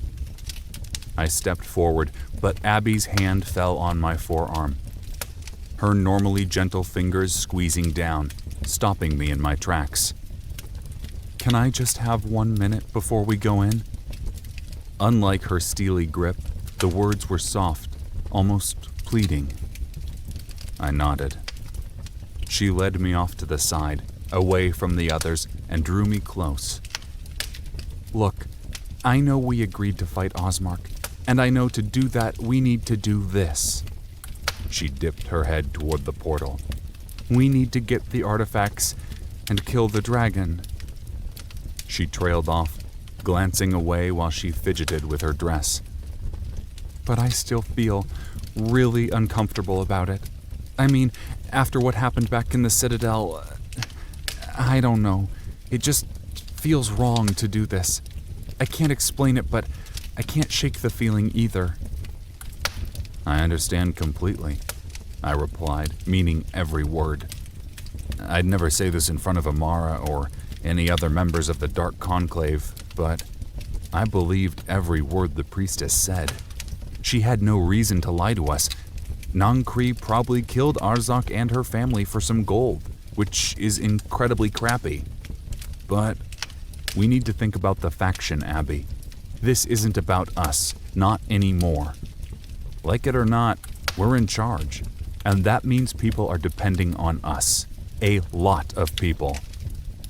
And what'll happen if we fail? Osmark steamrolls us in 2 weeks and destroys everything we've worked for. Yeah, I know that, she said, bobbing her head in agreement. Just promise me one thing. She glanced up and tucked a loose strand of hair behind her ear. If there's any way to bargain with Arzak to find a peaceful solution, tell me you'll at least consider it. I hesitated for a second, then nodded. Yeah, of course. I don't know how things will shake out, but if there's any other way, we'll do it. She leaned in and gave me a quick peck on the cheek. Thank you, she whispered, before letting go of my arm. I shot her a lopsided smile in return, then spun and headed into the breach, shuddering involuntarily as frozen power splashed across my skin, freezing me to the bone. The cold didn't last long, though. Nope. A wave of sweltering heat bludgeoned me like a baseball bat, far worse than anything I'd experienced in the game so far. The storm marshes could be awful, with high temperatures and overwhelming humidity, but not like this place. Not even the sweltering barren sands of Ankara came close. Perspiration instantly broke out across my brow, rolled down between my shoulder blades, and left my shirt and pants sticking uncomfortably against my skin. I staggered, slipping over to one side as I took a moment to get a handle on my surroundings. The sky overhead was devoid of stars and black as the bottom of the ocean, though a vast battalion of clouds, angry red things, floated by on an unfelt breeze. The ground beneath my boots was gray, lifeless, and studded with spars of sharp rock like gigantic teeth. Nothing grew here. No flowers, no trees, no life. It was a dead place, made for the dead.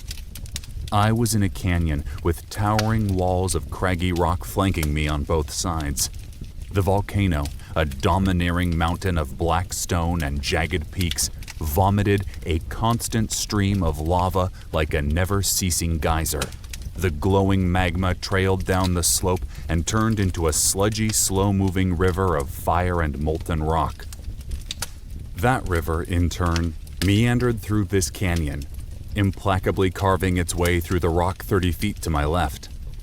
I turned in a quick circle, scanning the jagged, irregular rocks for any sign of the dragon or the Twilight Acropolis, the Jade Lord's prison for the last 500 years. It didn't take long to spot an ancient complex perched precariously on an outcropping overlooking the canyon, since it was the only man-made structure in sight. A squat, flat-topped building with a host of columns which marched around the perimeter like stern-faced sentries.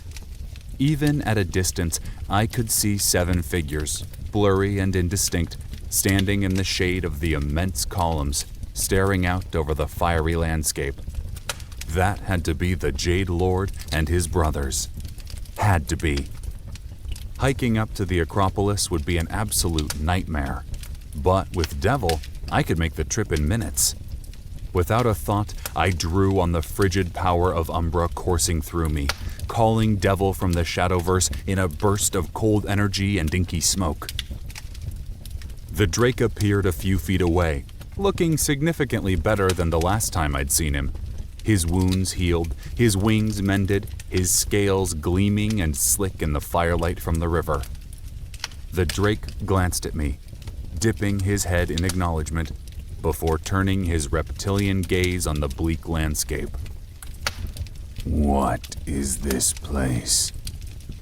He sent, sounding not scared, not exactly, but a touch apprehensive. Twilight Lands, I replied, clambering over to him and slipping onto his back.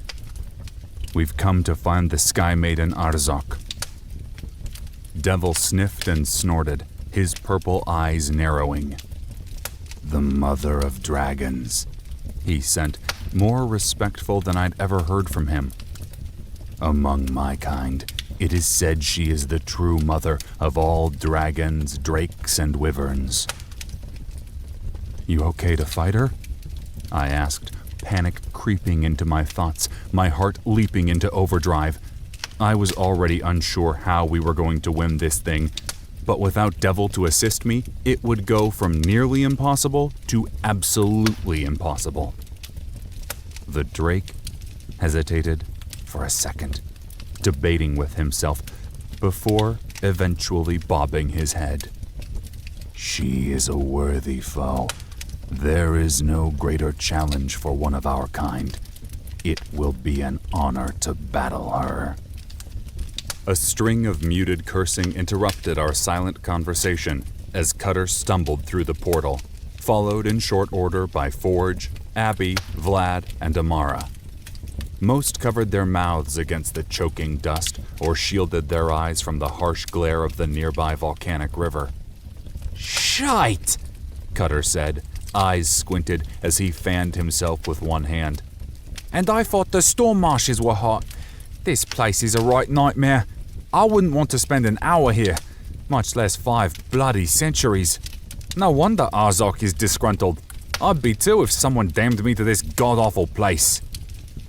"Yeah, it's awfully desolate," Abby said thoughtfully, turning in a slow circle, searching the landscape much like I'd done a second before. "So, I assume that's the prison?" She hooked a thumb toward the building. "But where's the Sky Maiden? I sort of expected her to be just waiting for us. Do you think there's a dungeon we need to fight our way?" A roar, part earthquake, part thunderstorm, cut Abby off mid-sentence. The sheer volume shook the ground and reverberated in my chest as loose pieces of scree bounced down the canyon walls in a series of mini rock slides. Guess that answers that, Forge said, pointing toward the volcano with his heavy axe. I stared, thunderstruck, as an enormous creature of scale, spike, and bone emerged from the top of the volcano like a fire god brought to life, then given wings and terrible purpose. Simply incredible. I'd seen visions of her more than once, but it was nothing like seeing her in real life. Not even close. The size of her alone left me breathless and terrified. When I'd first battled Devil back in the Dark Shard mines, Cutter had told me drakes were simply small dragons. But it wasn't until this second that I understood the difference, the scope of it. Arzok was easily 10 times the drake's size. If Devil was a sleek sports car, then Arzok was the love child of a coal train and an aircraft carrier. She was longer than a jumbo jet from snout to tail and just as big around in the chest. Her hide was a red so deep it bordered on black and covered with cracking slabs of volcanic rock. Her wings, instead of jutting from her shoulder blades, connected along the outside of her elongated front arms like a bat's wings. Her head, bigger than a slug bug and sporting jaws packed with teeth longer than my forearm, swayed on a neck as thick as a towering pine. Smoke and fire trailed from her yawning mouth as she hurtled toward us, making me think of the cataclysmic asteroid that had ended the world not so long ago. I couldn't help but feel she was going to succeed where the asteroid failed. She was going to end me, end us all. Pizdec! Nam pizdec! Vlad said with a groan, his face drooping as he groped at the alchemic grenades crisscrossing his chest. We are, how do you Westerners say, screwed royalty. That's not how it goes, I mumbled absently in reply. I've got to agree with the alchemist, Cutter said, glancing longingly at the portal hanging open midair, leading back to the sacred clearing. I think we ought to chalk this up as a loss and call it quits. There's no way we can beat that thing. It's bloody impossible, especially if she's indestructible until we get the amulet. Might as well go jump in that magma river. It'll be quicker and less painful. She is bigger than I expected, Amara said, knocking her bow with practiced efficiency. But no creature is indestructible. She is formidable in body, true, but not more formidable than the mind. She reached up and tapped at her temple. She will rely on her size and strength, so we simply need to outthink her. As much as I subconsciously agreed with Cutter, Amara was right. I couldn't go into this battle already convinced I'd lost. Beating Carrera had seemed impossible, and so had defeating the Moss Hag. But I'd done both, even when everyone thought I was doomed to failure from the start. I narrowed my eyes, squinting until I caught a glint of gold draped around her neck. The Jade Lord's amulet. If I could somehow get that away from her, then force her to land, we might have a chance. I wheeled Devil around in a tight circle, searching the desolate landscape. 50 feet behind us, and not far from the river of churning magma, was a jagged rock outcropping forming a small bottleneck within the canyon wall. Not a great place to make a stand, but it would give everyone a little cover, and it would restrict Arzok's ability to move. There, I commanded, gesturing toward the outcropping. Forge, Vlad, Cutter, go set up in the fissures. Stay out of sight if you can. Abby and I are going to try and get that amulet, then drive her to the ground. Once she's down and in range, unleash everything you've got. And me? Amara asked, glancing between the outcropping and the incoming dragon. Can you scale the opposite wall? I asked, nodding toward the jagged rock face. That should give you a better vantage so you can put down suppressive fire. She frowned, canting her head to one side in thought before dipping her chin in acknowledgement. I will do it. Good, I said, wheeling Devil around again and offering Abby my hand. She accepted gladly, allowing me to pull her up into the saddle as everyone else scrambled to get into position. You honestly think we can do this? She asked, the words uncertain as she wrapped her arms around my waist. I guess we'll find out, I replied, spurring Devil on with a nudge of my heels. The drake broke into a lurching gallop over the uneven terrain, his wings pumping as we built up speed. And then we were airborne, soaring upward, hot wind beating against my face as the river of lava burbled beneath us. A flutter of panic rose in my gut as the dragon barreled closer. Some part of me, the part interested in survival, insisted we should be fleeing from the monster. But I crushed my inner dread and spurred Devil on faster and faster.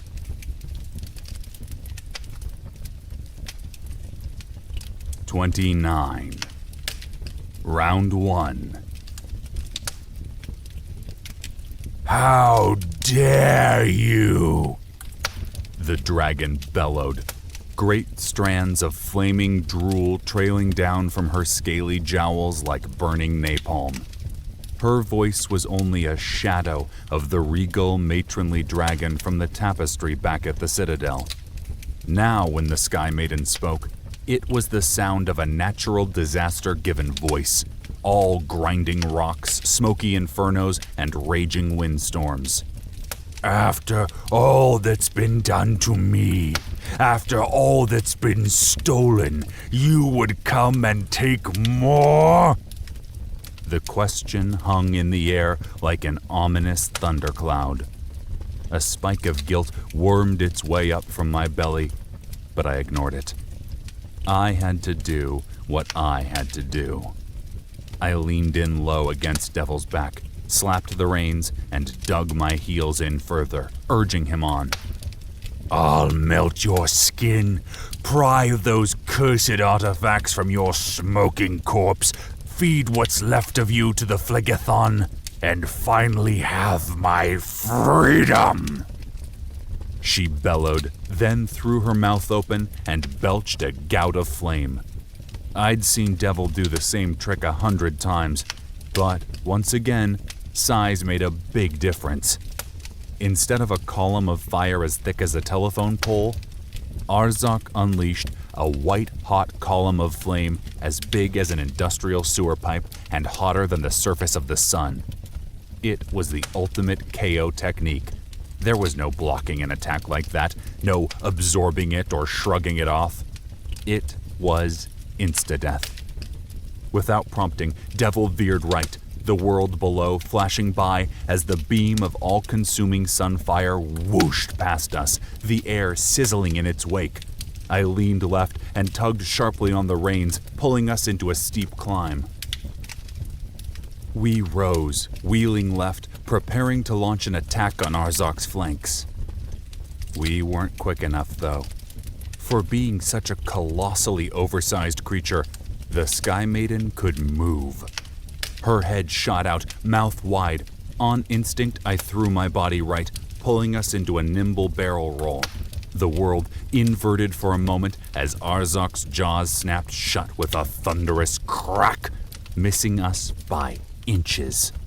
Devil completed the daredevil maneuver, the world suddenly normal again, and immediately banked right, swinging around in a tight arc, then darting toward the dragon's face. Devil struck like lightning, his inky talons slashing across her dinner plate-sized eyes, leaving bloody gashes behind, before zipping just out of range. So the Sky Maiden was fast, but obviously she wasn't a match for Devil's flight speed or his sheer aerial agility. He was a fighter jet to her cargo plane. We circled again, dancing and weaving just outside of the Sky Maiden's deadly reach. Abby loosened her grip around my middle, stuck one hand out, and unleashed an insane barrage of fireballs that slapped at Arzok's muzzle and splashed into her eyes. The dragon winced from the steady bombardment, but her HP bar remained constant and unmoving. Arzok seemed mildly annoyed, sure, but as long as she had that amulet in place, she was some kind of spectral being, immune to the damage of our attacks. I could see the amulet, though, dangling from a golden chain as thick as my wrist around her brawny neck. That was the prize, the ultimate goal. But getting a hold of it was going to be one heck of a challenge. For that, I needed to be closer. Much closer. An annoying enough distraction might do the trick. Devil darted in again, unleashing a flyby wave of umbra flame while I drew on my innate shadow spark and promptly summoned Nico from the Shadowverse. The winged chimp materialized in a poof of sooty smoke, her eyes locking on the dragon. "Keep her distracted," I sent urgently, drawing my warhammer from my belt. Nico responded with a squawk, leaping onto the end of the dragon's snout, scampering along Arzok's bony muzzle, then launching herself at the dragon's face. The feisty chimp literally drop-kicked the Sky Maiden in one of her eyeballs, then whipped around like a Muay Thai fighter, lashing out with her claws while her feathered wings fluttered frantically, obstructing the dragon's view. The attacks did no damage, however, but they had to be painful, and it was going to be awfully difficult for Arzok to pay attention to anything else. Hold on tight! I yelled at Abby over one shoulder, hunching down and urging Devil into a reckless dive. Wind beat at my face, tugging my cloak back in a flutter of fabric as Abby tightened her arms around me in a death grip. I squinted, staring up at Arzok's sinuous neck, gaze fixed steadfastly on the glittering jade amulet at the base of her throat. I only had one chance to get this right and seconds to do it. Quickly, I thrust my warhammer skyward, the rear spike forward, the weapon wobbling uncertainly in the air. Closer and closer we flew. Then, with a shout, I lunged upward and whipped my hammer forward, angling the hook so it would catch the golden chain and maybe, hopefully, rip the amulet free. The spike clanged against the metal, and, for a single heartbeat, I thought I'd managed it. But then my weapon slipped free, leaving the amulet in place and the chain unbroken. Not even a scratch. Damn, a swing and a miss. I dropped back into the saddle, stowing my hammer as Arzok's dark shadow washed over us and we zipped beneath her, skimming along close enough to reach out and run a hand along her dirt-caked belly. In seconds, we shot out from beneath her like a bullet and began our ascent, breaking for the sky. The dragon's tail, as long as a bus and topped by a nubby wrecking ball of bone spurs and spikes, broadsided us like a battering ram at the castle gates, batting us hard right. Devil howled in pain, teeth gnashing, one of his wings severely damaged, the flesh torn. Simultaneously, Abby shrieked, her arms disappearing from around my middle as the blow threw her from the saddle entirely. I spun around in utter horror, heart pounding, ready to explode from my chest, fully expecting to see her plunging toward the ground below. The breath caught in my throat.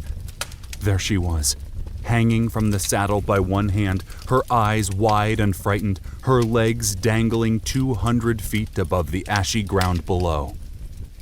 Oh, thank God. If she'd fallen from this height, there'd be no going back. She would have ended up as a bloody smear on the canyon floor.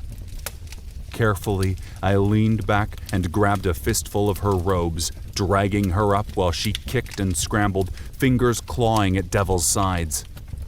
By the time she got resituated behind me, Arzok was now 60 feet away, completely consumed with trying to take a bite out of Nico, who kept popping in and out of the Shadowverse, deftly avoiding her powerful but comparatively slow attacks. We were in the clear for the moment, but we still didn't have the amulet, and, even worse, Devil was flying in a herky-jerky fashion, fighting to stay aloft on his damaged wing. "Are you going to be okay?" I sent.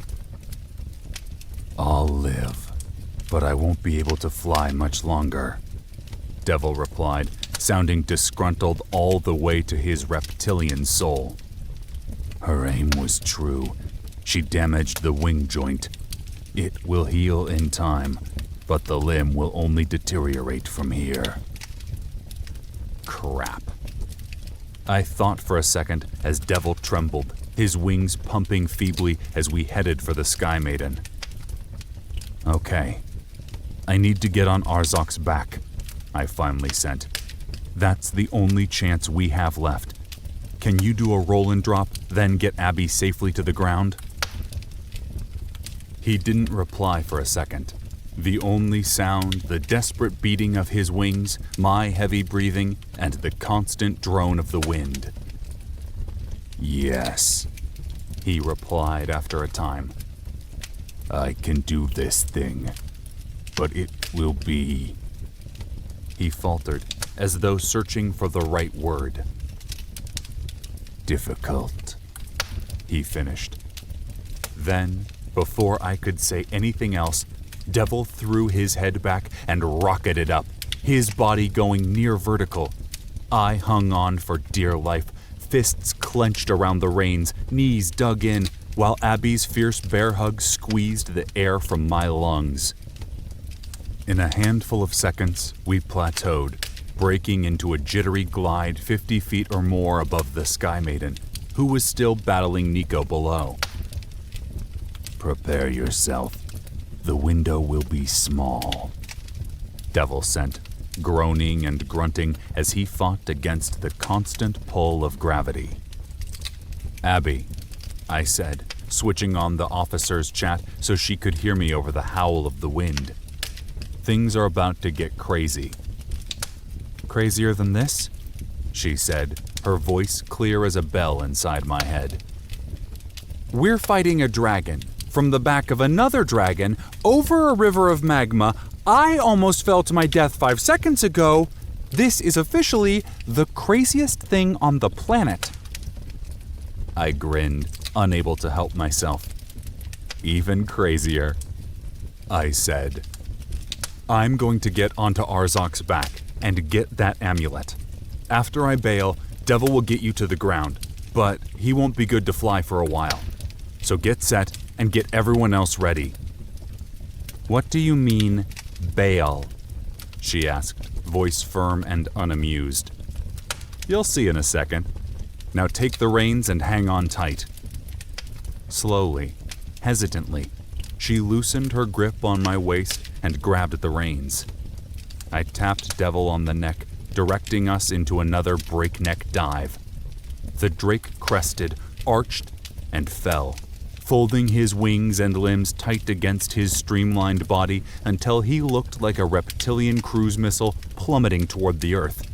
I crouched, eyes squinted, hanging on to the spikes running along his neck as the wind hammered at me, burning my skin and stealing the air from my lungs. Behind me, Abby was quivering, uttering either a prayer or a string of angry curses. I couldn't tell which, since she'd switched the chat feature off. When we were 20 feet above Arzok, I nudged Devil in the sides with my heels. "Let's do this." In a blink, his right wing exploded outward, catching the air and throwing us into a blazing fast corkscrew. The second we were inverted, my head hanging directly over the colossal Sky Maiden's spur-studded back, I triggered Shadow Stride. Time lurched to a halt as I let go of his neck, unhooked my feet from the stirrups, and dropped like a rock. My stomach clawed its way up into my throat as I fell, and I thought I might vomit and pass out cold, not necessarily in that order. I beat those feelings back and tucked into a roll, flipping head over heels, then spreading myself out so I was belly flopping toward Arzok at an insane speed. I only had seconds, and I needed to time this move perfectly, or I risked phasing through the dragon while in Shadow Stride. If that happened, it would be a long, deadly fall, followed by a bone-breaking splat. Or worse, what if I ended up inside the dragon? I wasn't sure that was possible, but I absolutely didn't want to find out. I pressed my eyes shut, knowing this was going to hurt no matter what, and exited from the Shadowverse a handful of feet above the Sky Maiden's back. I hit face down, arms and legs splayed out. Half of my HP vanished as a sharp, stinging pain exploded in every nerve ending as though some giant had just open hand slapped the entire surface of my body. Instantly, I wanted to curl into a ball and weep for the next 2 years. But I soldiered past the pain instead, fumbling at one of the bony spikes protruding from her spine. I wrapped my hands around the spur a second before she roared and dived, the whole world quivering as she fought to shake me off like a dog shedding water. My teeth rattled, my legs flopped up and down, toes drumming rhythmically against her back, while my arms burned from the strain of holding tight. But I kept right on holding, because I had no other option. After what felt like a lifetime, her bone-shaking roar subsided and she leveled out, offering me a brief reprieve to breathe and recuperate. Slowly, carefully, I inched my way forward, slugging from spiky spine to spiky spine, dragging my body ever closer to her enormous neck and the golden chain holding the amulet in place.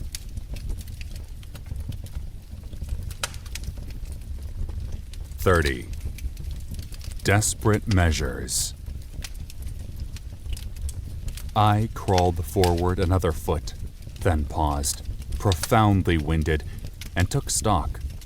I had about 15 feet to go, which seemed like a daunting prospect, but on the plus side, Arzok was dipping lower and lower, apparently trailing Devil and Abby into the canyon, which was all I could hope for.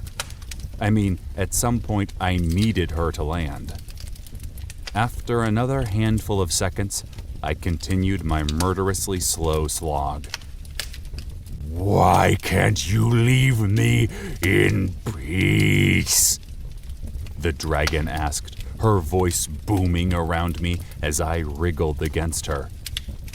Was it not enough that your ancestors murdered my family and doomed me to this place, separated from my loved ones?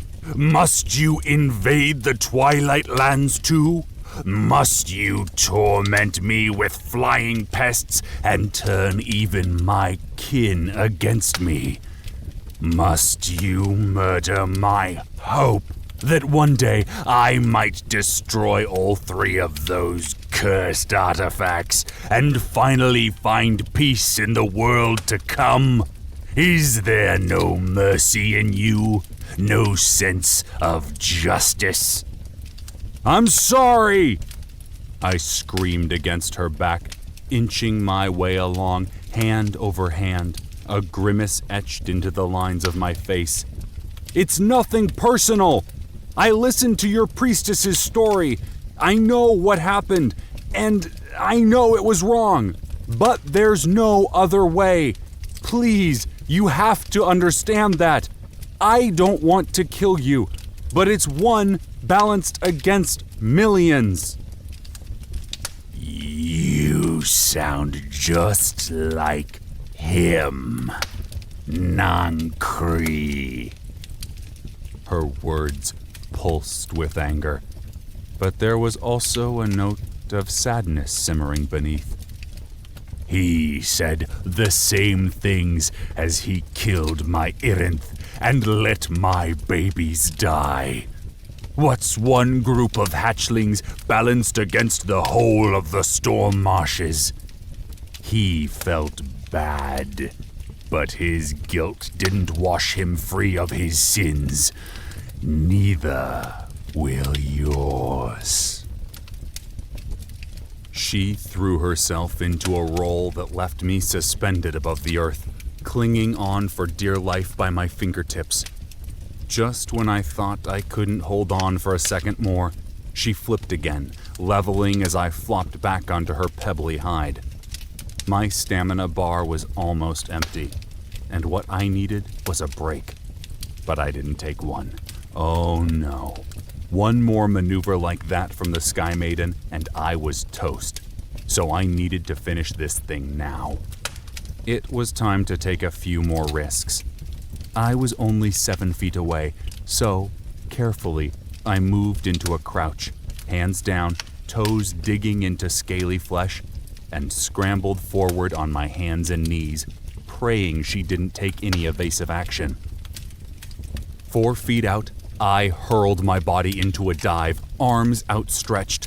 I landed with a thud, clinging to a sharp ridge of bone at the base of her neck. I'd made it. Oh my God, I'd made it. I cackled madly, the pressure finally getting to me, pulled my warhammer free, and laid into the fat golden chain looped around her neck like a noose. The blunt head of my weapon landed with a clang, a chain link denting and giving slightly under the force of the blow. "Stop that!"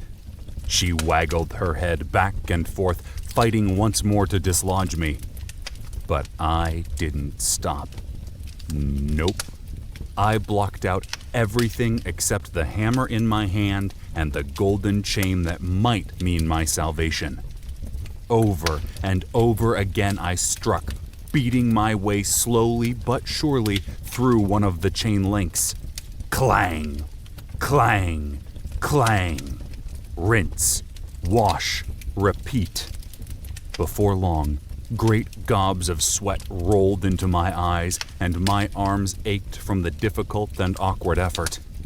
I was almost through, only a few more hits to go, when Arzak tossed her head back, issuing a deafening, deep-bellied laugh before twirling and smashing her back into the canyon wall. Just what I needed. Ragged shards of rock bit at me, tearing into my armor and carving away chunks of flesh and HP with every terrible second. This was road rash of the worst kind, and I only had seconds until the wall ground me into merc elf paste and sent me for respawn.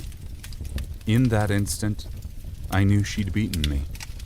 I could feel it in my heart and my guts. I'd given it everything I had, but it wasn't enough. Not in the end. I cursed under my breath and triggered Shadow Stride. Time hiccuped, creeping to a standstill, and the dragon beneath me became nothing more than a wraith. An insubstantial cloud, incapable of holding my weight. I passed through her hide in a blink, dropping out the other side.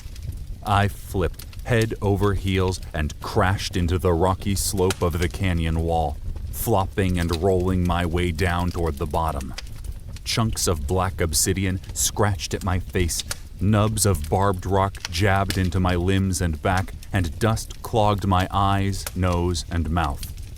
Thankfully, I was only 25 feet from the canyon floor, and the Sky Maiden had kindly deposited me near the rest of my party, still tucked away in the outcropping of rock. After what felt like a lifetime, I rolled to a stop at the base of the wall. Any other time, that fall would have killed me, but I sustained no damage. Not a lick. Thank God for Shadow Stride. Still, it hurt worse than getting tossed through a plate glass window and landing in a hive full of angry fire ants. Every inch of me throbbed in time to my heart. With a groan, I pushed myself upright, grimacing at the ache in my feet, knees, and thighs, and turned in a slow circle, contemplating my next move. Amara was 20 feet off the ground, squirreled away in a narrow crevice in the cliff face, her bow drawn and on the verge of releasing a hail of arrows.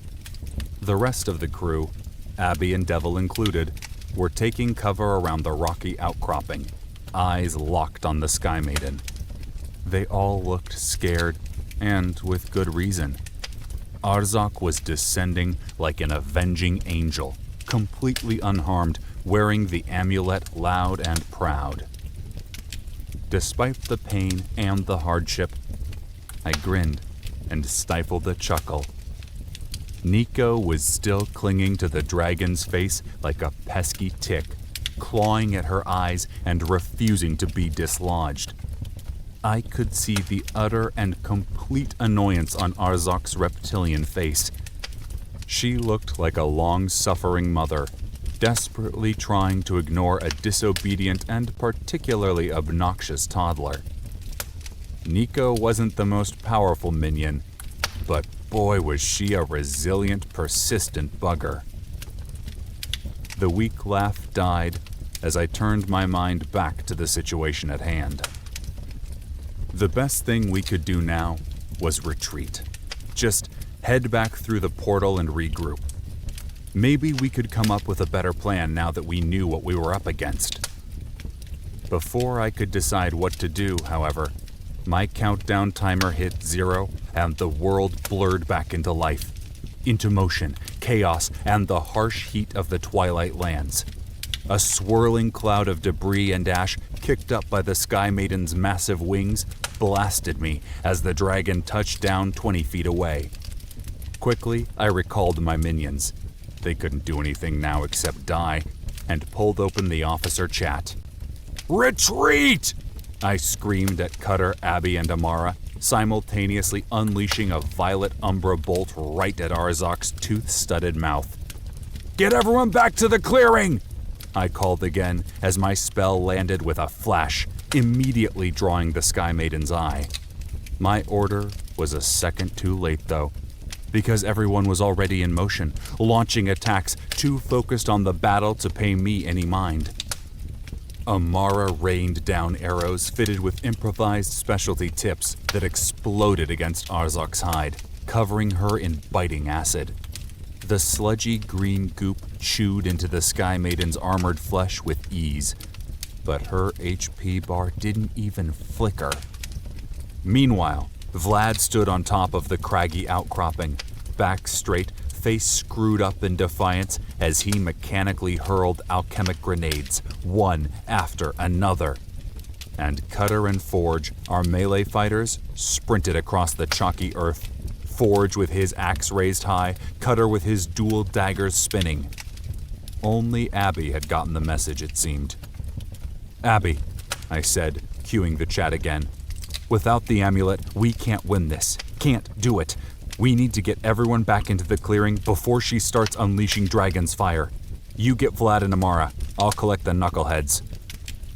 "On it, Jack," she replied, shooting me a nod, then scampering up the stone toward Vlad. That left Cutter and Forge to me. Unfortunately, they'd already closed the distance, working in tandem like a pair of wolves hunting larger, more dangerous prey.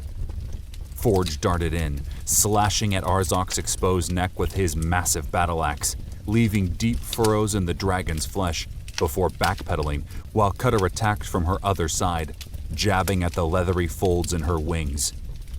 It was a smart tactic. Deliver lightning-fast strikes, always stay in motion, and simply wear the enemy down with 1,000 small wounds. Against any other foe, it might have worked. The problem was Arzok couldn't die. Not even 10,000 slashes would do the trick. And it would only take one solid hit to end either of them. I twirled and broke into a sprint, hurling a barrage of Umbra bolts at the Sky Maiden to get her attention. My plan worked all right, and I regretted it immediately as she snarled and unleashed a gout of white-hot dragon fire directly at me. "Oh shit!" I squawked, darting right and throwing myself forward, landing with a huff on my belly, then scuttling away on my hands and feet. The geyser of flame ceased a moment later, leaving a trail of liquid glass in the sand and plumes of white smoke lazily drifting upward.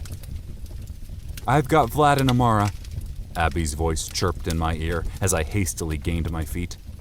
"We're heading back through the portal now. Round up the idiots and get back before things blow up." The line clicked and fizzled in my ear, dead, as I reversed course, bolting back toward the dragon. My heart skidded to a halt as my worst fear took shape right before my eyes. Cutter slashed at Arzok's wing, scoring a long gash in her leathery skin, then promptly threw himself into a blindingly fast dive as she countered with scimitar-like claws. The talons whooshed over him, only a hair's breadth from impaling him. But that attack was only a feint, and Arzok was waiting. Ready. Her jaws yawning like an open grave. Cutter's eyes flared in shock, but he was already committed to the role. There was no turning back and no way out. The thief yelped as her mouth snapped shut around one of his legs, blood spurting out. The yelp morphed into a blood-curdling scream. Cutter's lips pulled back in a snarl of agony as he sank both daggers to the hilt into her prehistoric face. The Sky Maiden didn't even flinch. Smoke curled up from her lips in anger as she squeezed down tighter. Cutter's HP draining away at an alarming rate. No, no, no!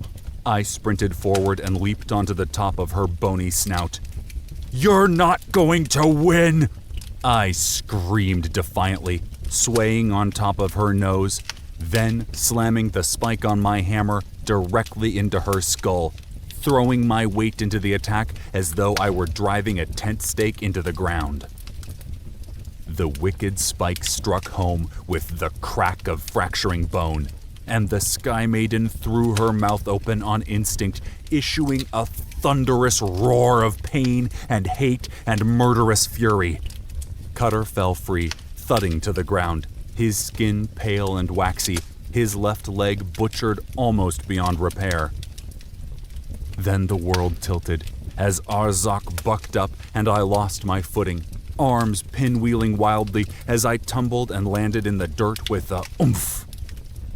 My head bounced against a jagged piece of stone.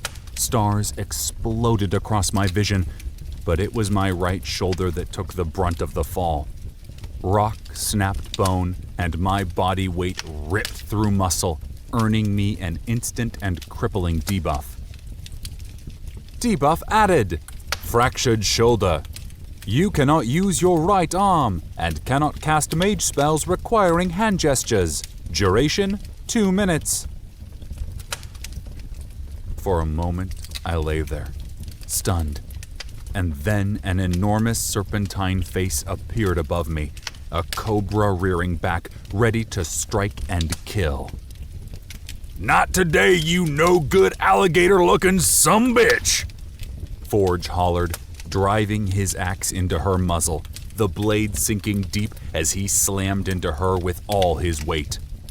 The Sky Maiden was one big ol' monster, but Forge's charge ability packed a serious wallop. Arzak's head jerked right from the impact, but then, before Forge could even blink, she whipped around and scooped him up in her crushing jaws. I scrambled to my feet as Forge flailed at her with his axe, swearing the whole time, while his legs disappeared entirely into her jaws and bloody foam frothed at his lips. Go! He grunted at me, his HP fading fast, his eyes already clouding over with death. I lurched away, heading for Cutter, who was worming his way across the ground, dragging himself with his hands and working leg, leaving a long smear of blood across the ground. I stowed my weapon and bent over with a grimace, using my serviceable arm to hoist him up and onto my back in a classic fireman's carry, a technique I'd used a handful of times before as an EMT. I glanced back as Forge let out one last strangled gasp as his whole body vanished into Arzak's throat, dead and sent for respawn in the most grisly and awful manner possible. Still, I wasn't going to let his sacrifice be for nothing. As much as it pained me, I picked up my pace, hobbling for all I was worth toward the portal, Cutter groaning and moaning with every step, every bump. No! Arzak cried out in fury, whipping her head toward me. You cannot escape. I won't allow it. I'll burn you and all your companions, she said, her golden eyes narrowing as her lips pulled away from her jagged teeth. Die. She spat, reptilian jaws stretching, a spark of golden flame blooming in the back of her mouth. Oh no, not again. In the face of incineration and certain death, My body discovered a new well of adrenaline-fueled strength, and suddenly I was running, my legs pumping as fast as they would carry me. I heard the whoosh of inferno flame scorching the air and immediately threw myself into a clumsy dive. Cutter and I sailed through the air, arms flopping, legs kicking. The icy power of the portal splashed over my face and shoulders as a terrible wave of heat licked at my boots.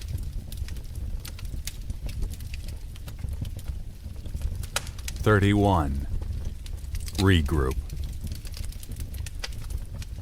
I blocked out the inrush of blistering pain and crashed into a blanket of deliciously soft grass, rolling and flipping from the momentum of the fall before ending on my back, staring up at the glittering ceiling above. Wow, that was close. My HP bar flashed red in the critical zone. My right arm was still broken and limp by my side, and my boots smoked and smoldered from the last bout of Dragon's Flame.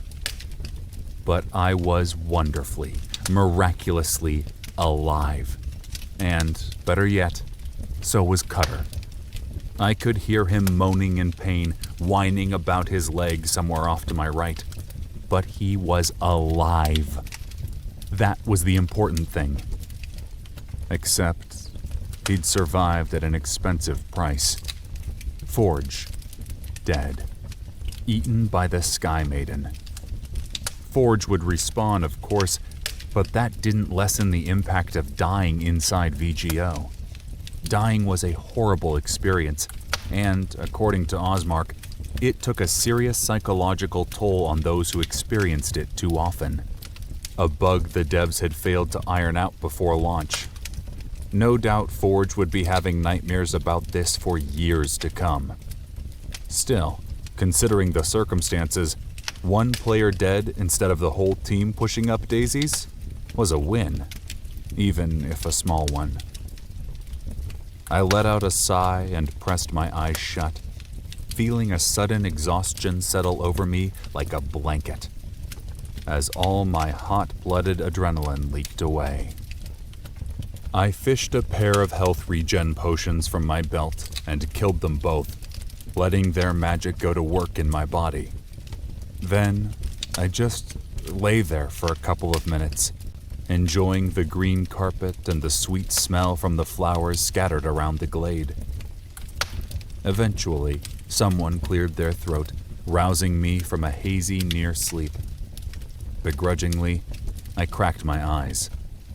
Abby loomed over me, concern carved into her face, making her look a couple of years older. "You okay?"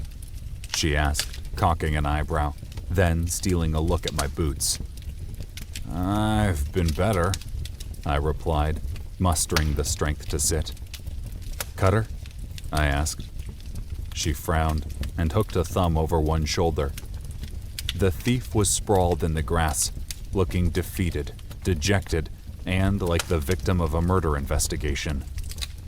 His blonde hair was charred in places, his skin covered in sooty dust, and blood adorned most of one leg. Amara sat beside him, legs crossed Indian style, as she dabbed at him with a damp rag.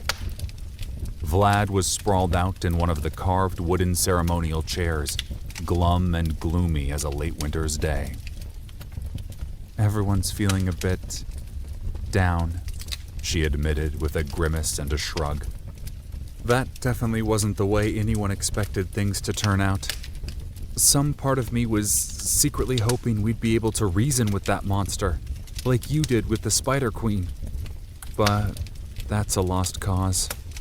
She paused, fidgeting with the folds of her robes. Forget reasoning with her. I'm not even sure there's a way to beat her. We didn't know what to expect going in, but I feel like we did everything in our power, and we didn't even come close to killing her. We weren't even in the ballpark." "She's right," Cutter added, massaging his blood-smeared leg with one hand. "I've never felt like such a useless sod in all me life, Jack. I've fought some tough monsters in me day, but nothing like that. Never. Even that dragon priestess doesn't compare. She was a candle next to the bloody sun. I hate to say it, but this might be one fight we can't win. Maybe we should start thinking about other ways to beat Osmark. Everyone was quiet for a spell, thinking about our options, most of them bad. We'd gone up against seemingly impossible odds before, but each time we'd overcome. For the first time, we'd lost. Really lost. I lay back down, intertwining my hands behind my head, brooding. There had to be a way. Had to be. Even if a quest was infernally difficult, no quest was impossible. There was a solution if only I was smart enough to find it. Something Amara had said trickled up into my brain. No creature is indestructible. She is formidable in body, true, but not more formidable than the mind. That's when it hit me like a cinder block to the forehead. Innovation was the solution. Innovation was always the solution. I'd grown a lot as a Shadowmancer over the past couple weeks. So much so, I was primarily relying on my powers and physical abilities to win my battles these days. And that was my problem. Admittedly, I'd used some clever tricks against Arzok, but in the end, I'd gone at her head on like an idiot, working to take her out using brute strength, and that would never work. Every impossible task I'd accomplished so far was not by force, but by careful planning and a fistful of good old-fashioned cunning. I'd never stood a chance against the Moss Hag, so I'd lured her into the heart of Hellwood Hollow and let the Spider Queen and her minions do the heavy lifting for me.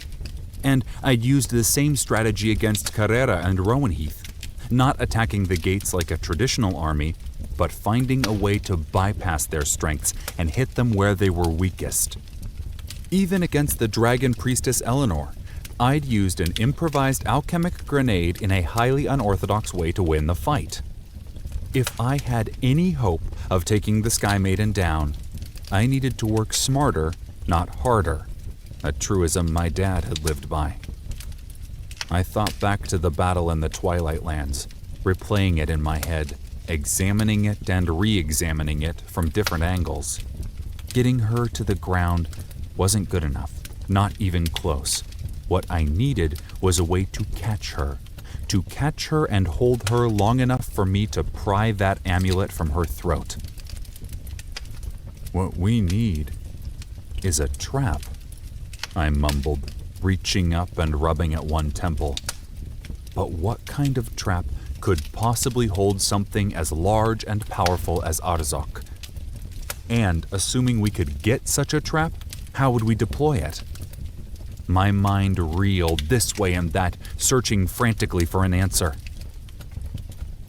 I let my eyes go out of focus, staring at the diamond-studded ceiling above. Vlad, I finally said, sitting up as the inkling of an idea drifted into my head. That rope you showed me back in your lab, you said it was stronger than steel, right? Do you think it would be strong enough to hold a creature like Arzok? The Russian was silent, contemplative, scratching distractedly at his chin as though he were running the numbers in his head. Knowing Vlad, he probably was running the numbers. Perhaps, he said after a time. But the amount of rope we would need, 1,000 yards of it at least, and it's not easy to make. The ingredients are quite rare. I grinned, recalling the conversation. Yeah, you said it required spider silk and powdered diamond, right? Those are the two main ingredients? Duh, he nodded, eyes narrowing in suspicion. I pointed at the cavern ceiling, studded with stars that weren't stars at all. An almost endless supply of swamp diamond. Do you think that would be enough? He gulped, wide-eyed, and nodded. Yes, we'll need to find a way to mine it, he mumbled, staring at the ceiling, the gears whizzing away in his head. but that should do it. He faltered, canted his head, and frowned. Still, even with access to the resources, it could take most of a day to construct. How long before the mission expires and you die? I pulled up my interface and scrolled over to my active effects screen. Current debuffs. Deathhead mode. You've temporarily activated Deathhead mode. Time until the gut check debuff takes effect: 10 hours, 9 minutes, 16 seconds. I have 10 hours until the next debuff hits, which means 34 hours until the mission expires and I kick the bucket.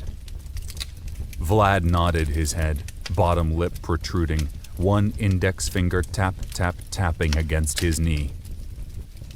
Okay, he finally said with a shrug.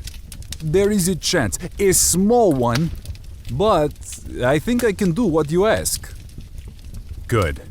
I need 3 separate strands, each 100 yards long with some heavy-duty meat hooks on each end.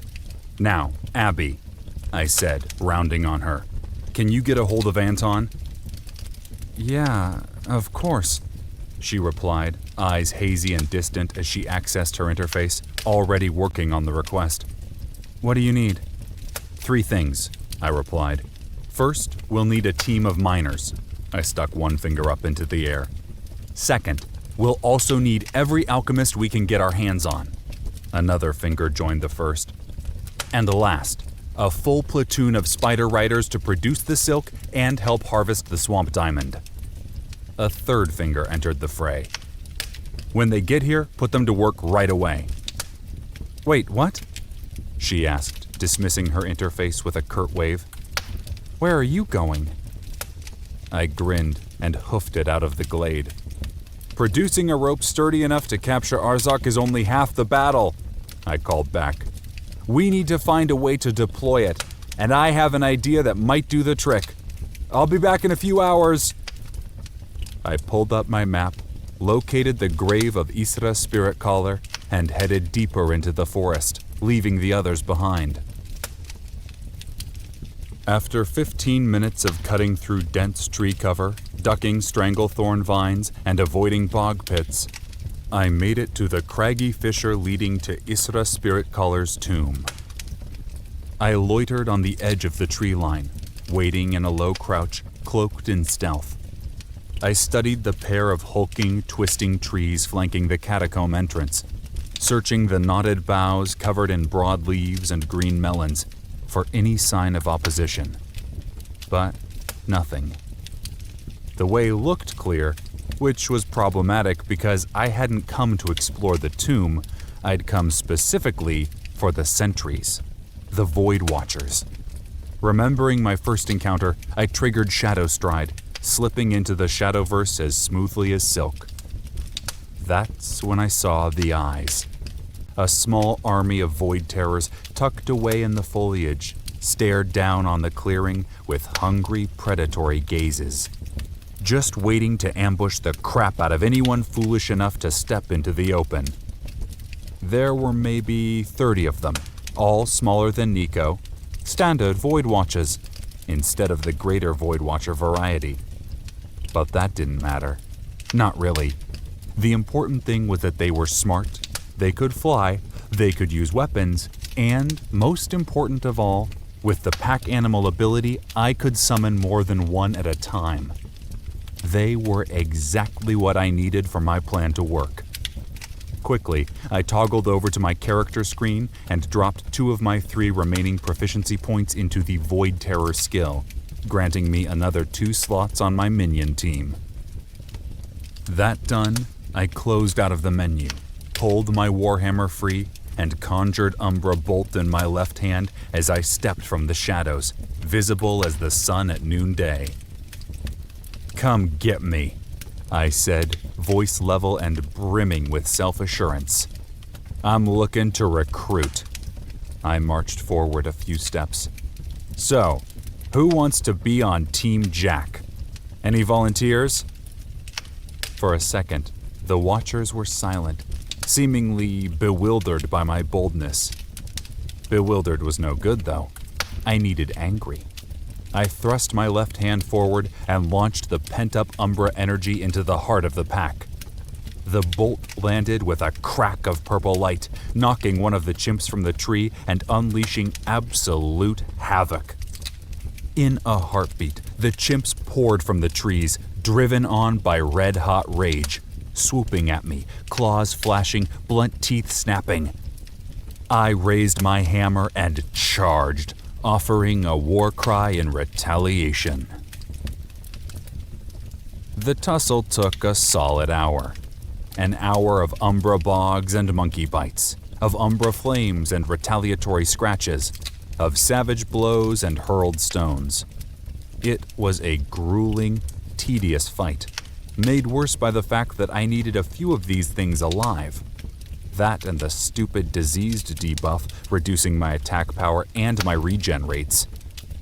Eventually, though, I bagged 2 void apes, both males, a level 12 which I named Kong, and a level 10 who earned the handle Mighty Joe. An excellent pair of minions, not nearly as large or feisty as Nico, but angry, stubborn, and deadly in their own right. Both had demonstrated remarkable intelligence, and had fought like a pair of wild bobcats when I invoked the contest of wills. Honestly, they were perfect. By the time I made it back to the sacred clearing with my new knuckle draggers in tow, our reinforcements had arrived. A regular caravan of miners, loaded down with pickaxes, shovels, and dynamite, scuttling in on the backs of bulbous-bodied, hair-legged brown arachnids. Children of the Spider Queen, Loeth the immortal Orb Weaver. A dungeon boss who also happened to be our closest ally thanks to our recruitment faction ability. Trailing behind them were alchemists. The long, baggy-sleeved robes and bags packed with powders and glass beakers were a dead giveaway. All right. I rubbed my hands together in anticipation, my mind racing along at 1,000,000 miles an hour. It was late. I felt more beat than a dead horse, but we had a lot of work to do.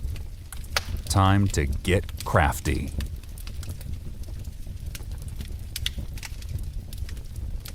"32. Round 2.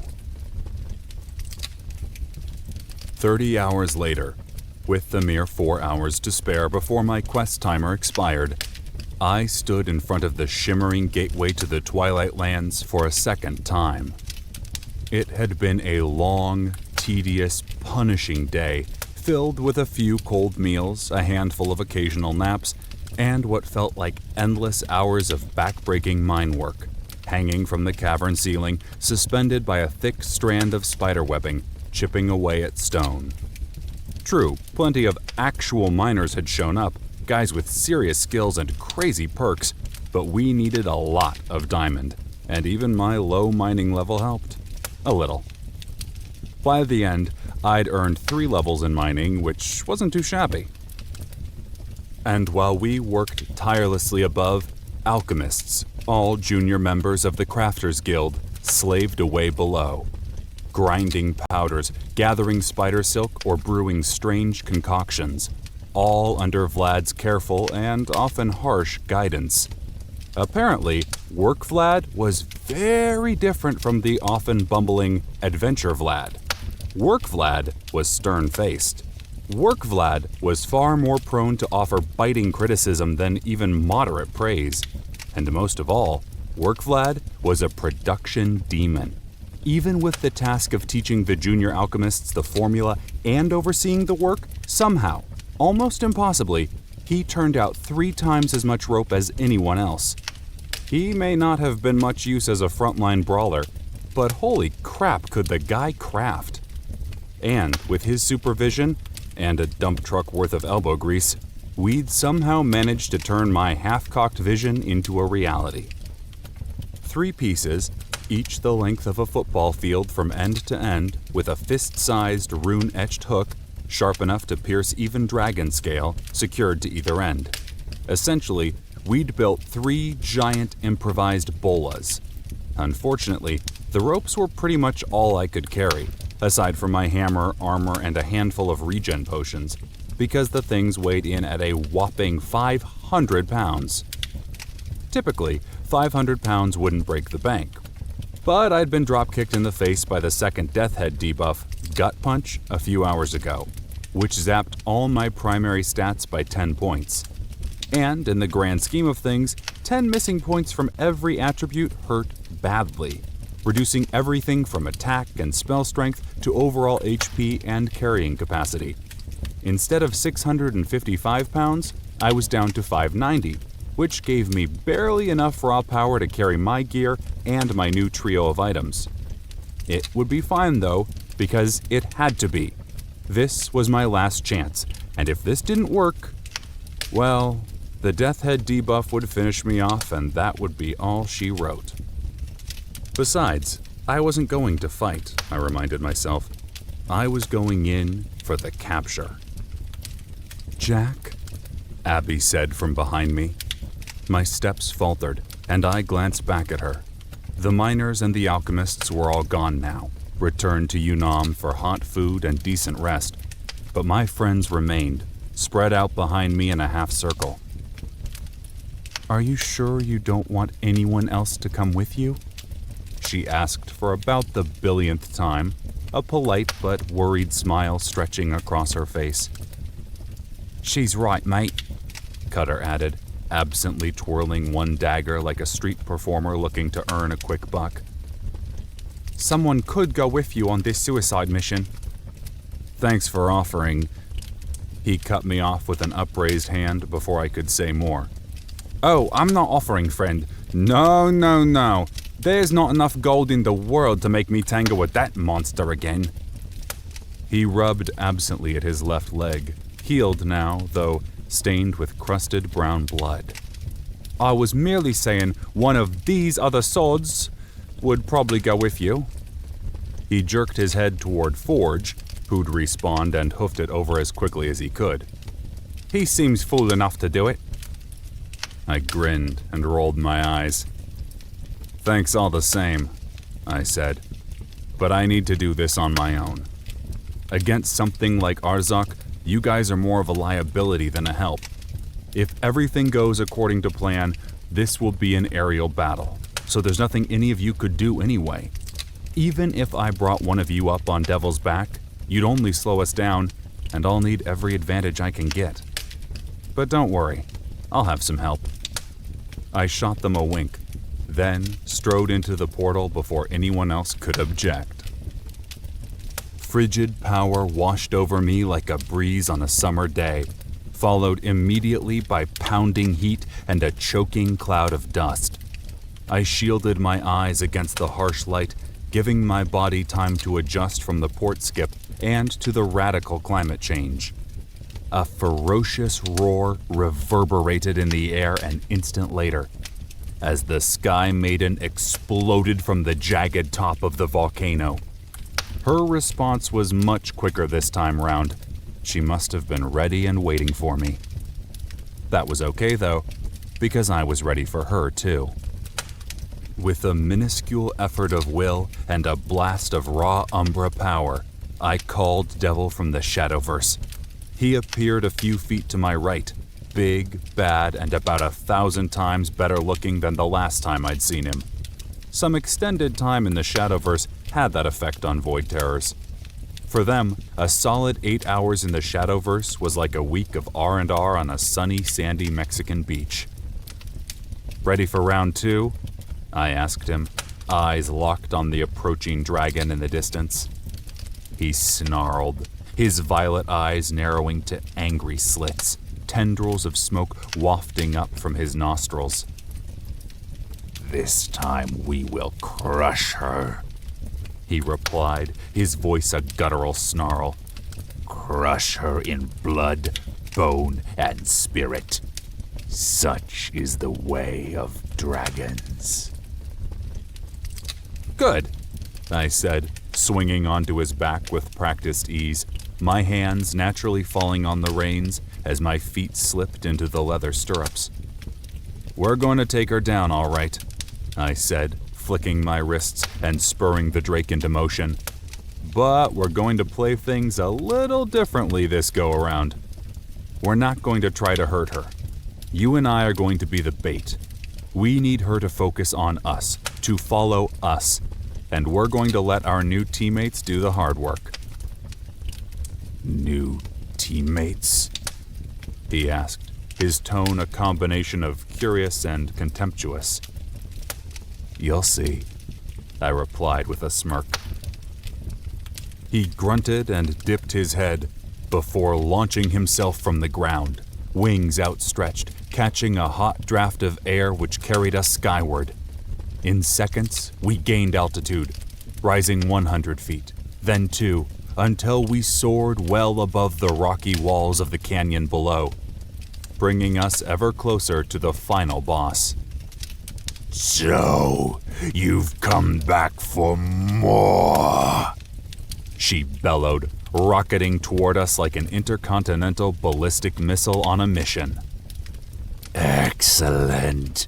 Your friend was the first good meal I've had in 5 centuries.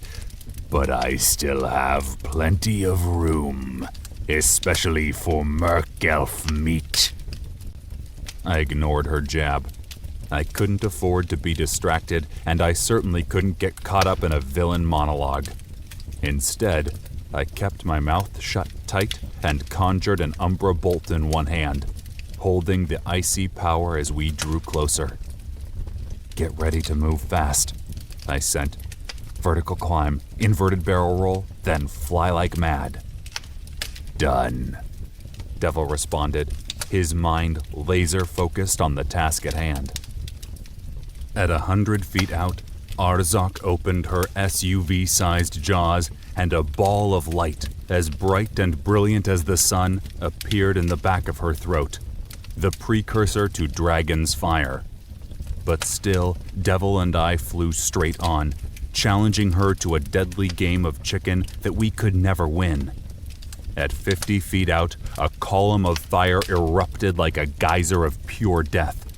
I unleashed my Umbra bolt at the same instant. Her fire was powerful beyond belief, but Umbra bolt was fast. The little ball of shadow power zipped through the air and smacked into her snout, inflicting no damage, but her jaws snapped shut on impulse, cutting her attack short. But we were still streaking toward a head-on collision with a creature that dwarfed us in size. At 10 feet out, when I could see the gleam of hatred in her yellow eyes and feel the heat radiating from her jaws, I jerked back on the reins, pulling us into a near vertical climb as the Sky Maiden careened through the airspace we'd occupied moments before, issuing a thunderous roar of frustration. We shot skyward, and then, just as I'd told them, Devil executed the inverted barrel roll, flopping straight back, my stomach lurching into my throat as we lost altitude, before corkscrewing gracefully and leveling out.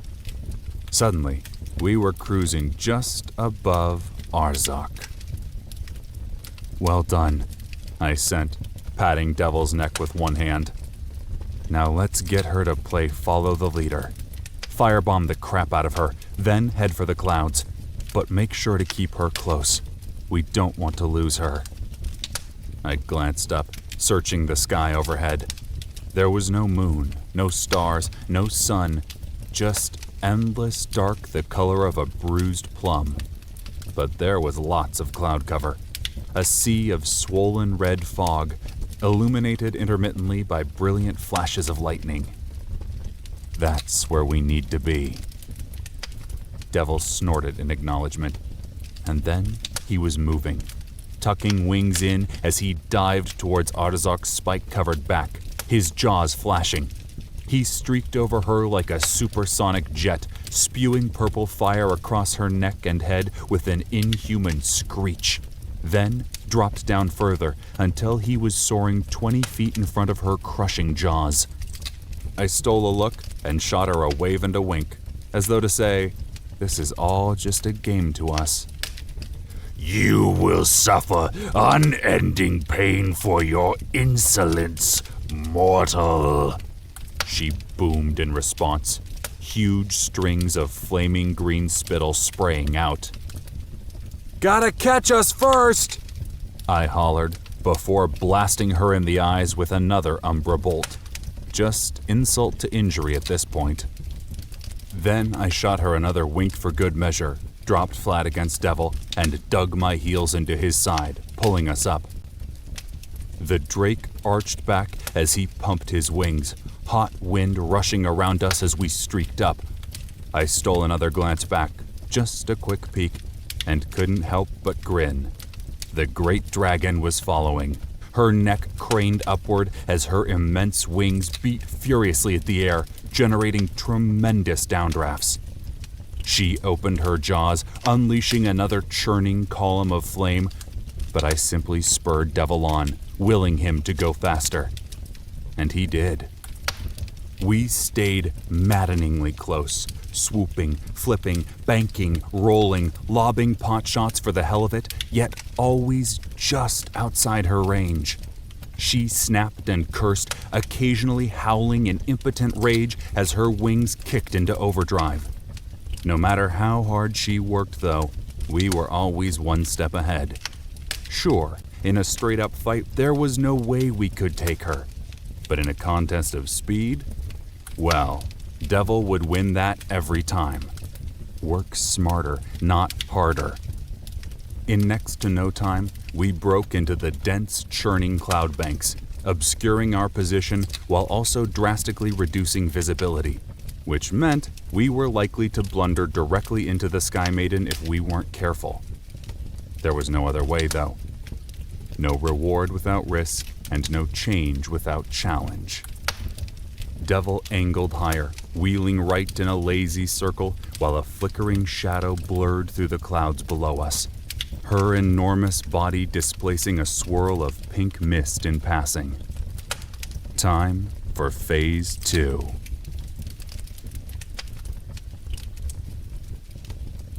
"33.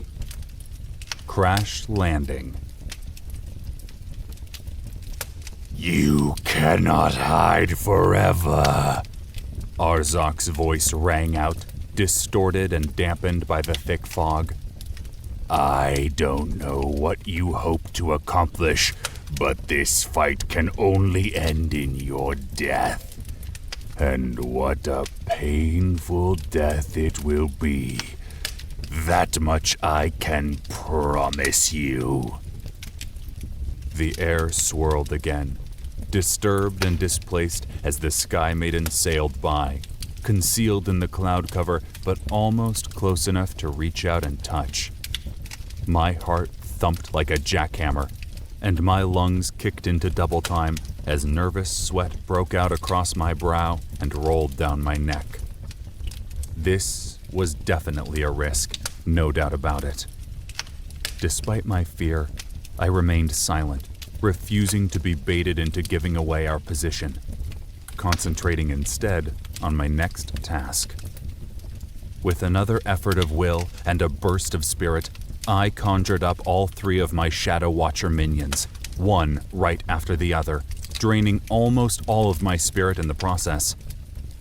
I was certainly feeling those Death Head debuffs now. Nico appeared first, followed in short order by Kong and Mighty Joe, all hovering in the air on outstretched wings like ghostly specters, partially obscured by the red mist. I reached out to Nico with my mind. Her essence took shape in my head, standing out like a flickering candle in a dark room. I didn't have a solid relationship with her, not like what I did with Devil, not yet, but I could direct her easily enough. And I was hoping she, in turn, would be able to direct my other simian minions. Instead of trying to talk with her or explain what I needed in words, I envisioned what I wanted, sending her a single image, each of them taking one of the ropes and wrapping it around Arzok's body, tying her up like the Lilliputians capturing Gulliver. For a long beat, nothing happened. But then Nico moved, darting forward with the twins trailing behind her, their arms outthrust, ready to receive their lines. With a sigh of relief, I unloaded the rope. Each chimp got a coil of enhanced spider silk, 100 yards long, which they slung awkwardly around their necks and shoulders, their wings beating furiously to hold them aloft with the added weight. I nodded to each, then turned my attention back to Devil. Okay, time to light up the sky. Devil growled happily in reply, the noise emanating from deep in his chest, and he spewed purple dragon fire into the air, swinging his head back and forth like a backyard sprinkler dispensing sizzling flame instead of water. The attack wasn't meant to hurt anything, but it sure was attention-grabbing.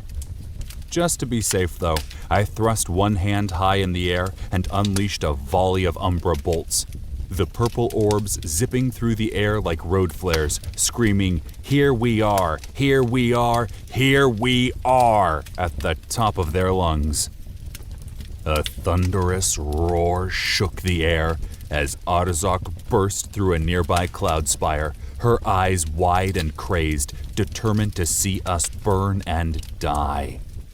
But Devil was already diving down, dodging her snapping jaws by a matter of feet, then breaking left and wheeling right. The Sky Maiden followed, not able to match Devil's agility, but making up for it with raw power and unwavering determination.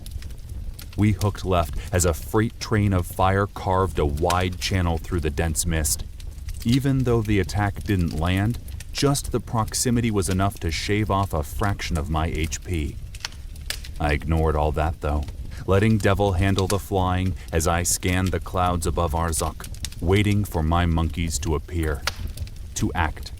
Everything seemed to crawl by in half speed, as though the world itself was holding its breath. And then it happened. The Sky Maiden let out a disgruntled grumble of pain and protest as the chimps poofed into the material plane and sank a trio of beefy meat hooks into her pebbly flesh. One hook went in near her sinuous neck, another in her left flank, a third into her right flank, just below the wing joint. Arzok spun, lashing out at Nico with wicked fangs. Arzok was too slow by half, though. By the time her mouth snapped shut, Nico was gone, disappeared, and the free end of her rope was already arching gracefully through the air, crisscrossing the Sky Maiden's body. Kong and Mighty Joe followed suit, hurling their lines through the air, then vanishing into the Shadowverse, defying space and time only to appear a second later. The three apes each caught the flying hook at the free end, then swooped low beneath the dragon, looping the ropes around her belly and sweeping skyward once more, wrapping Arzok tighter with each pass. The effects were immediate. The Sky Maiden's reptilian limbs tangled in the impossibly strong rope, her wings struggling fruitlessly to generate lift. For the first time since entering the Twilight Lands, I saw a flash of something new in Arzok's golden eyes. Uncertainty. Maybe even fear. Immediately, Arzok shifted focus away from Devil and me, finally realizing my strategy and the very real danger it posed to her. She snapped with her ferocious jaws and lashed out with her tail, but each attack whiffed. The dense cloud cover made it nearly impossible to track the flying apes, and even when she managed to strike, they simply poofed into the Shadowverse, vanishing then reappearing elsewhere, implacably continuing their work. Meanwhile, Devil and I harassed Arzok mercilessly, flitting around her face and head like an annoying fly, narrowly avoiding her every attempt to swat us down as we blasted her with gouts of shadow flame or irritating umbra bolts. No damage, but we ran great interference. The deadly game of cat and mouse continued, but with every minute that passed, the Sky Maiden struggled more and more to stay aloft. every minute that slipped by was one closer to victory. The real endgame came, however, when the chimps finished wrapping their lengths of rope around the Sky Maiden and sunk the second meat hook deep into her scaly flesh. Up until then, there'd been enough give in the zigzagging lines for her to flap her wings, even if the motions were awkward and encumbered. But that all came to a screeching halt as those hooks bit down. She strained against the lines, howling, but they held despite her mammoth strength, and suddenly she was falling, spiraling like an asteroid breaking through the stratosphere on a crash course for the Earth. With their work done, I recalled my trio of chimps and guided Devil into a measured dive, keeping pace with the Sky Maiden as she careened toward the ground. The dragon flipped, end over end, twisting this way and that, struggling against her silky bonds the entire time, but failing to make an inch of progress. The hooks were rune-etched, barbed and nearly indestructible, and the ropes didn't so much as fray. At 100 feet from the canyon floor, I pulled up on Devil's reins, drifting along as the Sky Maiden finished her meteoric descent. She smashed into the canyon floor 100 feet from the portal back to the sacred glade, landing like a wrecking ball of flesh and bone. The ground cratered on impact, kicking up a mushroom cloud of volcanic ash and gritty dust. Once the debris cloud finally died down, Devil and I cruised slowly, almost leisurely, to the ground, touching down lightly on the edge of the newly formed depression. The Sky Maiden lay at the bottom, her bones broken, her wings shredded from the rough landing, her neck twisted at an unnatural angle. She was alive, her HP bar undiminished, but her eyes were glassy and all the fight seemed to have leaked away with the fall. Now she appeared resigned to whatever end I had in store for her. Carefully, I slipped from my saddle, boots scraping along the loose scree on the ground. "Wait here," I sent to the drake, inching my way over the crater's edge and sliding down a few feet to the bottom of the shallow basin. Despite all of her threats of death and dismemberment, while looking at Arzak, twisted, broken, and utterly defeated, I couldn't help but feel a pang of guilt creep down my spine. She hadn't always been like this. 5 centuries of loss, pain, and torture had turned her into this thing. This monster. No. I stomped the doubt down. I needed to do what I needed to do. Not for me, but for all the people depending on me. For Abby and Forge, for Cutter and Amara, for Chief Cole, the people of Unam, and all the players who refuse to live under the heel of a dictator. This is the right thing, I told myself, not entirely sure I believed it. I fixed my gaze on the amulet, the size of a silver dollar and meticulously crafted from gold, bone, and jade, buzzing with dull life and ancient power. I pulled my warhammer from my belt, its hefty weight a comfort in my grip, and stalked over to the downed dragon. Her lips pulled back in a grimace, and ribbons of smoke drifted from her nostrils. But she didn't act, didn't move, didn't speak. I was pretty sure she couldn't, not in the horrendous shape she was in. I wrapped my hand around the pendant and gave it a sharp tug. I expected to find resistance, but it came away without a hitch, as if it were eager to rejoin the rest of the set. The giant golden chain, formerly holding the pendant in place around Arzak's neck, shimmered and distorted, twisting and shrinking until it was exactly the right size for me. Amazing. I slipped it on with one trembling hand, feeling a surge of energy infuse my limbs, refreshing me better than a good night's sleep ever could. More than that, though, I felt strong, unstoppable, almost godlike.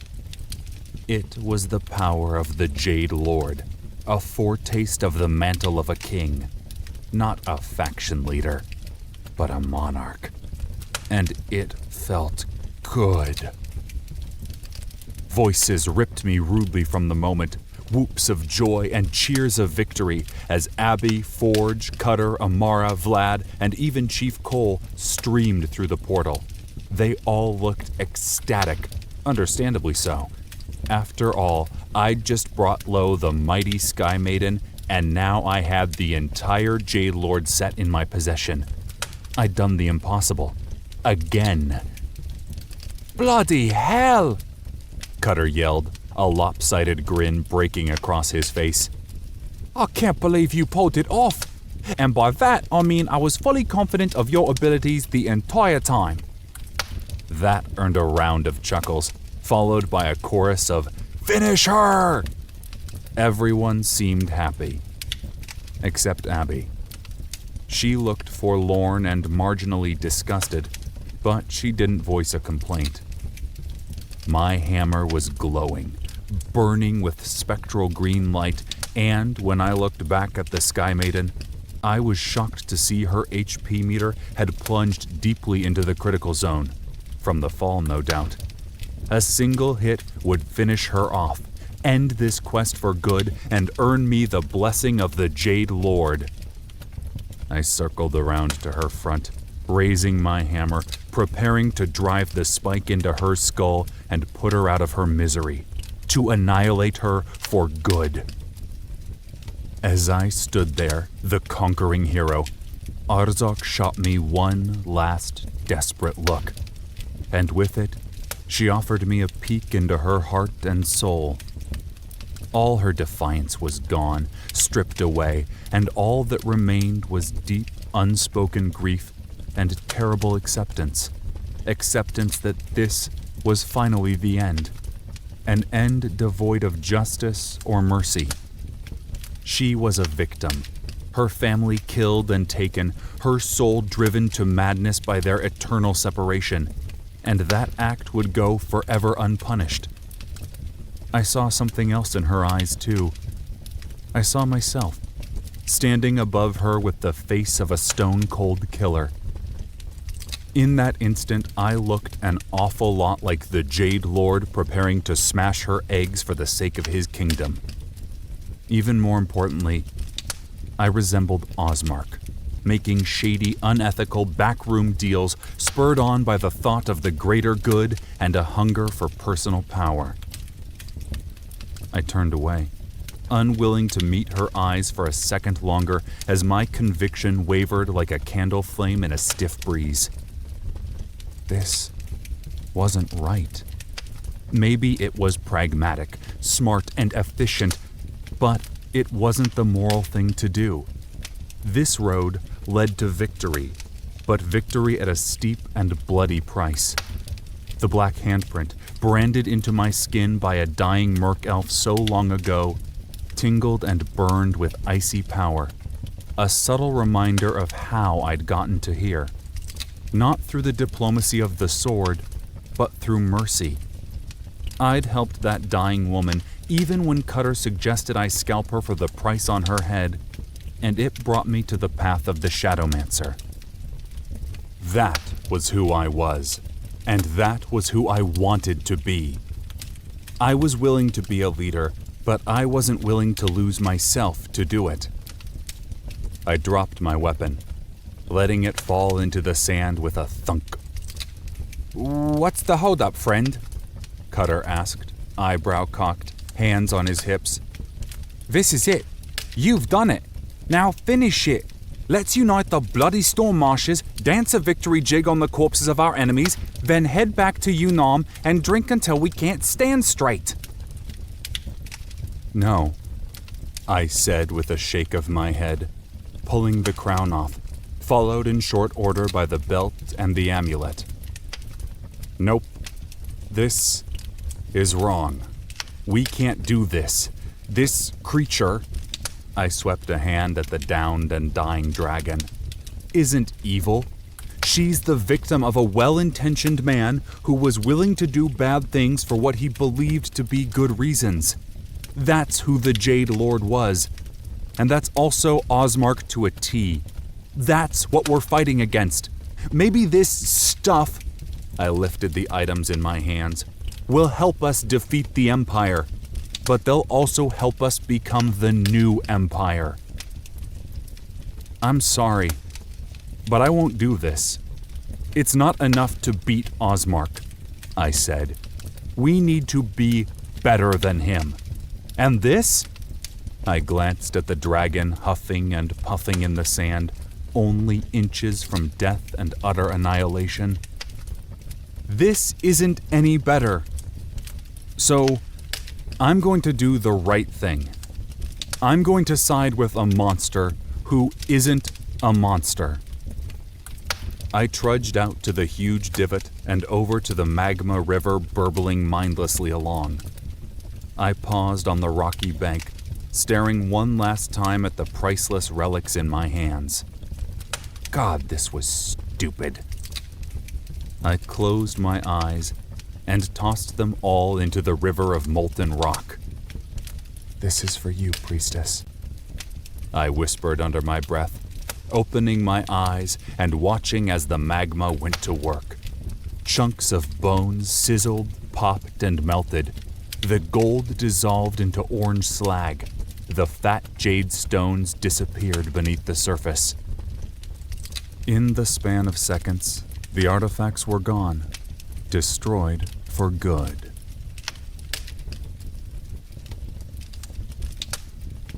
"34. Blessings and Curses." I heard a muted round of gasps, utter disbelief over the insane thing I'd just done. Those gasps faded and died quickly, though, replaced by murmurs of awe as Arzok shuddered and rose into the air, held aloft by swirling streams of golden light like 1,000 shimmering butterflies all working as one. I stared too, captivated as the ropes fell away and her limbs, so badly broken only moments before, popped and straightened while her neck twisted back into place and her wings mended themselves, skin, muscle, and sinew knitting together in double speed. The golden light didn't just repair the appalling damage, however. It also changed her. Black skin flaked away, replaced by radiant scales the color of fresh grass, etched with swirling runes of pulsing golden power. The spikes running along her spine like a forest of sword blades shimmered, bubbled, and disappeared as a mane of lush golden hair sprouted, running from her serpentine head down along her graceful neck and all the way to the tip of her tail. Her wings, vast leathery appendages, likewise morphed, the dry, cracked flesh replaced with golden plumage that gleamed and shimmered in the light of the lava river. Wow. She was beautiful, breathtaking even. And then she ascended. The swirls of golden light drew her up above the canyon toward a swirling vortex suspended high above us in the air. The rift, easily 100 feet in diameter, offered us a peek into a beautiful landscape filled with lush rolling fields, shimmering lakes, endless blue skies, and immense floating islands defying all the known laws of physics. Kuanella, the land of dragons. A host of serpentine faces stared down at us, little baby dragons flitting around in the air. But one stood out, a slick green creature not much larger than Devil, with burnt orange eyes and a host of violet feathers. Irinth, the Sky Maiden's mate. He didn't smile, couldn't, but he dipped his head low in thanks, opalescent tears leaking down his cheeks. Then, Arzak was gone, disappearing through the immense portal which snapped shut, leaving only the starless, cloud-strewn sky behind. Peace and fierce joy bloomed in my chest like a flower. Yep, maybe that hadn't been the smart thing to do, but it was definitely the right choice. I'd be able to sleep tonight and look at myself in the mirror the next morning. No amount of gold coin or sweet gear could replace that. I turned back to the others, but stopped dead in my tracks as a group of ghostly apparitions appeared before me in a semicircle. All hard-faced Dokalthar men. A few were big and bulky, bruisers and tanks in heavy plate mail, brandishing brutal two-handed weapons. One was whip-thin, built with the hard lines of a razor blade, wore dark leather armor, and carried a beefy warhammer that could have been a twin to my own. A shadowmancer, then. Others sported the flowing robes of mages, while another still was decked out in conjured armor built from yellowing bones. It was the man in the middle that drew my eye, though. He was taller than me, with broad shoulders and a swath of ebony hair streaked at the temples with silver. He stared at me from dark eyes like chips of burnt coal, set above a hooked nose and a thin, cruel mouth, while leaning casually on a double-edged sword pulsing with violet runes of power. The Jade Lord Nankri in the flesh. "I'm sorry," I said, staring him dead in the eye, refusing to blink. "But I couldn't do what you wanted, even if it means I won't get your blessing." For a second, he didn't respond. He just stared at me, frosty and stone-faced.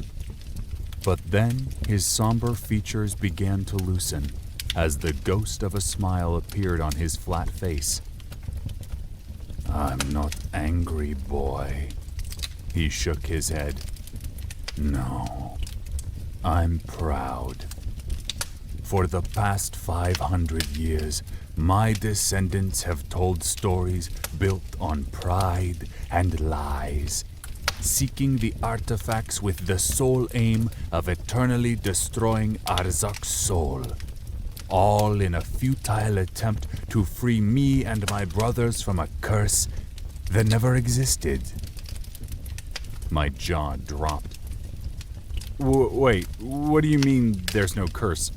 If there's no curse, then why are the 7 of you stuck here? We're not stuck, Nankri replied somberly, hands flexing and clenching around the hilt of his blade. We're held here only by guilt for a crime we committed, but could never atone for in life. Killing the Sky Maiden and her brood to get that gold? Well, it was a decision that haunted me every night and every waking moment. And then, when I finally died, I was forced to pass through this blighted land. Slowly, he looked left, then right, to enter the sacred resting place of our people. Instead of simply passing on, I saw Arzak stranded forever in this place because of me, because of my evil, my vanity, my pride. I saw a once wise, beautiful creature twisted into a monstrosity by a grief I inflicted on her out of greed. So, I refused to move on. And my brothers, faithful men that they are, have kept me company ever since. I chose to stay, to stand vigil for my transgression until the wrong I committed all those years ago could be righted. His smile stretched as he reached out and clapped me on the shoulder. That's why I picked you, Grimjack. Why I ensured you received the crown. Because I saw mercy in you. I saw someone who might do the right thing. Only someone who could do that, who could throw away power for the sake of goodness, deserves my blessing and the mantle of the Jade Lord. A good leader, Jack, is not someone who blindly follows orders. No, such a person is a pawn. And neither is the person who is willing to sell their soul for the power to rule. He shook his head again. Such a person is a despot. A true leader, someone others will follow out of respect instead of fear, is one who has vision, backed by the power of conviction and determination of will. You, Jack, have such vision, conviction, and will. Now, you also have my blessing. You've earned the right to be the new Jade Lord, ruler over the Dark Conclave and lord of all the Storm Marshes. And, as a symbol of your new position, I grant you these gifts, a little something to replace those ghastly relics you destroyed. A series of notifications popped up, one after another. Times 1 level up! You have 10 undistributed stat points. Stat points can be allocated at any time. You have 2 unassigned proficiency points. Proficiency points can be allocated at any time.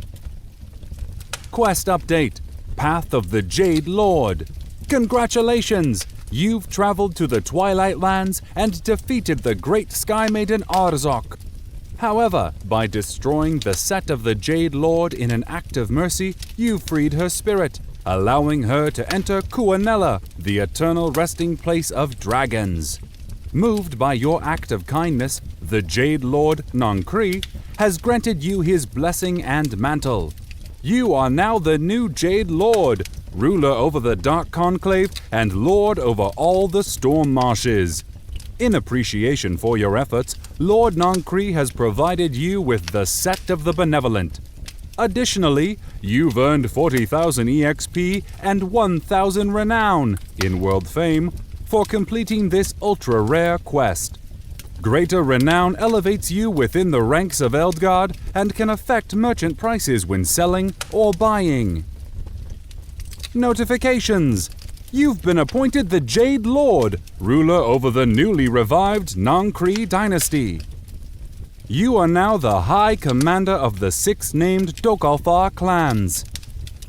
You have received the Cursus Honorum, rank of Consul.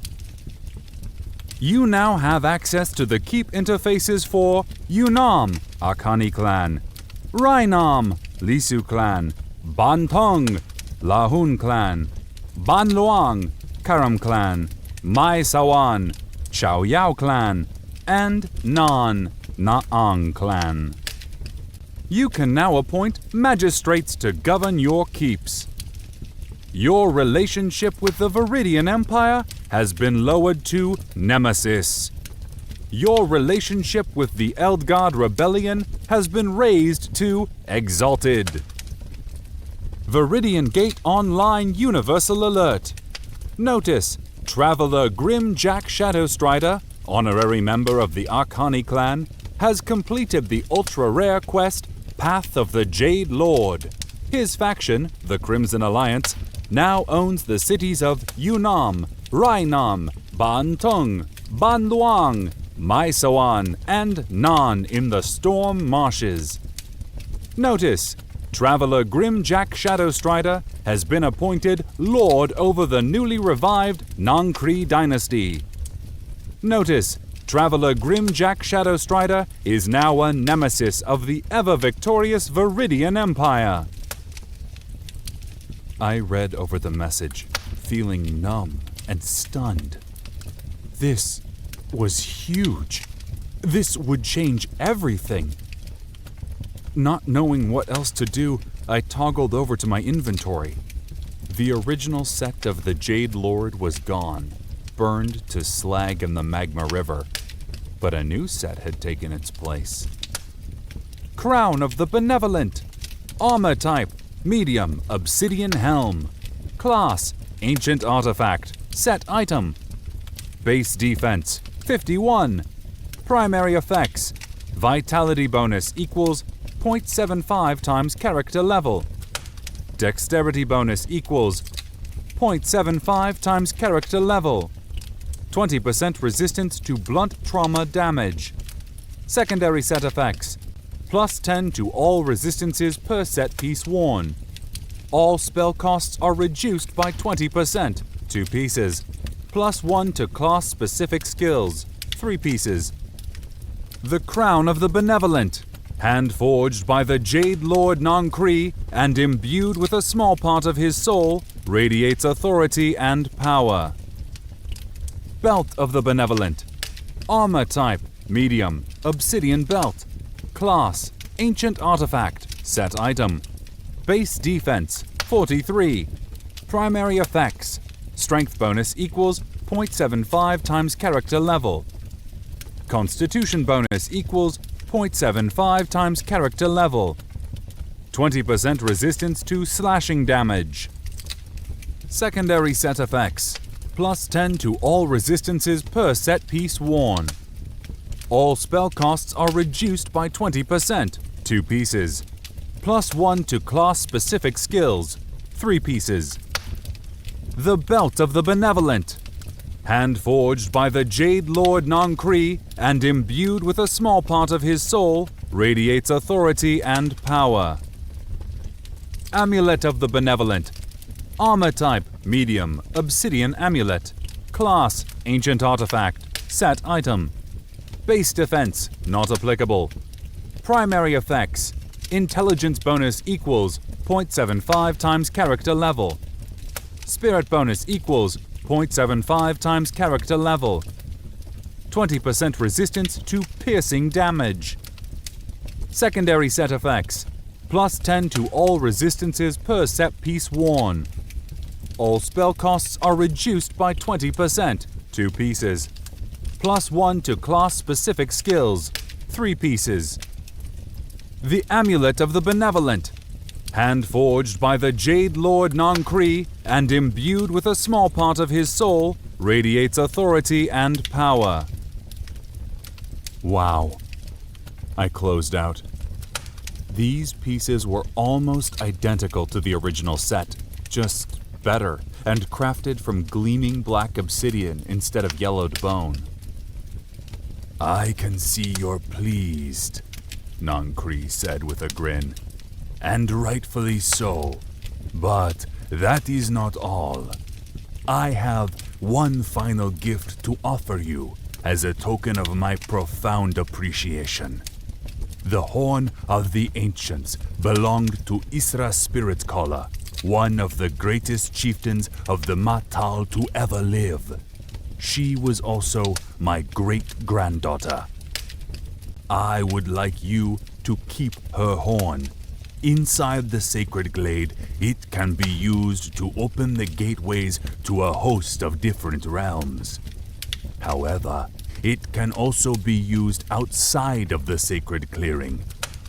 Blow on it when in trouble, and my brothers and I will answer the call, appearing to do battle on your behalf. Be warned, though, the horn will only do so once. Quickly, I pulled up my inventory and accessed the horn, rechecking its properties. Horn of the Ancients. Weapon type, relic, horn. Class, ancient artifact. Primary effects, blow on the horn to open the 7 Nexus stones located in the sacred glade of the Dark Conclave. Secondary effects, blow on the horn outside of the sacred glade of the Dark Conclave to summon the Jade Lord and his brothers into battle for 1 hour. This ability can only be used once. The Horn of the Ancients, once wielded by the mighty Dokalthar chieftain Isra Spirit Caller, is said to have been forged in the belly of Svartalheim by none other than Aitri Spark Sprayer, godling of the Forge. Legend holds that one of great worth may call the heroes of old from the halls of the dead to fight on their behalf. Sure enough, the 2 previously locked effects were now available to me. I closed out the screen, turning my attention back on Nankri. Fare thee well, grim Jack. The spectral Jade Lord said, offering me a thin, tight-lipped smile full of regret. Be a better man and a better leader than I was. He turned away. Then, he and his brothers strutted toward the columned Acropolis, fading and vanishing as they walked, disappearing from one blink to the next. Jack! Abby called as everyone rushed toward me, their expressions flashing between bewildered and astonished in turns. What in the world just happened? Seriously, I am so freaking lost right now. I was on the verge of answering when my personal inbox pinged with a new message. Without even looking, I knew exactly who it was. The only person it could be, really. Osmark. Personal message! Jack, I genuinely hoped you could be reasoned with. Obviously, I was mistaken. You've made yourself a nuisance once too often, and now you've left me with no choice but to eradicate you from the face of the map and find a new puppet to head the rebellion. Prepare yourself, Jack. You have 10 days. I'll see you on the battlefield. Best regards, Robert Osmark, High Emperor of the Viridian Empire. I closed the menu and exited out of my interface, deeply disturbed by Osmark's message. We'd won the day despite all the odds, but this was just one battle in a much bigger war. And now that war would be marching toward us with the tech genius Robert Osmark at its head. What happened? I replied to Abby's question, breaking into a small grin. Is that we just rolled the dice and won big. Huge. But our win is only going to buy us a little time. We've got 10 days to come up with a way to beat Osmark and an army 20 times larger than ours. I rubbed my hands together in anticipation. So, let's get planning.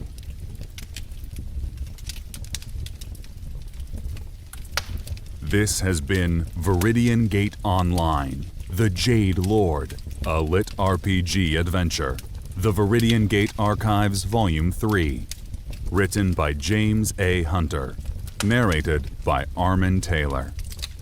Copyright 2017 by J. A. Hunter and Shadow Alley Press Incorporated. Production copyright 2017 by J. A. Hunter and Shadow Alley Press Incorporated. Thank you for listening. Audible hopes you have enjoyed this program. Here's a preview of the next title in this series.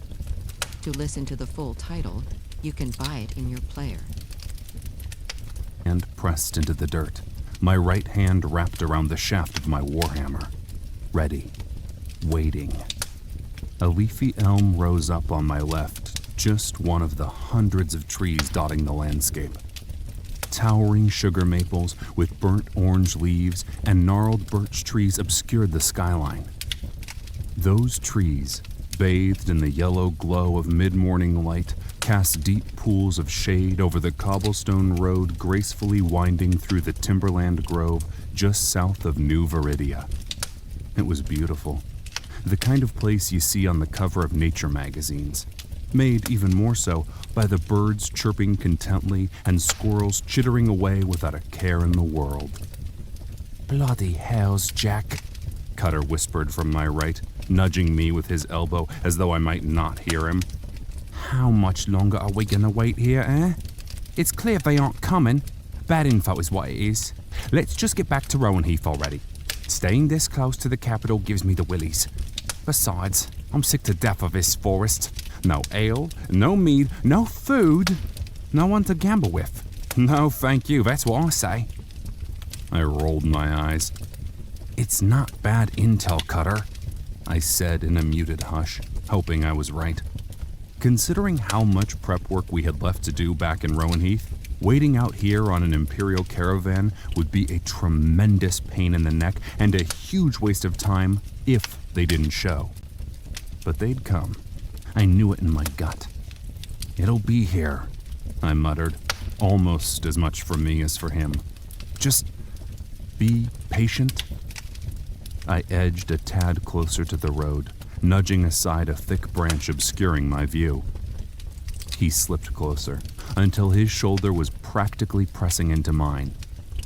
Not bloody likely, he grumbled. I glanced at him, but the only thing I could see was a hazy blur in the air marking his position. He might have been lazy and whiny, but his stealth ability was through the roof. The guy was effectively invisible when he wanted to be. This'll be the 5th caravan we've raided in 4 days, he continued. If this Osmark bloke's as smart as everyone says, then surely he'll wise up and change the supply routes. He'd be a moron not to. Or perhaps, Amara said from my left, shooting Cutter a hard-eyed scowl, they'll just hire better guards. Much easier. And assuming they do hire better guards, perhaps we should keep our mouths shut so as not to tip them off, yes? Just a thought, Master Thief. Naturally, that sent Cutter to mumbling softly under his breath, just loud enough for me to catch a few words. Ungrateful, pig-headed, know-it-all. A soft snort from my right made me grin. Forge. He, at least, had a good attitude about the demanding raid schedule. The creak of a wagon wheel cut through the otherwise still forest, silencing Forge's laughter and Cutter's mumbling in a heartbeat. I shot a glance at a green-skinned Reese, sporting heavy leathers and swirling black tribal tattoos, tucked away in the foliage across the road from me. Merrick, the current leader of the Wolf's Fangs, a group loosely aligned with the rebellion. Very loosely. I'd seen their handiwork on a couple of occasions, and despite what they claimed, they weren't freedom fighters. No, they were bandits, looking to capitalize on the war and line their own pockets. Not exactly the kind of people I liked surrounding myself with, but there were precious few raiding forces who knew the West Viridia side of the Eldgard continent the way the Wolf's Fangs did. I tapped at my ear, then jerked a thumb toward the road. Incoming. The surly, taciturn bandit simply nodded, then slipped away, vanishing into the forest without a trace or a sound. A moment later, a shaggy black wolf with beady yellow eyes and oversized jaws filled with far too many teeth materialized from the tree line. Then, in a flash, it disappeared into the undergrowth, following its master. I shivered. Devil was far from a friendly pet, but those wolves were downright mean. Devil liked to eat. The wolves, on the other hand, seemed interested in nothing else. The creaking grew louder, accompanied by the clop of hooves on stone, the rustle of leather and fat. You've reached the end of this preview. To listen to the full title, you can buy it in your player.